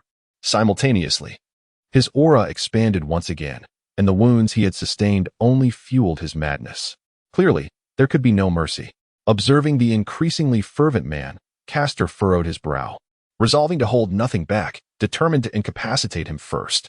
Thus, Caster secretly gathered his energy, and soon a golden aura enveloped his form. With his serious demeanor, Caster's attire billowed as if caught in an unseen wind, his entire presence transforming dramatically. From a state of serene composure, he now radiated a fierce brilliance, akin to a sharpened sword, exuding an acute sense of impact. Simultaneously, the man, stimulated by Caster's aura, momentarily hesitated before suddenly succumbing to a frenzied roar, charging recklessly towards Caster. Humph! This time, Caster did not hold back. Instead of waiting for him to make a move to counter, he charged forward directly, meeting the challenge head-on. In the distance, Dapura observed the clash between Caster and the enigmatic figure, beads of cold sweat beginning to trickle down his forehead. He could hardly fathom that Caster possessed such formidable strength. The abilities displayed by the man had already transcended Dapura's wildest imaginings. Yet, the power manifested by Caster was even more bewildering. It was evident that the strength exerted by the man engaged in combat with Caster could, if it struck him, immediately obliterate him. This was not unfounded. The evidence lay in the shockwaves that erupted from the man's palm, crashing down onto the ground. The impact left behind a vast crater at the point of contact, and the surrounding structures within several miles lay in ruins, a consequence of the residual energy following Caster's counterattack. Despite the casualties among the ordinary demon populace due to their fierce confrontation, Dapper was now utterly indifferent to these losses. For before him was a man of such overwhelming power, now reduced to a mere plaything, being relentlessly battered through the air by Caster. Were it not for the man's current state, devoid of rational thought yet bolstered in defense, he would have surely succumbed to defeat long ago. Damn it. No. I must devise a strategy. Although the man was in a state of irrationality, with both combat effectiveness and defense significantly heightened, there was still a limit to this enhancement. Dapper may have been unaware of the extent of Caster's capabilities, but the man was exhibiting signs of nearing his threshold. This was evident in the man's increasingly erratic movements, coupled with his labored breaths. If this condition persisted, it would not be long before he collapsed from exhaustion. Observing this predicament, Dapper found himself filled with regret for not thoroughly assessing Caster's strengths before engaging. Yet, it was too late for such reflections. Dapper understood that having taken this course of action, he could only succeed, as failure would equate to death. It seemed he had no choice but to resort to that move. With this thought, Dapper abruptly turned his gaze towards the castle. Following his line of sight, he noticed a young girl clad in a white gown standing on the balcony above the castle, her focus entirely fixed on the fierce battle unfolding between Caster and his adversary. Observing the girl who remained oblivious to his presence, Dapper's lips curled into a subtle smirk. He then surged toward her location with fervor. Regardless of how formidable Kast was, every human possesses vulnerabilities, and hers is unequivocally linked to the girl. As he gazed ahead at the girl, Dapper mused inwardly, his mouth betraying the emergence of a wicked grin. In midair, Kast had just sent a man hurtling away with a powerful kick when he caught sight of the unfolding scene below. Upon witnessing Dapper's trajectory toward Layla, he instantly grasped his intent. Foolish. With a cold sneer, Caster did not intervene but instead continued to soar towards the man who had gradually lost his combat prowess. Below, Layla observed the clash between Caster and the enigmatic figure without a hint of concern. Rather, she displayed a keen interest. For Layla understood that, given Caster's formidable strength, even though the mysterious man exhibited considerable power, he would ultimately be no match for him. Indeed, The current scenario revealed that the man was being relentlessly pressured and attacked by Castor. However, Layla felt a surge of astonishment, not anticipating that the individual could withstand Castor for such an extended duration, even if the battle had only lasted a mere 10 minutes. Just as Layla was engrossed in the spectacle, a sudden shock coursed through her, as she sensed a familiar presence approaching her swiftly. Turning her head, Layla gazed towards the source of the breath, and soon she beheld a blue figure soaring towards her. It was Dapla. As anticipated, he had indeed taken the same course of action. Furrowing her brows, Layla suddenly felt a wave of irritation, not due to concerns for her own safety, but rather because he had intruded upon her solitude. Meanwhile, Dapla, suspended in midair, noticed that Layla on the balcony below had become aware of his presence. However, he was indifferent to her recognition. The distance between them was merely a fleeting moment. In an instant, Dapla had arrived before Layla.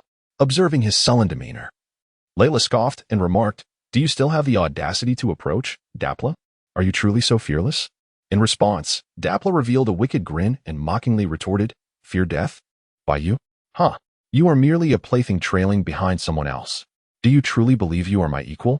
You what?" Before Layla could respond, Dapla interrupted. "If it weren't for that guy Castor's presence, do you really think you could command my obedience for this long? You'd best comply and remain still, for Castor's sake. I shall not harm you." As he spoke, a scheming smile gradually crept across Dapla's face as he moved closer to seize her. Though she was merely a plaything of that Castor fellow, it was evident that he cared for her, making her a perfect shield to bolster my strength. Dapla thought to himself as he reached for Layla, but suddenly sensed something amiss. For in Layla's gaze, there was not a trace of fear. Indeed, a mocking smile was discernible in her eyes. Suddenly, when there was still nearly a meter separating Layla from him, before Dapla could extend his hand, a blinding shockwave erupted from within the castle with a deafening bang, its trajectory aimed directly at Dapla ahead. What? Before Dapla could react, the shockwave struck him. Instantly impacted by the force, Dapla was propelled through the air and erupted in a violent explosion. How infuriating! In midair, Dapla shielded his face with both hands. Despite the considerable damage inflicted by the explosion, it was evident that he had not been rendered incapable of fighting or met his demise. Observing the condition of Dapla high above in the sky, despite his battered visage, every part of his body remained intact. Layla let out a gasp of astonishment and addressed the person inside the room behind her. "Did you hold back just now?" In midair, Dapla, noticing Layla seemingly conversing with someone within the room, speculated that she was likely speaking to the individual who had ambushed him moments earlier. He turned his gaze towards the interior. As Layla inquired, indeed, a voice resonated from within. Are you planning to kill him?" Although no figure was visible, the sound of the voice sent a jolt through Dapla. Could it be that he is? Hearing the familiar voice, Dapla suddenly began to tremble. "No, this is impossible." He was not. "What is impossible, Dapla?" A sudden voice erupted from behind him. Upon hearing this voice, Dapla shuddered violently, cold sweat breaking forth as he turned around in a daze. You. As he turned to face the approaching figure behind him, Dapla felt an overwhelming sense of despair, for it was none other than Castor. In that moment, Castor stood with one hand grasping the lifeless body of the man he had previously battled, while his other hand hung limply at his side, gazing at Dapla. Simultaneously, from below, the voice emanating from within the room gradually drew closer. Indeed, it was he, the demon Majin Buu. Dapra's pupils constricted as he caught a glimpse of the figure emerging from the shadows. A corpulent, pink-skinned silhouette stepped forth from the depths of the balcony room, a sight all too familiar to Dapra. This was the very Majin Buu who had once been sealed away by Castor. How could this be? Was he not sealed? Suddenly, a realization struck Dapra, and he turned to Castor, exclaiming, "It was you. You have long since broken the seal on Majin Buu. Why did you deceive me into believing there was no such thing?" Dapra recalled the earlier conversation he had had with Castor regarding Majin Buu. He had inquired whether the seal should be lifted, reasoning that with his own strength, even the formidable Majin Buu would pose no significant threat. However, Castor's response had been a resolute no. This had puzzled Dapra, but ultimately, he respected Castor's decision and refrained from further questioning. Yet now, the truth was unmistakable. Majin Buu had resurfaced. As Dapra took in the scene before him, even his naivety could not obscure the reality. "You never trusted me. You have merely been using me," Dapra accused Castor, his teeth clenched in bitter indignation. "Humph." With a cold snort, Castor cast aside the incapacitated man in his grasp, sending him tumbling to the ground beside Layla. He then turned to the visibly enraged Depura and said, "You cannot possibly think that I genuinely trust you, can you?" Narrowing his eyes, Castor continued in a frigid tone, "Enough with the idle chatter, Depura. Surely you have a backup plan. You must realize that individual is not your match." Despite the fierce battle that had transpired, and the man's escalating fury and power, Castor could still sense his limits. Ultimately, the intensity of their confrontation was comparable to that of a Super Saiyan at its third level, and in comparison to the original series Goku and Fat Buu, he was decidedly weaker. To think that such a level would suffice to contend with him was an underestimation. Depura, observing Castor's unperturbed demeanor and his blatant expressions of distrust, felt his anger intensifying. However, upon hearing Castor's next words, his rage momentarily faltered, only to vanish entirely, replaced by an unsettling calmness. After a brief silence, Depura's face broke into a sinister smile as he remarked, "Heh, it is no surprise coming from you, Lord Castor. Clearly, relying solely on me would not suffice to defeat you." But, suddenly, Depura clapped his hands and exclaimed, "Come forth. It is time for you to take the stage." At that instant, ripples spread through the surrounding space, and a pitch-black vortex materialized. As he gazed at the portal, a smirk began to form on Depura's lips. Yet, before he could fully express his amusement, a figure emerged from within, freezing his smile in place. "This, you." Instead of the 3 legions of demons he had anticipated, it was Bex's army that appeared. However, what truly astonished Depura was the sight of Eureka standing behind Bex, the very subordinate he had entrusted with significant responsibilities. "What is happening? Eureka, how did Bex arrive here? Weren't you supposed to stop him? Why is he here? Along with your subordinates?" Depura's disbelief surged as an ominous premonition settled in his heart. Eureka, suspended in midair, lowered her head and remained silent, while Bex burst into hearty laughter. "He, enough of the guessing, Depura. As you can see, Eureka has turned against you, realizing your rebellion is futile. She has long since betrayed you. As for your subordinates, they have already been subdued." Indeed, as Bex had stated, Eureka, as the captain, had effortlessly devised a scheme to render her subordinates powerless, merely by administering a certain substance in their food. Yet, Depura could not accept this reality. Staring at Eureka in disbelief, he exclaimed, "This. How is it possible that you defied the demon clan's oath?" Regrettably, no one was there to provide an explanation. Observing Depura's dismay, Castor remarked, "So, this is your backup plan?" Upon hearing that sound, Dapper suddenly recalled that Castor was still behind him. Instantly, his body trembled, and he hastily knelt in mid-air, pleading, "No, please spare me, Lord Castor."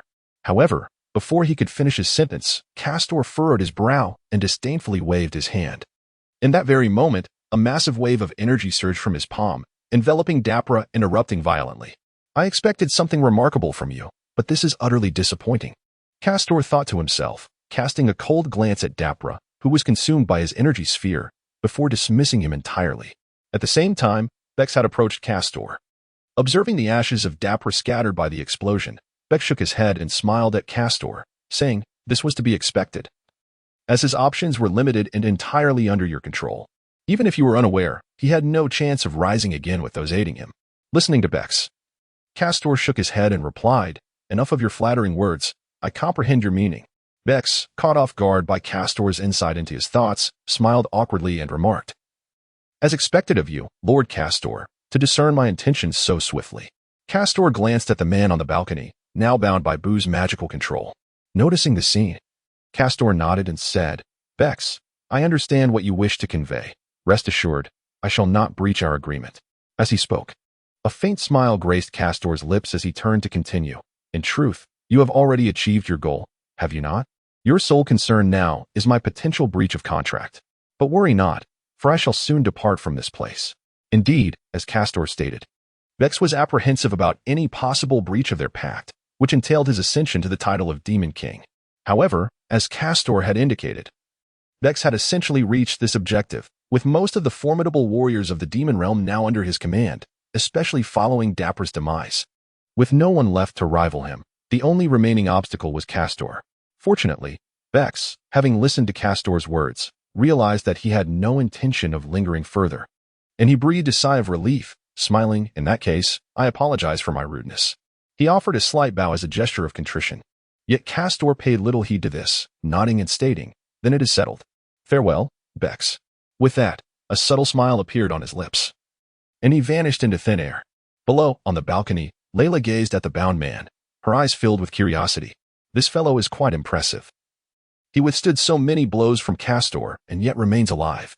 While it was true that Castor had no intention of killing him, the fact that he had not held back was evident. Under such circumstances, it was rather extraordinary that this individual had sustained severe injuries yet had not succumbed to death. Just as Layla pondered this, a voice suddenly echoed from behind her. That is because this individual is no ordinary Saiyan. Turning to the source of the voice, Layla's face lit up with a smile as she rushed to the newcomer. Has Castor resolved his matters? The newcomer was indeed Castor. And even though Layla had been observing from below, she still yearned to hear it directly from him.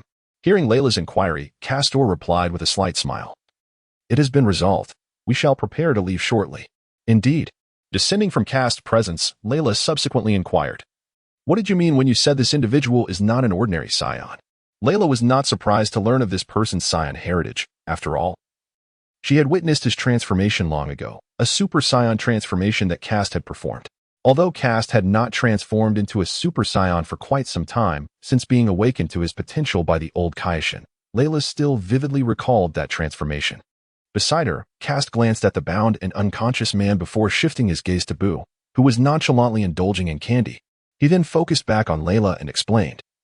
This individual is the legendary Super Saiyan.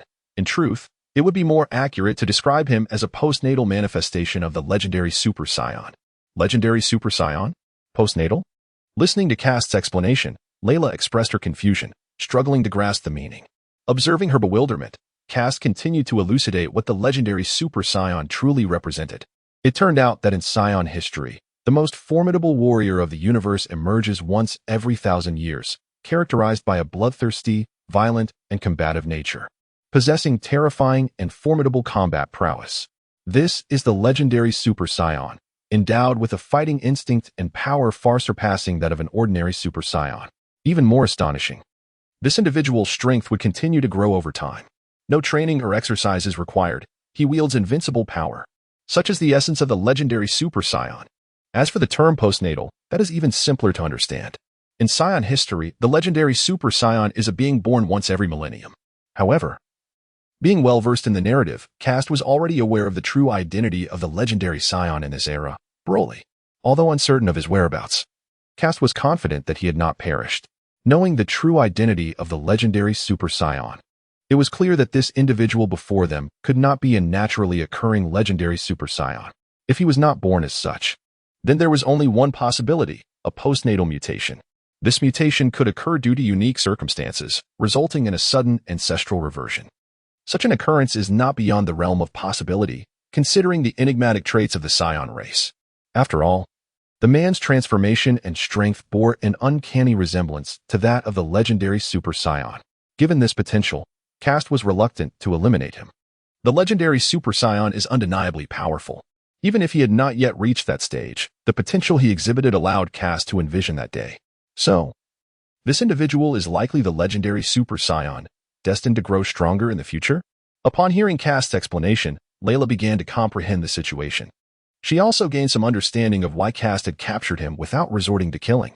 So, you captured him because you recognized his potential? She asked, only to follow up with, however, I noticed that after his transformation, he seemed somewhat deranged and uncontrollable. Is it even possible to manage someone like that in the future? Indeed, Layla's concerns were not unfounded. Setting aside the madness associated with the legendary Super Saiyan transformation, the man's hatred towards Kast would likely prevent him from submitting. Nevertheless, Kast dismissed Layla's worries with a smile. Fear not. Having made this choice, I possess a certain confidence in the outcome. With that, Kast lifted his gaze to the sky, where a group of soldiers had now appeared, all bound and glowering as they floated in the air. These soldiers were members of the army previously under Dubra's command. With Dubra now deceased, Vex was leading Yulika and her subordinates in persuading them to surrender one by one. Observing the scene, Kast withdrew his gaze and said to Layla, well, let us not dwell on this any longer. It is time for us to depart. Upon hearing this, Layla suddenly recalled that indeed, the matter had been resolved, and it was time to depart from this place. She nodded in agreement. Very well. With that, he grasped Kast's hand, pulling him along. Thus, Kast signaled to Buu, instructing him to bring the captured men over. In an instant, they vanished with the power of teleportation. The Earth. A distant island known as Papaya Island. Although the name seems unremarkable, the island hosts a martial arts tournament held every few years. This martial arts competition is simply named the world's #1 martial arts tournament, clearly signifying its purpose to elect the strongest martial artist. At this moment, the surroundings of the tournament stage were teeming with spectators, creating a vibrant atmosphere that obscured the view of the back. Strangely, however, a vacuum zone appeared at the barrier in front of the arena. This vacuum did not refer to the emptiness of outer space, but rather a circular area with a radius of nearly 3 meters devoid of any onlookers. Of course, this did not mean it was entirely empty, as 4 individuals stood within it. Yet, within this radius, there was no one else present. This was peculiar, considering the limited size of the tournament stage and the multitude of spectators. Yet these 4 individuals found themselves completely alone in their vicinity. "We sincerely apologize for the lengthy wait," announced a man dressed in a black suit and dark sunglasses as he stepped out from within. Upon reaching the center of the stage, he raised the microphone and declared, "We are about to commence the 23rd World's #1 martial arts tournament." As he spoke, the crowd erupted in cheers. Finally, the moment has arrived. At the edge of the stage, a girl with blue hair clad in a deep purple short-sleeve top leaned over the railing, her excitement palpable. "Indeed, although it's not my first time, I still feel exhilarated." Next to her, an elderly man adorned with a black top hat and red-framed sunglasses chimed in. Just as they were exchanging their sentiments, the host on the stage continued, "This preliminary round features 72 participants. While this is a significant reduction from the previous count, after a series of high-level and intense battles, 8 elite contenders have successfully advanced. They shall battle here for the honor of being the world's #1 martial artist. Who among these competitors will seize the championship and claim the title of the strongest martial artist? Let us await the outcome. The first match will pit contestant Tao Bai against contestant Tien Shinhan. Now, let the 2 contestants make their entrance." As the host introduced them, 2 figures slowly emerged from the grand hall above the arena. Their appearances were quite distinct from ordinary individuals. One had a bald head, with a third eye positioned in the center of his forehead. Despite his unusual looks, he exuded an air of naturalness, presenting himself as a resolute and handsome man. His muscular build was accentuated by his yellow short shirt and green trousers, giving him a striking presence. In contrast, the other individual was even more bizarre. Instead of a typical face, he bore 2 mechanical, telescope-like devices in place of eyes. The upper part of his face was also mechanical, rendering him an unsettling figure at first glance. "Defeat him quickly, Tien Shinhan." "Did you hear that?" shouted a woman with long, wavy golden hair dressed in a red gown. Her fierce gaze fixed on the arena as she clenched her fists. "The first match is now underway," announced the host. As he did so, the drummers on either side of the stage struck the copper drums, signaling the start of the competition. Yet, as time ticked by, an odd silence lingered. Though both contenders had assumed their stances, neither chose to make the first move. "What's wrong with them?" questioned a creature with pig-like features, leaning over the railing in front of the elderly man. "There's absolutely no movement." The golden-haired girl sighed in exasperation. Just then, a voice broke the stillness. "It's not that they don't wish to move. Rather, they simply cannot." The crowd turned their puzzled gazes towards the elderly man who had spoken. The man at the center, with a serious expression, peered through his sunglasses at the 2 combatants on the arena. He could hardly believe that, after merely 3 years of training, Tianjin Fan had achieved such remarkable prowess. What could this possibly mean? The pig-like creature in front turned to him, bewildered. "What I mean is, Tao Bai has been completely subdued. Tianjin Fan shows no signs of weakness, leaving Tao Bai with no opportunity to strike." "I see, that's wonderful." Just as the blonde girl cheered, the blue-haired girl suddenly interjected. Have you all noticed something peculiar?" "Eh? What peculiar things are you saying, Bulma?" Observing the bewildered crowd, the blue-haired girl, Bulma, extended her hand and pointed to the side. "Did you notice what is over there?" As the crowd turned to follow Bulma's gesture, she continued, "In fact, I only just noticed it as well. Look over there. Isn't it quite strange?" "Indeed." As they gazed in the direction Bulma indicated, the onlookers beheld an extraordinary sight. There stood 4 individuals, and while the presence of people was not unusual, what was peculiar was the nearly 3-meter circular area surrounding them that was completely devoid of anyone. Moreover, the people around appeared utterly unfazed, as if they were oblivious to the scene, not reacting in the slightest. "Behold!" The crowd gasped in astonishment, and at that moment, Bulma's eyes widened as if she had uncovered something extraordinary. "Wait a moment. she exclaimed, her gaze fixated on the waist of one individual, disbelief etched across her face. Master Roshi, Wulong, launch, do you see? Is that a tail wrapped around that person's waist? From Bulma's perspective, she could only vaguely discern four figures, with only one shadow standing nearby fully visible, albeit in profile. Furthermore, the man wore a hood, obscuring his features, which caused Bulma's attention to intensify upon him, leading her to notice the tail entwined around his waist. Indeed, as several gazes converged, they soon discovered the tail wrapped around the man's waist. Could his tail be akin to that of Wukong? Observing the mutual glances exchanged among the group, Bulma articulated their collective thoughts. Indeed, it is highly probable. The elder in the center, Master Roshi, pondered for a moment before affirming their speculation. I understand what you wish to convey. However, let us defer this discussion for later. The competition has commenced, and they must take action. As Master Roshi's words echoed, the three-eyed man on the arena, known as Tien Shinhan, suddenly changed his expression and turned his gaze aside. A flaw exists. In an instant, the half-cyborg Tao Bai Bai, positioned opposite Tianjin Fan, seized the opportunity and charged forward with great force. Though unaware of the reason behind Tianjin Fan's momentary lapse into distraction, he quickly composed himself upon witnessing the approaching Tao Bai Bai. Just as Tao Bai Bai launched a strike, Tianjin Fan vanished from sight, only to reappear behind him. Subsequently, amidst Tao Bai Bai's astonished expression, he delivered a swift chop with his hand. What? The struck Tao Bai Bai, rendered powerless, fell to the ground. Observing the clash between the two, amidst the cheers of the crowd, the host raised the microphone once more, his voice brimming with enthusiasm. Oh my!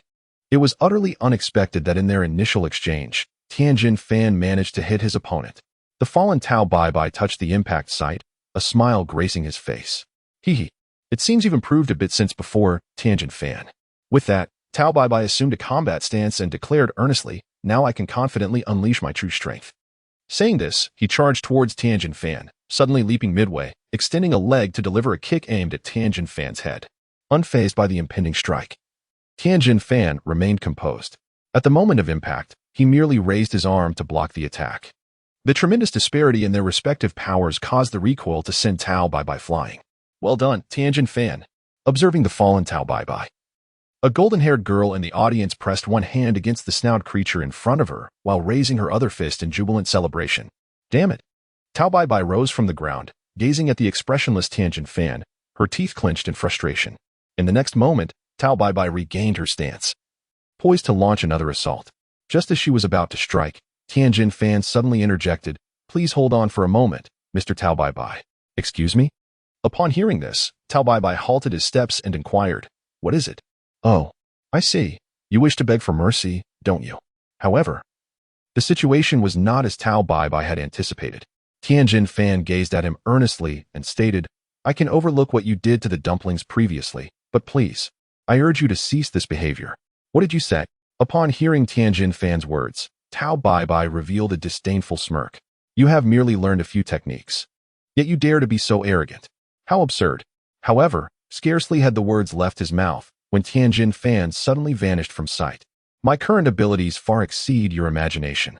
With that declaration, in the next moment, Tianjin Fan appeared behind Tao Bai Bai. Startled by Tianjin Fan's sudden movement, Tao Bai Bai leaped forward and turned to face him. "When did you sneak up behind me?" "Huh, how shameless of you. Are you implying that you have surpassed me?" In response to Tao Bai Bai's mockery, Tianjin Fan remained expressionless and replied earnestly, "Though it is somewhat difficult to articulate, I have completely discerned your previous attack." Upon hearing this, Tao Bai Bai was momentarily taken aback before erupting into a series of scornful laughs. "What an arrogant little brat. Allow me to illustrate the chasm that lies between us." With that, Tao Bai Bai ceased the conversation and lunged forward to launch an assault against him. Indeed, as he observed the two individuals on the arena, Master Wu Tian, who was watching from below, suddenly spoke up. This time, Tianjin Fan emerged victorious. Upon hearing this, both Bulma and Launch turned to him, inquiring, "How should this be expressed?" Before Teacher Wu Tian could finish his words, a young man's voice suddenly interjected from the side. This was because Tao Bai Bai had already lost her composure and ability to reason. Upon hearing that sound, everyone was taken aback and hurriedly turned their gaze towards the source of the voice. In that fleeting moment, upon glancing to the side, Bulma was instantly astonished by the sight of the newcomer. "It is you." Before her stood 4 individuals of varying physiques. From left to right, there was a plump figure enveloped in pink, with a cheerful smile and squinting eyes. The second was a beautiful young girl adorned in a pristine white gown, her silver hair cascading elegantly. The third was the hooded man with a tail whom Bulma had encountered earlier, standing at the far end.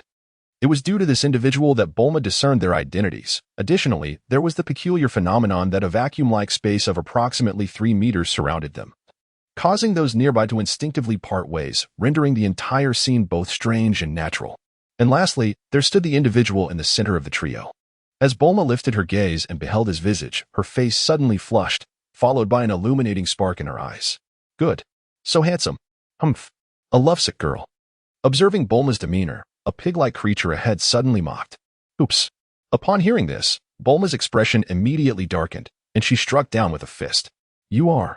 Ignoring the antics of Bulma and Oolong, Master Wu Tien turned his serious gaze toward the newcomer. I apologize for not introducing myself sooner. My name is Castor. These are my family and friends. As Castor introduced his companions, Master Wu Tien suddenly addressed the man beside Castor, who was wearing a hat. So, his name is Padas. Is it? Indeed. As Kast responded, Master Wu Tien and Bulma exchanged glances and nodded in unison. However, why did he persist in wearing a hat and bandaging his face? Just as Master Wu Tien was about to speak, the creature with a pig-like visage, previously struck by Bulma, known as Oolong, suddenly posed this question. Not good. Upon hearing Oolong's inquiry, Teacher Wu Tien felt an immediate sense of foreboding. As a man who had lived for over a century, he was not entirely unfamiliar with those who shrouded their faces. While he could not claim to fully understand them, he was acutely aware that such individuals often harbored untold secrets. If he inadvertently touched upon their hidden wounds, it was highly likely that a conflict would arise, potentially leading to an inexplicable and enduring enmity. Oops. Just as the concerned Teacher Wu was about to reprimand Oolong, Castor smiled subtly and interjected, It's all right.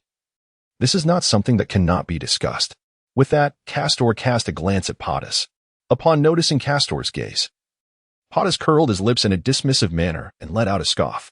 He then explained to Teacher Wu and the others. I wear this mask because my face was scarred by fire during my childhood. It's a trivial matter, nothing to fuss over. Although Padas spoke with nonchalance, Teacher Wu held a different opinion. Thus, Teacher Wu raised his cane and lightly tapped Oolong, subsequently apologizing. I sincerely apologize. This young man lacks understanding. Ugh, are you ever going to stop? I told you it's a trivial matter. Padas, seemingly irked by Teacher Wu's concern, was about to voice his annoyance when he suddenly sensed a cold gaze directed at him from the side, causing him to halt abruptly and refrain from uttering another word. Observing the suddenly silent Padas, Teacher Wu Tien appeared somewhat perplexed. However, before he could ponder further, Kast beside him suddenly interjected, By the way, did you have something you wished to inquire about us just now? Ah, indeed.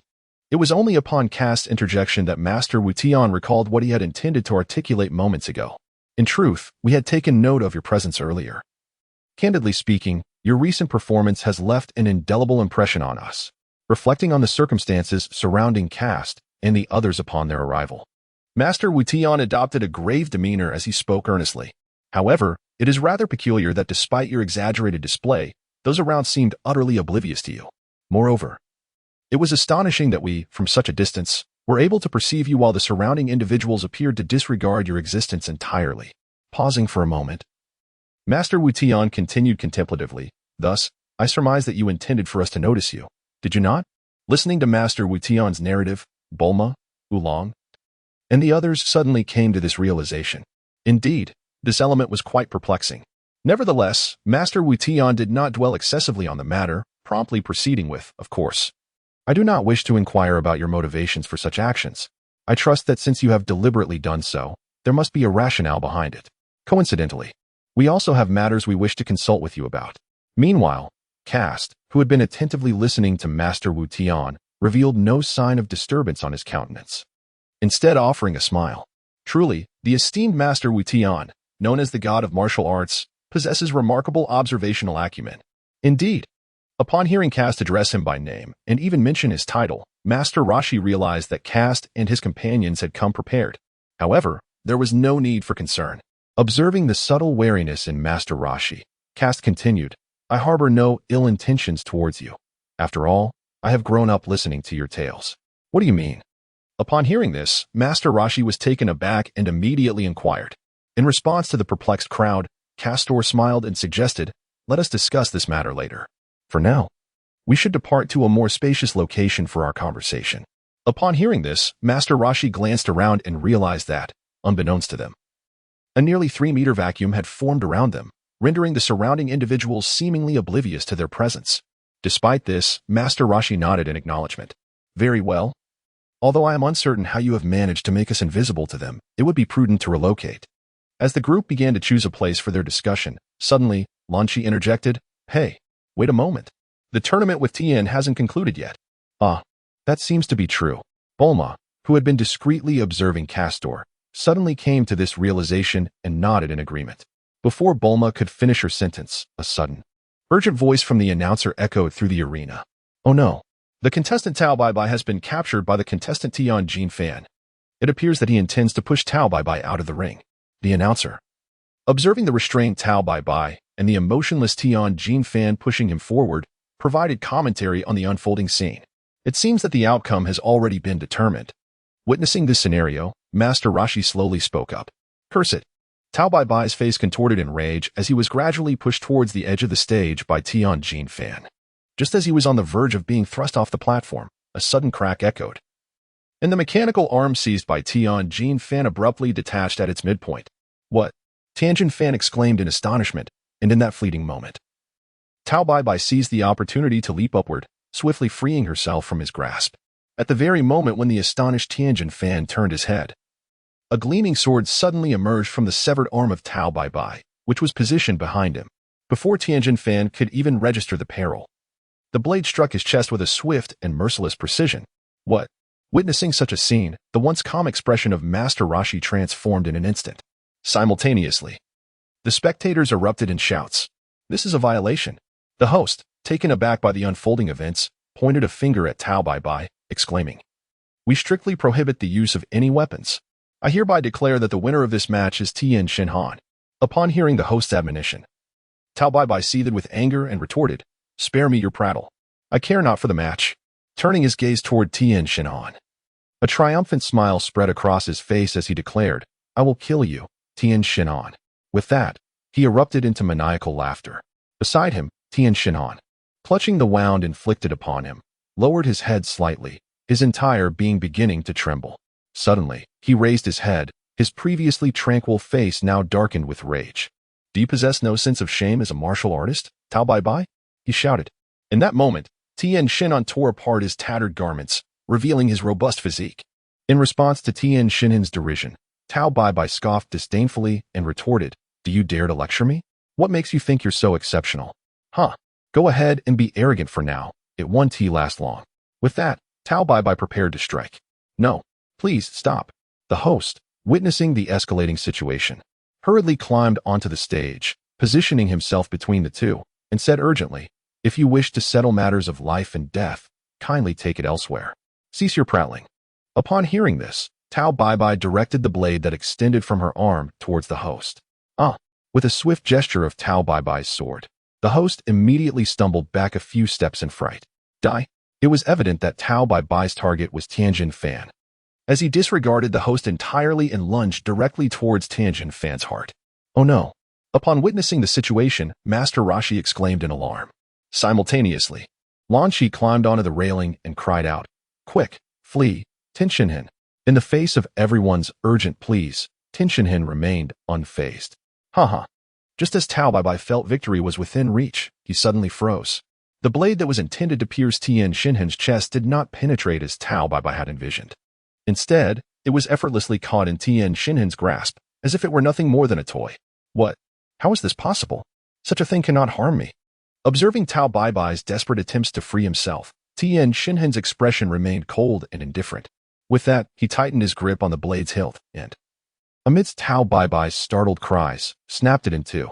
As Tien Shinhan discarded the broken blade and advanced towards him, Tao Bai Bai suddenly burst into laughter.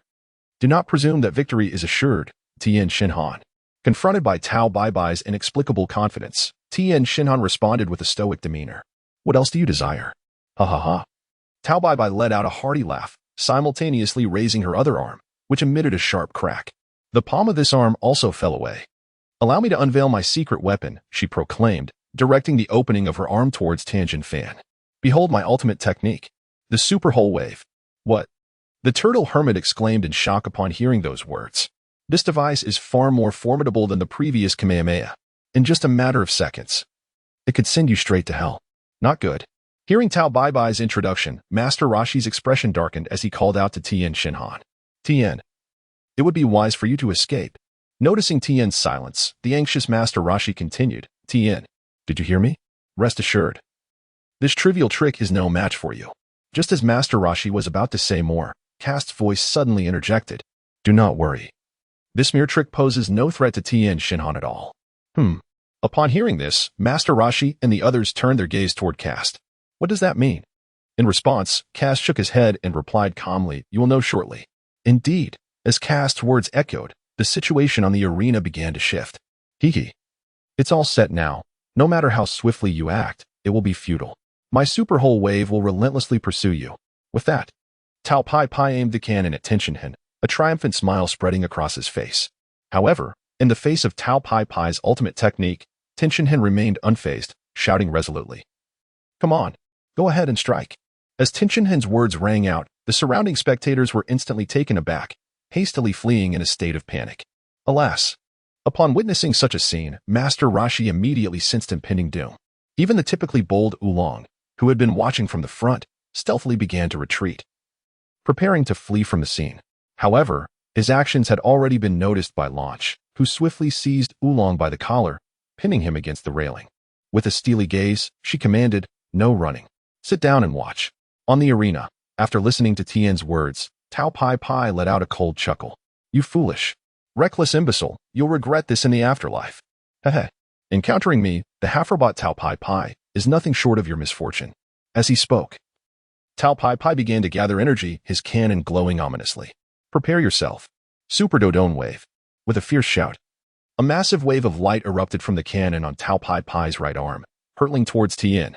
In response to the formidable Super Dodon Wave, Tien remained eerily still, calmly observing his opponent. "Why aren't you dodging? Have you given up?" Tao Pai expressed his confusion at Tien's apparent lack of intention to evade. At last, just as the Super Dodon Wave was about to strike, Tien finally sprang into action. In a moment of intensity, veins bulged on his forehead as he directed his focus towards the impending attack, unleashing a powerful roar. At the instant of his shout, a deafening explosion resonated, accompanied by a blinding flash of light. As the brilliance of the explosion gradually faded, the sight that unfolded before Tao Pai was utterly unfathomable. Tien, who had been struck by the Super Dodon Wave, not only survived but bore no injuries whatsoever. How could this be? Beneath the arena, Bulma gazed at the astonishing scene unfolding before her. The previously frantic crowd had ceased their movements, each individual now staring in awe at the center of the stage. How was this possible? Observing Tien Shinhan ahead, Tao Pai had completely lost his fighting spirit, slowly retreating with an expression of terror. How could this happen? He was able to dismantle my Super Dodon Wave merely with a roar. At that moment, Tien Shinhan suddenly surged forward, swiftly closing the distance to stand before Tao Pai. In an instant, he delivered a powerful punch to Tao Pai's abdomen. The impact caused Tao Pai to gasp in shock, emitting a piercing scream of agony. It was evident that Tien Shinhan had held nothing back in his strike. Following that scream, Tao Pai remained motionless, collapsing helplessly to the ground. As he fell unconscious, an immediate hush enveloped the surroundings, only to be followed by an eruption of enthusiastic cheers. "Splendid!" Below, Lan Chi clenched her fists in celebration upon witnessing the scene. Similarly, Master Roshi wore a smile, extending his congratulations. "Well done, Tien Fan. Excellent work." At that moment, Oolong suddenly raised his index finger, shaking it as he proclaimed, "You see, I told you Tien Fan would undoubtedly triumph. That fellow stands no chance against him." No sooner had he spoken than Lan Chi reached out, seizing Oolong's ear and tugging it, scolding, "How dare you say that? Wasn't it you who wanted to flee just moments ago, you foolish pig?" Ouch, ouch, ouch. "I'm sorry." Oolong, caught by Lan Chi's grip and dangled in midair, promptly surrendered, pleading for mercy. While I did not anticipate such an unexpected turn in the first match, fortunately, the outcome is favorable, the host remarked upon observing the situation. According to the rules of the competition, contestant Tao Bai has been disqualified for unauthorized weapon usage. Thus Tien Fan is declared the victor. He will advance to the finals. With the host's announcement, the audience erupted in cheers. No one anticipated Tien Fan's prowess had grown so formidable. Watching as Tien Fan hoisted Tao Bai onto his shoulder and approached an elderly man with a distinctive crane hairstyle, Master Roshi couldn't help but express his admiration. Although he had previously assessed Tien Fan's strength, it was evident he had underestimated it considerably. Truly remarkable. As the elderly figure departed with Tao Bai, Master Roshi gazed at the retreating Tien Fan, internally marveling at his transformation into an exceptional martial artist. Moreover, given the current circumstances, it seemed this year's World Martial Arts Tournament required no participation from him. However, at that moment, Master Roshi suddenly turned to Kast, questioning, "How did you come to know this? Have you already discerned the latent power of Tenshinhan?" Upon hearing this, a faint smile graced Kast's lips as he replied, "Almost." Castor remarked, suddenly turning his gaze forward. In the corridor connecting the lobby and the arena above, he spotted a figure. Squinting at the silhouette, Castor continued, "Now that Tien's match has concluded, let us find another place to converse." With that, he extended his hand toward the others. "Everyone, grasp my hand. We shall relocate for our discussion." Observing Castor's outstretched palm, Bulma felt her heart skip a beat, her cheeks flushing as she replied, "But it seems the next match is Goku's. Isn't it inappropriate for us to leave now?" Upon hearing Bulma's concerns, Castor feigned confusion and looked at her intently. "Sun Wukong?" The moment Bulma caught Kast's gaze, her heart raced uncontrollably, and she hastily turned her face away, too timid to meet his eyes. In her flustered state, her mind felt hazy. At that moment, the host on the stage began speaking again. "Ladies and gentlemen, please remain calm. We shall now commence the second match. The competitor is none other than Sun Wukong, who, regrettably, did not secure the championship in the previous tournament, facing off against a formidable female opponent." As the host introduced them, two figures slowly emerged from the hall. On the stage stood a young man clad in an orange martial arts uniform. Upon seeing him, Bulma exclaimed, "It's him. He's here." Kast also shifted his gaze to the stage.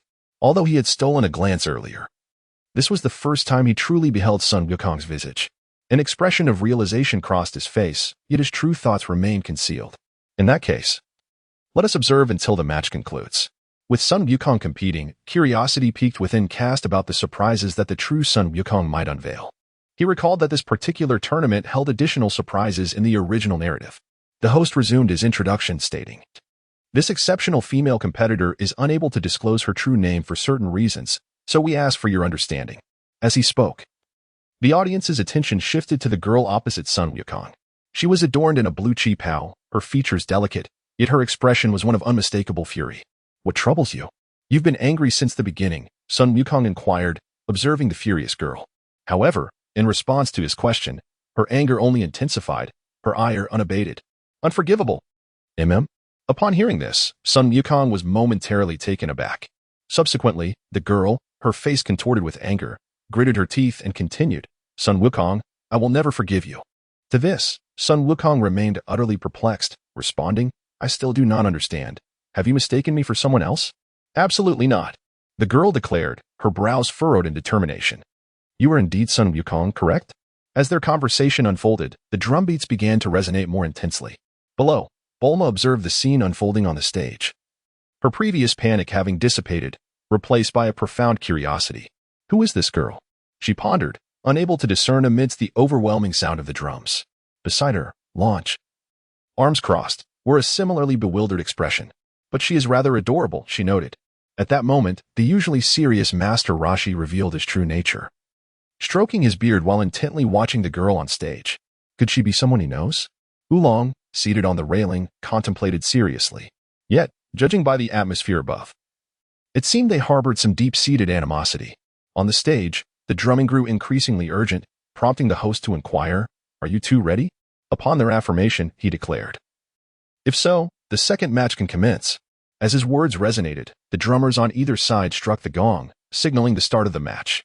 Simultaneously, as the sound of the gong echoed, the girl in blue suddenly appeared before Sun Wukong, launching an attack aimed directly at his face. However, such a feeble assault proved ineffective against Sun Wukong, who easily evaded the strike. Despite this, the girl exhibited no change in demeanor, relentlessly continuing her offensive.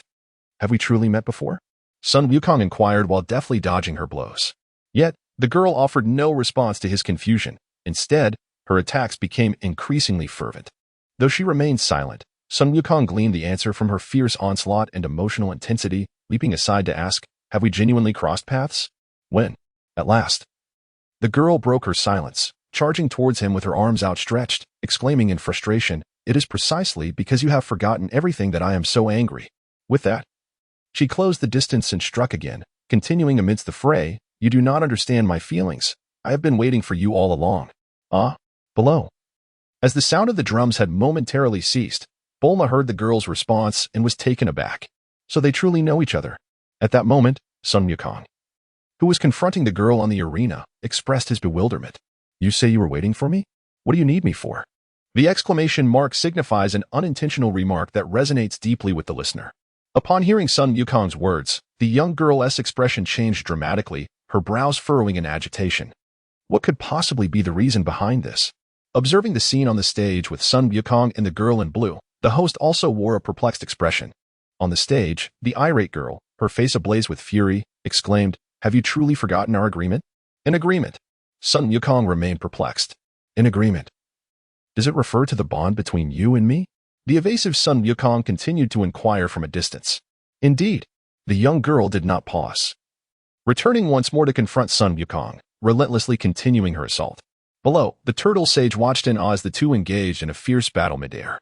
Although he was unaware of the circumstances surrounding their conflict, he couldn't help but admire the girl's remarkable prowess.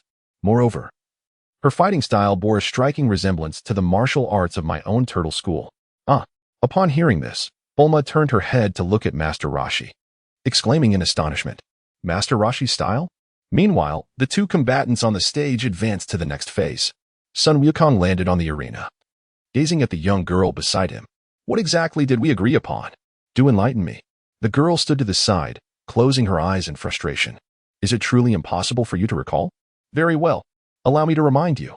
With that, she opened her eyes wide, speaking earnestly. "You once promised me that once I grew up, you would come to marry me as your bride." As the words fell, the turtle hermit and Bulma, among others, widened their eyes in disbelief, their expressions reflecting utter astonishment.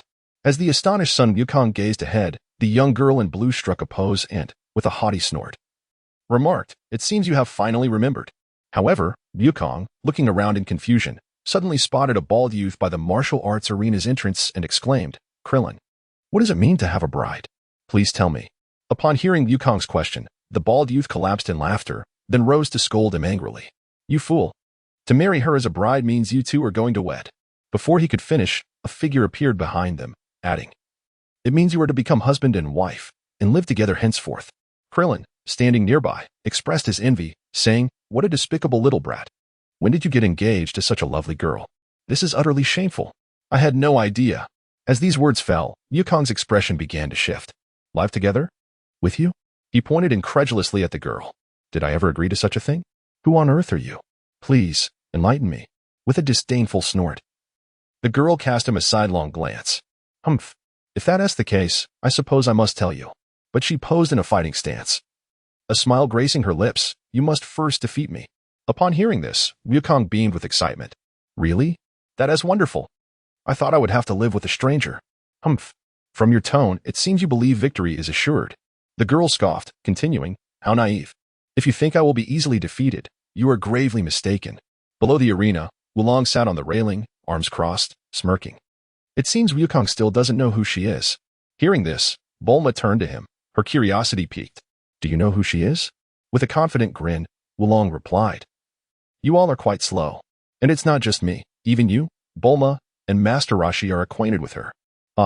Upon hearing this, Bulma immediately displayed a profound sense of astonishment.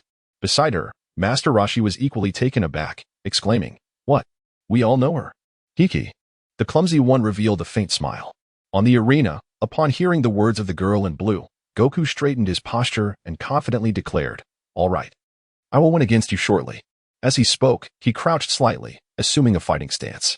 "I shall commence my attack." In front of Goku, the girl faced him earnestly and replied, "If you can reach me, feel free to strike." Upon hearing this, Goku's expression turned serious as he gathered energy in his right hand. With a light exclamation, Wukong unleashed a powerful right punch.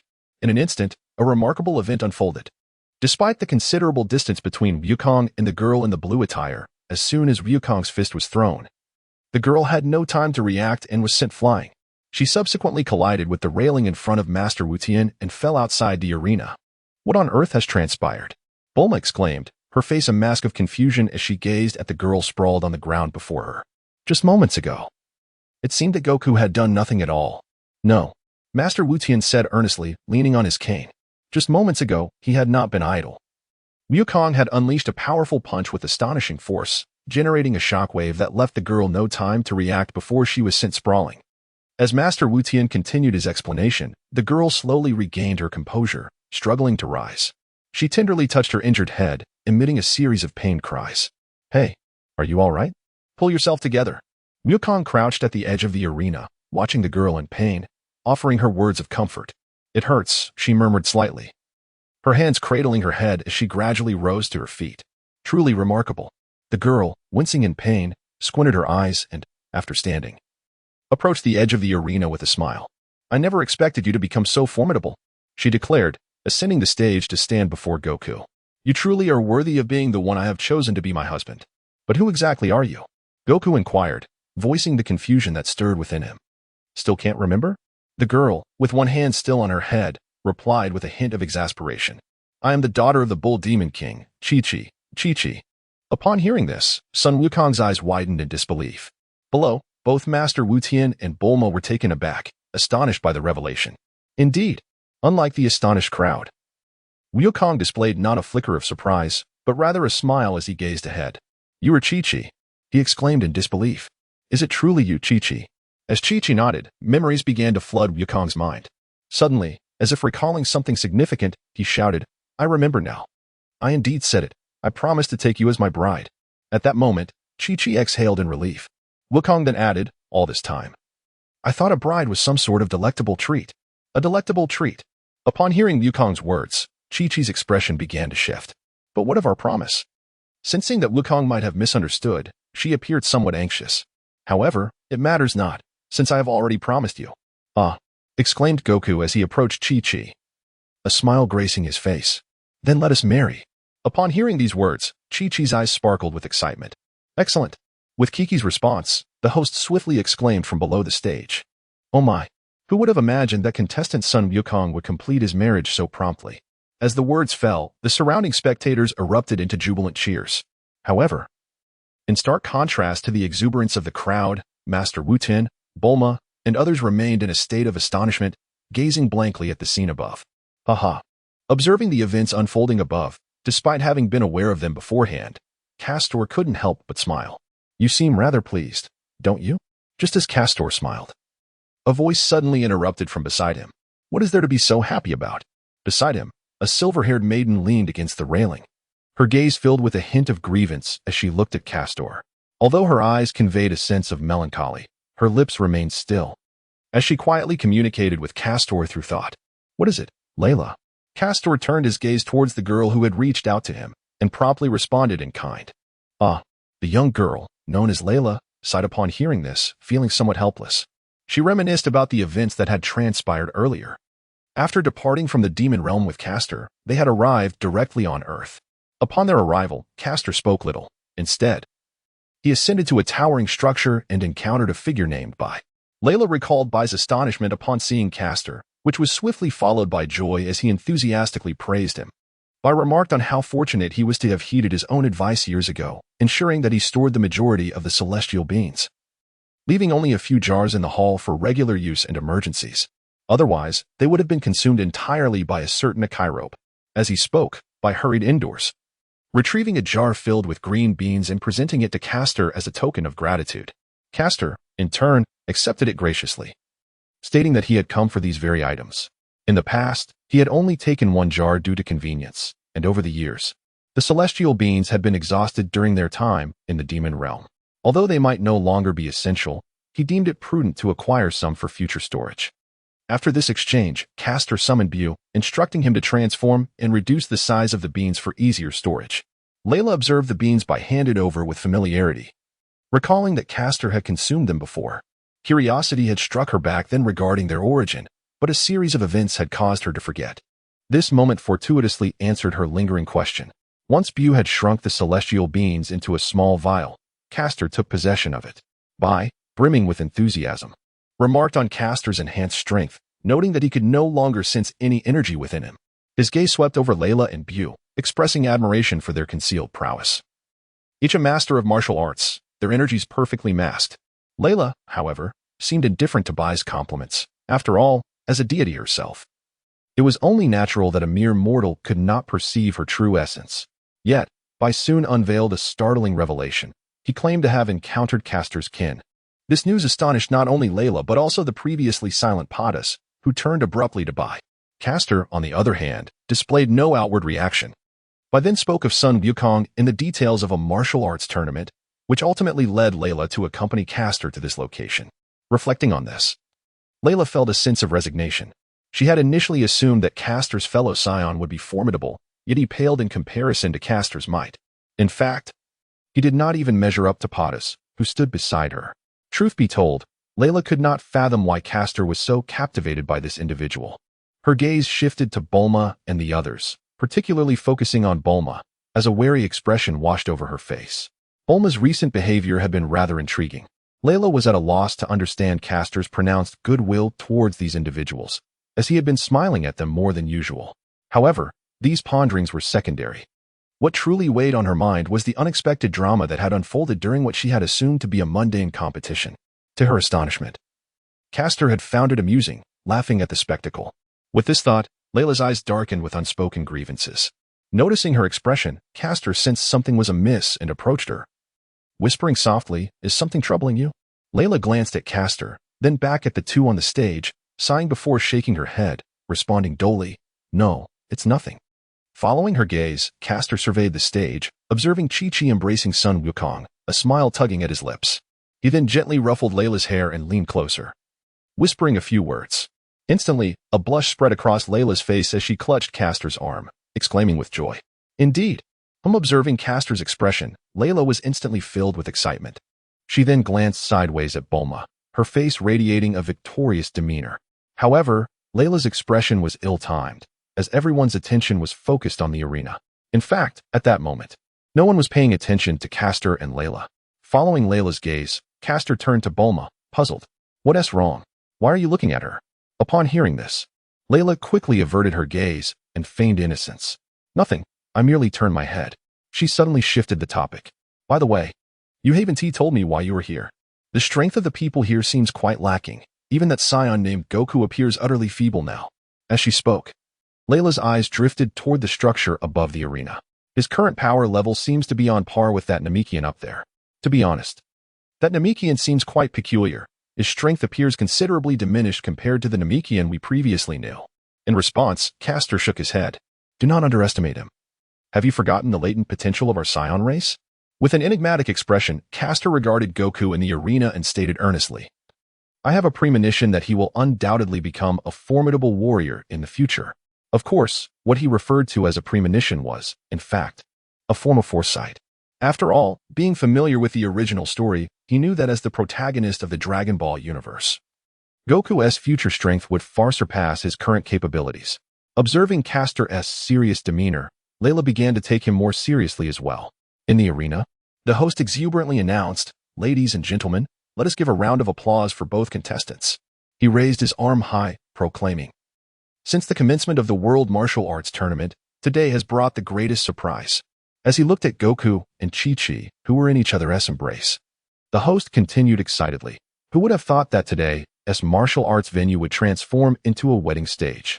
With the conclusion of Goku and Chi-Chi's match, the first half of the semifinals officially came to an end. As Goku and Chi-Chi entered the hall, the crowd shifted their gaze away from the arena. Noticing the audience gradually returning to their senses, Castor approached Master Roshi. "So, Master Roshi, shall we change locations?" Inside the hall, Goku, feeling somewhat helpless, gently pried Chi-Chi's arms away from his.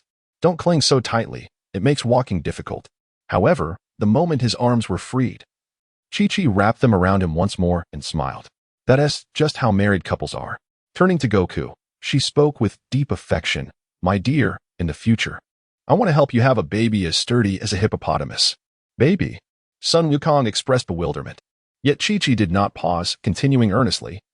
In our future home, I want it entirely adorned with wooden furnishings.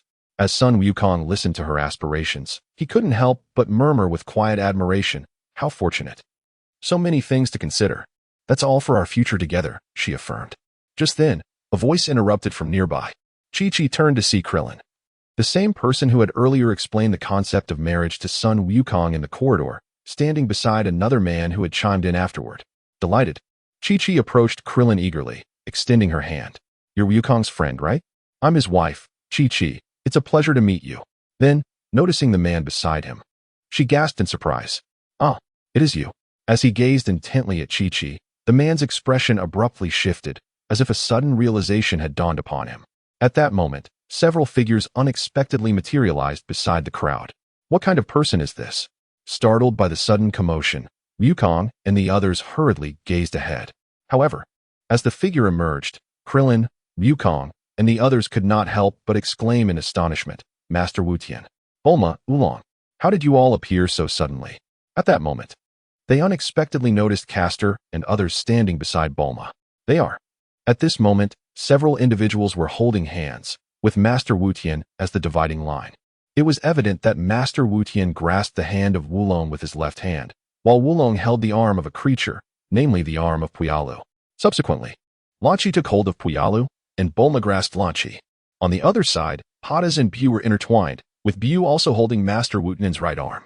Meanwhile, Kast held on to Layla's arm, and Layla, in turn, held on to Bulma's arm. Everyone was connected in this manner.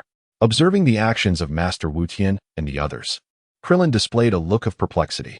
What is this? Just as Teacher Wu Tian was about to explain, Bulma suddenly caught sight of the scene ahead. At that moment, although Chi-Chi was startled by the appearance of several people, her anxiety dissipated upon recognizing familiar faces. She then addressed the man in front of her, saying, I'm truly sorry, but even though you once had feelings for me, I am now someone else's wife.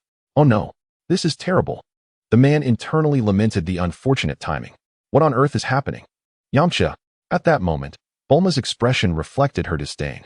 She had not anticipated encountering this situation so soon after arriving. So this is why, back then, he deceived her just to get his hands on the Dragon Balls. Isn't it? Was there any doubt? In response, Yamcha straightened up, reminiscing. Moreover, he was so young back then. As he spoke, he gestured to illustrate Chi-Chi's height from that time.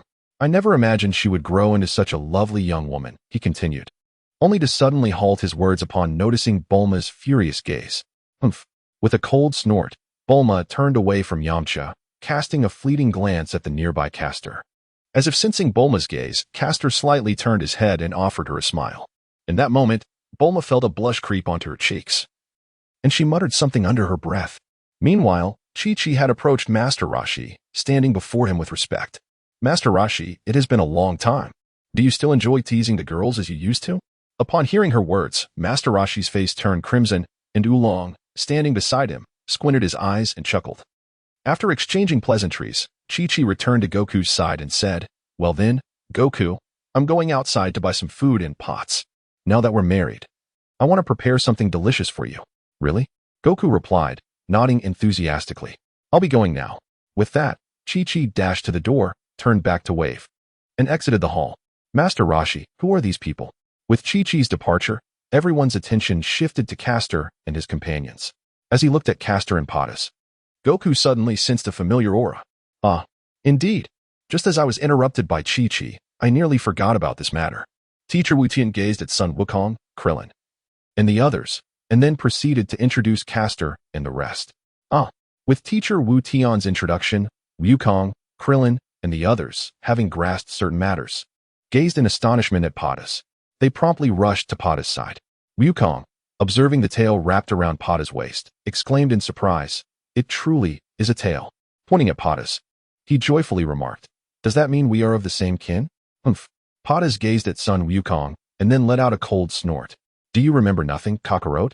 At this moment, Padas was entirely certain of the identity of the visitor, for he was exceedingly familiar with Sun Wukong's appearance, which mirrored that of Bardock from years past.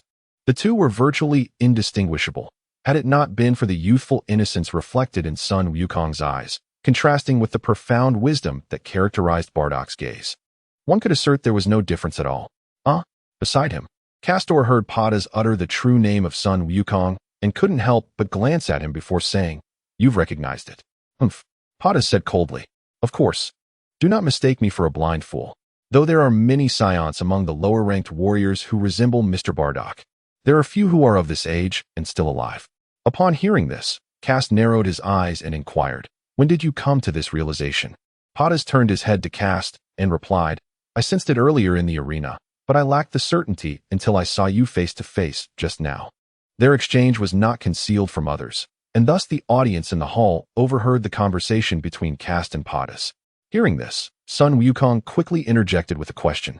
"Wait, what do you mean by that?" Looking at Padas, Sun Wukong expressed his confusion. "Kakarot, have you mistaken me for someone else?" "My name is Sun Wukong, not Kakarot." Padas, interrupted by Sun Wukong, turned to him and said earnestly, "No, I have not mistaken you. Your name is indeed Kakarot." At that moment, Kast approached and interjected, "Let me explain." As he spoke, he unfastened his jacket, revealing the tail coiled around his waist. Gazing at the tail protruding from Castor, both Master Wu Tien and Bulma exclaimed in astonishment, You too possess a tail?" With a subtle smile, Castor replied, "I neglected to mention that, in truth, I belong to the same lineage as Padas." Turning to Son Goku, Castor continued, "You are one of us. We are not Earthlings. We are the warrior race of Saiyans from the cosmos." Saiyan? With Kast's narration, everyone gasped in astonishment. Their surprise stemmed not only from the mention of the so-called warrior race, but also from the revelation that Sun Wukong was not of earthly origin.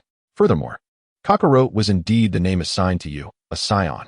Ignoring the surrounding gasps, Kast continued to speak, "And Bardock is the name of your father." As Sun Wukong processed this shocking information, Kast revealed further details. "So, I still have family, do I?" Sun Wukong finally grasped the situation after a moment of deep reflection. Indeed. However, before Kakarot could finish his statement, Padas interjected abruptly. "Regrettably, Kakarot, your father and mother have perished, obliterated alongside the destruction of planet Vegeta." Pudras. Castor furrowed his brow and cast a glance at him. "Humph." Upon hearing this, Padas let out a cold snort and ceased to speak. Meanwhile, Sun Wukong felt a sudden heaviness in his heart after hearing Padas's words and pressed for clarification. "What is the meaning of this?" Observing the anxious Sun Wukong, Castor replied calmly, "This matter is not for you to comprehend at this moment. When you become stronger, the understanding will come naturally." Castor was not inclined to reveal anything further at this time. While experiencing pressure can be beneficial, it was not the right moment to discuss it. After speaking, Castor turned his attention away from Sun Wukong. For his true purpose in coming here was not to seek him. Meeting him was merely incidental. Thus, Castor slowly approached Bulma, smiling as he asked, "Might I have a word with you in private?"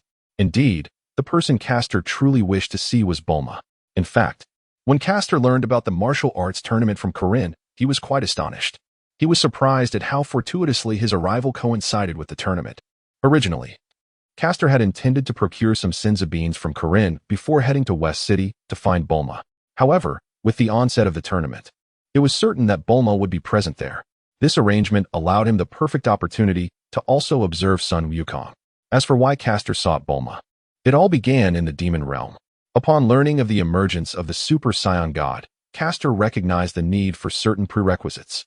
Specifically, he required 6 Saiyans with hearts of justice to concentrate their righteous energy upon one individual. With this foundational requirement in place, Castor had already begun plotting an alternative path. After all, waiting for the emergence of the remaining 5 Saiyans with hearts of justice was an arduous and time-consuming task.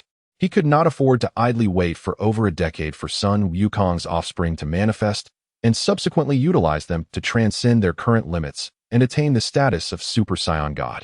That would be a misallocation of priorities. Moreover, since Castor had subdued Buu, vanquished Dabura, and with the current threat of Frieza, it had been quite some time since the destruction of one of the ancestral planets by Padas. Given the unfolding events, Castor was uncertain whether Sun Wukong could develop into a formidable warrior as he did in the original narrative.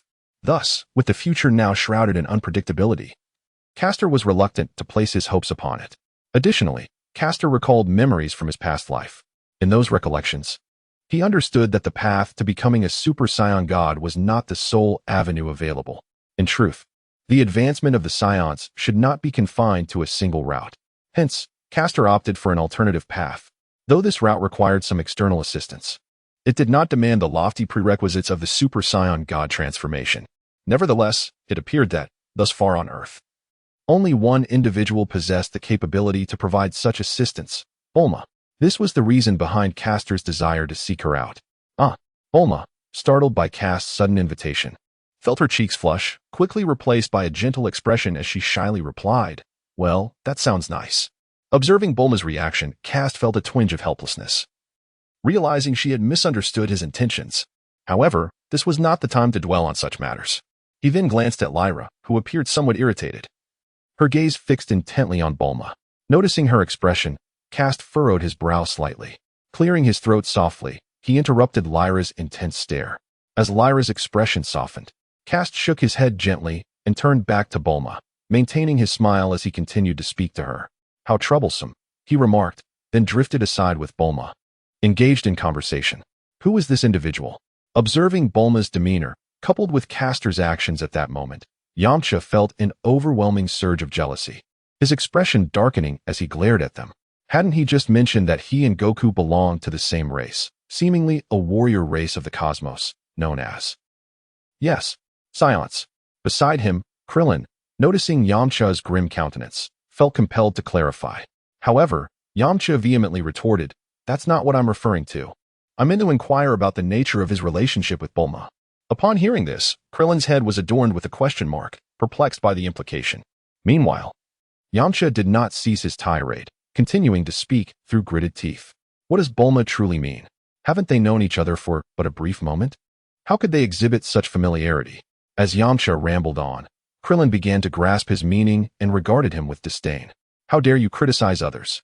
Have you reflected upon your own actions? You, the notorious rake, have indulged in numerous flirtations. Furthermore," Krillin continued, "it seems you and Bulma have not crossed paths for 3 years, correct?" Upon hearing this, Yamcha appeared even more incensed. Indeed, 3 years apart, and upon reuniting. What is this behavior? What does she intend? Enough of this. When you departed previously, did you even bid farewell to Bulma? With a sidelong glance at Yamcha, Krillin remarked, "Frankly, I am beginning to doubt whether you and Bulma are truly in a relationship." Yamcha, standing nearby, was momentarily taken aback by Krillin's words, but soon retorted, "But she cannot behave this way. Did I not leave my training for her sake?" Just as I was about to say something, Sun Wukong suddenly approached and called out to Krillin, "Krillin, I have something to discuss with you." Upon hearing Goku's voice, Krillin swiftly interrupted Yamcha's rambling and said, "All right, Yamcha, if you have any questions, you can address them directly with Bulma. This matter concerns both of you." As he spoke, Krillin turned his gaze towards Son Goku and inquired, "What is it, Goku? Is there something on your mind?" Upon hearing this, Sun Wukong nodded and remarked, "I had just inquired of Padas, and although he did not disclose the reason for my parents' demise, he did provide a piece of information. The individual responsible for my parents' deaths possesses power that far surpasses our imagination." "So?" Sun Wukong said earnestly, gazing at Krillin. "After this conference concludes, I may need to venture out and continue my cultivation. Would you care to join me?" Upon hearing this, Krillin was taken aback, his expression shifting to one of confusion. "But you've just gotten married. It wouldn't be prudent to leave now, would it?" Listening to Krillin's words, Sun Wukong tilted his head in confusion. "What does this have to do with my marriage?" Upon hearing Sun Wukong's response, Krillin couldn't help but break into a cold sweat and exclaimed, "Idiot! Newlywed couples need to spend a certain amount of time together. Moreover, you still need to hold a formal wedding ceremony." "A wedding? It's the ceremony of marriage." Krillin was clearly exasperated by Goku's naivety about life, but still explained patiently. After being scolded by Krillin, Goku wasn't angry at all. Instead, he suddenly had an epiphany. "Oh, that's right. You mentioned before that after marriage, I'd have to live with Chi-Chi." Crossing his arms and frowning, Goku muttered, "This complicates things. Looks like I'll have to discuss it with Chi-Chi. Maybe we should postpone the wedding?" With that, he turned to leave in search of her.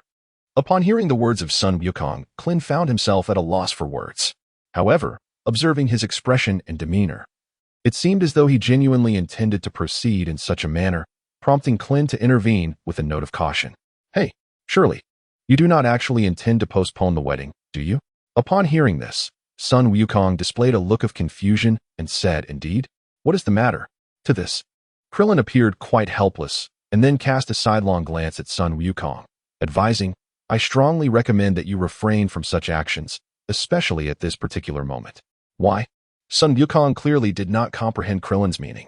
Krillin, finding it difficult to articulate, simply remarked, in any case, you certainly should not entertain the notion of postponing the wedding. As he spoke, he gestured towards the idol Potus, who stood nearby, gazing intently at Castor conversing with Bulma. He continued, moreover, you just heard that individual mention the formidable strength of the one who killed your parents. At this stage, it is entirely beyond your capability to confront. Listening to Krillin's words, Sun Wukong nodded and interjected, indeed, that is precisely why I must cultivate my strength. According to that person, once I reach a certain level of power, I will naturally comprehend the reasons behind it. That is exactly what I meant. Krillin chimed in, furthering Sun Wukong's thoughts. Since they have stated such things, it is evident that they possess knowledge of the situation. Moreover, from what I observed, when they spoke of the mysterious individual who murdered your parents, there was not a trace of fear in their demeanor. Thus, I surmise that their strength undoubtedly surpasses ours by a significant margin. As Krillin elucidated, Sun Wukong began to sense a hint of truth in his words. Indeed, if Castor and his companions were fearful, they would not have suggested that he would understand once he grew stronger. He felt that their words were simply meant to bolster his determination. However, Sun Wukong soon displayed a look of confusion. If that is the case, should we not strive even harder to train? Alas, upon hearing this, Klin sighed and spoke. Do you still not understand? Shaking his head, Klin glanced towards the distant Castor, then continued, you are already aware of their formidable strength, so why seek help elsewhere? Why not approach them directly for training?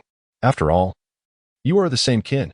There may even be unique techniques specific to your clan. As Klin elucidated, Sun Wukong's eyes grew increasingly bright, and he exclaimed, yes, indeed. Cough, cough.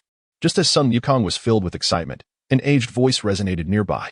Indeed, I believe what Krillin just articulated holds considerable merit. Startled by the speaker, Krillin swiftly turned to face the individual. It's Master Roshi.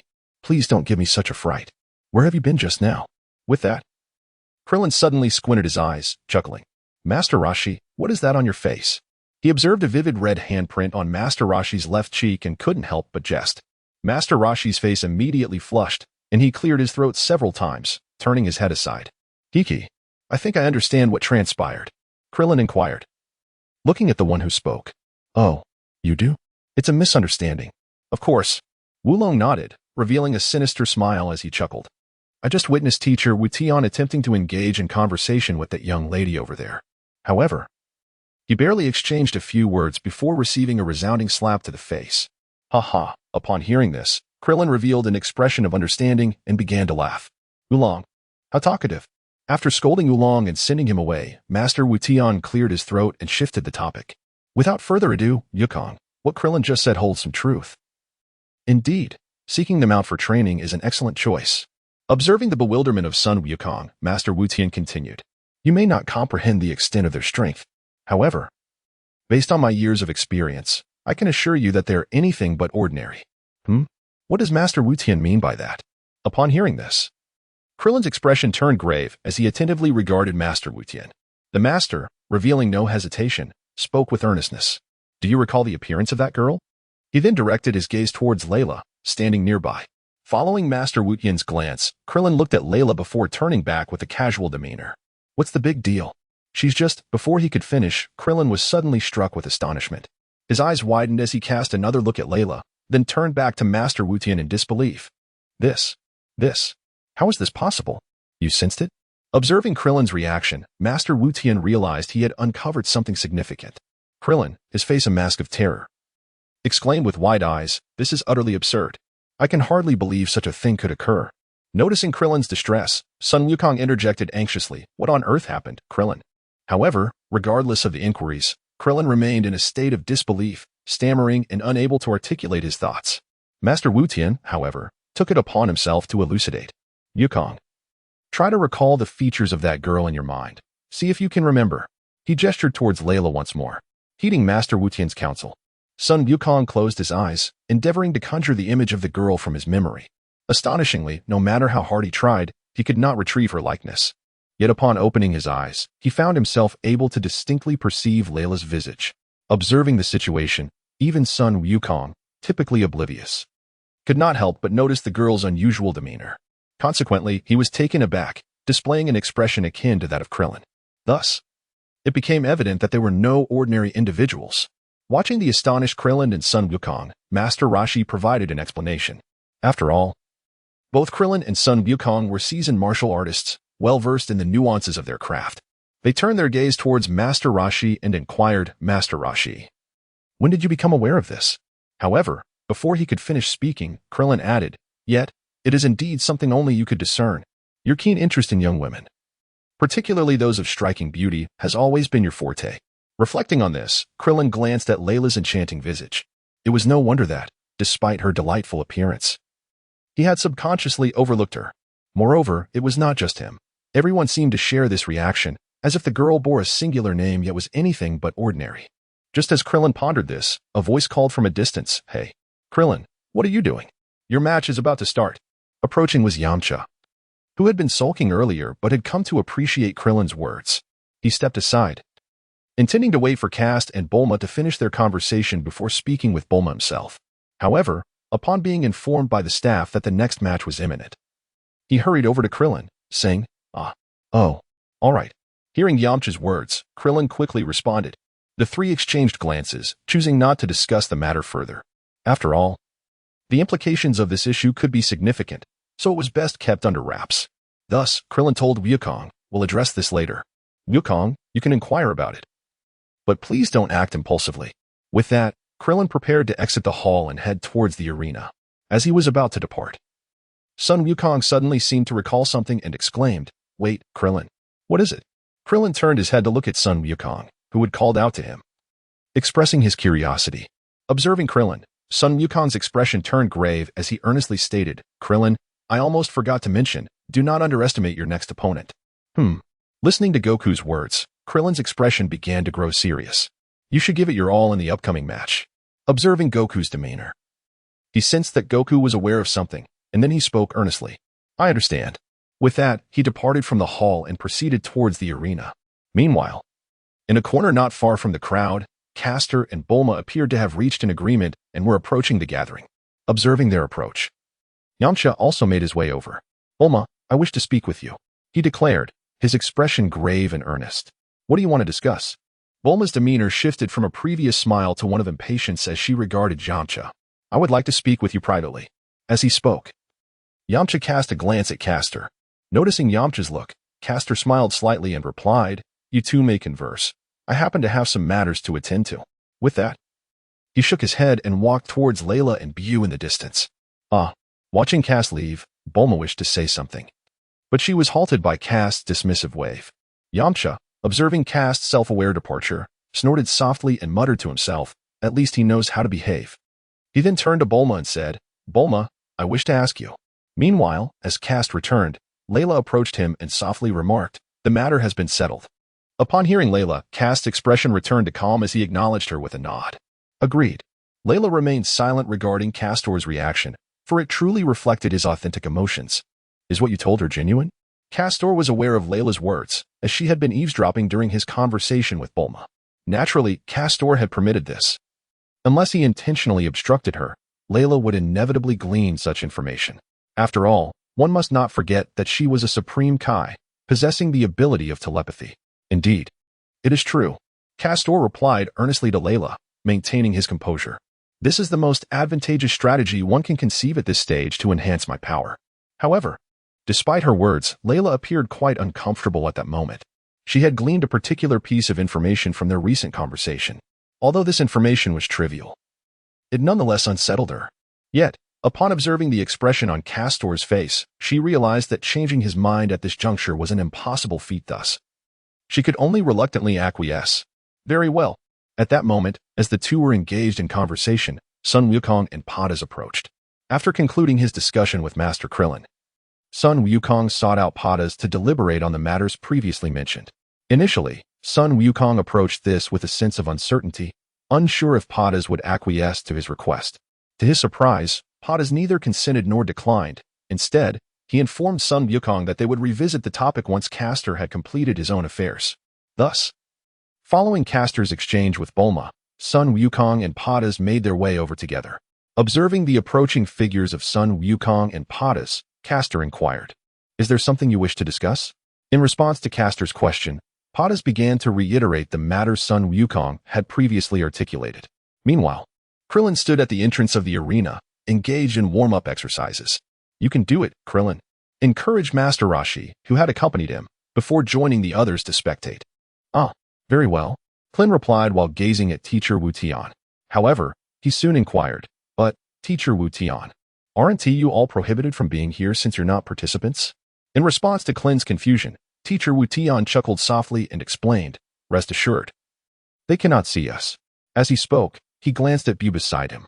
Noticing Teacher Wu Tian's gaze, Buu promptly raised his finger, signaling an OK gesture. Klin observed both Teacher Wu Tian and Buu, although he was unclear about the situation. He decided to dismiss his worries since Teacher Wu Tian had assured him there was no problem. Down below, the host surveyed the nearly cleared arena and raised the microphone, proclaiming, "All right, after a brief intermission, we shall commence the third match. The third match will feature contestant Klin against contestant Majin 2. Now, let us welcome both competitors to the stage." With the host's announcement, the surrounding audience erupted in enthusiastic cheers. "Finally, it is my turn to compete." Klin approached the arena, yet his heart was a whirlwind of complex emotions. "This is troubling. I can't seem to stabilize my thoughts." Recalling Goku's earlier words, Klin felt a weight settle in his heart. Gradually, he reached the center of the arena. At that moment, a figure clad in a cloak with green skin began to descend from the sky. As the individual landed on the stage, Klin gradually regained his composure. However, upon observing the newcomer's expression, Klin couldn't help but raise an eyebrow and coldly remark, "This guy seems truly unpleasant." Noticing Klin's serious demeanor, the man beside him smirked slightly and began to speak. "Vile creatures." As soon as the words were spoken, Klin furrowed his brow, clenched his fists, and spoke in a chilling tone. "Trash?" Seemingly sensing Klin's fighting spirit, the man in front of him uncrossed his arms and continued, "Heh, come on. Anytime. Feel free to make your move." Observing the man's nonchalant demeanor, Klin couldn't help but smile. "You truly are quite irritating." With that, Klin assumed a fighting stance and declared, "Since you have said so, I shall graciously oblige. I will strike first." As the two engaged in a verbal duel of bravado, Tien, who stood by watching, began to furrow his brow. "Master Roshi, this fellow." Sensing Tien's unspoken concern, Master Roshi nodded in response. "Indeed, as you have perceived, this individual is not to be underestimated." At that moment, Klin on the arena had already commenced his attack. With his fists clenched at his waist, he suddenly unleashed two waves of energy directed toward his opponent. As the energy waves surged forward, the man facing Klin, known as Demon's second generation, smirked coldly. Merely a trivial skill. With that, at the very moment the shockwave was about to strike, he leapt into the sky, evading the blow. Haha. In response to the man's evasiveness, Klin chuckled lightly and swiftly raised both hands, executing a transformation of his technique. Meanwhile, as Magic's second generation was poised to mock Klin below, he glanced down and gasped in astonishment upon witnessing the scene unfolding beneath him. What? Below, the airwave that should have evaded instead closely followed him into the sky. Humph. Although taken aback by the situation, he quickly regained his composure. Immediately, the second generation of Magic fixed his gaze upon the energy wave, and a laser beam emanated from his pupils, striking the energy wave and igniting a tremendous explosion. Observing the explosive shockwave, the second generation of Magic let out a cold chuckle. However, before he could revel in his moment of triumph, Klin suddenly materialized behind him. What? In an instant, before he could react, a punch struck his face, sending him flying. The second generation demon let out a cry of pain as it tumbled through the air several times. However, it swiftly came to an abrupt halt, suspended midair. The spectators gathered below the arena gasped in astonishment at the sight of the second generation demon floating above. Witnessing this extraordinary moment, the host could not help but exclaim in wonder. Humph. In midair, the second generation of evil brushed his injured cheek, a smile creeping onto his lips as he fixed his gaze upon Clint on the ground. "You are more formidable than I had anticipated, quite impressive." With that, the second generation of evil composed himself and swiftly descended onto the arena. How infuriating. It had no effect. Observing the unfazed second generation of evil, Clint resumed his stance. Noticing Clint's readiness, the second generation of evil also ceased to underestimate him and gradually adopted his own posture. The two contenders, Clint and the second generation of evil, returned once more to the center of the stage. Below the arena, the host, witnessing the two adversaries facing off again, commenced a new round of commentary. As the host spoke, the surrounding audience bore expressions of seriousness, intently focused on the arena. To be honest, I am genuinely astonished, not only by your skill but also by your movements and resilience, remarked the second generation of evil, a smile gracing his lips as he glanced at Clint. However, since you do not comprehend the virtue of retreating in the face of difficulty, allow me to show you. What? Clint, his expression grave, inquired. What do you intend to show me? Humph. With a cold smile, the second-generation demon tilted the corner of his mouth, his gaze icy. I shall reveal to you the true extent of my power. Upon hearing these words, Clint could not help but chuckle. Oh, the true extent of your power? I am indeed looking forward to it. As the two spoke, the atmosphere grew solemn once more.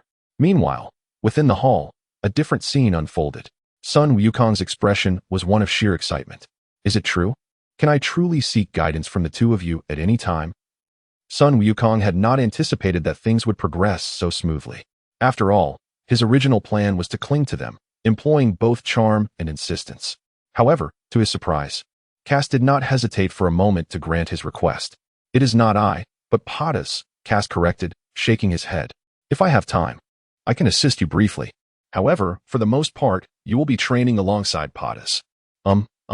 At that moment, Sun Wukong suddenly turned his head, puzzled. How will I find you then? As Sun Wukong voiced his question, just as Castor was about to respond, Yamcha, who was conversing with Bulma, suddenly shouted at her. What? You actually agreed to his request? And you want him to stay at your house for a year? With that, Yamcha pointed at Castor, who was conversing with Wukong.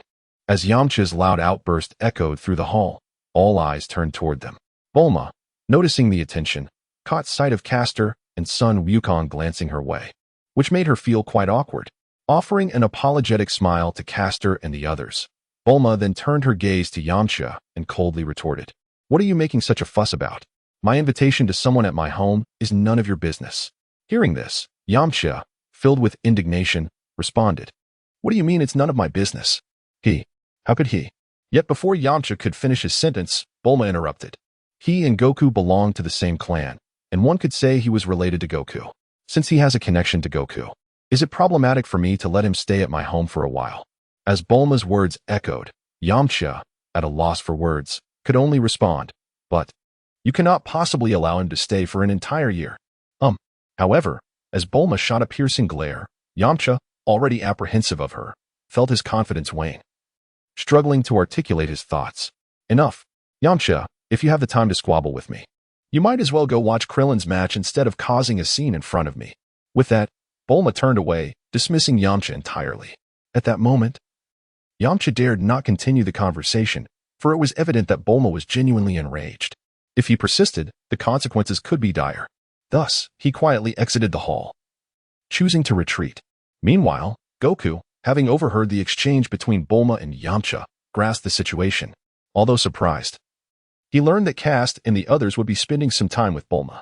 Now that he knew how to locate them, he decided against further interruption. For Krillin's match had already commenced. As Bulma approached, Goku remarked, in that case, I shall take my leave. With that, he exited the hall, eager to witness Krillin's performance. Following Goku's departure, Bulma approached Kast, her expression apologetic. I apologize for the disturbance, she said. Kast smiled gently, shaking his head in response. It's nothing. Observing Bulma's demeanor, Castor understood that she was not inclined to discuss the matter any further. Let us venture outside. There is nothing pressing to attend to, and it would be delightful to witness the competition. With that, Castor took the lead and stepped out. As for Layla, she displayed no surprise, casting a glance at Bulma before letting out a cold huff and following suit. For Layla, the knowledge of Castor's intention to stay at Bulma's residence for approximately a year had already been disclosed during prior conversations. This situation was unavoidable, as Bulma had informed Castor that the creation he requested would require nearly a year to complete. Consequently, Bulma had also extended an invitation for Castor and the others to reside at her home for a while. However, Layla was taken aback when Castor accepted this invitation. Though she remained uncertain about Castor's motives, she resolved not to dwell on it any longer. Meanwhile, Bulma, sensing Layla's hostility, suddenly realized the source of the inexplicable animosity she had felt intermittently. She had always sensed an elusive gaze upon her, yet no matter how diligently she searched, she could not identify its origin. With the recent revelation, Bulma finally discerned that the owner of this gaze was none other than Layla, who stood beside Castor.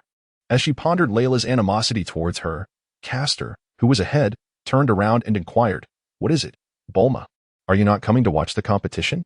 At Castor's question, Bulma was momentarily taken aback, then hurriedly rushed forward, responding eagerly, "Ah, I'm here."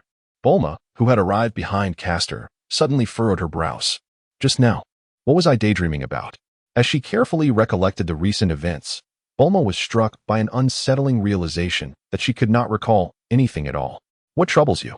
Castor inquired, observing Bulma, who appeared lost in her thoughts. "Oh, it's nothing," Bulma replied with a smile, after a futile attempt to recall her thoughts.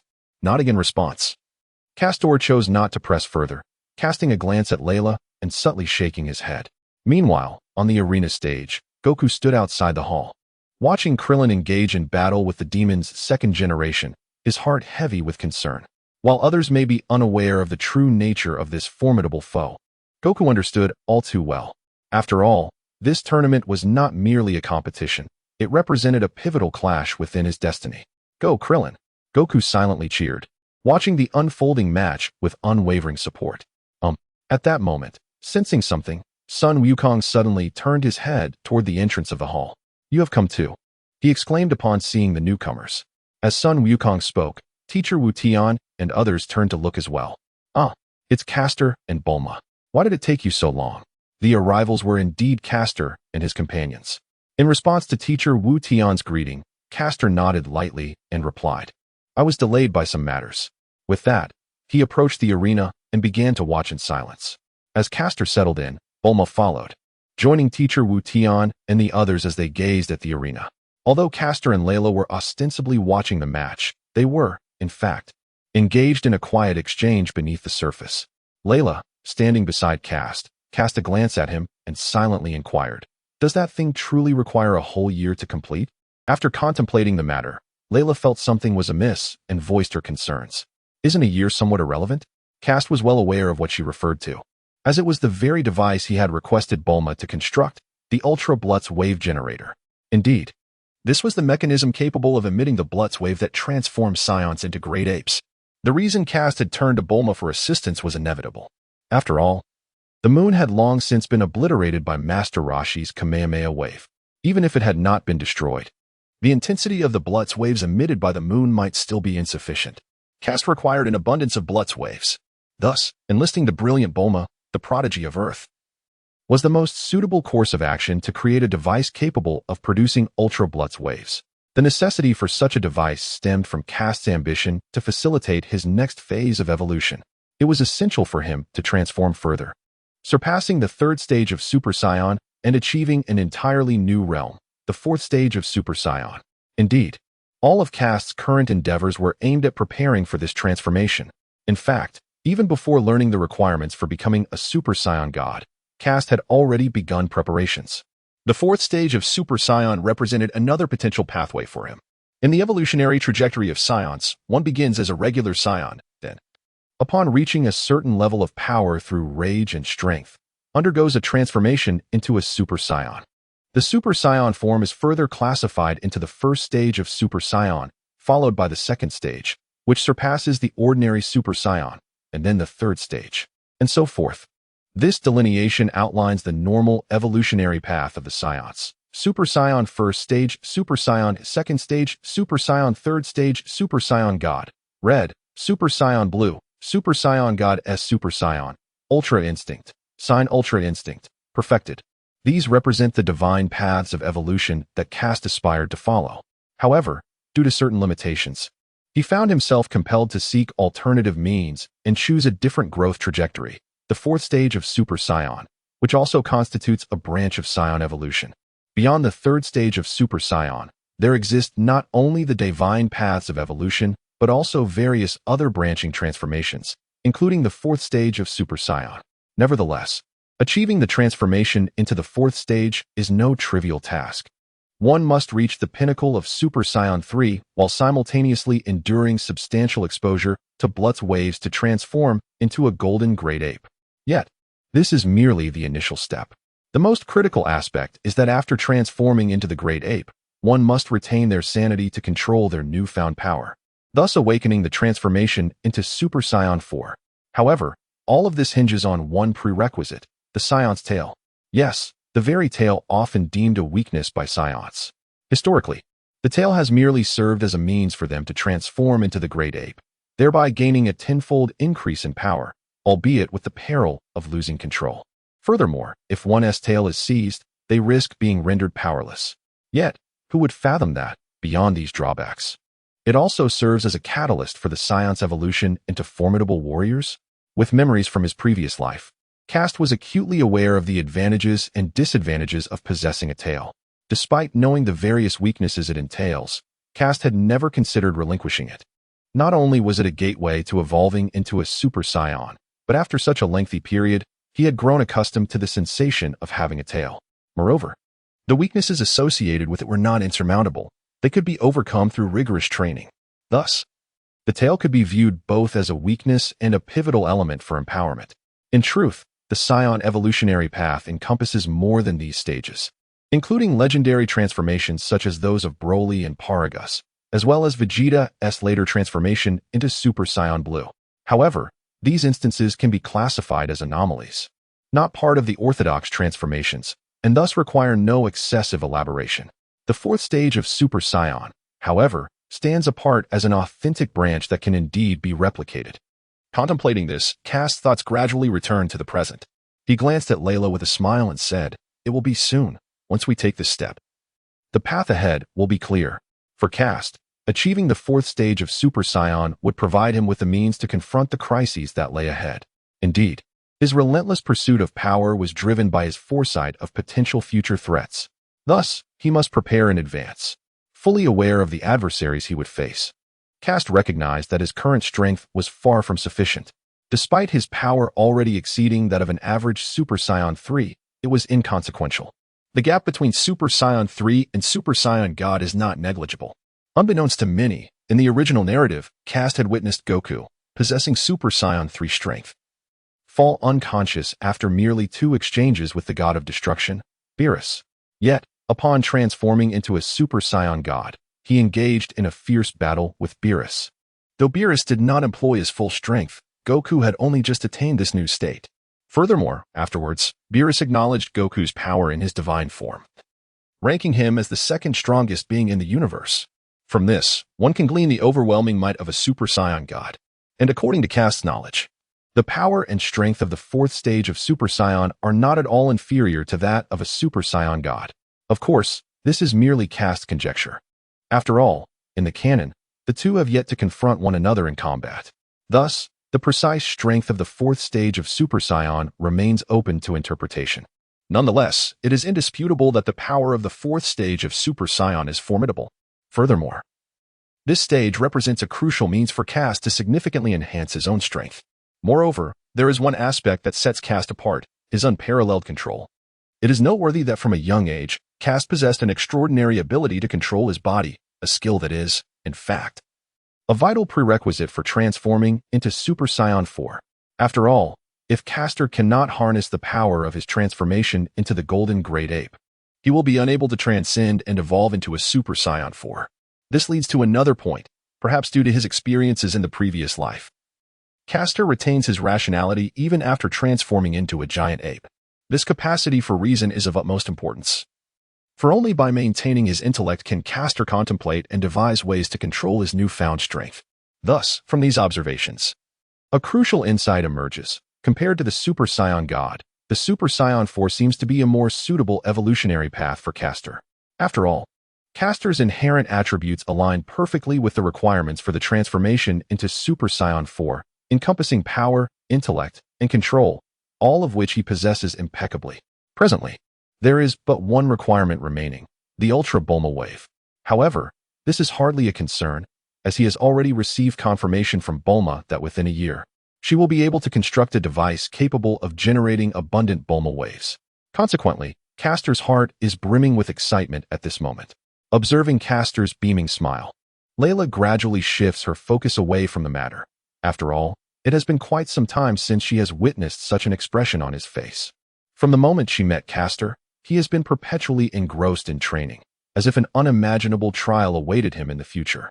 Yet this time, Castor's smile radiates genuine joy. This suggests that he feels everything is progressing smoothly, and perhaps the upcoming period will be remarkably stable. With this thought in mind, a faint smile begins to grace Layla's lips as she leans closer to Castor, embracing his arm. On the arena, a considerable amount of time has elapsed since Castor and the others emerged to observe the match. At this juncture, the battle between Krillin and the second generation of Majin is at a critical juncture, although it may appear evenly matched on the surface. Keen observers can discern the underlying disparity in their potential abilities. The situation seems dire. Watching the combatants, Son Goku furrows his brow and utters a low exclamation. Why is that? The group surrounding Son Wukong questioned in confusion, observing the two combatants. They seem equally formidable, don't they? Son Wukong, fixated on the arena, replied, no. Although they appear similar on the surface, their latent power is far beyond what is evident. With a furrowed brow, he suddenly turned to his companion Yamcha. Yamcha. Noticing that Yamcha was lost in thought and unresponsive, Son Wukong expressed his bewilderment and gently tapped him on the shoulder. Hey, what's the matter with you? With a swift strike from Son Wukong, Yamcha instantly regained his senses, gazing at Son Wukong in bewilderment. What is it? What are you thinking about? Observing Yamcha, Son Wukong expressed his curiosity. It's nothing, really. Yamcha, realizing that everyone's attention was now focused on him, quietly responded before asking, is there something on your mind? Wukong? Indeed. Son Wukong replied with a grave expression. Do you still possess the celestial beings? Upon hearing this, Yamcha immediately adopted a serious demeanor and responded, yes. I have hardly used the celestial beings in my possession. As he spoke, Yamcha glanced towards the arena and then turned to Son Wukong, saying, Wukong, judging by your demeanor. Could it be? Although Yamcha did not finish his sentence, Son Wukong understood his implication. He nodded and replied, yes, just as you surmise. We must prepare ourselves. With that, Son Wukong directed his gaze towards the arena, attentively observing the scene above. Meanwhile, Yamcha, no longer preoccupied with previous thoughts, also focused intently on the arena, though he cast a brief glance towards Bulma beside him. The sunglasses-clad Master Wu Tian observed the pensive Yamcha and the distracted Bulma beside him, shaking his head gently and letting out a sigh. However, he refrained from saying much more, recognizing that this matter was beyond his purview. On the arena, the second-generation demon had just sent Krillin flying with a single punch, then paused in place to chuckle. Is your strength merely this? If this is all you possess, then I can retract my previous statement. How infuriating.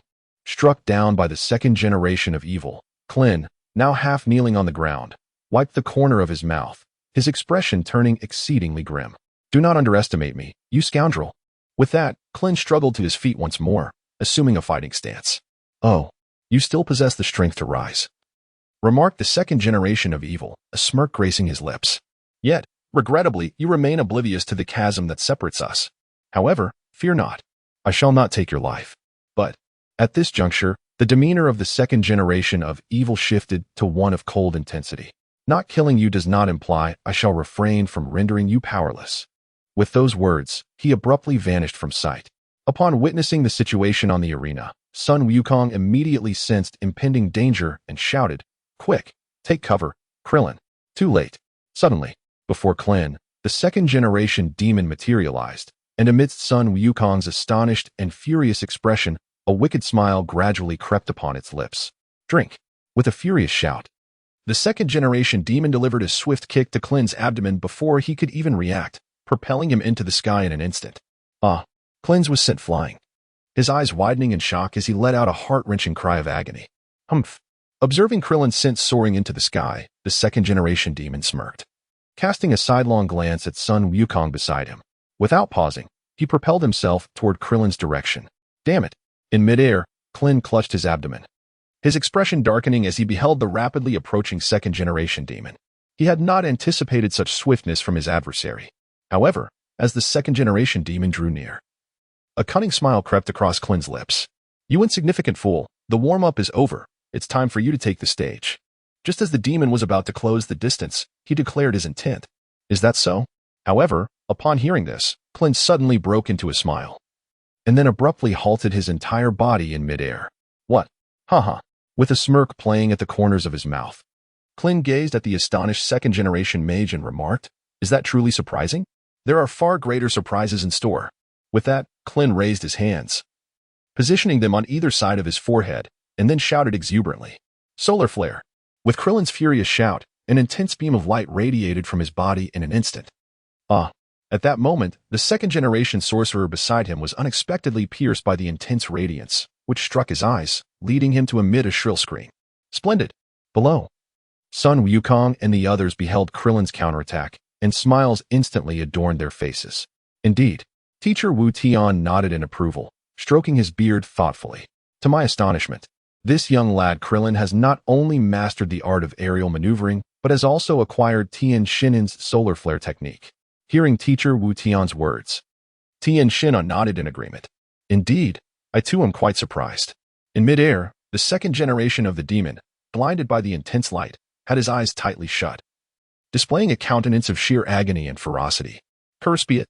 How dare this wretched being employ such a despicable tactic? Nearby, Krillin caught wind of his words and chuckled to himself. All's fair in war. Now it's my turn to strike. With that declaration, Krillin seized the moment while the demon was still regaining his sight, swiftly appearing before him and delivering a powerful punch to his abdomen. This is a token of gratitude for your earlier actions. Well, as he beheld the second-generation demon, curled in a defensive posture, a smile graced Krillin's lips. This is merely the interest. With that, he delivered a swift kick towards the demon. In an instant, the demon was sent soaring through the air, utterly defenseless. You fool! Do not underestimate me. During its flight, the second-generation demon gradually regained its sight and slowly focused on Tien, who hovered above. Suddenly, it came to a halt midair. As he gazed upon the restored demon second generation, a bead of cold sweat trickled down Tien forehead. How could this creature recover so swiftly? However, before Tien could ponder further, the suspended demon second generation below commenced its next move. Drink! With a mere exclamation from the second generation of the demon, his right hand extended. In the astonished gaze of the crowd, his arm suddenly elongated. In an instant, the arm of the second generation of the demon reached before Tien. Oh no! As Tien beheld the outstretched arm, a sense of foreboding washed over him, prompting him to swiftly evade the spot. However, it seemed as though the second-generation sorcerer anticipated Tien's movements. The moment he attempted to dodge, the arm was already poised at the location of his reappearance. In an instant, it lunged forward, seizing Tien's calf and yanking him downward. Alas, in the fleeting moment of being captured, Tien sensed the impending doom. Regrettably, he found himself unable to escape. As the second generation of the demon seized Tien, the arm retracted violently, its swiftness rendering Tien utterly defenseless. In mere moments, he was brought before the formidable demon. Gazing at Tien in his grasp, the demon's lips curled into a sinister smile, and without granting him a moment to speak or retaliate, he forcefully drove Tien towards the ground. Drink! In an instant, the second generation of the demon soared onto the arena, simultaneously grasping Tien's ankle and spinning him around. He slammed him against the floor 3 or 4 times, and then, with a cold smile directed at the unconscious Tien, soared back into the sky. What is he planning to do? Observing the second generation of the demon lifting Tien into the air, Oolong voiced his confusion.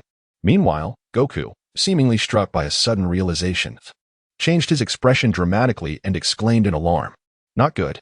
In the sky, the second generation of the demon revealed a chilling smile at the corners of his mouth. Humph. You little brat, I care not whether you are genuinely dazed. However, based on your recent actions, I shall certainly repay you in kind. With that, the demon seized Tien by his collar and hurled him forcefully towards the arena. Below the stage, Sun Wukong observed the demon's movements and instantly erupted, shouting, "Stop!"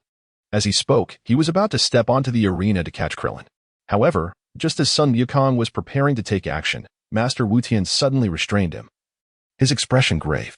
Halt. Should you intervene now, it would violate the rules of the competition. Not only could both you and Krillin risk disqualification, but Krillin himself would harbor resentment over this matter afterwards. However, although Master Wu Tian's words were clear to Sun Wukong, for he was inherently such a person himself, disdaining interference during his own battles, this sentiment held true even in life and death duels. Yet, understanding and comprehending were one thing. Sun Wukong could not simply turn a blind eye to the situation. He found himself unable to resist the urge to intervene. Rest assured. With a glance at Sun Wukong's expression, Master Wu Tian continued, he will not take Krillin's life. At worst, he will be gravely injured.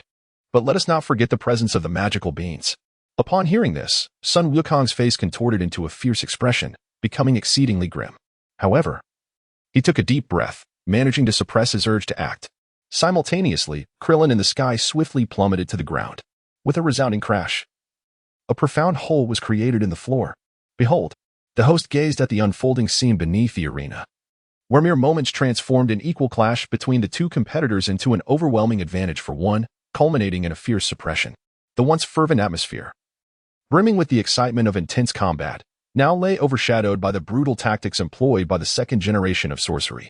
Observing Klin, deeply embedded within the arena's floor, the host's countenance turned pale, and he swallowed hard before climbing onto the stage to approach the gaping pit.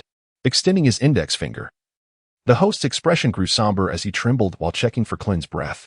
As he discerned a faint sign of life, the host's previously troubled visage gradually relaxed. And with a sigh of relief, he exclaimed, he is still alive. Everyone, rest assured, contestant Klin has merely succumbed to unconsciousness. We shall now commence a 10-second countdown. And should contestant Klin not awaken within this time, victory will be claimed by the second-generation sorcerer. With that declaration, the host began the countdown. 10, 9, 8. As the host began the countdown, the second generation of the demon descended onto the arena. Observing the unconscious Klein, the demon let out a cold snort, silently awaiting victory in the match. For the demon, although he did not unleash his full power in the previous strike, the force he had employed was not trivial. At the very least, it could incapacitate Klein for a considerable duration. He held no concern that Klein would rise again. With this thought, the demon shifted his gaze to the front, where Sun Wukong stood. Suddenly, the host halted the countdown, exclaiming in astonishment, awake. Klein has awakened. What? Upon hearing this, the demon's eyes widened in disbelief, swiftly turning to face Klein's direction. Indeed, as the demon looked on, he saw Klein's fingers trembling slightly before he struggled to sit up. No, this is impossible. The demon could hardly fathom Klein's actions. Krillin, exclaimed Sun Wukong, his face alight with excitement. In the depths of the pit, Krillin, under the incredulous gaze of the demonic second generation, slowly struggled to rise. Yet, just as he managed to get on his feet, his legs faltered. And with a sudden lurch, he collapsed back to the ground with a thud. Sitting there, he wore a wry smile, his voice laced with exhaustion. No, I can't do it anymore. I truly cannot stand up. With that, Krillin turned his gaze towards the host beside him. I concede. With Krillin's declaration, the ever-impulsive Sun Wukong dashed forward in an instant. He hurried to Krillin's side and earnestly remarked, Krillin, you truly are remarkable. Upon hearing Sun Wukong's encouragement, Krillin offered a faint smile. It's a pity, but I still lost. In response, Sun Wukong displayed a hint of a smile and reassured him, it's all right, Krillin. I'm still here for you. With that, he helped Krillin rise and they made their way off the stage, heading towards the hall. Meanwhile, the second generation of demons observed Krillin departing alongside Sun Wukong, his expression darkening with concern. I never anticipated this fellow would possess such formidable strength. It seems that after eliminating Sun Wukong, I cannot allow him to survive. Otherwise, he will undoubtedly become an obstacle to my ambition of ruling the world like the great Demon King. On the stage, the host, witnessing Krillin's departure with Sun Wukong, and recalling Krillin's own words of surrender, raised the microphone and proclaimed loudly, the outcome is clear. This match is won by the second generation of demons. In the hallway of the hall, Sun Wukong supported Krillin as they approached Master Wu Tian and the others. He then turned to Yamcha and said, Senzu beans, Yamcha. Here. Upon hearing this, Yamcha promptly retrieved the magical beans from his bosom and handed them to Sun Wukong. Receiving the beans from Yamcha, Sun Wukong passed them to Krillin. These are the magical beans. Hasten to consume them. Upon receiving the magical bean from Sun Wukong, Krillin nodded and placed it into his mouth, crushing and swallowing it. As he consumed it, a surge of energy coursed through his body, causing him to swell momentarily before fully recovering from his injuries. Observing Krillin's restored form, Sun Wukong expressed great delight and then inquired, how do you feel? Are you all right now? Krillin stretched his body and exclaimed joyfully, I have fully recovered. Thanks to the magical beans. As he spoke, Krillin seemed to suddenly realize something and inquired, Goku, do you see over there? Following the direction in which Krillin pointed, Son Goku glanced over, where the location of the previous encounter with Kakarot lay. What is the matter? Glancing over, Sun Wukong failed to comprehend the implication of Krillin's words. Do you not notice that someone is missing over there? That fellow. Yes. Where has Kast disappeared to? Following Krillin's remark, Sun Wukong scrutinized the area carefully. Indeed, Kast, who had been watching alongside them moments ago, had vanished. Observing Kast's absence, Sun Wukong turned to his side and inquired of Master Wu Tien. Master Wu Tien, could it be that Kast has gone there? Ah. Upon hearing Sun Wukong's inquiry, Master Wu Tien stroked his beard and remarked, Oh, you just went to the hall to fetch Kellen. As he spoke, Master Wu Tien turned and expressed his confusion. What is the matter? Upon hearing this, Sun Wukong shook his head and explained, It is nothing, just a bit of confusion. In the hall, a middle-aged man clad in a white t-shirt and wearing black-framed glasses sat quietly in the corner. At that moment, it seemed as though the man sensed something, and he stood up with a smile, saying, You have finally come to see me. As he spoke, he turned his head to look aside. Caster, I never imagined that it has been over a decade since we last parted ways, has it not? Indeed. As the man spoke, a figure gradually emerged from the side. It was Castor, who had previously departed from the audience to the hall. I did not expect to encounter you here, celestial being. Castor gazed at the man, aware that despite his current guise as an ordinary human, he was merely a vessel for the celestial being, whose purpose was clear, to confront his malevolent counterpart, Bick, the second incarnation of evil.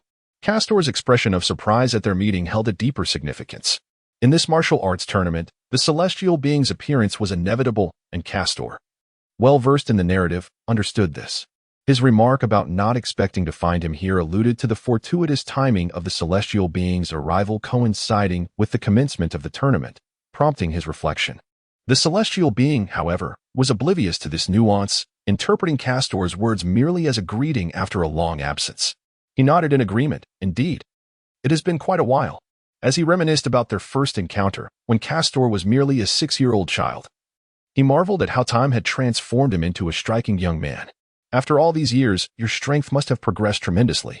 Contemplating this, the celestial being could not help but smile. His joy stemmed from the knowledge that even back then, Castor had already surpassed him in power, let alone now. Presently, he estimated that Castor's prowess likely ranked among the highest in the universe. However, the primary concern was that with Castor's presence, he could rest assured regarding Bick's threat. With Castor here, Bick would hardly stir any significant trouble. Since you are here, I can breathe easier. The celestial being remarked with a smile, fully aware that he himself lacked confidence in facing Bick. Yet, for the sake of Earth's peace and stability, he felt compelled to take action. By the way, isn't Sun Wukong of your kin? As the celestial being who had guided Sun Wukong in his training, he was acutely aware of the similarities between Sun Wukong and Castor, both possessing tails and demonstrating remarkable strength in their youth. Although Sun Wukong's abilities as a child paled in comparison to Castor's, he was still formidable relative to others. Speaking of Sun Wukong, anticipation gleamed in the celestial being's eyes. In fact, for this tournament, not only was he prepared to intervene, but he deemed Sun Wukong the optimal choice to combat Bick. As Sun Wukong had undergone significant training in the heavens and his strength had vastly increased since defeating the first incarnation of Bick. Thus, it was clear that only the celestial being and Sun Wukong could effectively thwart the current Bick. However, this was contingent upon Castor's absence from Earth. And now that he was present, the celestial being felt a profound sense of relief. Meanwhile, Castor observed the celestial being, discerning the implications of his words. You recognize me? Castor inquired, alluding to his awareness of Bick's true identity as the celestial being's malevolent alter ego. Certainly. The celestial deity nodded and spoke. I trust you can discern the situation. Given your prowess, it would be impossible for you to overlook any discrepancies. With a smile, the celestial deity continued, After all, did you not uncover my true identity? Gazing at Castor, the celestial deity reminisced about earlier moments. As a divine being incarnate, he had been quietly observing Sun Wukong and others from behind the martial arts arena. It was during this silent observation that he witnessed a remarkable phenomenon, the extraordinary occurrences surrounding Castor and those nearby during the competition. Despite the bizarre events unfolding, not a soul seemed aware of them. Yet, he discerned it at first glance. The moment he noticed Castor in the midst of it all, the celestial deity comprehended everything. Castor had not concealed his identity from him. He recognized who the celestial deity truly was. With this understanding, the celestial deity felt an immense relief and patiently awaited Castor's arrival. Following the celestial deity's words, Castor also smiled. Outside the grand hall, the arena had nearly been restored by the staff. Observing the refurbished stage, the host remarked, "It appears the arena is ready. We shall now proceed to the fourth match." The host continued, "Speaking of which, all 8 contestants of the world's premier martial arts tournament will be showcased in this round. So, ladies and gentlemen, please pay attention. The fourth match is about to commence. Let us warmly welcome the participants Yamcha and Tien to the arena." As the host announced, the surrounding audience erupted into enthusiastic cheers. At the entrance to the arena, as the host extended the invitation, Krillin stood beside Yamcha and said, "It's your turn to compete, Yamcha." "Ah, very well." Upon hearing Krillin's voice, Yamcha snapped back to reality and hurriedly responded, "What troubles you? You appear to be lost in thought." Observing Yamcha's distracted demeanor, Sun Wukong inquired with curiosity, "Hee, I wonder if this has something to do with Bulma?" In contrast to Sun Wukong's emotional intelligence, Krillin seemed to possess a deeper understanding, playfully raising his eyebrows and exchanging knowing glances. Krillin, Yamcha, provoked at his core, erupted in anger, directing his ire towards Krillin. Meanwhile, Son Goku, perplexed, inquired, "Huh? Are you still dwelling on that?" He then offered a piece of advice to Yamcha, saying, "You mustn't do that, Yamcha. During battle, it's imperative to avoid such distractions. It is a cardinal sin in martial arts." "Understood," Yamcha replied hastily, no longer lingering as he prepared to depart towards the arena. "Heh, look at Yamcha scurrying away," Krillin remarked with a sly grin, observing Yamcha's hurried exit. Observing Krillin's cunning smile, Sun Wukong furrowed his brow and called out softly. Upon hearing Sun Wukong's slightly displeased tone, Krillin awkwardly smiled and promptly ceased his antics. He then cast a glance at Yamcha and suddenly expressed his confusion. "By the way, Wukong, what is it?" In response to Krillin's inquiry, Sun Wukong asked, "Did you just hear the host's introduction? It seems that Yamcha's opponent is named Tien." As he spoke, Krillin lowered his gaze in contemplation. "I wonder how someone could have such a peculiar name? Immortal." Upon hearing Krillin's words, Sun Wukong suddenly furrowed his brows, sensing something amiss. Immortal? Could it be? At the arena, as Yamcha stepped forward, the host nodded and introduced him. "Very well, contestant Yamcha has entered the arena. Now, let us welcome our immortal contestant." With that, the host directed his gaze toward the entrance. However, after a prolonged moment of anticipation, no one appeared from the passage. Immortal contestant? The host expressed his bewilderment, just as a staff member hurriedly approached. The staff members swiftly made their way to the host, whispered a few words, and then promptly departed. After listening to the staff member's account, the host nodded slightly, adjusted his glasses, and continued, "It is truly unfortunate. I have just received a last-minute notification from the staff that the immortal contestant has chosen to forfeit the match due to health concerns. Therefore, the winner of this match is contestant Yamcha." Upon hearing this, the audience erupted in uproar. How could this be? It seems so hasty. While they may grumble, as participants, they are entitled to forfeit at their discretion, and others cannot contest this decision. Who could have anticipated such an occurrence? In the corridor, Clint expressed his astonishment. Do you think this celestial being chose to forfeit because they felt incapable of defeating Yamcha? As he watched Yamcha gradually return from the arena, Clint turned to Sun Wukong with a puzzled look. Faced with Krillin's bewilderment, Sun Wukong also felt a surge of confusion within. If his thoughts were correct, this celestial contender should indeed be the individual he had envisioned. Yet, if that were the case, how could it be so? Just as Sun Wukong pondered deeply, Krillin suddenly spoke up beside him. "Wukong, look," he said, gesturing towards the entrance of the hall. It was Castor. What had he just been up to? In his confusion, Krillin suddenly noticed that another figure was emerging from the passage behind Castor. Who is he? Just as Clint was engulfed in confusion, the figure inside finally revealed its visage. How is this possible? Krillin exclaimed in astonishment as he beheld the visage of the newcomer. It is none other than the demon King Piccolo. At Krillin's outburst, Master Roshi and the others turned to gaze at the arrival, their expressions turning to horror and anxiety upon recognizing him. "Incredible! You are still alive." With a mix of disbelief and determination, Krillin, Tien, and even the somewhat distracted Yamcha all stepped forward, ready to unite against him. Wait. Observing the movements of Clint and the others, Sun Wukong was suddenly taken aback and hurriedly intervened. "What is the matter, Wukong? Do not impede us. He is indeed a formidable foe. Do not act rashly. He is not Piccolo." Sun Wukong hastily restrained those who were about to strike and fervently explained. Although he bore a striking resemblance to Piccolo, he was certainly not him. As he beheld the approaching figure, Sun Wukong, who had sensed something earlier, was nonetheless astonished upon finally laying eyes on him. However, although Sun Wukong expressed this sentiment, to the onlookers, the newcomer bore an undeniable resemblance to Piccolo. Cease at once, Wukong reasoned, for he is indeed not Piccolo. As the crowd observed, Master Wu Tien stepped forward and proclaimed, I can sense that this individual lacks even a trace of the malevolent essence characteristic of the Demon King Piccolo. Moreover, it is known that Piccolo has already regained his youth, while this figure appears quite aged. He continued, furthermore, Piccolo was slain by Wukong's own hand. Thus, if he asserts he is not Piccolo, then he cannot possibly be Piccolo. With that, Master Wu Tien turned to Sun Wukong and inquired, by the way, Wukong, you intervened earlier.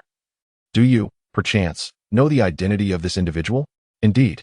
Sun Wukong nodded in acknowledgement, swiftly advancing to stand before Castor and Piccolo.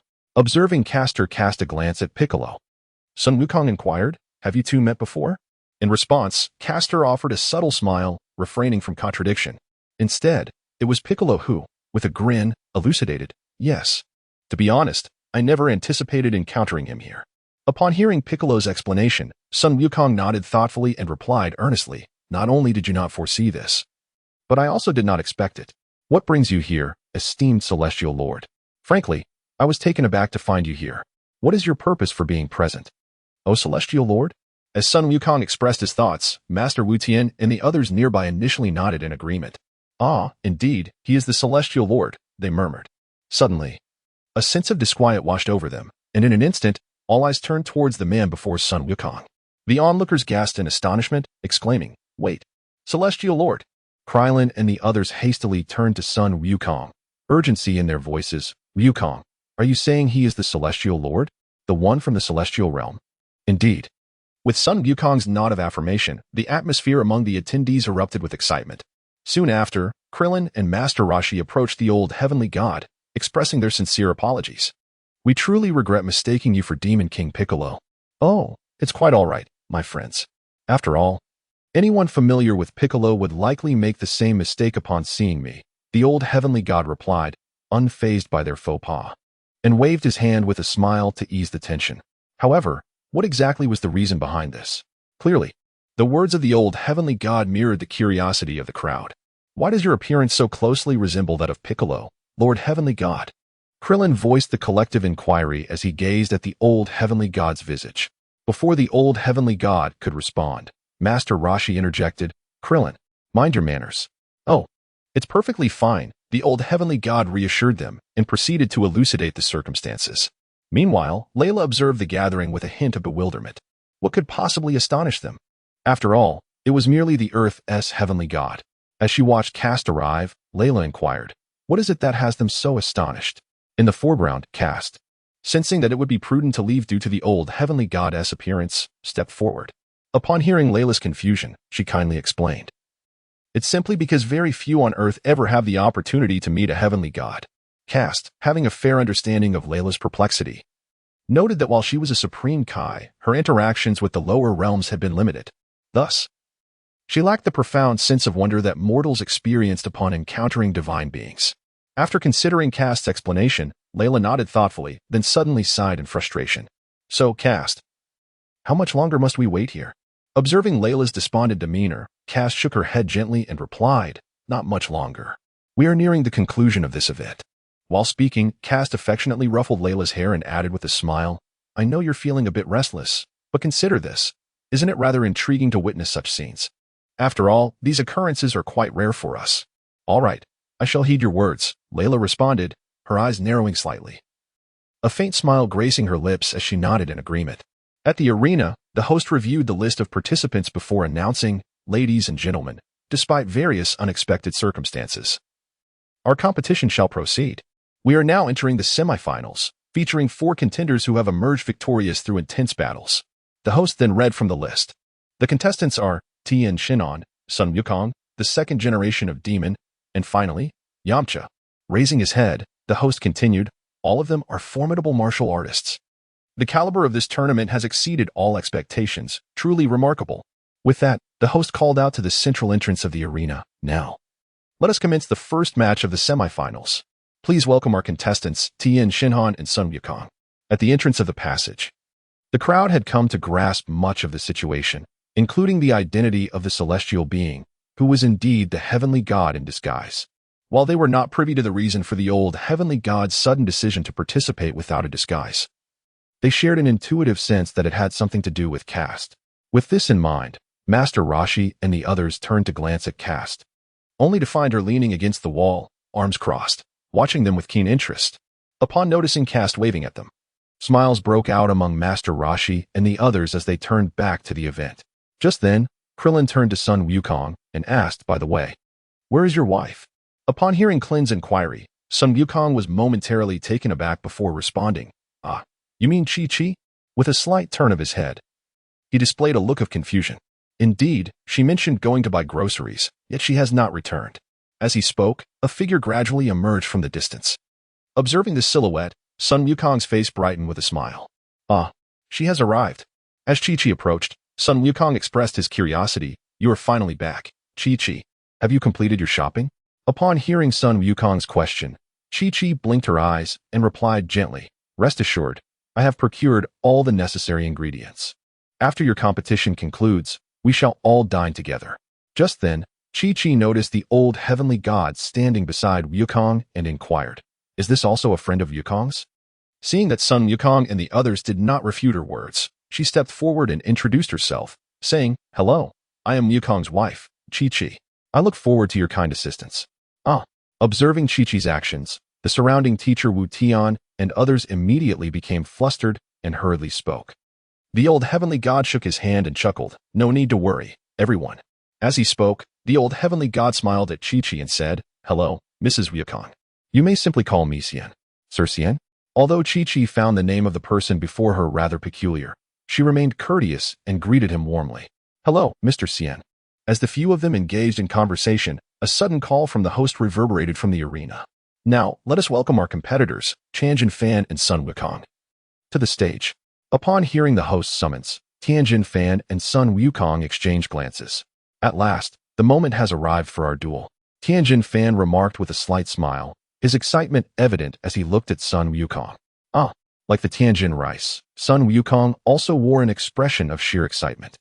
The two exchanged a glance, and in perfect harmony, they set off towards the arena. "Wukong." As she gazed at Sun Wukong, who was preparing to head to the arena, Chi-Chi suddenly called out to him. Sun Wukong paused in his steps, casting a puzzled glance at Chi-Chi. "Keep going." Chi-Chi gently encouraged Sun Wukong with a soft blink of her eyes. Indeed, upon hearing Kiki's encouraging words, Sun Wukong's lips curled into a smile as he nodded in acknowledgement. At the arena, the host noticed Sun Wukong and Tianjin Fan walking side by side and proclaimed loudly, "The contestants have entered the arena, and we are about to commence the first match of the semifinals." As he spoke, the host reminisced, "It is worth mentioning that these two competitors are no strangers to our prestigious martial arts tournament. I recall that during the last tournament, they faced each other in the finals, where Tianjin Fan emerged victorious by a narrow margin. But how will this tournament unfold?" On the stage, Sun Wukong and Tianjin Fan faced each other. Sun Wukong chuckled and remarked, "Are you planning to give it your all right from the start?" "Of course." Tianjin Fan replied with a smile, showing no signs of hesitation. Upon hearing this, Sun Wukong nodded slightly, his expression suddenly becoming serious. With a swift movement, he leaped back a step, instantly assuming a combat stance. Tianjin Fan, not to be outdone, also retreated and took his position. Seeing Wukong's demeanor, it was evident that he was preparing to engage earnestly. At the entrance, Krillin, peering through the gap, caught sight of Sun Wukong's expression and couldn't help but exclaim, Upon hearing this, Chi-Chi appeared quite perplexed and subsequently inquired, "Is Goku's opponent exceptionally formidable?" "Indeed, exceedingly powerful." In the hall, Piccolo wore a smile. "Now, let me ascertain the true extent of their strength." With that, he slowly made his way toward the entrance of the hall. "All right. At last, the moment has arrived. Goku, allow me to witness the fruits of your training under Lord Kai." Haha. Upon hearing this, Sun Wukong couldn't help but let out a chuckle. "Now then, let the competition commence." With the host's enthusiastic shout, Sun Wukong and Tien Shin simultaneously departed from their original positions, charging towards each other. As they drew near, their fists met in a fierce exchange, and in the next moment, both soared into the sky.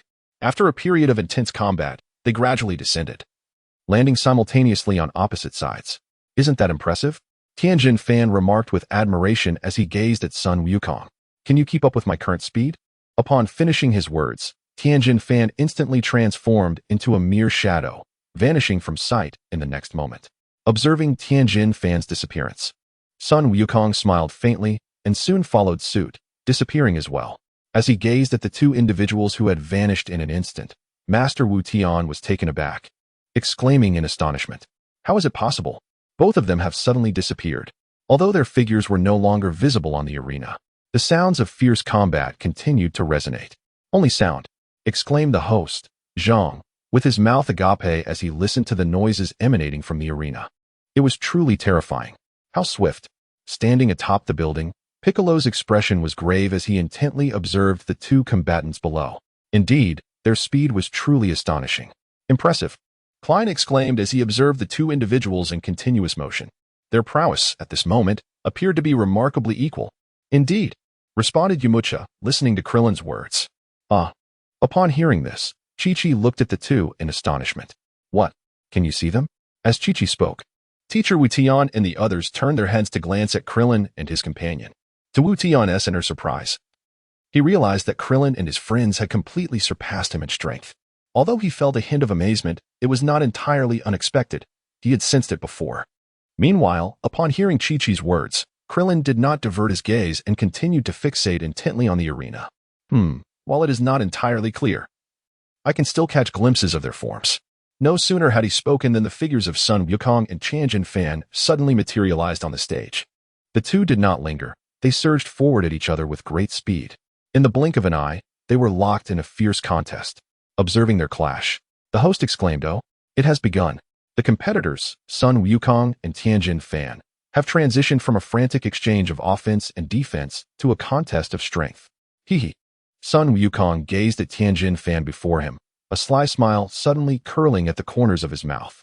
In an instant, before Tianjin Fan could react, Sun Wukong suddenly fell backward, and the next moment, he delivered a powerful kick to Tianjin Fan's abdomen, sending him flying through the air. Drink. The Tianjin rice, having been kicked away, did not panic. It vanished from sight in an instant, only to reappear on the arena a moment later, swiftly approaching Sun Wukong. With a faint smile, Sun Wukong turned his face slightly, observing the approaching Tianjin Fan without a hint of surprise. At the very moment Tianjin Fan charged forth, he swiftly leaped to the side, executing a somersault in midair to evade the attack. "What?" Tianjin Fan exclaimed, visibly startled as he watched Sun Wukong swiftly evade the attack. "This move is ineffective against me." Standing aside, Sun Wukong chuckled lightly while wiping his nose. Ha. After a fierce battle, Tien Shinhan was evidently fatigued, panting as he spoke with a smile. "Indeed, Goku, your strength has become truly extraordinary." Aha. Upon hearing this, Sun Wukong appeared exceedingly delighted, standing to the side with a smile. "However, my extensive training over this prolonged period has not been in vain." As he spoke, Tianjin Fan's expression shifted to one of utmost seriousness as he resumed his stance beside him. "This match is truly astonishing. It can be said that there has been not a moment's respite." The host, observing the series of intense exchanges, couldn't help but exclaim in admiration. From the onset of their battle until now, there has been no pause whatsoever. Judging by the current exchanges, both competitors, Tianjin Fan and Sun Wukong, seem to be evenly matched. No. Upon hearing the host's explanation, Teacher Wu Tian, standing at the entrance, spoke with a grave expression. They were not at a stalemate. "Excuse me?" Upon hearing this, Bulma and Oolong exchanged glances with Master Roshi. Meanwhile, Lan Chi, visibly infuriated, exclaimed, "Hey, you old fool, what nonsense are you spouting?" As her temper flared, she reached out, intending to confront Master Roshi. Lan Chi stopped. Seeing Lan Chi's actions, Klin and the others quickly intervened. "I understand your feelings due to Tianjin Fan, but Master Wu Tian is correct." Master Wu Tian, unfazed by the commotion, fixed his gaze intently on the arena and remarked seriously, "Have you all noticed? Despite the intense battle just fought, Goku's aura remains utterly undisturbed. In contrast, Tianjin Fan appears quite disheveled." Indeed, as Master Wu Tian elaborated, the onlookers turned their attention back to the two fighters in the arena, confirming his observations. "How could this be?" Lan Chi exclaimed, her disbelief evident upon witnessing the scene. On the arena, the two combatants, having re-engaged, momentarily separated once more. Tien, panting yet smiling, remarked, Goku, to be honest, I never anticipated you would become this formidable. However, after such an extensive battle, I have come to realize that you have not changed much compared to 3 years ago. With that, Tien's body suddenly vanished from sight, reappearing instantaneously behind Son Goku. Such was the swiftness. Without hesitation, Tien seized Goku around the waist and, with a powerful thrust, hurled him skyward. In the same breath, Tien propelled himself upwards as well.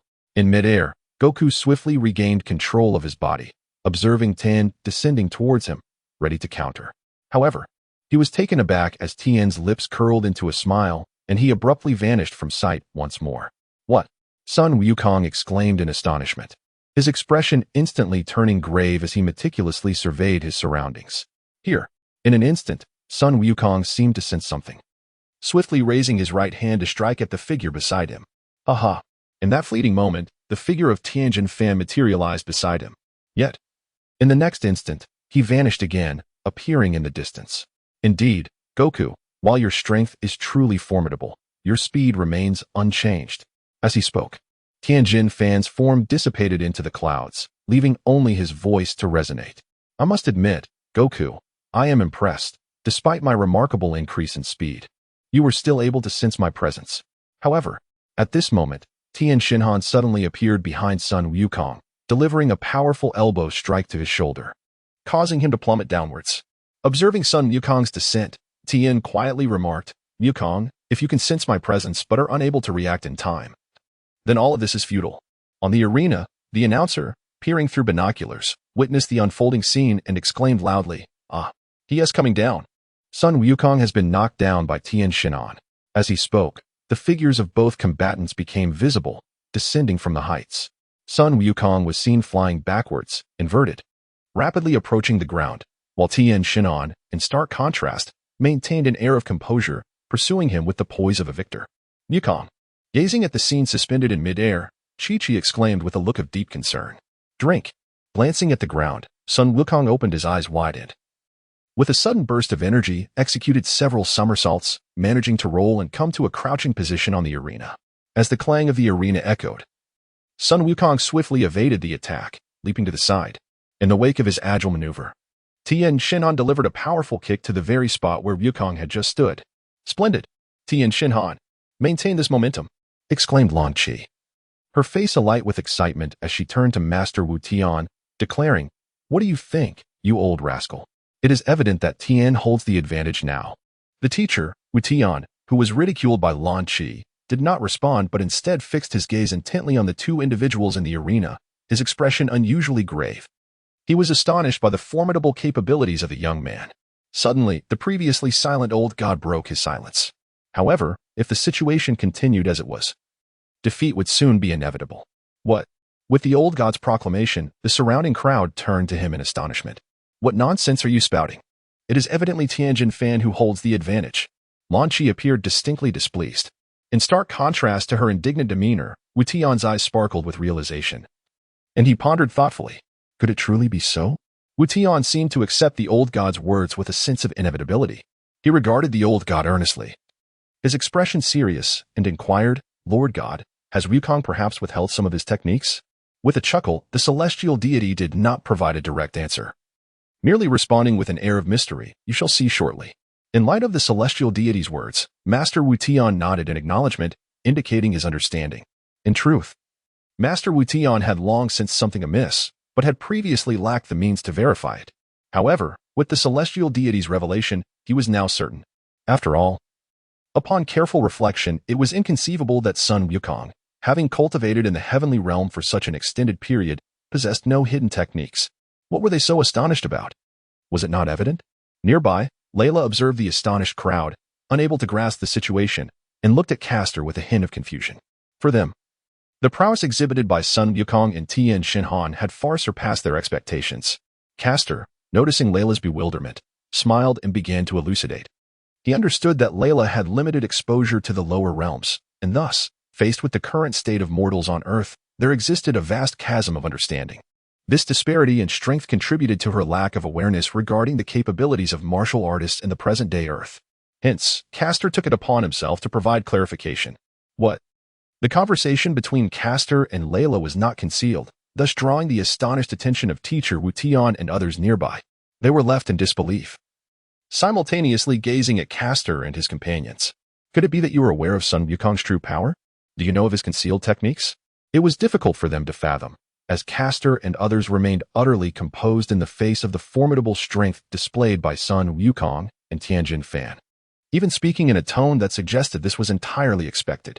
There is no need for astonishment, Caster said gently, offering a reassuring smile. Many things cannot be clarified at present, but in due time, you shall all come to understand. With that, Caster cast a glance at the old heavenly god, who nodded slightly in response to his hopeful gaze. All right, everyone, there is no need for surprise.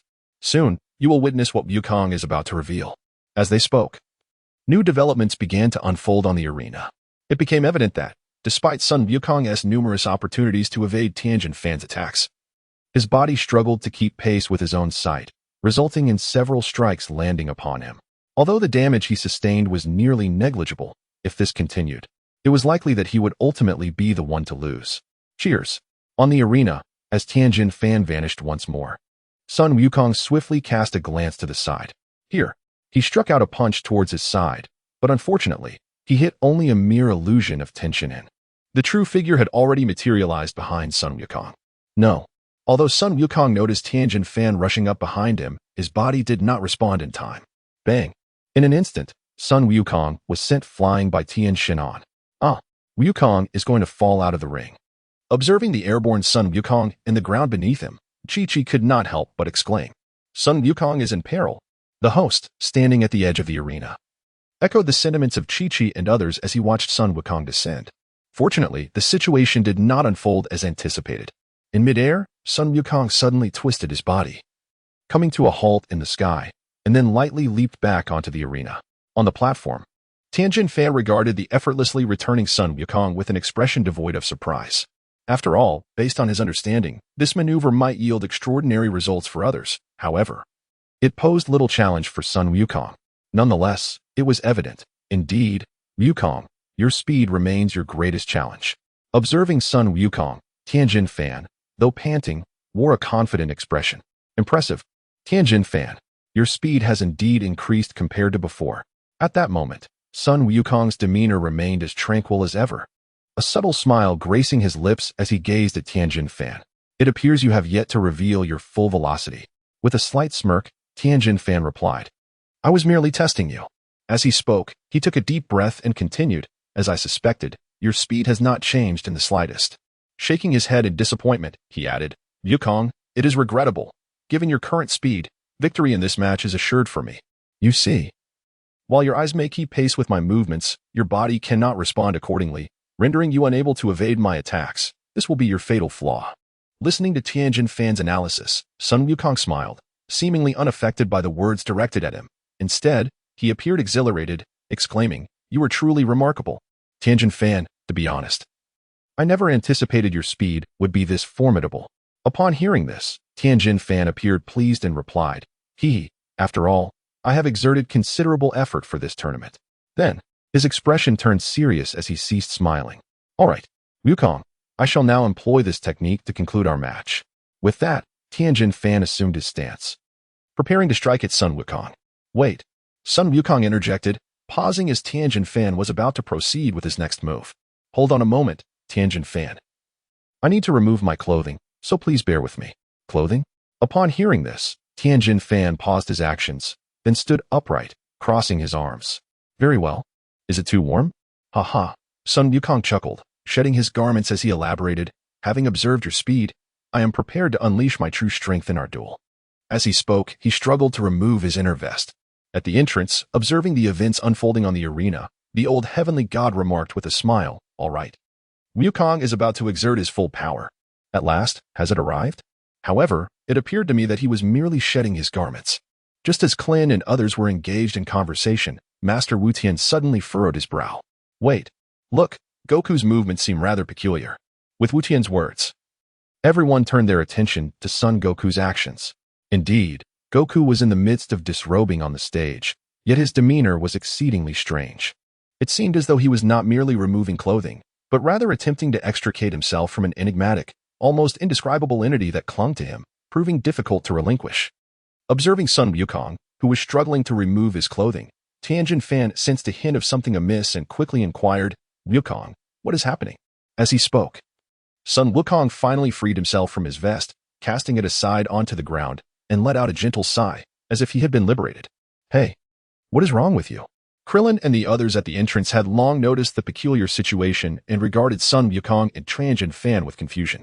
Subsequently, Krillin and Yamcha ascended to the arena. "Is it truly so difficult to shed a garment? Never mind, we shall assist you with your belongings." With that, Krillin reached for the shirt that lay on the floor. However, the moment his hand grasped the fabric, his expression changed dramatically. "What's this?" exclaimed Krillin, his face a portrait of astonishment, gazing at Sun Wukong with an expression of disbelief. "Wukong, have you been wearing this for the entire competition?" "Ah," Sun Wukong exclaimed, subsequently removing the wrist guards and boots from his arms. "What on earth is happening?" Observing Krillin's expression, Yamcha sensed something amiss and hurriedly approached Krillin to inquire, "Is there indeed something wrong with this outfit?" As he spoke, he took the shirt from Krillin's hands and held it in his own. As Yamcha grasped the garment in his hands, he suddenly felt the weight of its significance. In that instant, he comprehended the reason behind it all. "So this is what it is. How astonishing. What is the situation exactly?" Meanwhile, observing the astonished expressions of Krillin and Yamcha, Tien's demeanor shifted slightly as he approached them. "You will understand once you take a look," he remarked, as Yamcha handed the garment to Tien. Tien cast a serious glance at Yamcha before firmly grasping the item. Yet, as he held it, the entirety of the preceding events dawned upon him. "So it is, Goku. I never imagined you had been wearing these garments while battling alongside me." Indeed, upon hearing this, Sun Wukong smiled and stood up, leaping a few times. The celestial deity had mentioned that this was also a part of the cultivation process. "During my training under Master Wu Tian, I had once carried a tortoise shell, which is quite similar to this." Listening to Sun Wukong's explanation, Tianjin Fan and others glanced at the wrist guards and boots on the ground, inquiring, "So, these items are the same as well?" As they spoke, they crouched down to pick up the wrist guards from the ground. Indeed, Sun Wukong stretched his body and then smiled. "To be honest, just one of these boots weighs around 20 kilograms, and my feet are nearly aching from the weight." 20 kilograms. Upon hearing this, Clinton gaped in astonishment, staring at Sun Wukong. "If that is the case, then all of this combined must weigh around 100 kilograms.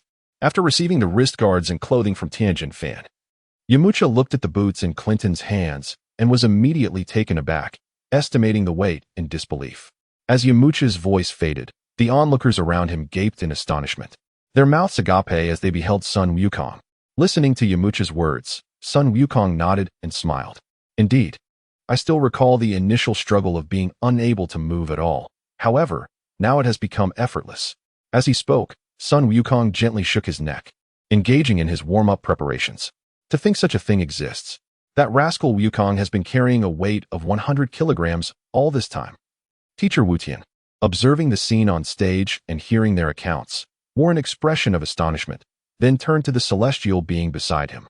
"So it is. Wukong has been undergoing weight training, has he? In that case, once he sheds the constraints on his body, his strength and speed will experience an explosive enhancement."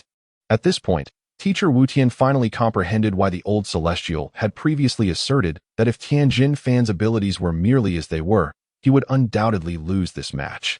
Indeed, if it were only as before, the Wukong freed from the 100-kilogram weight would surpass Tianjin Fan in both speed and strength, rendering him incapable of contending.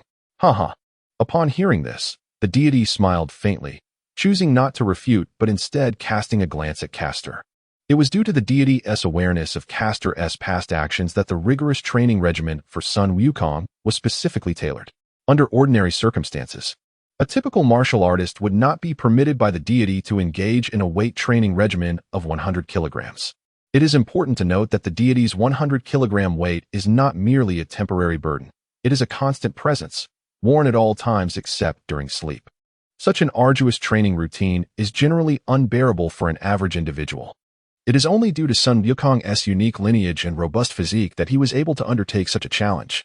In fact, when Sun Wukong managed to fully acclimate to this weight while still exhibiting such remarkable speed, he surpassed all expectations. It was truly astonishing. Previously, Sun Wukong had been competing against Tianjin Fan while bearing a weight of 100 kilograms. Upon overhearing the conversation, the host, in awe of the leaping Sun Wukong, provided an astonished explanation. Huh. With that, Sun Wukong reappeared before Tianjin Fan and smiled. I am ready. The preparations are complete. We may now commence. Indeed. Upon hearing this, Tianjin Fan responded with a nod and then smiled, saying, very well, there is no problem. After this exchange, the two resumed their stances. Thank you all for your patience. The match will now recommence. With the announcement from the host, the combatants began to move gradually on the stage. Goku, I hope to witness just how significant the disparity is between your current self and your former prowess. As Tianjin Fan's words echoed, both fighters vanished from their positions, leaving only the sounds of their fierce exchanges. This battle is nearing its conclusion. Observing the duel ahead, Castor pondered thoughtfully. Upon hearing this, the onlookers turned their gaze towards Castor. Why do you say that? Krillin inquired, somewhat perplexed. Although it appeared that Goku's speed had significantly increased compared to before, it was still possible that Tien had some hidden tricks up his sleeve. Castor cast a sidelong glance at Krillin but chose not to respond, instead addressing the heavens. I have observed Goku's strength, and it seems adequate. Therefore, I do not wish to squander any more time. Upon hearing this, the ancient deity was momentarily taken aback. And then, as if grasping the truth, exclaimed in astonishment. Is it you? Castor nodded towards the celestial being and then spoke.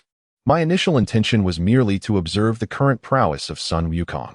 Now that I have grasped the general idea, there is no longer any need for me to continue watching. Eh? Upon hearing this, everyone displayed expressions of astonishment. What could this possibly mean? Clearly, the match between Tianjin Fan and Sun Wukong had not yet concluded. It was Lan Chi who inquired, as Castor's statement evidently implied that Tianjin Fan had already been defeated. Casting a glance at Lan Chi, Castor, devoid of his usual smile, simply stated, in fact, Tianjin Fan has lost. Meanwhile, as Castor spoke, changes began to unfold on the arena. The host exclaimed in surprise, this is truly astonishing. In an instant, the competitor Tianjin Fan has had his belt snatched away by competitor Sun Wukong. Upon hearing the host's words, the crowd, who had been focused on Castor, quickly turned their attention to the arena. What on earth just transpired? Having previously concentrated on Castor, they had missed the unfolding events between the two on the stage. Nonetheless, upon noticing the red belt in Sun Wukong's grasp and considering the host's earlier statement, they began to grasp the situation. Could it be that in that fleeting moment, Wukong exhibited a speed surpassing Tianjin Fan's ability to perceive, swiftly taking the belt? Observing the arena, Master Wu Tian slowly articulated his conjecture. Castor glanced at Master Wu Tian but did not refute him, then cast a casual look at a figure standing atop the building. In truth, there was still a discernible gap in their latent abilities. At this juncture, only one participant in the tournament could barely be considered a match for him. With that, Castor let his arms fall to his sides and gazed at the arena, stating, I can no longer afford to linger here. After speaking, Castor's lips moved slightly, as though he were communicating something to someone. Yet, oddly enough, there was not a single sound emanating from the surroundings. Nevertheless, Sun Wukong on the arena suddenly turned his gaze this way, halting even his initial intention to return the belt to Tianjin Fan. Observing the expression and actions of Sun Wukong, Tianjin Fan was momentarily taken aback, then hastily inquired, Wukong, what is the matter? However, Sun Wukong did not respond. His demeanor suggested he was listening intently to something. Suddenly, Sun Wukong turned around, swiftly handing his belt to Tianjin Fan in the process, and exclaimed, I apologize, Tianjin Fan. But circumstances have changed. I shall secure victory in this match. At these words, Tianjin Fan was momentarily stunned, then chuckled, I thought you were going to say something else. The outcome of our duel can only be determined through combat. Having said this, Tianjin Fan fastened the belt and assumed a battle stance. Yet, Sun Wukong did not exhibit his usual smile. His expression was grave as he replied, I am truly sorry, Tianjin Fan. With that, he instantaneously appeared behind Tianjin Fan. In that fleeting moment when Tianjin Fan had yet to react, a fist struck his abdomen with great force, rendering him immediately unconscious. The events unfolded with astonishing rapidity, leaving both the audience and the host, including Master Wu Tian at the entrance, utterly unprepared for such a turn of circumstances. What was happening? As they beheld the unconscious Tianjin Fan and the host initiating the countdown before him, all eyes turned towards Castor. What had you just done? It was not unreasonable for the crowd to speculate, given that Sun Wukong's expression had been decidedly unusual. Moreover, This peculiarity only manifested after Castor had spoken those enigmatic words. In response to the inquiries of the onlookers, Castor remained silent. Though he offered no reply, the gathered crowd was already aware that he was undoubtedly involved. For the subsequent events pointed unequivocally in his direction. As the host's countdown concluded, victory in the match was promptly declared. Although the spectators were oblivious to the preceding occurrences, they grasped that Sun Wukong had suddenly unleashed an inconceivable speed, swiftly vanquishing Tien Fan. A fervent cheer erupted from the audience. However, amidst the jubilant uproar, Sun Wukong displayed no signs of elation. Instead, he hurriedly hoisted Tien Fan and rushed towards the entrance of the hall. Upon reaching the entrance, before anyone could pose a question, Sun Wukong urgently addressed Castor. "Wait, Castor, he is my opponent. You cannot interfere. Furthermore, you are not a participant and cannot compete against him." He continued, "That is why I urged you to finish quickly, with your capabilities. This match does not truly showcase your formidable strength." Castor's demeanor remained composed as he resolutely responded. "Wait." Listening to the exchange between Sun Wukong and Castor, the onlookers couldn't help but were puzzled expressions, interrupting. "What are you talking about? What opponent? What do you mean by taking action?" Unlike the confusion expressed by others, the expression of the celestial being appeared contemplative. Despite the bewilderment among the crowd, Castor offered no explanation, merely gazing indifferently at Sun Wukong. Under Castor's quiet scrutiny, Sun Wukong gradually ceased his chatter, his demeanor turning serious. "Since you have stated it thus, very well." With that, he approached Yamcha and, amidst the puzzled expressions of the onlookers, earnestly said, "Yamcha, I apologize, but could you kindly forfeit your match from here on?" As Sun Wukong's words echoed in the air, the gathered crowd gazed at him in utter astonishment. "Wukong, what are you saying?" Krillin, standing beside Yamcha, exclaimed in a flurry of confusion. "You haven't even fought yet. How can you declare Yamcha the loser?" At that moment, Yamcha, the focal point of the matter, wore a bewildered expression and questioned. "What on earth is happening, Wukong? Indeed, what is going on?" The inquiries from those around prompted Sun Wukong to survey the crowd. He then cast a glance at the old Kai, who subtly nodded, signaling him to explain the situation. Just as Wukong was about to articulate his thoughts, a sudden voice interrupted. "Is it related to Demon King Piccolo?" As this voice resonated, all eyes turned to the speaker. "Tien Han, you're awake." It was none other than Tien Han, who had previously been knocked unconscious. "Wait, what did you just say? Demon King Piccolo?" Instantly, the crowd's eyes widened in shock as the realization dawned upon them. Indeed, unlike the astonished crowd around him, Master Wu Tian wore a solemn expression and let out a quiet sigh. In truth, he had harbored a suspicion ever since he encountered the celestial being. After all, the resemblance between the celestial being and Piccolo was striking. Moreover, the fact that he, as a celestial being, had traversed great distances from the celestial realm to participate in this martial arts tournament was rather peculiar. Although he later suddenly withdrew from the competition, the reasons for his descent remained unspoken. Meanwhile, Sun Wukong regarded the now-revived Tien Fan with an apologetic demeanor. "I am truly sorry, Tien Fan. I felt rather uncomfortable just now." In response, Tien Fan did not hold a grudge. Instead, he expressed his joy, saying, "No, your actions have made me happy. If you hadn't exerted your full strength to defeat me, I would have felt disheartened, believing you looked down upon me. Your ability to defeat me in an instant indicates that we are still worlds apart in strength, and I must continue to train diligently." Of course, Tien Fan understood that the power Sun Wukong had just displayed was likely not his full capacity. Nevertheless, it mattered little, as what had been showcased was beyond his ability to withstand. Observing Tien Fan's lack of resentment, Sun Wukong felt a twinge of embarrassment. However, spurred on by the urging of the crowd, he eventually responded, "Yes, this match is indeed related to Piccolo." As Sun Wukong slowly elaborated, the crowd gradually began to comprehend the entire situation, understanding why the celestial being had descended and why Piccolo had not perished, as well as the reason behind Sun Wukong's request for Yamcha to forfeit his match. It was because Yamcha's opponent, the Demon King too, was none other than Piccolo. Thus, this upcoming battle was no longer a matter for the others to contend with. Looking at the crowd, Sun Wukong declared earnestly, "The time has come for me to settle things with him." "Oh, I see." Realizing that his next opponent was the Demon King Piccolo, Yamcha let out a breath of relief. Having previously battled against him, he was acutely aware that Piccolo's strength was beyond his capacity to resist. Although uncertain of Piccolo's current abilities, Yamcha could infer from Sun Wukong's expression that Piccolo was certainly not weaker than before, and might even have grown considerably stronger.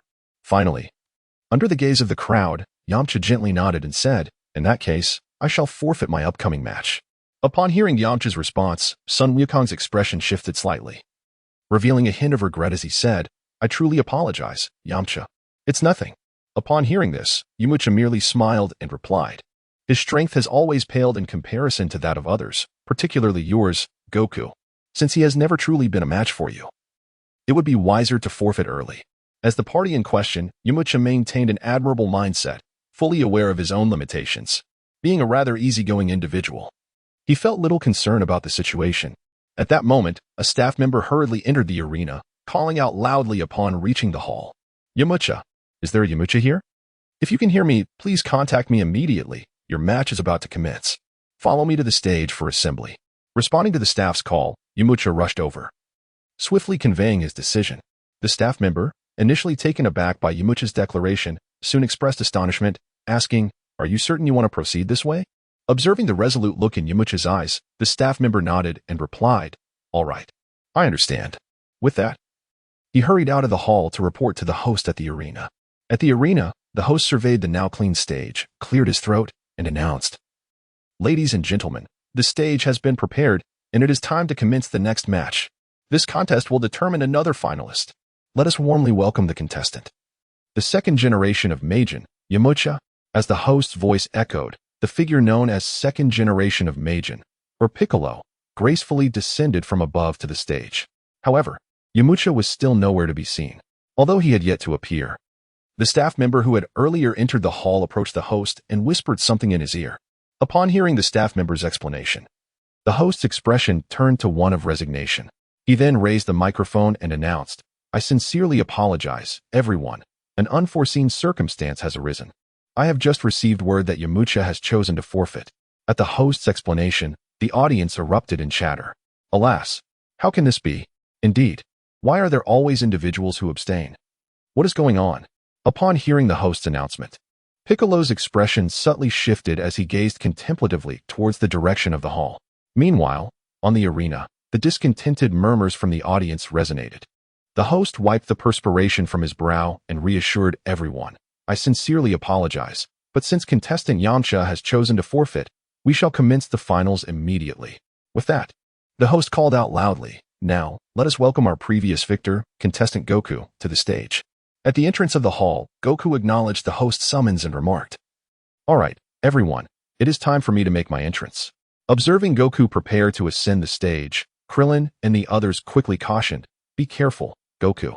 This opponent is unlike any you have faced before." Upon hearing this, Sun Wukong acknowledged with a sound and proceeded towards the arena. As he gradually distanced himself, the gazes of the crowd shifted back to Castor. "Was all of this part of your scheme?"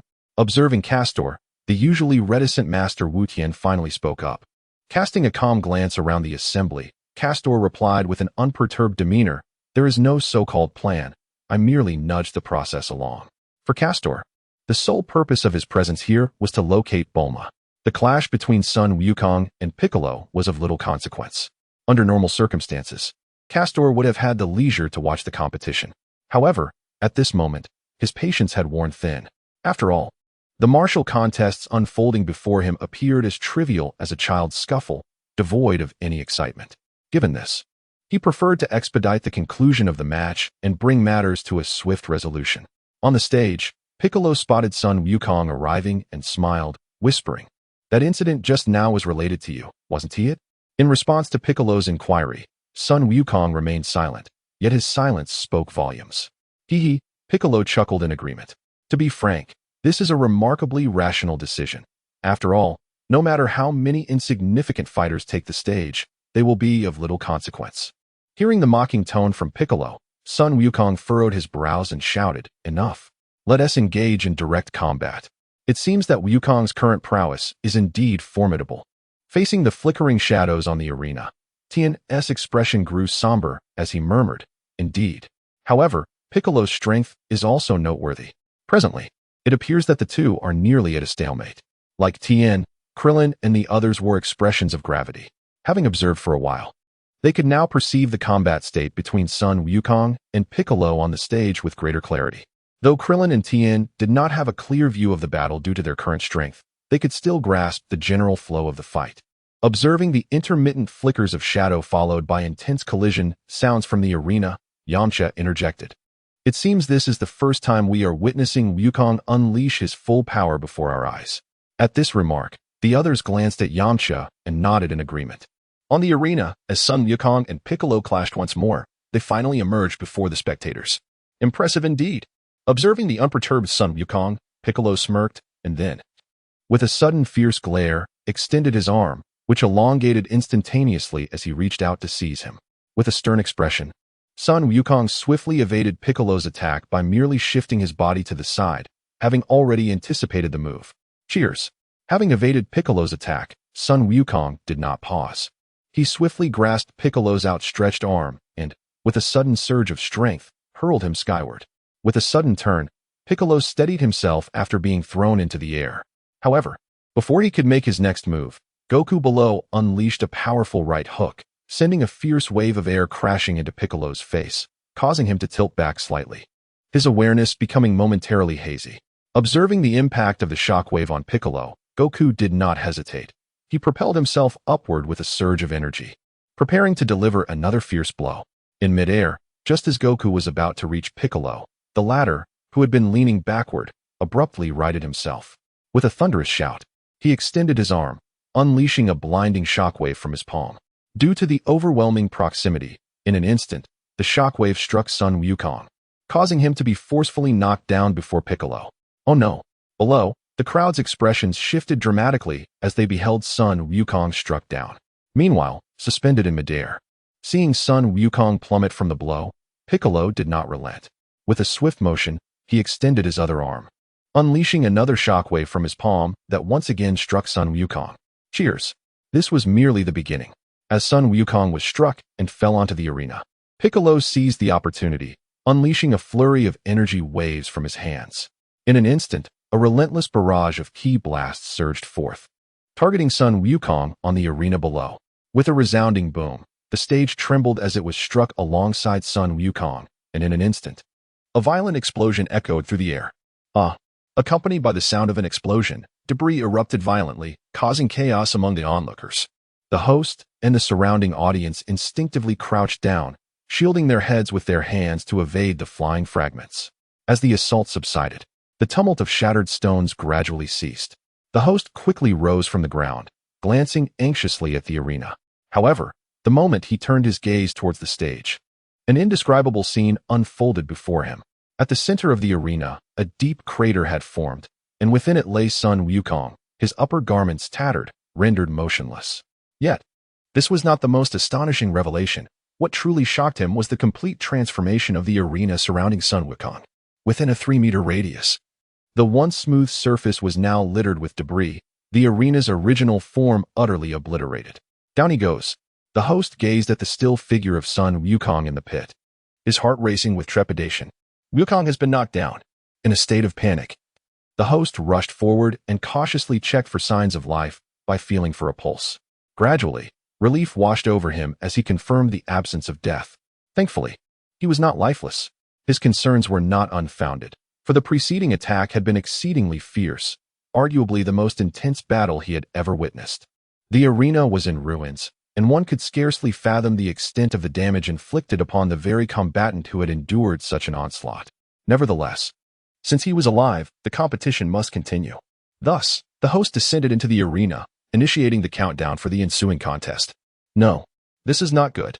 At the entrance, Klin gazed upon Sun Wukong, who lay on the ground, his expression turning grave. Just moments ago, Wukong had taken the full brunt of the attack. As Wukong listened to Krillin's account, Chi-Chi stood nearby, visibly anxious, her hands clasped in prayer as she gazed earnestly ahead. 6 as the host diligently counted down the seconds beneath the arena. Just as he reached the penultimate second, Piccolo, standing before Sun Wukong on the stage, abruptly interjected. Silence. Piccolo remarked with an expression of utter indifference, casting a sideways glance at the host. Counting on the side was a futile endeavor. Simply remain quiet and observe beside me. Upon hearing this, the host was taken aback, momentarily rendered speechless. What could that fellow possibly mean? At the entrance, Yamcha fixed his gaze intently on Piccolo in the arena. Could it be that he intends to convey that Goku can no longer rise to his feet? Alas! What? Upon hearing this, the expressions of Chi-Chi, Bulma, and the others around them turned anxious. As Wukong lay on the ground, Chi-Chi's gaze flickered, and tears began to well up in her eyes. Just then, a voice suddenly emanated from the side. Rest assured, the situation is not as dire as you imagine. Sun Wukong is perfectly fine. Upon hearing this voice, everyone turned their attention towards the speaker. Indeed, the utmost joy was felt by Chi-Chi, who looked on with eager anticipation and exclaimed, "Caster, what precisely did you mean by that statement?" Observing the newcomer, Teacher Wu Tian inquired. It was Caster who had spoken, and as he regarded the crowd's inquiries, his expression remained indifferent as he replied, "You shall soon find out." Simultaneously, he pondered within, at this juncture, it seems that event is imminent, contemplating the forthcoming occurrences. Caster subtly shook his head and sighed. Meanwhile, the others exchanged glances, observing Caster's enigmatic demeanor. Nevertheless, given Caster's words, they were inclined to adopt an optimistic perspective. At that moment, on the arena, Piccolo gazed at the motionless Goku on the ground, a smile suddenly appearing at the corner of his mouth as he confidently declared, "Goku, you needn't pretend to be dead any longer." As Piccolo's words echoed, everyone instinctively turned their gazes in his direction. Could it truly be so? Upon hearing Piccolo utter words akin to those of Kakarot, Krillin, and the others couldn't help but murmur. Meanwhile, on the arena, Piccolo continued, "I am aware, Goku. With your prowess, such a feeble assault is incapable of bringing you down." As Piccolo concluded his statement, the seemingly motionless Goku, lying on the ground, suddenly sprang to his feet amidst the astonished gasps of the onlookers. "Indeed, you have seen through me." At the entrance, witnessing Goku, brimming with vitality and appearing utterly unscathed, the collective anxiety of the crowd finally dissipated. Krillin then lamented, "That Goku, he truly relishes in jest." Indeed. With his arms crossed and a faint smile gracing the corners of his mouth, Tianjin Fan remarked, "That rascal had me worried for quite some time." Indeed, like everyone else. Teacher Wu Tian interjected. However, as the conversation continued, it became apparent that despite the intense assault, Wukong appeared utterly unscathed. Indeed, as the crowd marveled, suddenly, Chi-Chi, who had been standing to the side, erupted with an exuberant laugh, exclaiming repeatedly, "Excellent. Goku, that's the way. Quickly vanquish him." Navi. Observing Sun Wukong tearing off his tattered garments in the arena, Kast felt a faint scoff escape his lips. Although Kast had long been aware of Sun Wukong's temperament, witnessing it firsthand left him at a loss for words. Yet, perhaps this was for the best. As Kast watched the battle unfold, nearly indistinguishable from the original narrative, he nodded inwardly. If the proceedings continued at this pace, an inevitable event would soon transpire. Contemplating this, Kast glanced at Sun Wukong once more, taking note of his innocent antics. He then shook his head, solidifying his previously wavering thoughts. It seemed that he would indeed need to let him learn a lesson. As he contemplated the impending events, a faint smile gradually appeared at the corners of Kast's lips.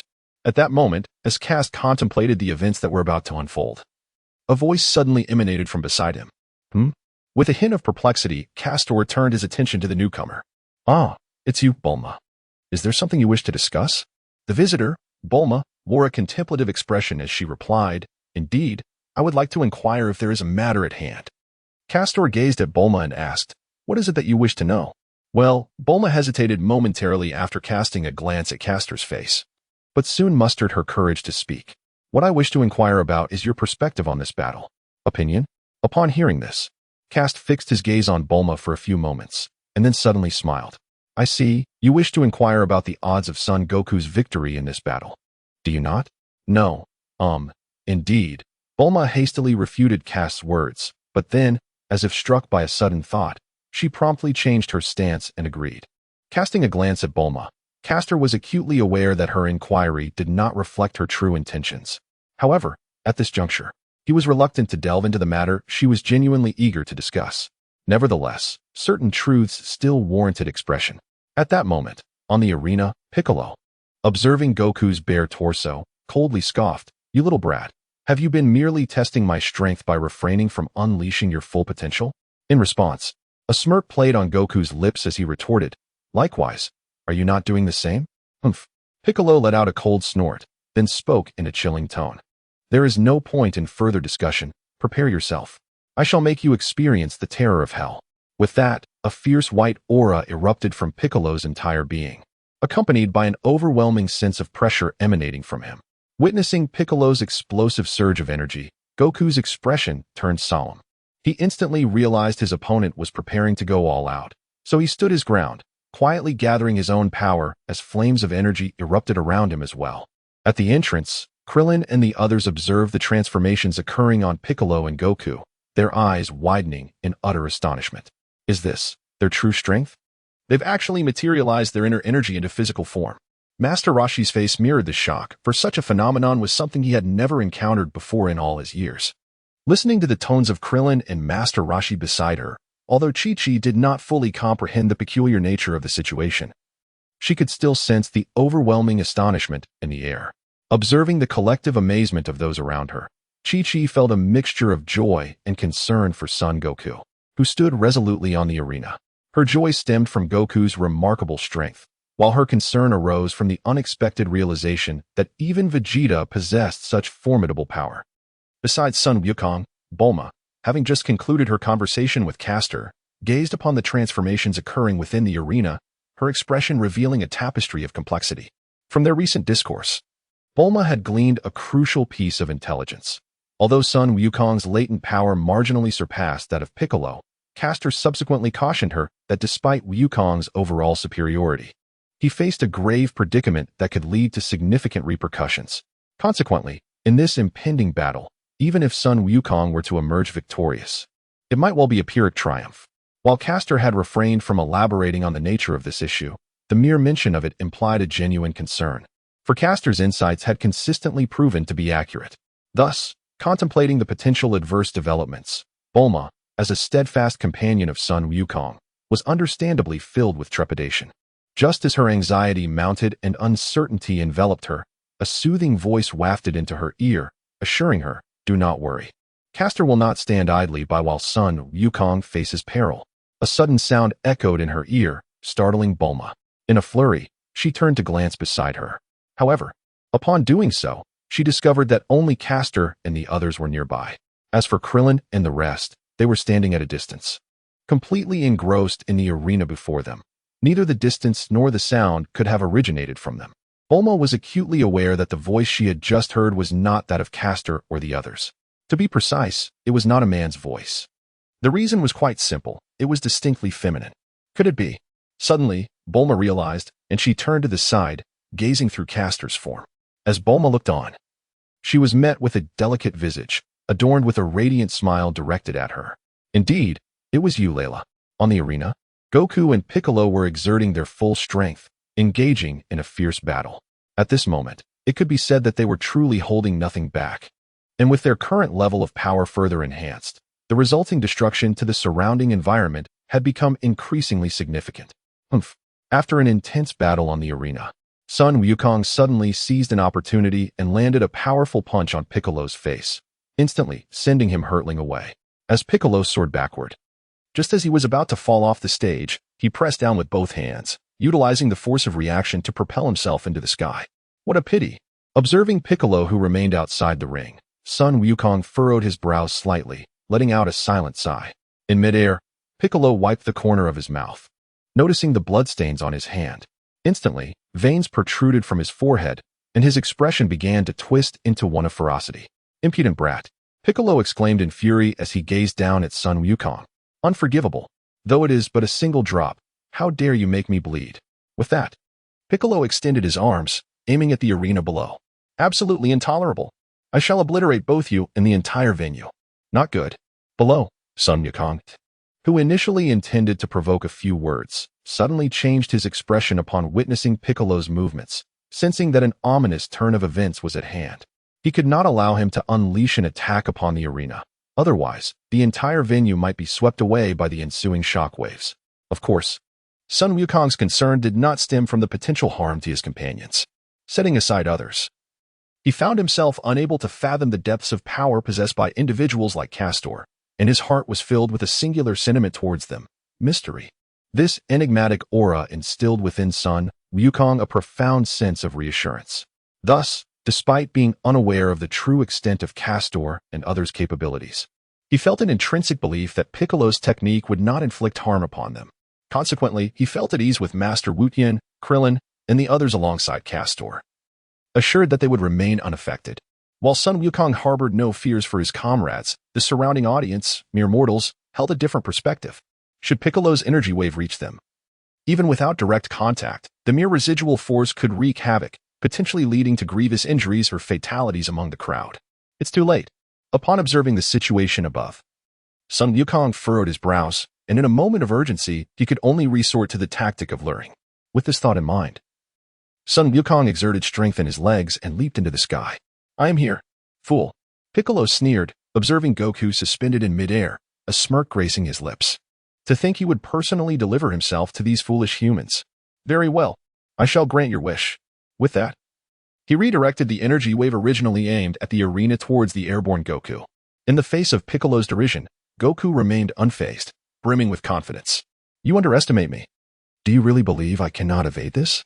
With those words, he beheld the colossal energy wave approaching and, with a swift motion of his right hand, unleashed a slender shockwave from his palm. Utilizing the resulting recoil, he narrowly evaded the impending attack. What on earth is happening? Below, the audience at the arena gazed in bewilderment at the perplexing actions of the two individuals. At that moment, a wave of energy unleashed by Piccolo struck a nearby hillside. Instantly, a tremendous shockwave surged forth, accompanied by a powerful gust of energy. Understood. I will provide refined English translations of the given texts by 1. Removing meaningless punctuation 2. Eliminating advertisements for votes collections 3. Deleting hidden URL promotions 4. Preserving only plot-relevant content 5. Rendering the text in elegant, literary English with sophisticated vocabulary, while maintaining original meaning. Please provide the text you'd like me to translate and refine. I'll respond solely with the polished English version without any additional explanations or commentary. Affected by this shockwave, the crowd was instantly thrown into disarray. And in an instant, the entire stage was enveloped in extraordinary chaos.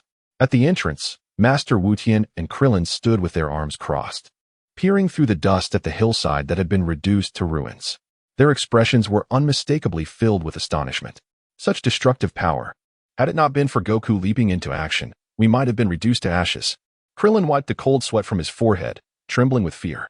However, Master Wu Tien, standing nearby, held a different perspective as he listened to Krillin's words. Upon hearing this, Krillin directed his gaze towards Master Wu Tien. The latter continued, indeed. Had Goku not diverted the force of that shockwave, the spectators outside the arena would have faced grave injuries and casualties. However, our own impact would likely be minimal. What does this mean? In response, Master Wu Tien turned his head to the side. Following his line of sight, the crowd quickly comprehended his implication. In midair, having evaded Piccolo's attack, Sun Wukong began to roll, and with his agile physique, effortlessly returned to the arena. How infuriating! Observing the distant scene, Sun Wukong's expression darkened.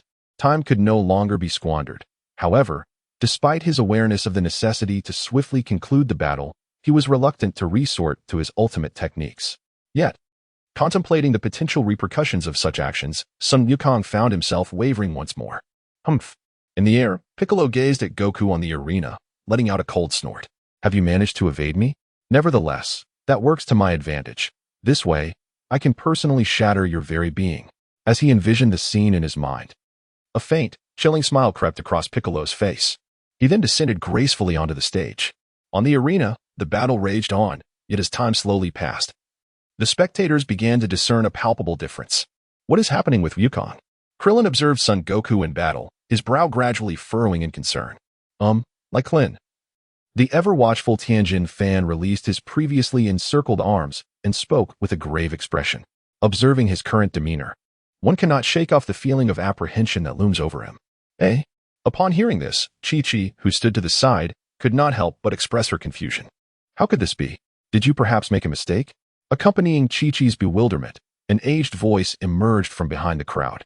No, they are not mistaken. Goku is indeed bound at this moment. Hearing the voice from behind, Krillin and Master Roshi turned to look. Great God! It was indeed the old god who spoke from behind. So it is true, thought teacher Wu Tien, his expression solemn upon hearing the old god's words. Did teacher Wu Tien grasp the underlying reason? Observing his demeanor, Klin and the others speculated that he must have uncovered something significant. The turtle sage, meanwhile, did not conceal the truth, nodding in affirmation. It is quite simple. Goku's current fear stems from the potential harm his destruction may inflict upon those around him. However, that is not the primary concern. Just as teacher Wu Tien was about to elaborate, the god interjected, saying, "Indeed, the most crucial reason ultimately lies with me." Upon hearing this, the crowd simultaneously turned their gazes. Observing the bewildered expressions on their faces, the celestial deity revealed the reason. It is uncertain whether everyone still remembers the connection I share with Piccolo. Relationship, Krillin recalled. I remember you once mentioned, Lord Kami, that Piccolo is a manifestation of your malevolent consciousness, and your intention is to eliminate him from the mortal realm. Listening to Krillin's recounting, the old deity nodded in affirmation. Indeed, as you have stated, however, there is one detail I have not disclosed to you. Should Piccolo, as my evil consciousness's doppelganger, perish, I too shall meet my end. In an instant, as the explanation from the celestial being concluded, the crowd's eyes widened in astonishment, all gazing at him in disbelief. How could this possibly be? Klin's expression was one of utter incredulity. Meanwhile, Tien displayed a look of realization. So, this was the reason. No wonder. With that, Tien continued to inquire. Does this mean Goku was already aware of this matter? Why then did he not inform us? Upon hearing Tien question, Master Mateto began to elucidate. No, it is indeed correct that Goku did not share this with you. After all, revealing it would only serve to burden you further, offering no assistance in other matters. In response, Tien regained his composure, furrowing his brow. At this moment, Klin also regained his composure and turned to teacher Wu Tien with a puzzled expression. However, to return to the matter at hand, teacher Wu Tien, when did you come to acquire this knowledge? Could it be that Wukong confided in you in secret? No. Master Roshi replied, shaking his head in response to Krillin's inquiry. In truth, I had my suspicions. It was only after learning of the connection between Piccolo and the Supreme Kai that this conjecture took shape. It was merely just now that I received confirmation from the Supreme Kai himself. I see, Yamcha spoke at that moment. Now is not the time to dwell on such matters. If Goku remains so restrained, the inevitable outcome will surely be defeat. Indeed, upon hearing this, everyone couldn't help but nod in concern simultaneously. But that is not necessarily the case. Suddenly, a voice emerged from the side. Upon hearing that sound, several individuals instinctively turned their gaze. Is it Bulma? What do you mean by that exclamation? Quite simply, it conveys its literal meaning. In response, Bulma smiled and clarified. Rest assured, although Goku may endure some trials, he will ultimately be unscathed. Indeed, upon hearing this, no one was more delighted than Chi-Chi. She clasped her hands tightly and gazed at Bulma with immense joy. How wonderful it is. Indeed, looking at the excited crowd, the heavenly deity gave a slight nod. Then cast a glance at Castor and the others nearby. As his gaze met Castor's, he smiled and nodded in acknowledgement. On the arena, Piccolo observed the subdued Goku. A faint cold smirk playing on his lips as he spoke. What's the matter, Goku? Is this truly your strength? Piccolo was well aware of the reasons behind Goku's restrained performance. His words were merely a deliberate provocation. How infuriating. Sun Wukong clenched his teeth, a grim expression crossing his face. Just then, Piccolo suddenly unleashed another wave of energy directed at him.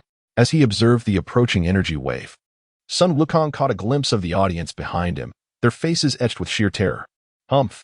Gritting his teeth, Sun Wukong had no alternative but to bravely endure the challenge. Thus, as the wave of energy struck, he extended his hands and forcefully lifted it, casting it towards the heavens. You have been deceived. Just as Sun Wukong hurled the energy wave into the air, a chilling voice from behind suddenly echoed, belonging to Piccolo. No. Upon realizing the gravity of the situation, Sun Wukong felt an immediate sense of foreboding. At that moment, Piccolo extended his right hand, a faint glow emanating from his palm, and suddenly pressed it down towards Sun Wukong's back. Bang! At the very moment of contact with Sun Wukong's back, a violent explosion erupted at the point of contact. Accompanied by Sun Wukong's anguished cries, he was propelled away. This is dire. The contestant Sun Wukong has been struck. Observing this situation, the commentator began to provide a detailed narration. Damn it! Lying on the ground, Sun Wukong wore a grim expression. For the recent blow had been far from trivial, striking him at close range. Although his injuries did not appear severe at the moment, this did not imply that all was well. It was crucial to understand that being wounded now signified a dire omen. suggesting that if this continued, he would suffer even greater harm. No, he needed to devise a plan. Rising from the ground, Sun Wukong cast a serious glance towards Piccolo, his demeanor turning grave. Monkey King. At that moment, Krillin suddenly called out to Sun Wukong beside him. What are you doing? Have you forgotten what you're supposed to do? Krillin. Sun Wukong turned to Krillin, who, with a serious expression, replied, Do not forget, this battle is not merely a competition. Are you still unaware of what might transpire if this continues? Indeed. Listening to Klin's words, Sun Wukong felt a profound tremor within. The battle had transcended his personal victory or defeat, and recalling his prior agreement with Caster, he realized he could not afford to fail here. Wait, Caster. Suddenly, it seemed as though a revelation dawned upon Sun Wukong. As he pondered deeply, another voice resonated through the air. Sun Wukong, unleash your full potential in battle. Do not fret about everyone's safety. Have you forgotten who else is at stake? Bulma? The speaker was indeed Bulma, and his son Goku followed the direction of her finger. He found himself gazing at Caster. Indeed, it was Caster. In truth, Son Goku had previously contemplated this matter. Yet he remained uncertain whether Caster and his companions would extend their assistance to others. This uncertainty had rendered him somewhat hesitant. However, observing Bulma's demeanor now, it seemed Caster would not remain indifferent to the plight of others. With that in mind, he felt empowered to exert his full strength, mindful only of the need to avoid delivering a fatal blow to Piccolo. Nevertheless, Goku pondered, it appeared that defeating Piccolo would not be as straightforward as it might seem. However, once a decision had been made, Sun Wukong ceased to waver. He turned around, fist clenched, and fixed his gaze intently upon Piccolo. Oh, observing Sun Wukong's demeanor, Piccolo smirked, a cold laughter escaping his lips. Have these insignificant beings finally resolved to engage in battle with me? However, with that, Piccolo assumed a formidable stance. Merely having determination is insufficient. Without the resolve to kill me, you shall never triumph over me. Humph. In response, Sun Wukong remained silent. Yet his hands stretched out before him. Startled by Sun Wukong's actions, Piccolo furrowed his brow, just as he was trying to comprehend Sun Wukong's intentions. He suddenly witnessed Sun Wukong unleash a powerful shout, his hands emanating a brilliant white aura. Accompanied by an intense wave of pressure, Piccolo was forcefully propelled into the air. What? The startled Piccolo, caught in the wind, felt his body uncontrollably propelled backward. Below, Sun Wukong observed the unfolding situation without pausing his actions. He clasped his hands together at his waist, and between his converging palms, a radiant white energy began to accumulate. This is it. Upon witnessing Sun Wukong's movements, Krillin suddenly came to a realization and exclaimed with excitement, The Kamehameha. This is the Kamehameha. Indeed. Upon hearing Krillin's words, everyone nodded in agreement, while Yamcha joyfully remarked, It appears that Goku is finally prepared to unleash his true prowess. Indeed, until now, we have yet to witness him employ any of his more devastating techniques. As the conversation among the group continued, Tien Shinhan, who had been standing quietly to the side, suddenly interjected. However, despite Goku's current demeanor resembling that of the Kamehameha technique, there seems to be something subtly different about it. Different? Just as the crowd engaged in conversation, Sun Wukong on the arena began to shout, Receive this. Super Kamehameha. Super Kamehameha. Upon hearing Sun Wukong's words, Krillin and the others looked on with expressions of bewilderment. Meanwhile, in midair, a steadied Piccolo shouted, What are you planning to do, Sun Wukong? Gazing at Piccolo, Sun Wukong bellowed, This is the culmination of my 3 years of arduous training. Brace yourself. Cheers. Upon finishing his words, Sun Wukong unleashed the concentrated energy wave, directing it fiercely towards Piccolo suspended in midair. What? Do you not care for that old man's life? However, amidst the roar, Piccolo noticed that Goku wore a serious expression, utterly unmoved by his words. How infuriating. There was no escaping it. Faced with the rapidly approaching shockwave, Piccolo's countenance shifted dramatically. There was no other recourse. As he gazed at the impending shockwave, Piccolo found himself with no alternatives. Compelled to make the same choice as Goku had before, he would take it head-on. Thus, Piccolo extended his arms, his palms and arms igniting with a luminous white energy, bracing himself to confront the oncoming shockwave. Drink. At the moment of contact with the shockwave, Piccolo's heart trembled violently.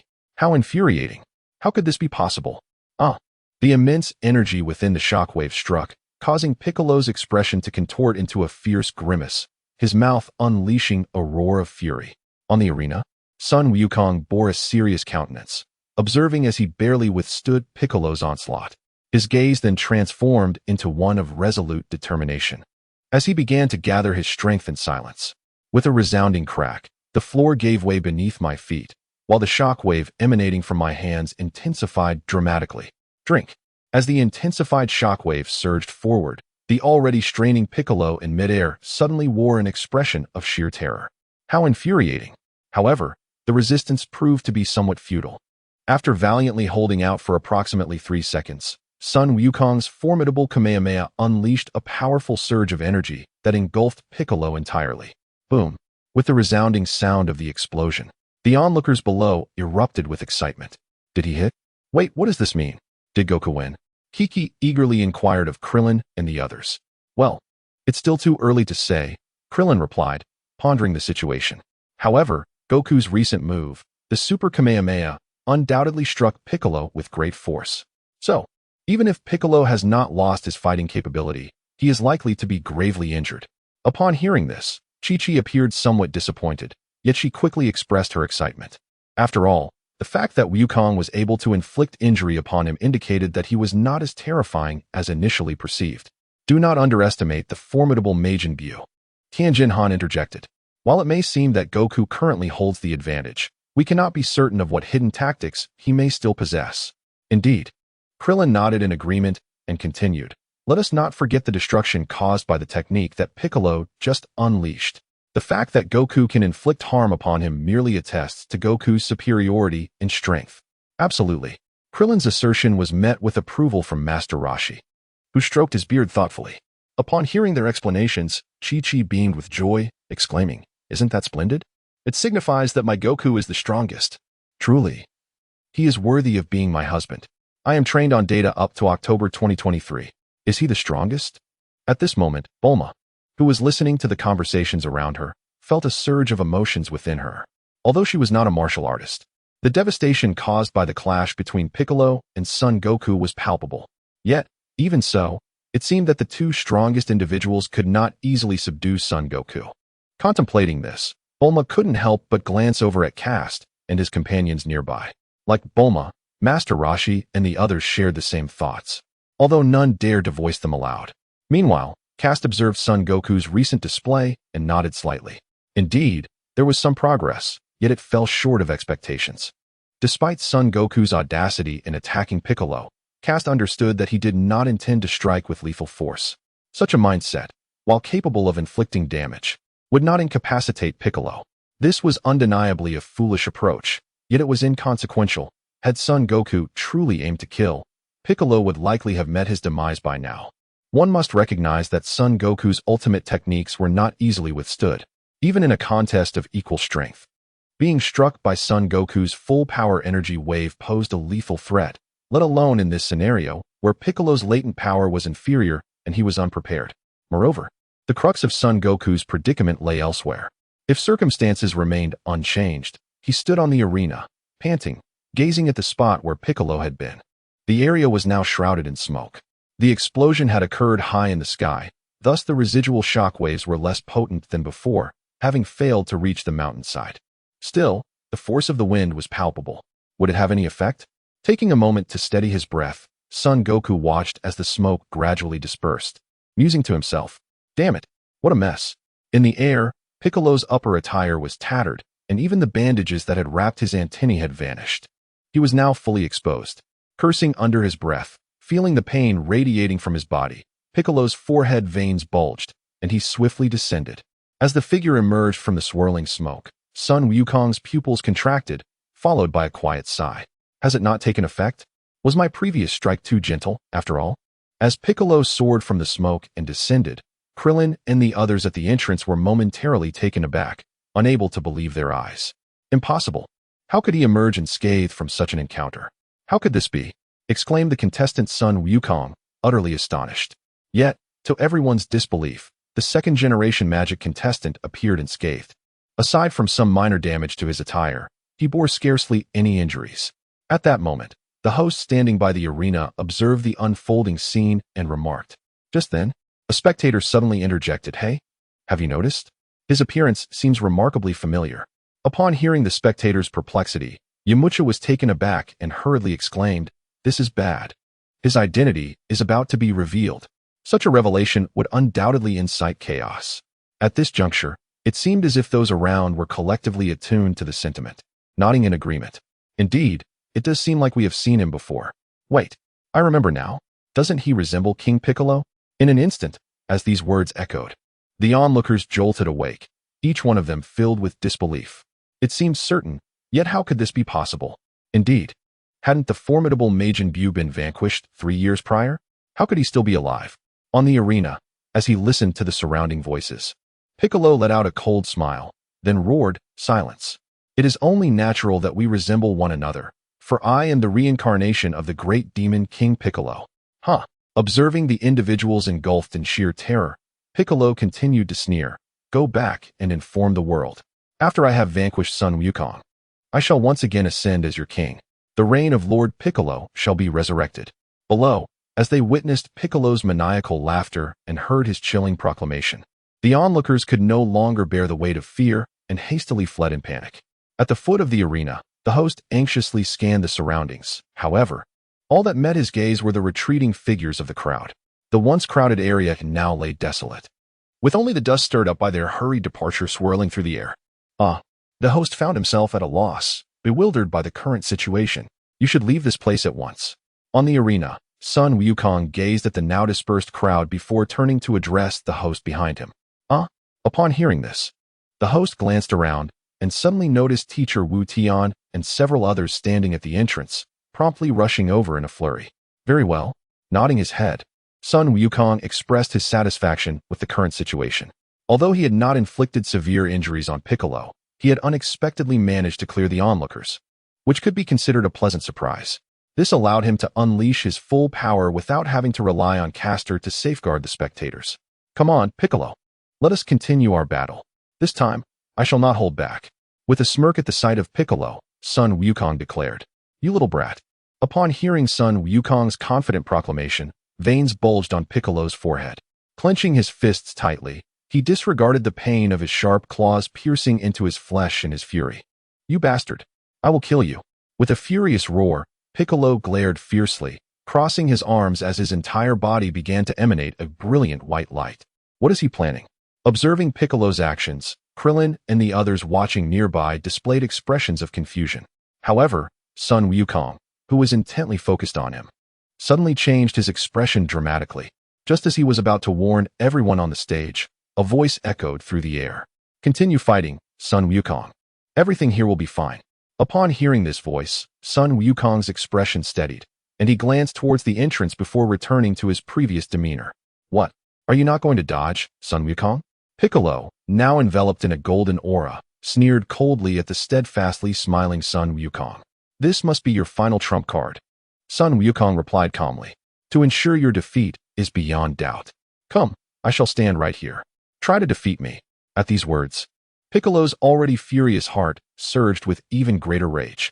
He then coldly retorted, "You ignorant little fool. Fine, I shall let you experience the might of my super explosive demon wave. Come on." With that, Sun Wukong assumed a stance, preparing himself. "Arrogant scoundrel. May you regret your choices in hell. Die." At that moment, as Sun Wukong prepared his defenses, Piccolo spread his arms wide, unleashing a violent surge of energy that erupted from him, radiating outward in all directions. "Oh no." Observing the fierce flames erupting, Klin and the others, standing not far away, gaped in horror. Quickly, yet before Klin could finish his words, a blinding white light surged forth, enveloping not only the entire arena but the entire island as well. With a thunderous roar, an explosion of energy erupted, giving rise to a mushroom cloud that enveloped the entire island. It is over. Time passed swiftly, and as the smoke from the explosion dissipated, Piccolo stood in place, gazing upward and softly reflecting upon the sky. At that moment, surveying his surroundings from the epicenter, he could distinctly see that the once vibrant arena had now been reduced to nothingness. Aside from the faint outlines of the ring still visible on the ground, the floor of the arena and the surrounding structures had transformed into mere dust, carried away by gentle breezes that swept through the area. Dodging at the same time, as the blinding light and the explosion dissipated, Klin, who had previously been momentarily stunned by the stimulus, regained his senses and instinctively completed his earlier statement. However, Upon finishing his words, he suddenly froze in astonishment. Surrounding him, although everyone appeared somewhat disheveled, without exception, none had sustained any injuries. What transpired? Krillin, what were you about to say? Yamcha shook his head slightly, then looked at Krillin with a puzzled expression. No, it's nothing. Since everyone was unharmed, there was no need for further discussion. By the way, how is Goku? Suddenly, Krillin recalled something and hurriedly turned his gaze towards the arena. As he looked at the stage, a smile broke across his face, and excitement bubbled within him. It's Goku. He is unharmed. What? Upon hearing this, not only were the onlookers astonished, but even Piccolo, who had been previously enraptured by the joy of victory, wore an expression of disbelief. Impossible. As he gazed at Sun Wukong, who stood before him with arms crossed protectively over his head, Piccolo retreated several steps in sheer terror. See, I withstood it, Sun Wukong proclaimed, releasing his arms and turning to face the astonished Piccolo. This is inconceivable. How could such a thing occur? Piccolo did not respond. His heart was a tumult of shock, fear, and disbelief, leaving him utterly bewildered. Are you all right, Wukong? Krillin inquired anxiously, observing Sun Wukong standing still. Upon hearing this, Sun Wukong nodded and subsequently inquired, I am fine. Krillin, how are you all faring? Despite posing the question, Sun Wukong could discern from the expressions of the group that they had not been adversely affected by the preceding aftermath. Well, we are unharmed. Though we remain uncertain about the events that transpired, Krillin reflected, realizing that his recollection halted at the moment when Piccolo unleashed his ultimate technique. And the subsequent explosion was a complete blank, as if his memory had experienced a disjunction. At that moment, unexpectedly, Chi-Chi let out a cry of astonishment from the side. Understood. I will provide refined English translations of the provided texts, elevating the language while preserving the original meaning. I'll omit all explanations and simply deliver the polished translations as requested. Please provide the first text you'd like me to translate and enhance. What happened? A wave of concern swept over the crowd as they turned their gazes. Upon noticing the attention directed towards her, Chi-Chi instinctively pointed ahead. Look over there. As the onlookers followed her gesture, the reason behind Chi-Chi's exclamation became abundantly clear. Before them lay a striking arc, surrounded by a cloud of yellowish-gray dust, while the area where they stood remained unchanged, identical to what it had been moments before. What is this? The crowd was engulfed in astonishment and confusion. It must be Castor and his companions. They are undoubtedly responsible for this. Bulma interjected, though she herself could not fully comprehend the basis of her assertion. Yet, it seemed implausible that anyone other than Castor and his group could have achieved such a feat. Castor. Upon hearing Bulma's explanation, everyone turned their gaze in that direction. Indeed, as the crowd turned their gaze, they discovered unmistakable traces akin to those before them. Reflecting on the prior revelations shared by Bulma, it became evident to all that these marks were indeed the handiwork of Castor and his cohorts. Yet, the question lingered. How was it accomplished? Despite the clarity regarding Castor's involvement, Tien and the others remained perplexed. At that moment, Krillin interjected, stating that the method of execution was of little consequence. He then called out to Goku, urging, Goku, quickly, defeat him. As Krillin's voice resonated, Piccolo emerged from his astonishment and directed his attention toward the unfolding scene. However, as he shifted his gaze towards Krillin and the others, a sense of shock washed over him once more. Impossible. What is happening? What on earth has transpired?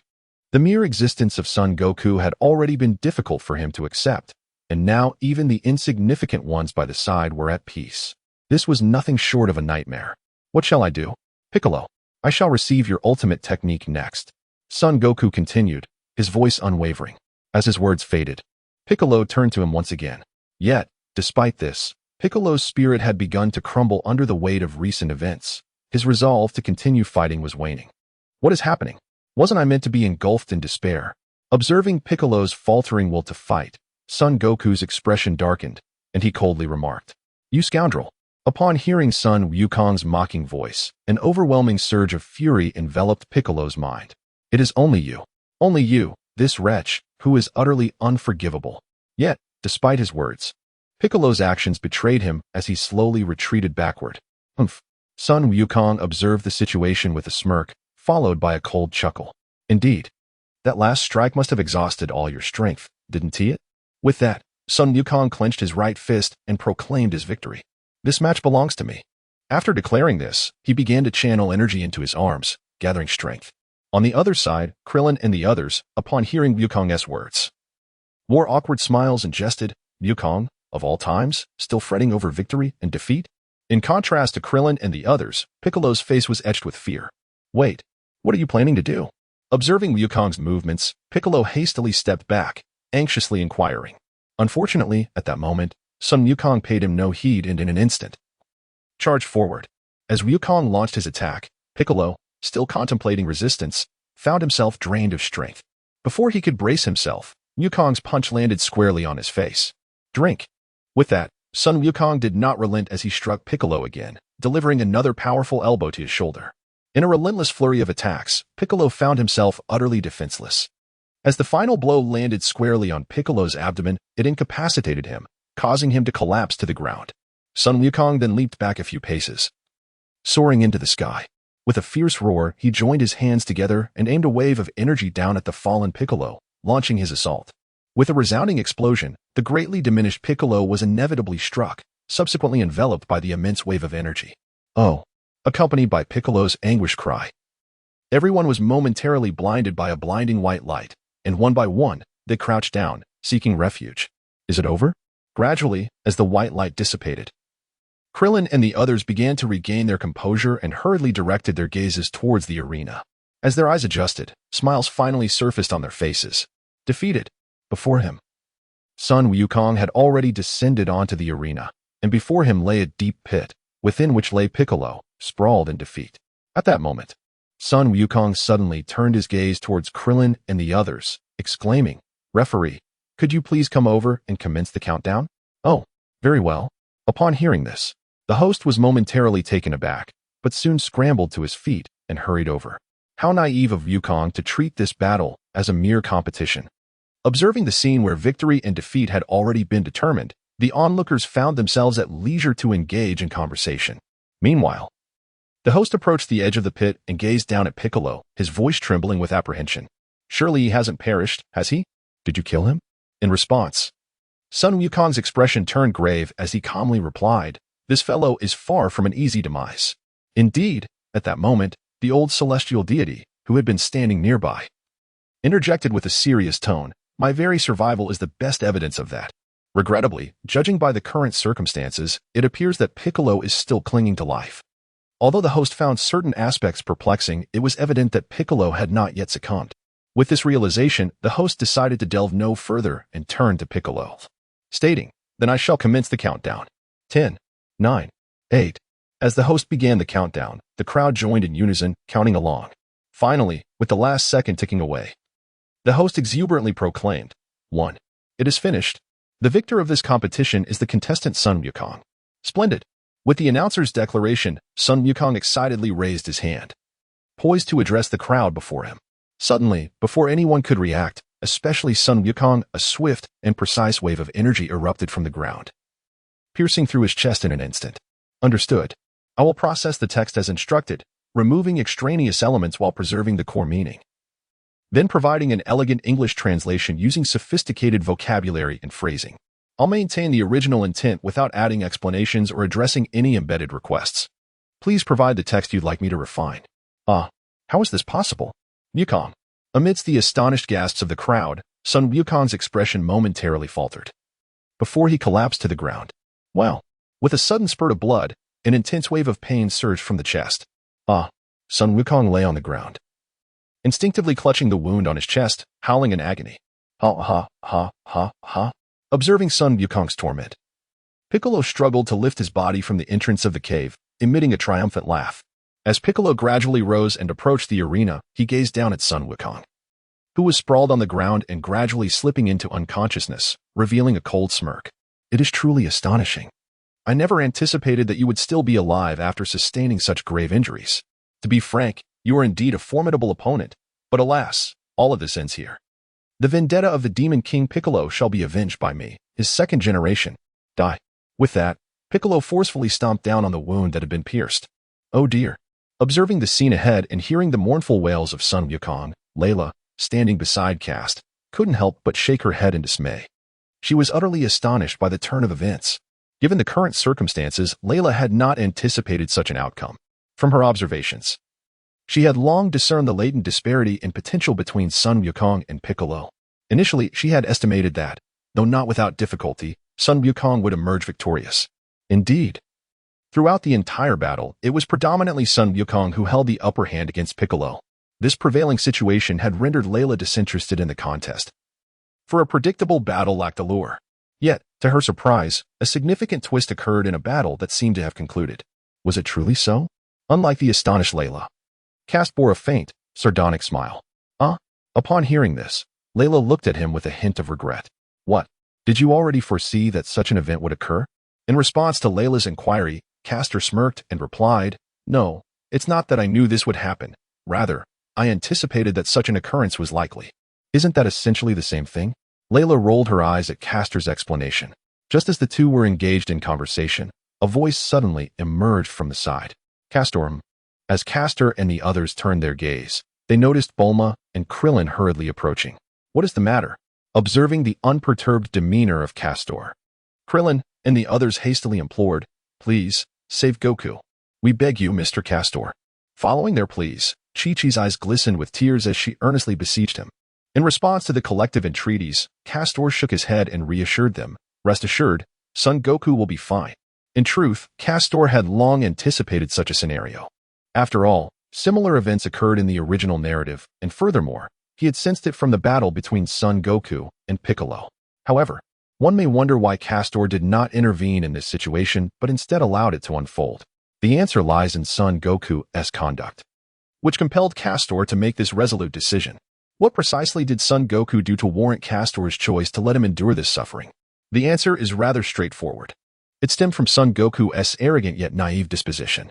Indeed, while he may outwardly appear affable, he is, in fact, both naive and conceited. This character flaw was vividly illustrated in the original work, not to mention the recent events.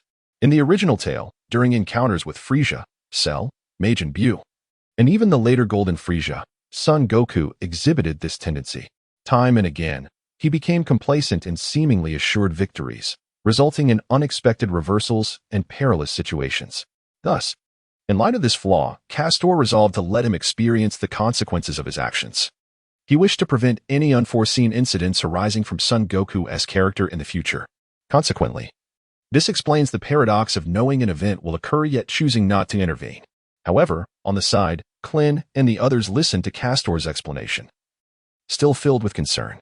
At this rate, Goku would not be able to hold on any longer. Observing Piccolo's frenzied retaliatory strikes ahead, although the damage was minimal, the relentless assault would inevitably lead to Goku's demise through sheer pain. Thus, Castor nodded in agreement. Indeed, it is about time. With that, Castor glanced at Padas and instructed, You should intervene, but be careful not to kill anyone. What is wrong, Goku? Where's that spirited demeanor of yours? Piccolo sneered, pressing his foot forcefully against Goku's face. How infuriating. Son Wukong grimaced in agony, struggling to rise. However, at that moment, Piccolo had learned from his previous misstep and, just as Son Wukong exerted strength in his arm, he swiftly brought his foot down upon him. Snap! With the sound of bones fracturing and the anguished cries of Son Wukong, Piccolo's face revealed a manic delight for revenge. It was precisely this: pain, humiliation, despair. Son Wukong, I have vowed. I shall make you experience the terrors of hell. I shall make you feel my wrath. Having spoken, Piccolo ruthlessly brought his foot down once more upon Son Wukong's other arm. A lamentable cry echoed through the air. Observing Son Wukong, who had already lost both arms, Piccolo grew weary after inflicting torment for a while. How pitiable, Son Wukong. Despite having triumphed, you find yourself in such a disgraceful predicament. Do you not feel humiliated? Yet, this fate is of your own making. With a heart full of regret, you shall descend into oblivion. Upon concluding his words, Piccolo aimed to crush Son Wukong's head, intending to extinguish his life entirely. However, just as Piccolo was about to bring his foot down upon Son Wukong, a transparent barrier suddenly materialized around him, accompanied by a frigid voice that thwarted Piccolo's assault. This ends now. With that proclamation, a figure abruptly emerged behind Piccolo. Big stared in astonishment at Son Wukong beneath him, noticing that not only was he unscathed from the impact, but even the translucent energy barrier surrounding him remained entirely intact. What left him most incredulous, however, was the sudden appearance of a figure behind him. Who? Piccolo exclaimed in astonishment, turning sharply. Indeed, his surprise was entirely warranted. For the sudden appearance of an individual behind him elicited no response whatsoever. It was as if he had not anticipated such an event. Coupled with the mysterious protective aura surrounding Son Goku, Piccolo's inner vigilance surged to an unprecedented height. However, the newcomer paid Piccolo no heed and instead leisurely approached Son Goku, lowering his head to regard him. You truly disappoint me, Kakarot. I had presumed you would be a calm and powerful warrior like your father. Yet I never imagined you would be so naive. Despite being gravely injured, Son Goku, bolstered by the resilience inherent to Saiyans, managed to retain his consciousness. Struggling to open his eyes, he recognized the visitor and uttered an apology. Padas, is it? I'm sorry for causing you trouble. Humph. Upon hearing this, Padas curled his lips and replied coldly, At least you possess some self-awareness. Nevertheless, it matters not. Given my nature, I would typically relish watching you perish. Yet, alas, someone has commanded your survival. With that, Padas extended his right hand, and instantly, a white flame enveloped Son Wukong, lifting him into the air. My apologies. Despite being suspended aloft, Son Wukong remained unperturbed by Padas's harsh words. Although Padas's language was cruel and heartless, Son Wukong sensed that the reality was not entirely as he described. Perhaps anger would be warranted, yet it stemmed more from his naive indignation. True indifference to another's plight was a different matter altogether. Meanwhile, Piccolo, observing Padas's nonchalance and his actions, could not contain his fury and shouted, Stop. What do you intend to do? However, Padas paid him no mind and, instead, hurled the flame-encased Son Wukong in the direction of Krillin and the others, stating with indifference. Having received the signal, as he spoke, Son Wukong transformed into a parabolic arc and soared into the sky. Scoundrel! As he watched Son Wukong soar into the air, Piccolo did not hesitate. In an instant, he unleashed a wave of energy from his palm, striking forward. Humph! Unfortunately, this action had long been anticipated by Padas. As the energy wave emitted by Big surged forth, a transparent energy shield suddenly materialized before them, and by sheer coincidence, the wave struck the barrier. What? As the energy wave struck the protective barrier, Piccolo stood frozen in astonishment. To his surprise, the impact did not result in any destructive effect. Instead, it was absorbed completely. Much like a pebble sinking into water. How could this be possible? Who are you? At that moment, Piccolo realized that the individual before him was far beyond his capacity to contend with. It was not only the mysterious techniques but also the depths of his unfathomable power. While Piccolo scrutinized Padas, a sudden recollection struck him, and he exclaimed, Wait, I believe I have seen you before. I remember now. You were standing beside those insignificant beings. Piccolo recalled Padas and his companions, who had been situated not far from Krillin and the others, and his expression shifted to one of enlightenment. Now I understand. No wonder those individuals survived the aftermath of my ultimate attack. I suspect you orchestrated this. With that, Piccolo regarded him with a wary gaze. Speak. What are your intentions? We seem to have no enmity between us. Though Piccolo inquired earnestly, Padas appeared distinctly preoccupied, his cold gaze fixated on Goku, who had just been caught by Krillin. He muttered to himself, It seems I must address his shortcomings in this regard. After all, he is Bardock's son. I cannot allow him to make such foolish mistakes. Meanwhile, as Padas tossed Goku towards them, Krillin and Tien hurriedly caught him. Observing Goku, who was gradually slipping into a state of shock, Chi-Chi exclaimed in distress, What? What should we do? Do you have any means to treat him? Do not panic. Chi-Chi, Krillin replied calmly, attempting to reassure her. Rest assured, Goku will be fine. As he spoke, he glanced at Yamcha, who nodded in acknowledgement upon sensing Krillin's gaze. I understand. With that, he retrieved a mystical bean from his bosom and presented it forth. Indeed, Krillin responded, subsequently placing the magical bean into Son Wukong's mouth, saying, Consume it, Wukong. This is a celestial bean. In a daze, Son Wukong sensed the foreign object in his mouth, and, upon hearing Krillin's words, instinctively swallowed it. Click, with a resounding gulu. Accompanied by the sound of the miraculous beans being chewed and swallowed, Son Wukong's body suddenly swelled dramatically. In an astonishing display, the myriad wounds across his form began to heal at an observable pace. At last, with a loud bang, the gaping hole in his chest swiftly closed. Simultaneously, Son Wukong's previously closed eyes flew open. Splendid. He was completely healed. Savoring the newfound ease coursing through his body, Son Wukong leapt to his feet and exclaimed joyfully, Wukong. Upon witnessing Son Wukong return to his original form, Chi-Chi was overwhelmed with joy and tears, rushing towards him to embrace him tightly. "It's all right," she comforted him, who was lying on the ground. Sun Wukong then turned his gaze towards Krillin and the others. Krillin looked at Sun Wukong and interjected, "Wukong, you rascal. You had us all terribly worried." A smile of relief spread across his face as he continued, "Fortunately, thanks to the assistance of Kast and the others, we truly cannot fathom what the outcome would have been otherwise. Apologies." Upon hearing this, Sun Wukong expressed his regret, feeling somewhat embarrassed.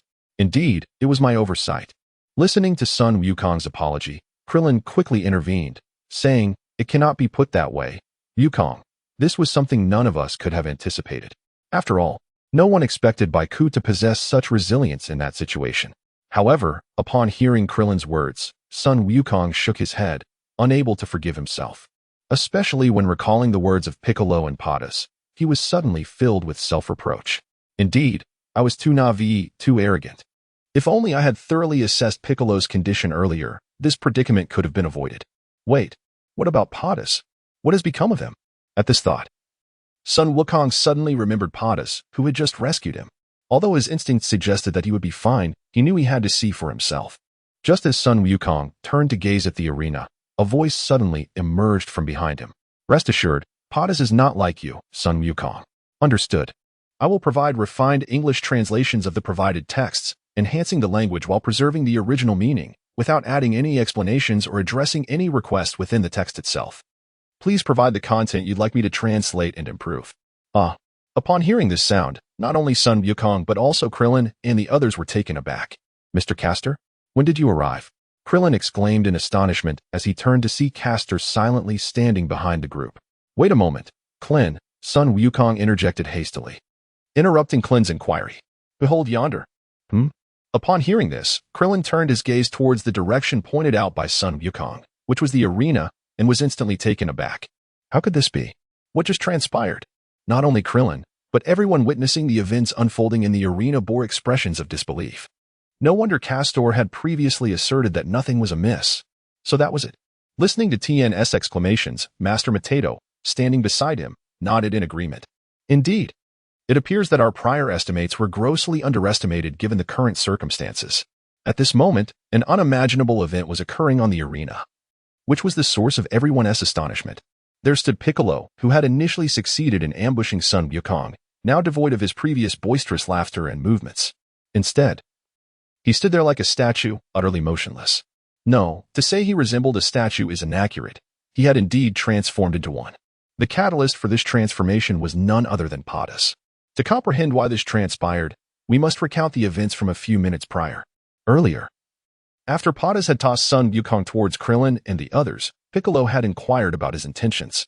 However, disregarding Patas' objective of merely rescuing Sun Wukong while simultaneously dealing with him, Piccolo's character would never allow him to engage in conversation with Patas. Consequently, enraged and humiliated, Piccolo chose to confront him.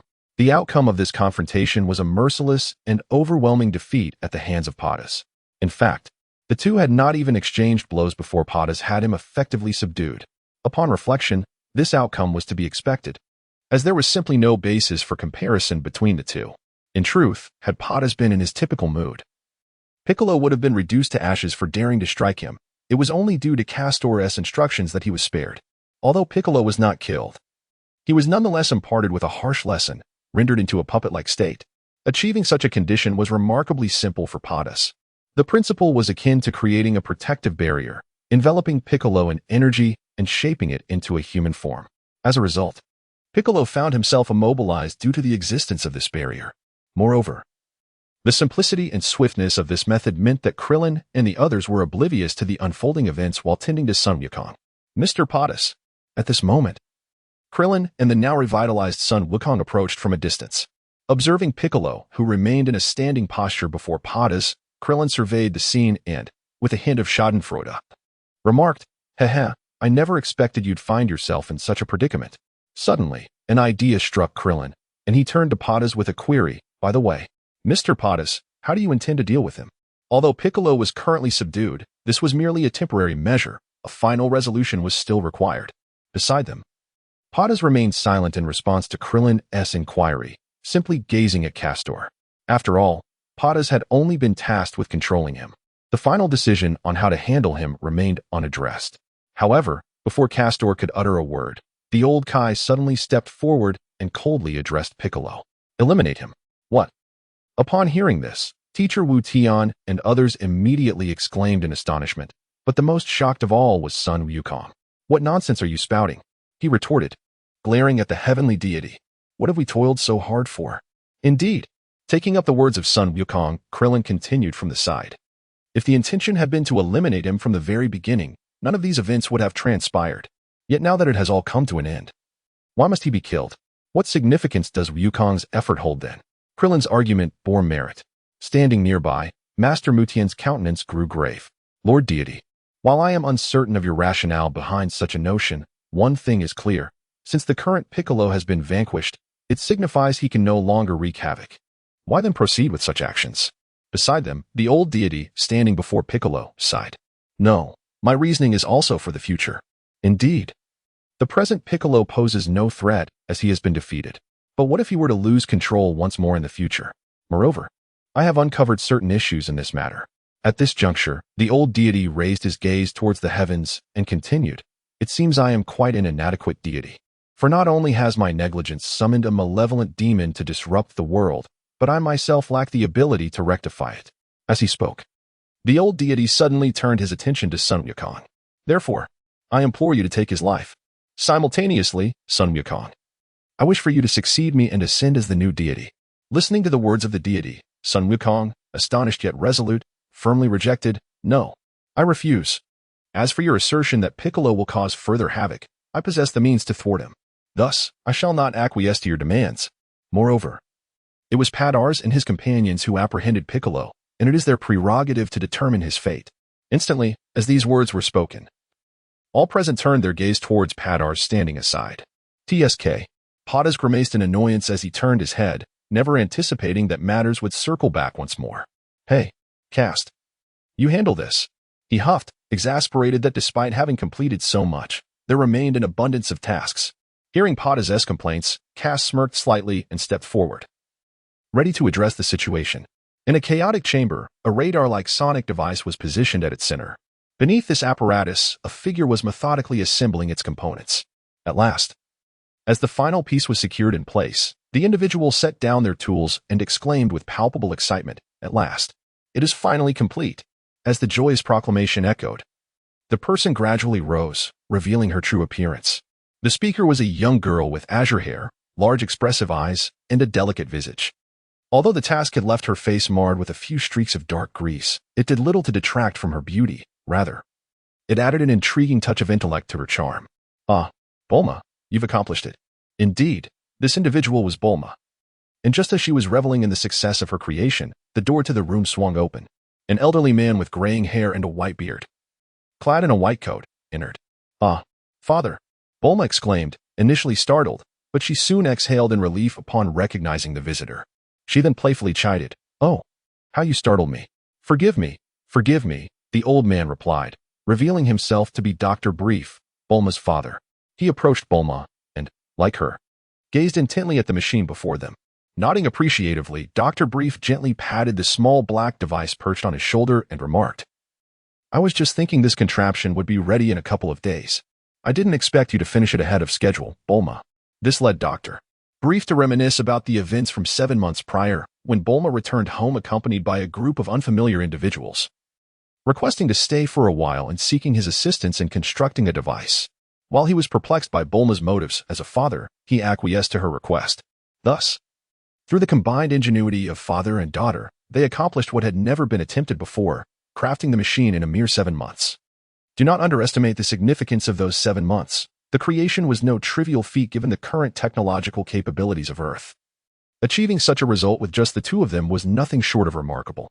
As Dr. Brief reflected, Bulma smiled and replied, I too did not anticipate such smooth progress.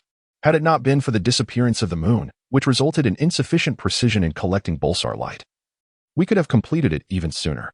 Although Bulsar light could also be reflected by stars in the cosmos, their great distances from Earth made collection inconvenient. This inefficiency had slowed their progress.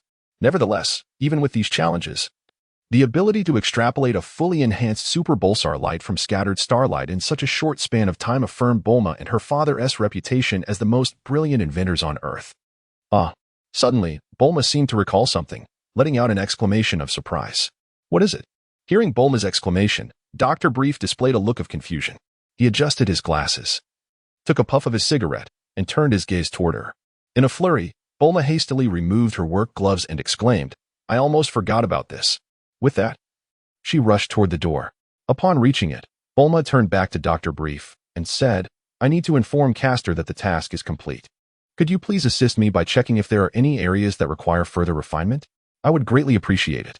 With those words, she swung the door open and departed from the workshop. Within the room, Dr. Brief observed the hurried departure of Bulma, feeling a sense of helplessness. He shook his head and sighed. The name Castor was not unfamiliar to Dr. Brief, as this individual had arrived a few months prior alongside Bulma. He recalled the moment Bulma had introduced him, her expression revealing a certain sentiment, which brought a faint smile to Dr. Brief's lips. However, as he remembered the others who had come with Castor, a headache began to form. Well, it seems this matter is best left for the young ones to resolve on their own. With this thought, he redirected his focus to the machine before him. Now, let me see what areas might still require improvement. As Dr. Brief circled the machine a few times, he nodded in approval, a smile gracing his face. Excellent. It is nearly perfect, yet there are still some aspects that need refining. It is Bulma. Where in such a hurry could she be going? In the corridor. Bulma was rushing forward, and just then, around the corner, appeared a woman with golden curls. The woman smiled, squinting her eyes as she inquired of Bulma. Mother. Coming to a halt, Bulma gazed at the woman and could not help but exclaim. At that moment, a thought struck Bulma, prompting her to inquire, "By the way, Mother, have you seen Kakarot and the others? I have been searching for them without success." Kakarot? Oh, are you referring to that handsome fellow? Bulma's mother, Mrs. Brief, tilted her head slightly, as if recalling something. "I remember now. Just when you were away, a few people came by and left with that charming young man. I believe they mentioned something about heading to an old place for training." An old place? Training. Upon hearing those words, Bulma pondered for a moment and quickly grasped the situation. "I see. It must be Goku and his friends. Thank you, Mother." With that, Bulma expressed her gratitude to Mrs. Brief and dashed out without delay. Although Mrs. Brief was somewhat perplexed, she soon displayed a smile and waved her hand, advising Bulma as she departed. "Take care along the way, Bulma." At that moment, several hundred kilometers away from Bulma's home, in a desolate area, a group of men and women clad in various attires stood together. "All right, I am fully prepared," exclaimed a man in an orange martial arts uniform, shaking his neck with excitement. "Are we about to begin?" Not far from him, another bald man donned in the same martial arts attire expressed his sentiments. "No, Krillin. Have you forgotten? We are still missing the final step." Interjecting beside the man was a significantly taller figure, also bald but possessing 3 eyes. "Have you forgotten that the barrier has yet to be set up?" Yes, the barrier. It has been so long since my last visit that I nearly forgot." "Thankfully, you remembered, Tien," Krillin exclaimed, slapping his forehead in realization. Suddenly, as the two were conversing, a translucent barrier manifested in a curved arc, enveloping the entire desolate land. "Here it comes." Observing the translucent barrier, Krillin realized that this was indeed the protective shield. Speaking of which, what sort of performance could Goku possibly deliver today? After such a long duration, he surely would not be so easily defeated by Padas as before.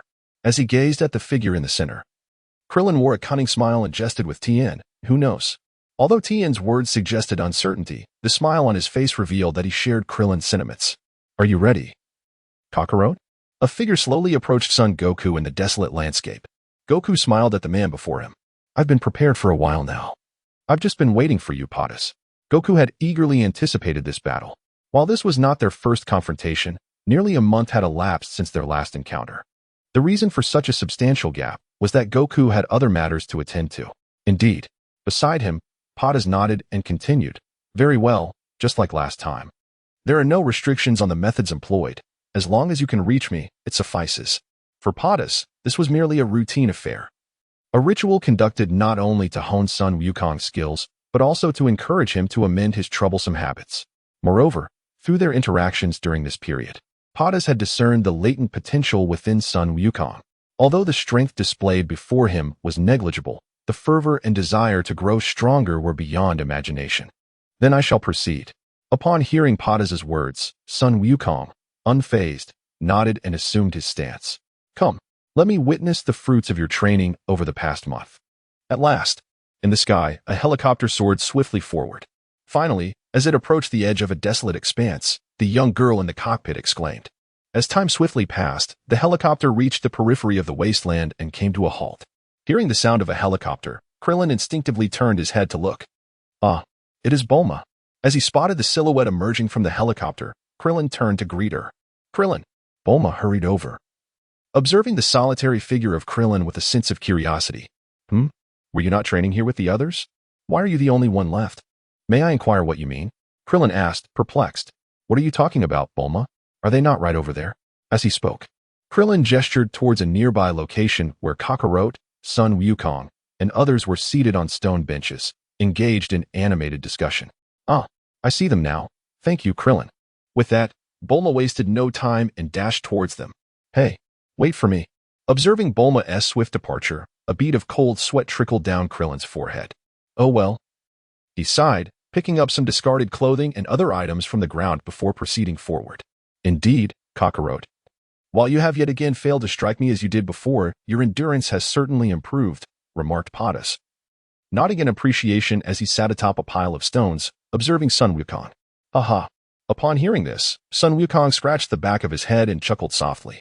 Suddenly, a thought crossed his mind, and he turned to Kast, saying, by the way, I haven't seen Buu and Layla today.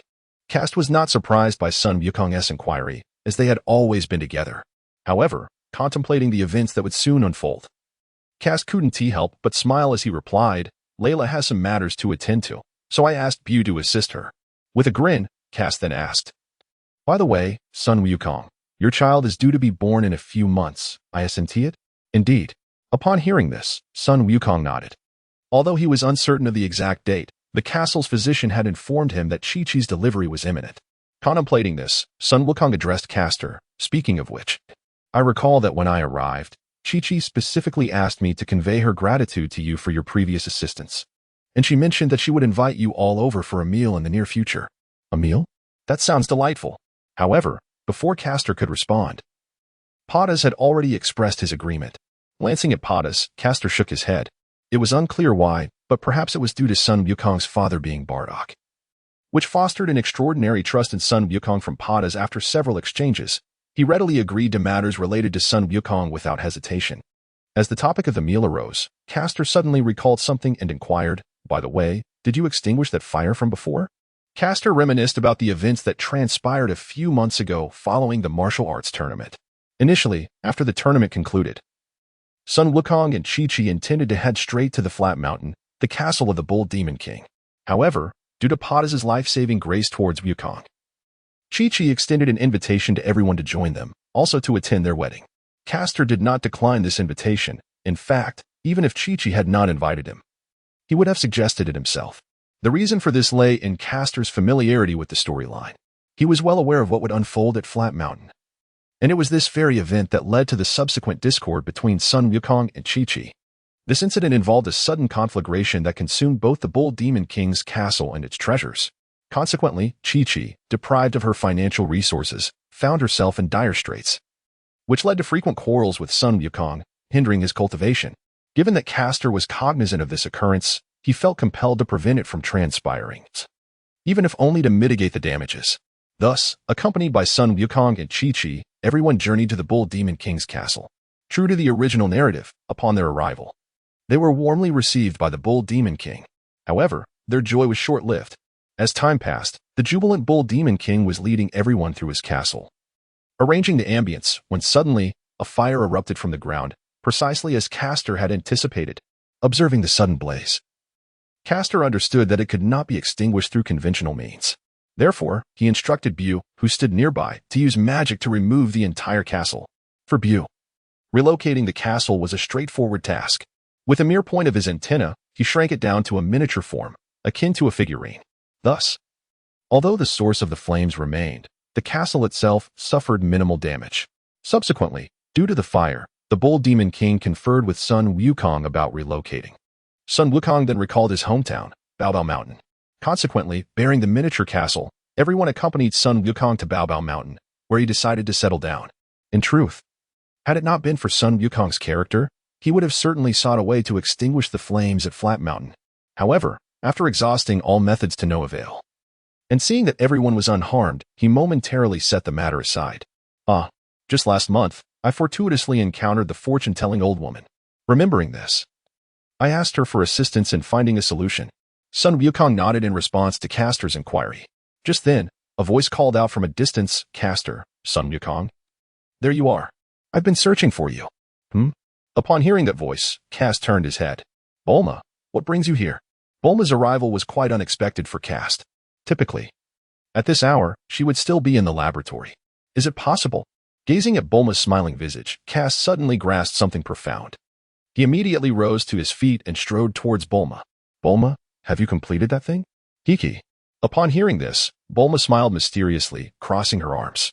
What do you think? Is it true? Upon hearing these words, Castor was utterly convinced. Indeed, at that moment, he could hardly have anticipated that events would unfold so seamlessly. Since that is the case, with this thought, Castor's lips curled into a slight smile as he addressed Bulma. Shall we proceed directly? Right now? Aren't you all in training? Bulma responded, momentarily startled by Castor's words, before expressing her puzzlement. Training can be undertaken at any time. And Sun Wukong and the others have just completed their session. Completed already. So soon. Bulma reflected inwardly as she absorbed Castor's explanation. Nevertheless, she harbored no doubts regarding his words. After all, when she arrived, most of the group was engaged in casual conversation, which indeed resembled the aftermath of a recent training session. As the two conversed, a voice suddenly emerged from behind them. I'm here. Bulma, you're moving too quickly. Are you in such a hurry to find Castor? Upon turning to see who had approached, Bulma raised an eyebrow and inquired, What are you talking about, Krillin? Upon meeting Bulma's gaze, Clinton instinctively recoiled, offering an awkward smile. No, I didn't say anything. Just then, Castor interrupted their conversation, advising Clinton, All right, Clinton, your training with Tien might be delayed for a bit. I have an urgent matter to attend to. As he spoke, Castor glanced at Padas, who, upon catching Castor's eye, nodded and stood up from his previous position. Wait a moment. At that instant, Sun Wukong called out to the departing group of Castor. As Castor gazed at himself in confusion, Sun Wukong couldn't help but scratch his head, beginning to explain. Well, it's like this. At this point, he glanced at Padas beside him, and upon seeing his subtle nod, Sun Wukong gathered his courage to inquire, Actually, I wish to know if your departure this time is in preparation for a breakthrough? Listening to Sun Wukong's inquiry, Castor raised an eyebrow and glanced at Padas, noticing his deliberate avoidance of eye contact. In that moment, he comprehended the entire situation. Thus, Castor nodded and replied, Yes, is there a problem? Although he felt a twinge of displeasure at Padas for divulging his personal matters, he chose not to dwell on it, as it was not a significant issue. Moreover, since it was not a matter of utmost confidentiality, it hardly mattered. However, as these thoughts crossed his mind, an idea began to take shape within Castor. Meanwhile, upon receiving accurate information from Castor, Sun Wukong was instantly exhilarated. He hastily approached Castor, his expression earnest, and asked, May I join you to observe? To be honest, I have always been curious about the extent of your strength. Unfortunately, with my current abilities, I cannot even compel Padas to take me seriously. With a hint of dejection crossing his features, Sun Wukong continued, filled with anticipation. Therefore, this opportunity could allow me to gauge our differences. Acknowledging Sun Wukong's explanation, Castor nodded slightly in understanding. Indeed, for Sun Wukong, the greatest fear was not the vastness of the gap, but rather the uncertainty of its magnitude. Reflecting on this, Castor contemplated for a moment before agreeing. That would be beneficial. Previously, due to your insufficient strength, I refrained from elaborating on many matters. Now, I can take this opportunity to explain the capabilities of our Saiyan race. As he spoke, Castor noticed Krillin and Tien, their eager expressions betraying their anticipation. He continued, You both should join us as well. Although it may not significantly aid you, it will broaden your horizons. With that, Castor did not linger, turning to Bulma and stating, Bulma, you arrived by aircraft, correct? Indeed, Bulma nodded in response to Castor's inquiry. Castor recalled the sound of the helicopter he had previously heard. At first, he assumed it was merely someone passing by and paid it no mind. However, upon reflection, he realized that the helicopter had lingered in the vicinity. And the only individual likely aware of this place was Bulma. Yet, knowing that Bulma had been engrossed in machinery fabrication lately, he dismissed the thought, believing she lacked the time to be present. With this realization, Castor found himself reflecting on his own tendencies. It seemed that he ought to temper his subjective perceptions in the future. Are all preparations complete, Jebet? This was a vast turquoise planet, surrounded by countless other celestial bodies. At that moment, on the planet, a young man with lavender skin and silver hair was earnestly questioning the tall man beside him. Everything is ready, Lord Kaioshin. The man replied. The speaker was none other than Kaioshin Sin, and he was inquiring of his attendant, Jebet. Excellent. The Supreme Kai, pleased with Jebet's response, nodded approvingly before leisurely strolling ahead. Jebet followed closely in his wake, advancing forward. As the pair ambled along, they eventually arrived at a shaded area. Beneath the canopy of trees, the old Supreme Kai sat serenely on a carpet, savoring the freshly brewed tea that he had just prepared. Ancestors. The Supreme Kai approached the elder Supreme Kai and first called out to him before sitting upright. Have you completed the tasks? The elder Supreme Kai set down his teacup and squinted at Shin. Everything is prepared. We are merely awaiting their arrival. Indeed. Upon hearing this, the old Kai rose to his feet and gazed skyward. To be honest, I had not anticipated that events would unfold to this extent. However, this is for the best, as it presents solutions to numerous matters. Indeed, the Supreme Kai understood what the old Supreme Kai was referring to and nodded in agreement. That being said, Ancestor, what are your thoughts on his idea? How do you perceive this? The old Kaioshin lowered his head in contemplation before responding. In truth, I harbored no alternative opinions. I was merely curious about how he had come to know this method. The old Kaioshin couldn't help but recall events from a few months prior, reflecting on the exchanges that had transpired, which provoked a hint of puzzlement. Hiki, esteemed ancestor, one cannot dismiss this so lightly. Perhaps he has uncovered it through years of diligent inquiry. In any case, this matter holds no detriment for us, does it? Indeed. Upon hearing this, the old Kaioshin reverted to his previous demeanor, seated himself once more upon the carpet, and began to savor his red tea. As the two conversed under the shade of the tree, a voice suddenly resonated from the distant plains. So, you are here. As the figure of the speaker drew nearer, the Kaioshin and the others instinctively turned to look. Ah, you've arrived. The Kaioshin's face lit up with surprise and a smile as he quickly rose to greet the newcomers. It was none other than Layla and Mr. Buu. As the Kaioshin approached them, he glanced around with a hint of confusion and remarked, It seems the appointed time has not yet arrived. What brings you here so early? What's the matter? Upon hearing the Supreme Kai's inquiry, Layla shot him a sidelong glance and teasingly replied, Am I not allowed to arrive earlier? No, not at all. Upon hearing this, the Supreme King Shuren shook his head repeatedly, hastily providing an explanation. I merely wish to inquire why Mr. Castor did not accompany you.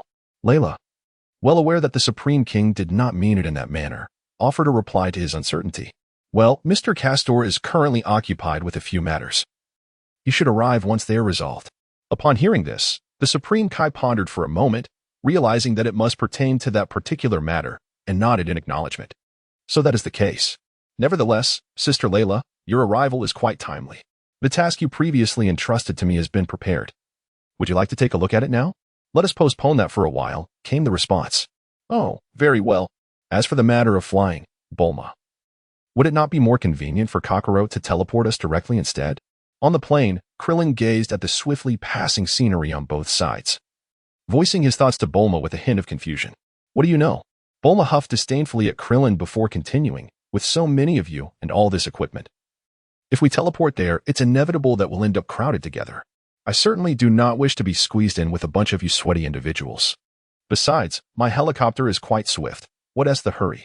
All right, Krillin, Bulma, let us not bicker, Goku interjected, observing the quarrel between the two. Bulma, how much longer until we arrive? Soon, just a little over 10 minutes, she replied. Just over 10 minutes, is it? Mused Castor, who sat nearby with his eyes narrowed in contemplation. Excellent. Now, we are left with just that side, as long as everything is prepared. His eyes glinted with a fiery intensity at the thought. In West City, at the Capsule Corporation, a helicopter was slowly descending towards the spacious ground below. Oh, is Bulma back? Dr. Brief, reclining in his chair with a cigarette dangling from his lips, remarked to his sunbathing wife as he observed the figure emerging from the aircraft. Oh dear. Upon hearing this, Mrs. Brief set down her drink and turned to look. Indeed, it was Bulma, along with Kakarot, Krillin, and the others. Father, mother. Observing the brief couple lounging on their chairs, Bulma hurried over and exclaimed, "I'm back. By the way, father, how's the machine? There are no other issues." "Are there?" "No. Everything is fine. I just made some renovations. Are you eager to see it now? Or would you prefer to take a moment to relax and enjoy a cup of tea first?" In response to Bulma's inquiry, Dr. Brief gently stroked the small black creature resting on him. "No, thank you," Kast replied with a smile, graciously declining the offer. He appreciated the goodwill but suggested that it would be better to wait for another occasion. At that moment, Bulma, who was standing beside Kast, interjected, "Indeed, father. There is no time right now. Let us defer it to the next opportunity." With that, Bulma waved to the individuals behind her and proceeded ahead towards the laboratory. "Here we are." As the group hastened forward, they soon arrived at the entrance of the laboratory. Without pausing, Bulma reached out and opened the door. "Is this what you've been working on all this time?" Goku inquired, his expression tinged with confusion as he beheld the machine before him, which resembled a sound wave device. "That's not quite the point, Goku," Krillin interjected, offering a differing perspective. "Did we not hear from Castor and Bulma that this device emits light capable of stimulating the Saiyan cells, inducing mutations? It is essential for Castor's evolution to reach a higher level." As Krillin reflected on the information he had exchanged with Castor earlier, he couldn't help but wonder. Is it really just this device? Goku remained skeptical. "Don't underestimate this device, Goku," Castor finally spoke up. "To be honest, without it, while there might be a way for me to progress further, it would undoubtedly be arduous and time-consuming." With that, Castor turned to admire Bulma, who was diligently tinkering with the machine. "Truly, Bulma is remarkable. Her ingenuity is undeniable." "Understood. I will refine and translate the provided text into elegant, sophisticated English while preserving the original meaning, removing extraneous elements, and enhancing the literary quality without adding explanations. Please provide the text you'd like me to process." Upon hearing this, not only Bulma, but even Sun Wukong and Krillin, who stood nearby, were taken aback, exclaiming in astonishment, Castor." Bulma halted her movements, gazing at Castor with a mix of surprise and delight. Meanwhile, Krillin could not contain his disbelief, exclaiming, "Am I dreaming?" Castor actually offered a compliment. "I don't recall him ever saying anything kind in all this time." As Krillin and the others spoke, Castor raised an eyebrow, yet refrained from responding. Instead, he turned to Bulma and inquired, "Is there anything else you require? We are headed to a location where we can make our breakthrough." Upon hearing this, Sun Wukong inquired with a hint of confusion, "What is the matter? Are we not already here? Is there still a need to venture elsewhere?" "Fool." Upon hearing these words, before Castor could explain, Krillin interjected. Given Castor's prowess, he would undoubtedly choose an open space for his breakthrough. Otherwise, would he risk destroying Bulma's home? I see. With Krillin's clarification, Goku couldn't help but chuckle awkwardly. Meanwhile, Bulma chimed in, "I've made all the preparations on my end. I'm ready to depart at any moment." "Excellent. Everyone, let us join hands and prepare to set off." At this, Castor nodded, while Krillin added, "Then let us proceed. I'm quite curious about the location of the breakthrough." Tien, who had been silent until now, pondered thoughtfully. However, it shouldn't be the same place as our previous training. Listening to the discussions, Castor smiled faintly and gestured for Bulma to place one hand on the machine, then took hold of her other hand, saying, "Let us embark, rest assured. The destination is not the training grounds. Strictly speaking, it is not Earth." With that, Castor did not wait for further comments and instantly led everyone away using instantaneous movement, vanishing from the laboratory. Coming soon. In the realm of the Kaioshin and Layla were gathered in a location marked by a colossal barrier at its center. At that moment, Layla, who had been meditating with her eyes closed, suddenly opened them and spoke. Upon hearing this, the god of the realm beside him turned his head and inquired with a hint of confusion, "Are they coming?" Suddenly, as if struck by a thought, she exclaimed, "Do you mean that Castor and the others are on their way?" Indeed. At that moment, there was no need for Layla to respond, for just as she spoke, the void before them began to warp unexpectedly. In the next instant, the figures of Kast, Bulma, Padas, and Sun Wukong materialized. Accompanying them was a machine that bore a shape reminiscent of sound waves. Castor. Upon seeing Castor, Layla hurriedly approached him. Although she was slightly taken aback, she embraced him with excitement and then remarked, "You arrived sooner than anticipated. I thought I would have to wait a while longer." Layla recalled her recent inner dialogue with Castor, surprised at his prompt arrival. "The sooner we resolve this, the sooner it will be over." Castor gently tousled Layla's hair and smiled. By the way, is everything ready on this end? Indeed. Layla responded obediently. Everything is prepared, and I have also checked it. Although the barrier I have set can likely withstand only 3 of your full-force strikes, it should have no issues with mere aftershocks. That's good. Upon hearing this, Castor nodded. However, as he cast his gaze towards the altar before the Supreme Kai, he sensed the energy contained within. Indeed, it possesses formidable sealing power. But if I were to transform into a golden great ape, this barrier would likely prove to be mere illusion. Compared to Layla, Castor undoubtedly had the clearest understanding of his own strength. After all, he had not been idle during this prolonged period. Although bound by the constraints of a bottleneck that hindered exponential growth, his abilities had undoubtedly progressed over time. Of course, this does not imply that Layla was incorrect. Her estimation of his strength was based on Castor's capabilities during his confrontation with Padas in the Demon Realm, while she had endeavored to project a higher estimate. There remained a slight discrepancy when compared to Castor's true prowess. Moreover, one must consider the substantial increase in power that would accompany his transformation into a golden great ape.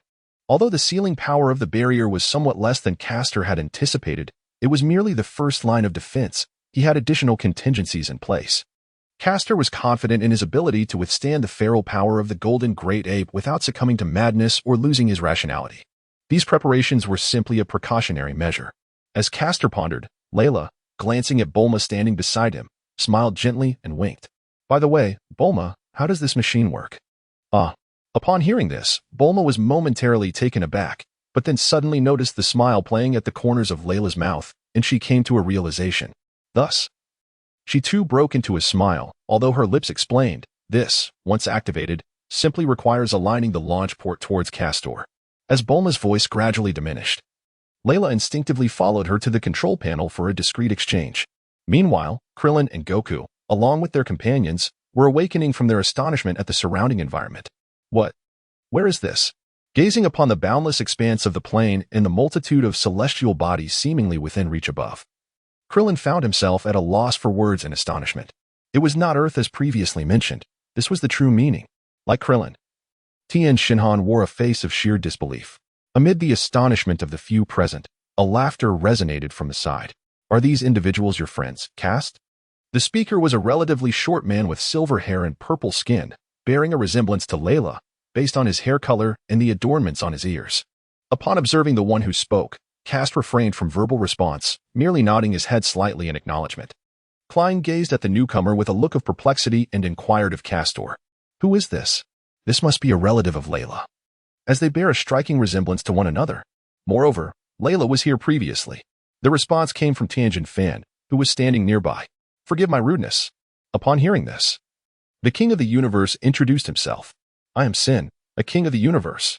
I am the sovereign of this planet, and I share a sibling bond with Layla. Is that so? Wait, a King of the Universe? I never imagined there was indeed a connection to Layla, Krillin pondered. His mind filled with uncertainty at the mention of the title. All right. As the multitude of issues grew increasingly apparent, Kast interrupted. We can discuss any problems later. With that, Kast turned to Bulma and Layla beside him. Have you finished your discussions? Once you are done, prepare yourselves. We shall commence the ritual. Oh dear. At the control panel, Layla and Bulma exchanged knowing smiles and spoke in unison. It's been exposed. They hadn't anticipated that Kast would notice. Well, perhaps so. No more talking. We have been called to prepare. Observing the enigmatic demeanor of Layla and Bulma, and noting their readiness, Kast's lips curled slightly into a smirk before he spoke. Let us begin. With those words, the surrounding individuals grew serious, gradually retreating beyond the confines of the barrier to avoid disturbing Castor. Given the magnitude of the formation, with its barriers and seals, any attempt to break through would undoubtedly generate considerable commotion and pose significant danger. As seasoned martial artists, Sun Wukong, Krillin, and Tien Shinhan were acutely aware of this. Noticing that, aside from Bulma and Padas, nearly everyone else had vacated the barrier's vicinity, Castor continued, Buu. You have comprehended the maintenance of the barrier entirely, have you not? You can entrust it to me without worry. Standing nearby, Buu smiled while savoring the candy in his hand. Indeed. Nodding slightly, Castor cast a glance at Padas and cautioned, pay close attention to my movements. Should I begin to lose control, work together with Buu to subdue me. Naturally, attempting to overpower Castor through sheer strength would be nothing short of folly, especially in the form of a golden great ape. However, As a true Saiyan, both Castor and Padas were acutely aware of the golden great ape's Achilles heel, its tail. In fact, this vulnerability is a common flaw among those transformed into great apes. Upon losing their tails, they revert to their human form. Therefore, although Castor's power in transformation is formidable, should he lose his sanity, he can still be easily subdued. This, indeed, constitutes Castor's strategic contingency. Humph. Nearby, upon hearing Castor's admonition, Padas let out a cold snort and subsequently expressed his impatience. Understood. Upon hearing Padas's response, Castor chose not to dwell on his tone, for it was a temperament he had long grown accustomed to. He then turned his gaze once more to Layla and Bulma. The machines could indeed be configured for automatic or remote control, couldn't they? Admittedly, Castor had overlooked this matter previously, and it was rather embarrassing to recall now. Yet, none are infallible, and Castor was no exception. It was quite natural to have lapses in consideration. While Castor may have forgotten this detail, Bulma, as the creator of the machines, had certainly taken it into account. With a sense of pride, she proclaimed, both automatic settings and remote control are available. After all, I am Bulma, and I have anticipated these issues. At her words, Castor smiled and nodded in agreement. That's excellent. Please configure the remote control and then leave with Layla to operate from outside the barrier. After saying this, Castor subtly nodded to Layla, conveying everything without further words. All right. I will set it up. I just need to remove the remote controller, Bulma swiftly responded as she began her operations. All right. Then let us depart, Layla remarked, gazing at Bulma, who had already gathered her equipment. Indeed, accompanied by Bulma's response, Layla bestowed a gentle smile upon Castor, silently uttering a few words before vanishing in an instant. Observing the departure of the two, although Layla remained voiceless in her final moments, Castor understood her intended message. A warmth enveloped Castor's heart upon reflecting on Layla's words, and his gaze transformed into one of resolute determination. Meanwhile, the old Kai stood at the periphery of the barrier, gazing into the unfolding events within. Even with his composed nature, a sense of anticipation welled up within him. Ah, indeed. Although I have long been prepared, I still find myself filled with eagerness at this moment. Who could argue otherwise? Upon hearing the old Kai's remarks, the Kai beside him expressed his excitement as well. I recall your ancestors mentioning that if Castor were to assume that form, he would likely ascend to a level of divine existence, a realm that even we Kai cannot easily attain. Reflecting on the prior revelation of Castor's intentions, the old Kai felt a genuine sense of wonder and admiration emerge within him. The old Kaioshin fixed his gaze ahead and continued, pondering whether the esteemed Kakarot, having reached such a realm, could possess even half the strength of Lord Beerus. Upon hearing the name uttered by the elder Kai, the supreme Kai shuddered, then spoke with trepidation, Bibil-sama. Although our ancestors' power after transformation may indeed be formidable, it pales in comparison to that esteemed individual, does it not? With a chuckle, the elder Kai refrained from contradicting him. Meanwhile, during their conversation, Bulma and Layla had already approached the group within the barrier. Bulma, upon noticing the newcomer, Krillin and the others instinctively approached to greet her. However, at that moment, Bulma, showing no mercy, interjected, "Do not disturb me." While speaking, she placed the object she had removed from the machine onto a nearby stone. This item was rectangular in shape, resembling a laptop, yet it differed in that it lacked keys. Instead of keys, it featured a lever and several buttons of various colors. Nonetheless, it shared a commonality with laptops in that it also possessed a display. As Bulma pressed a button, the screen illuminated and gradually revealed its contents.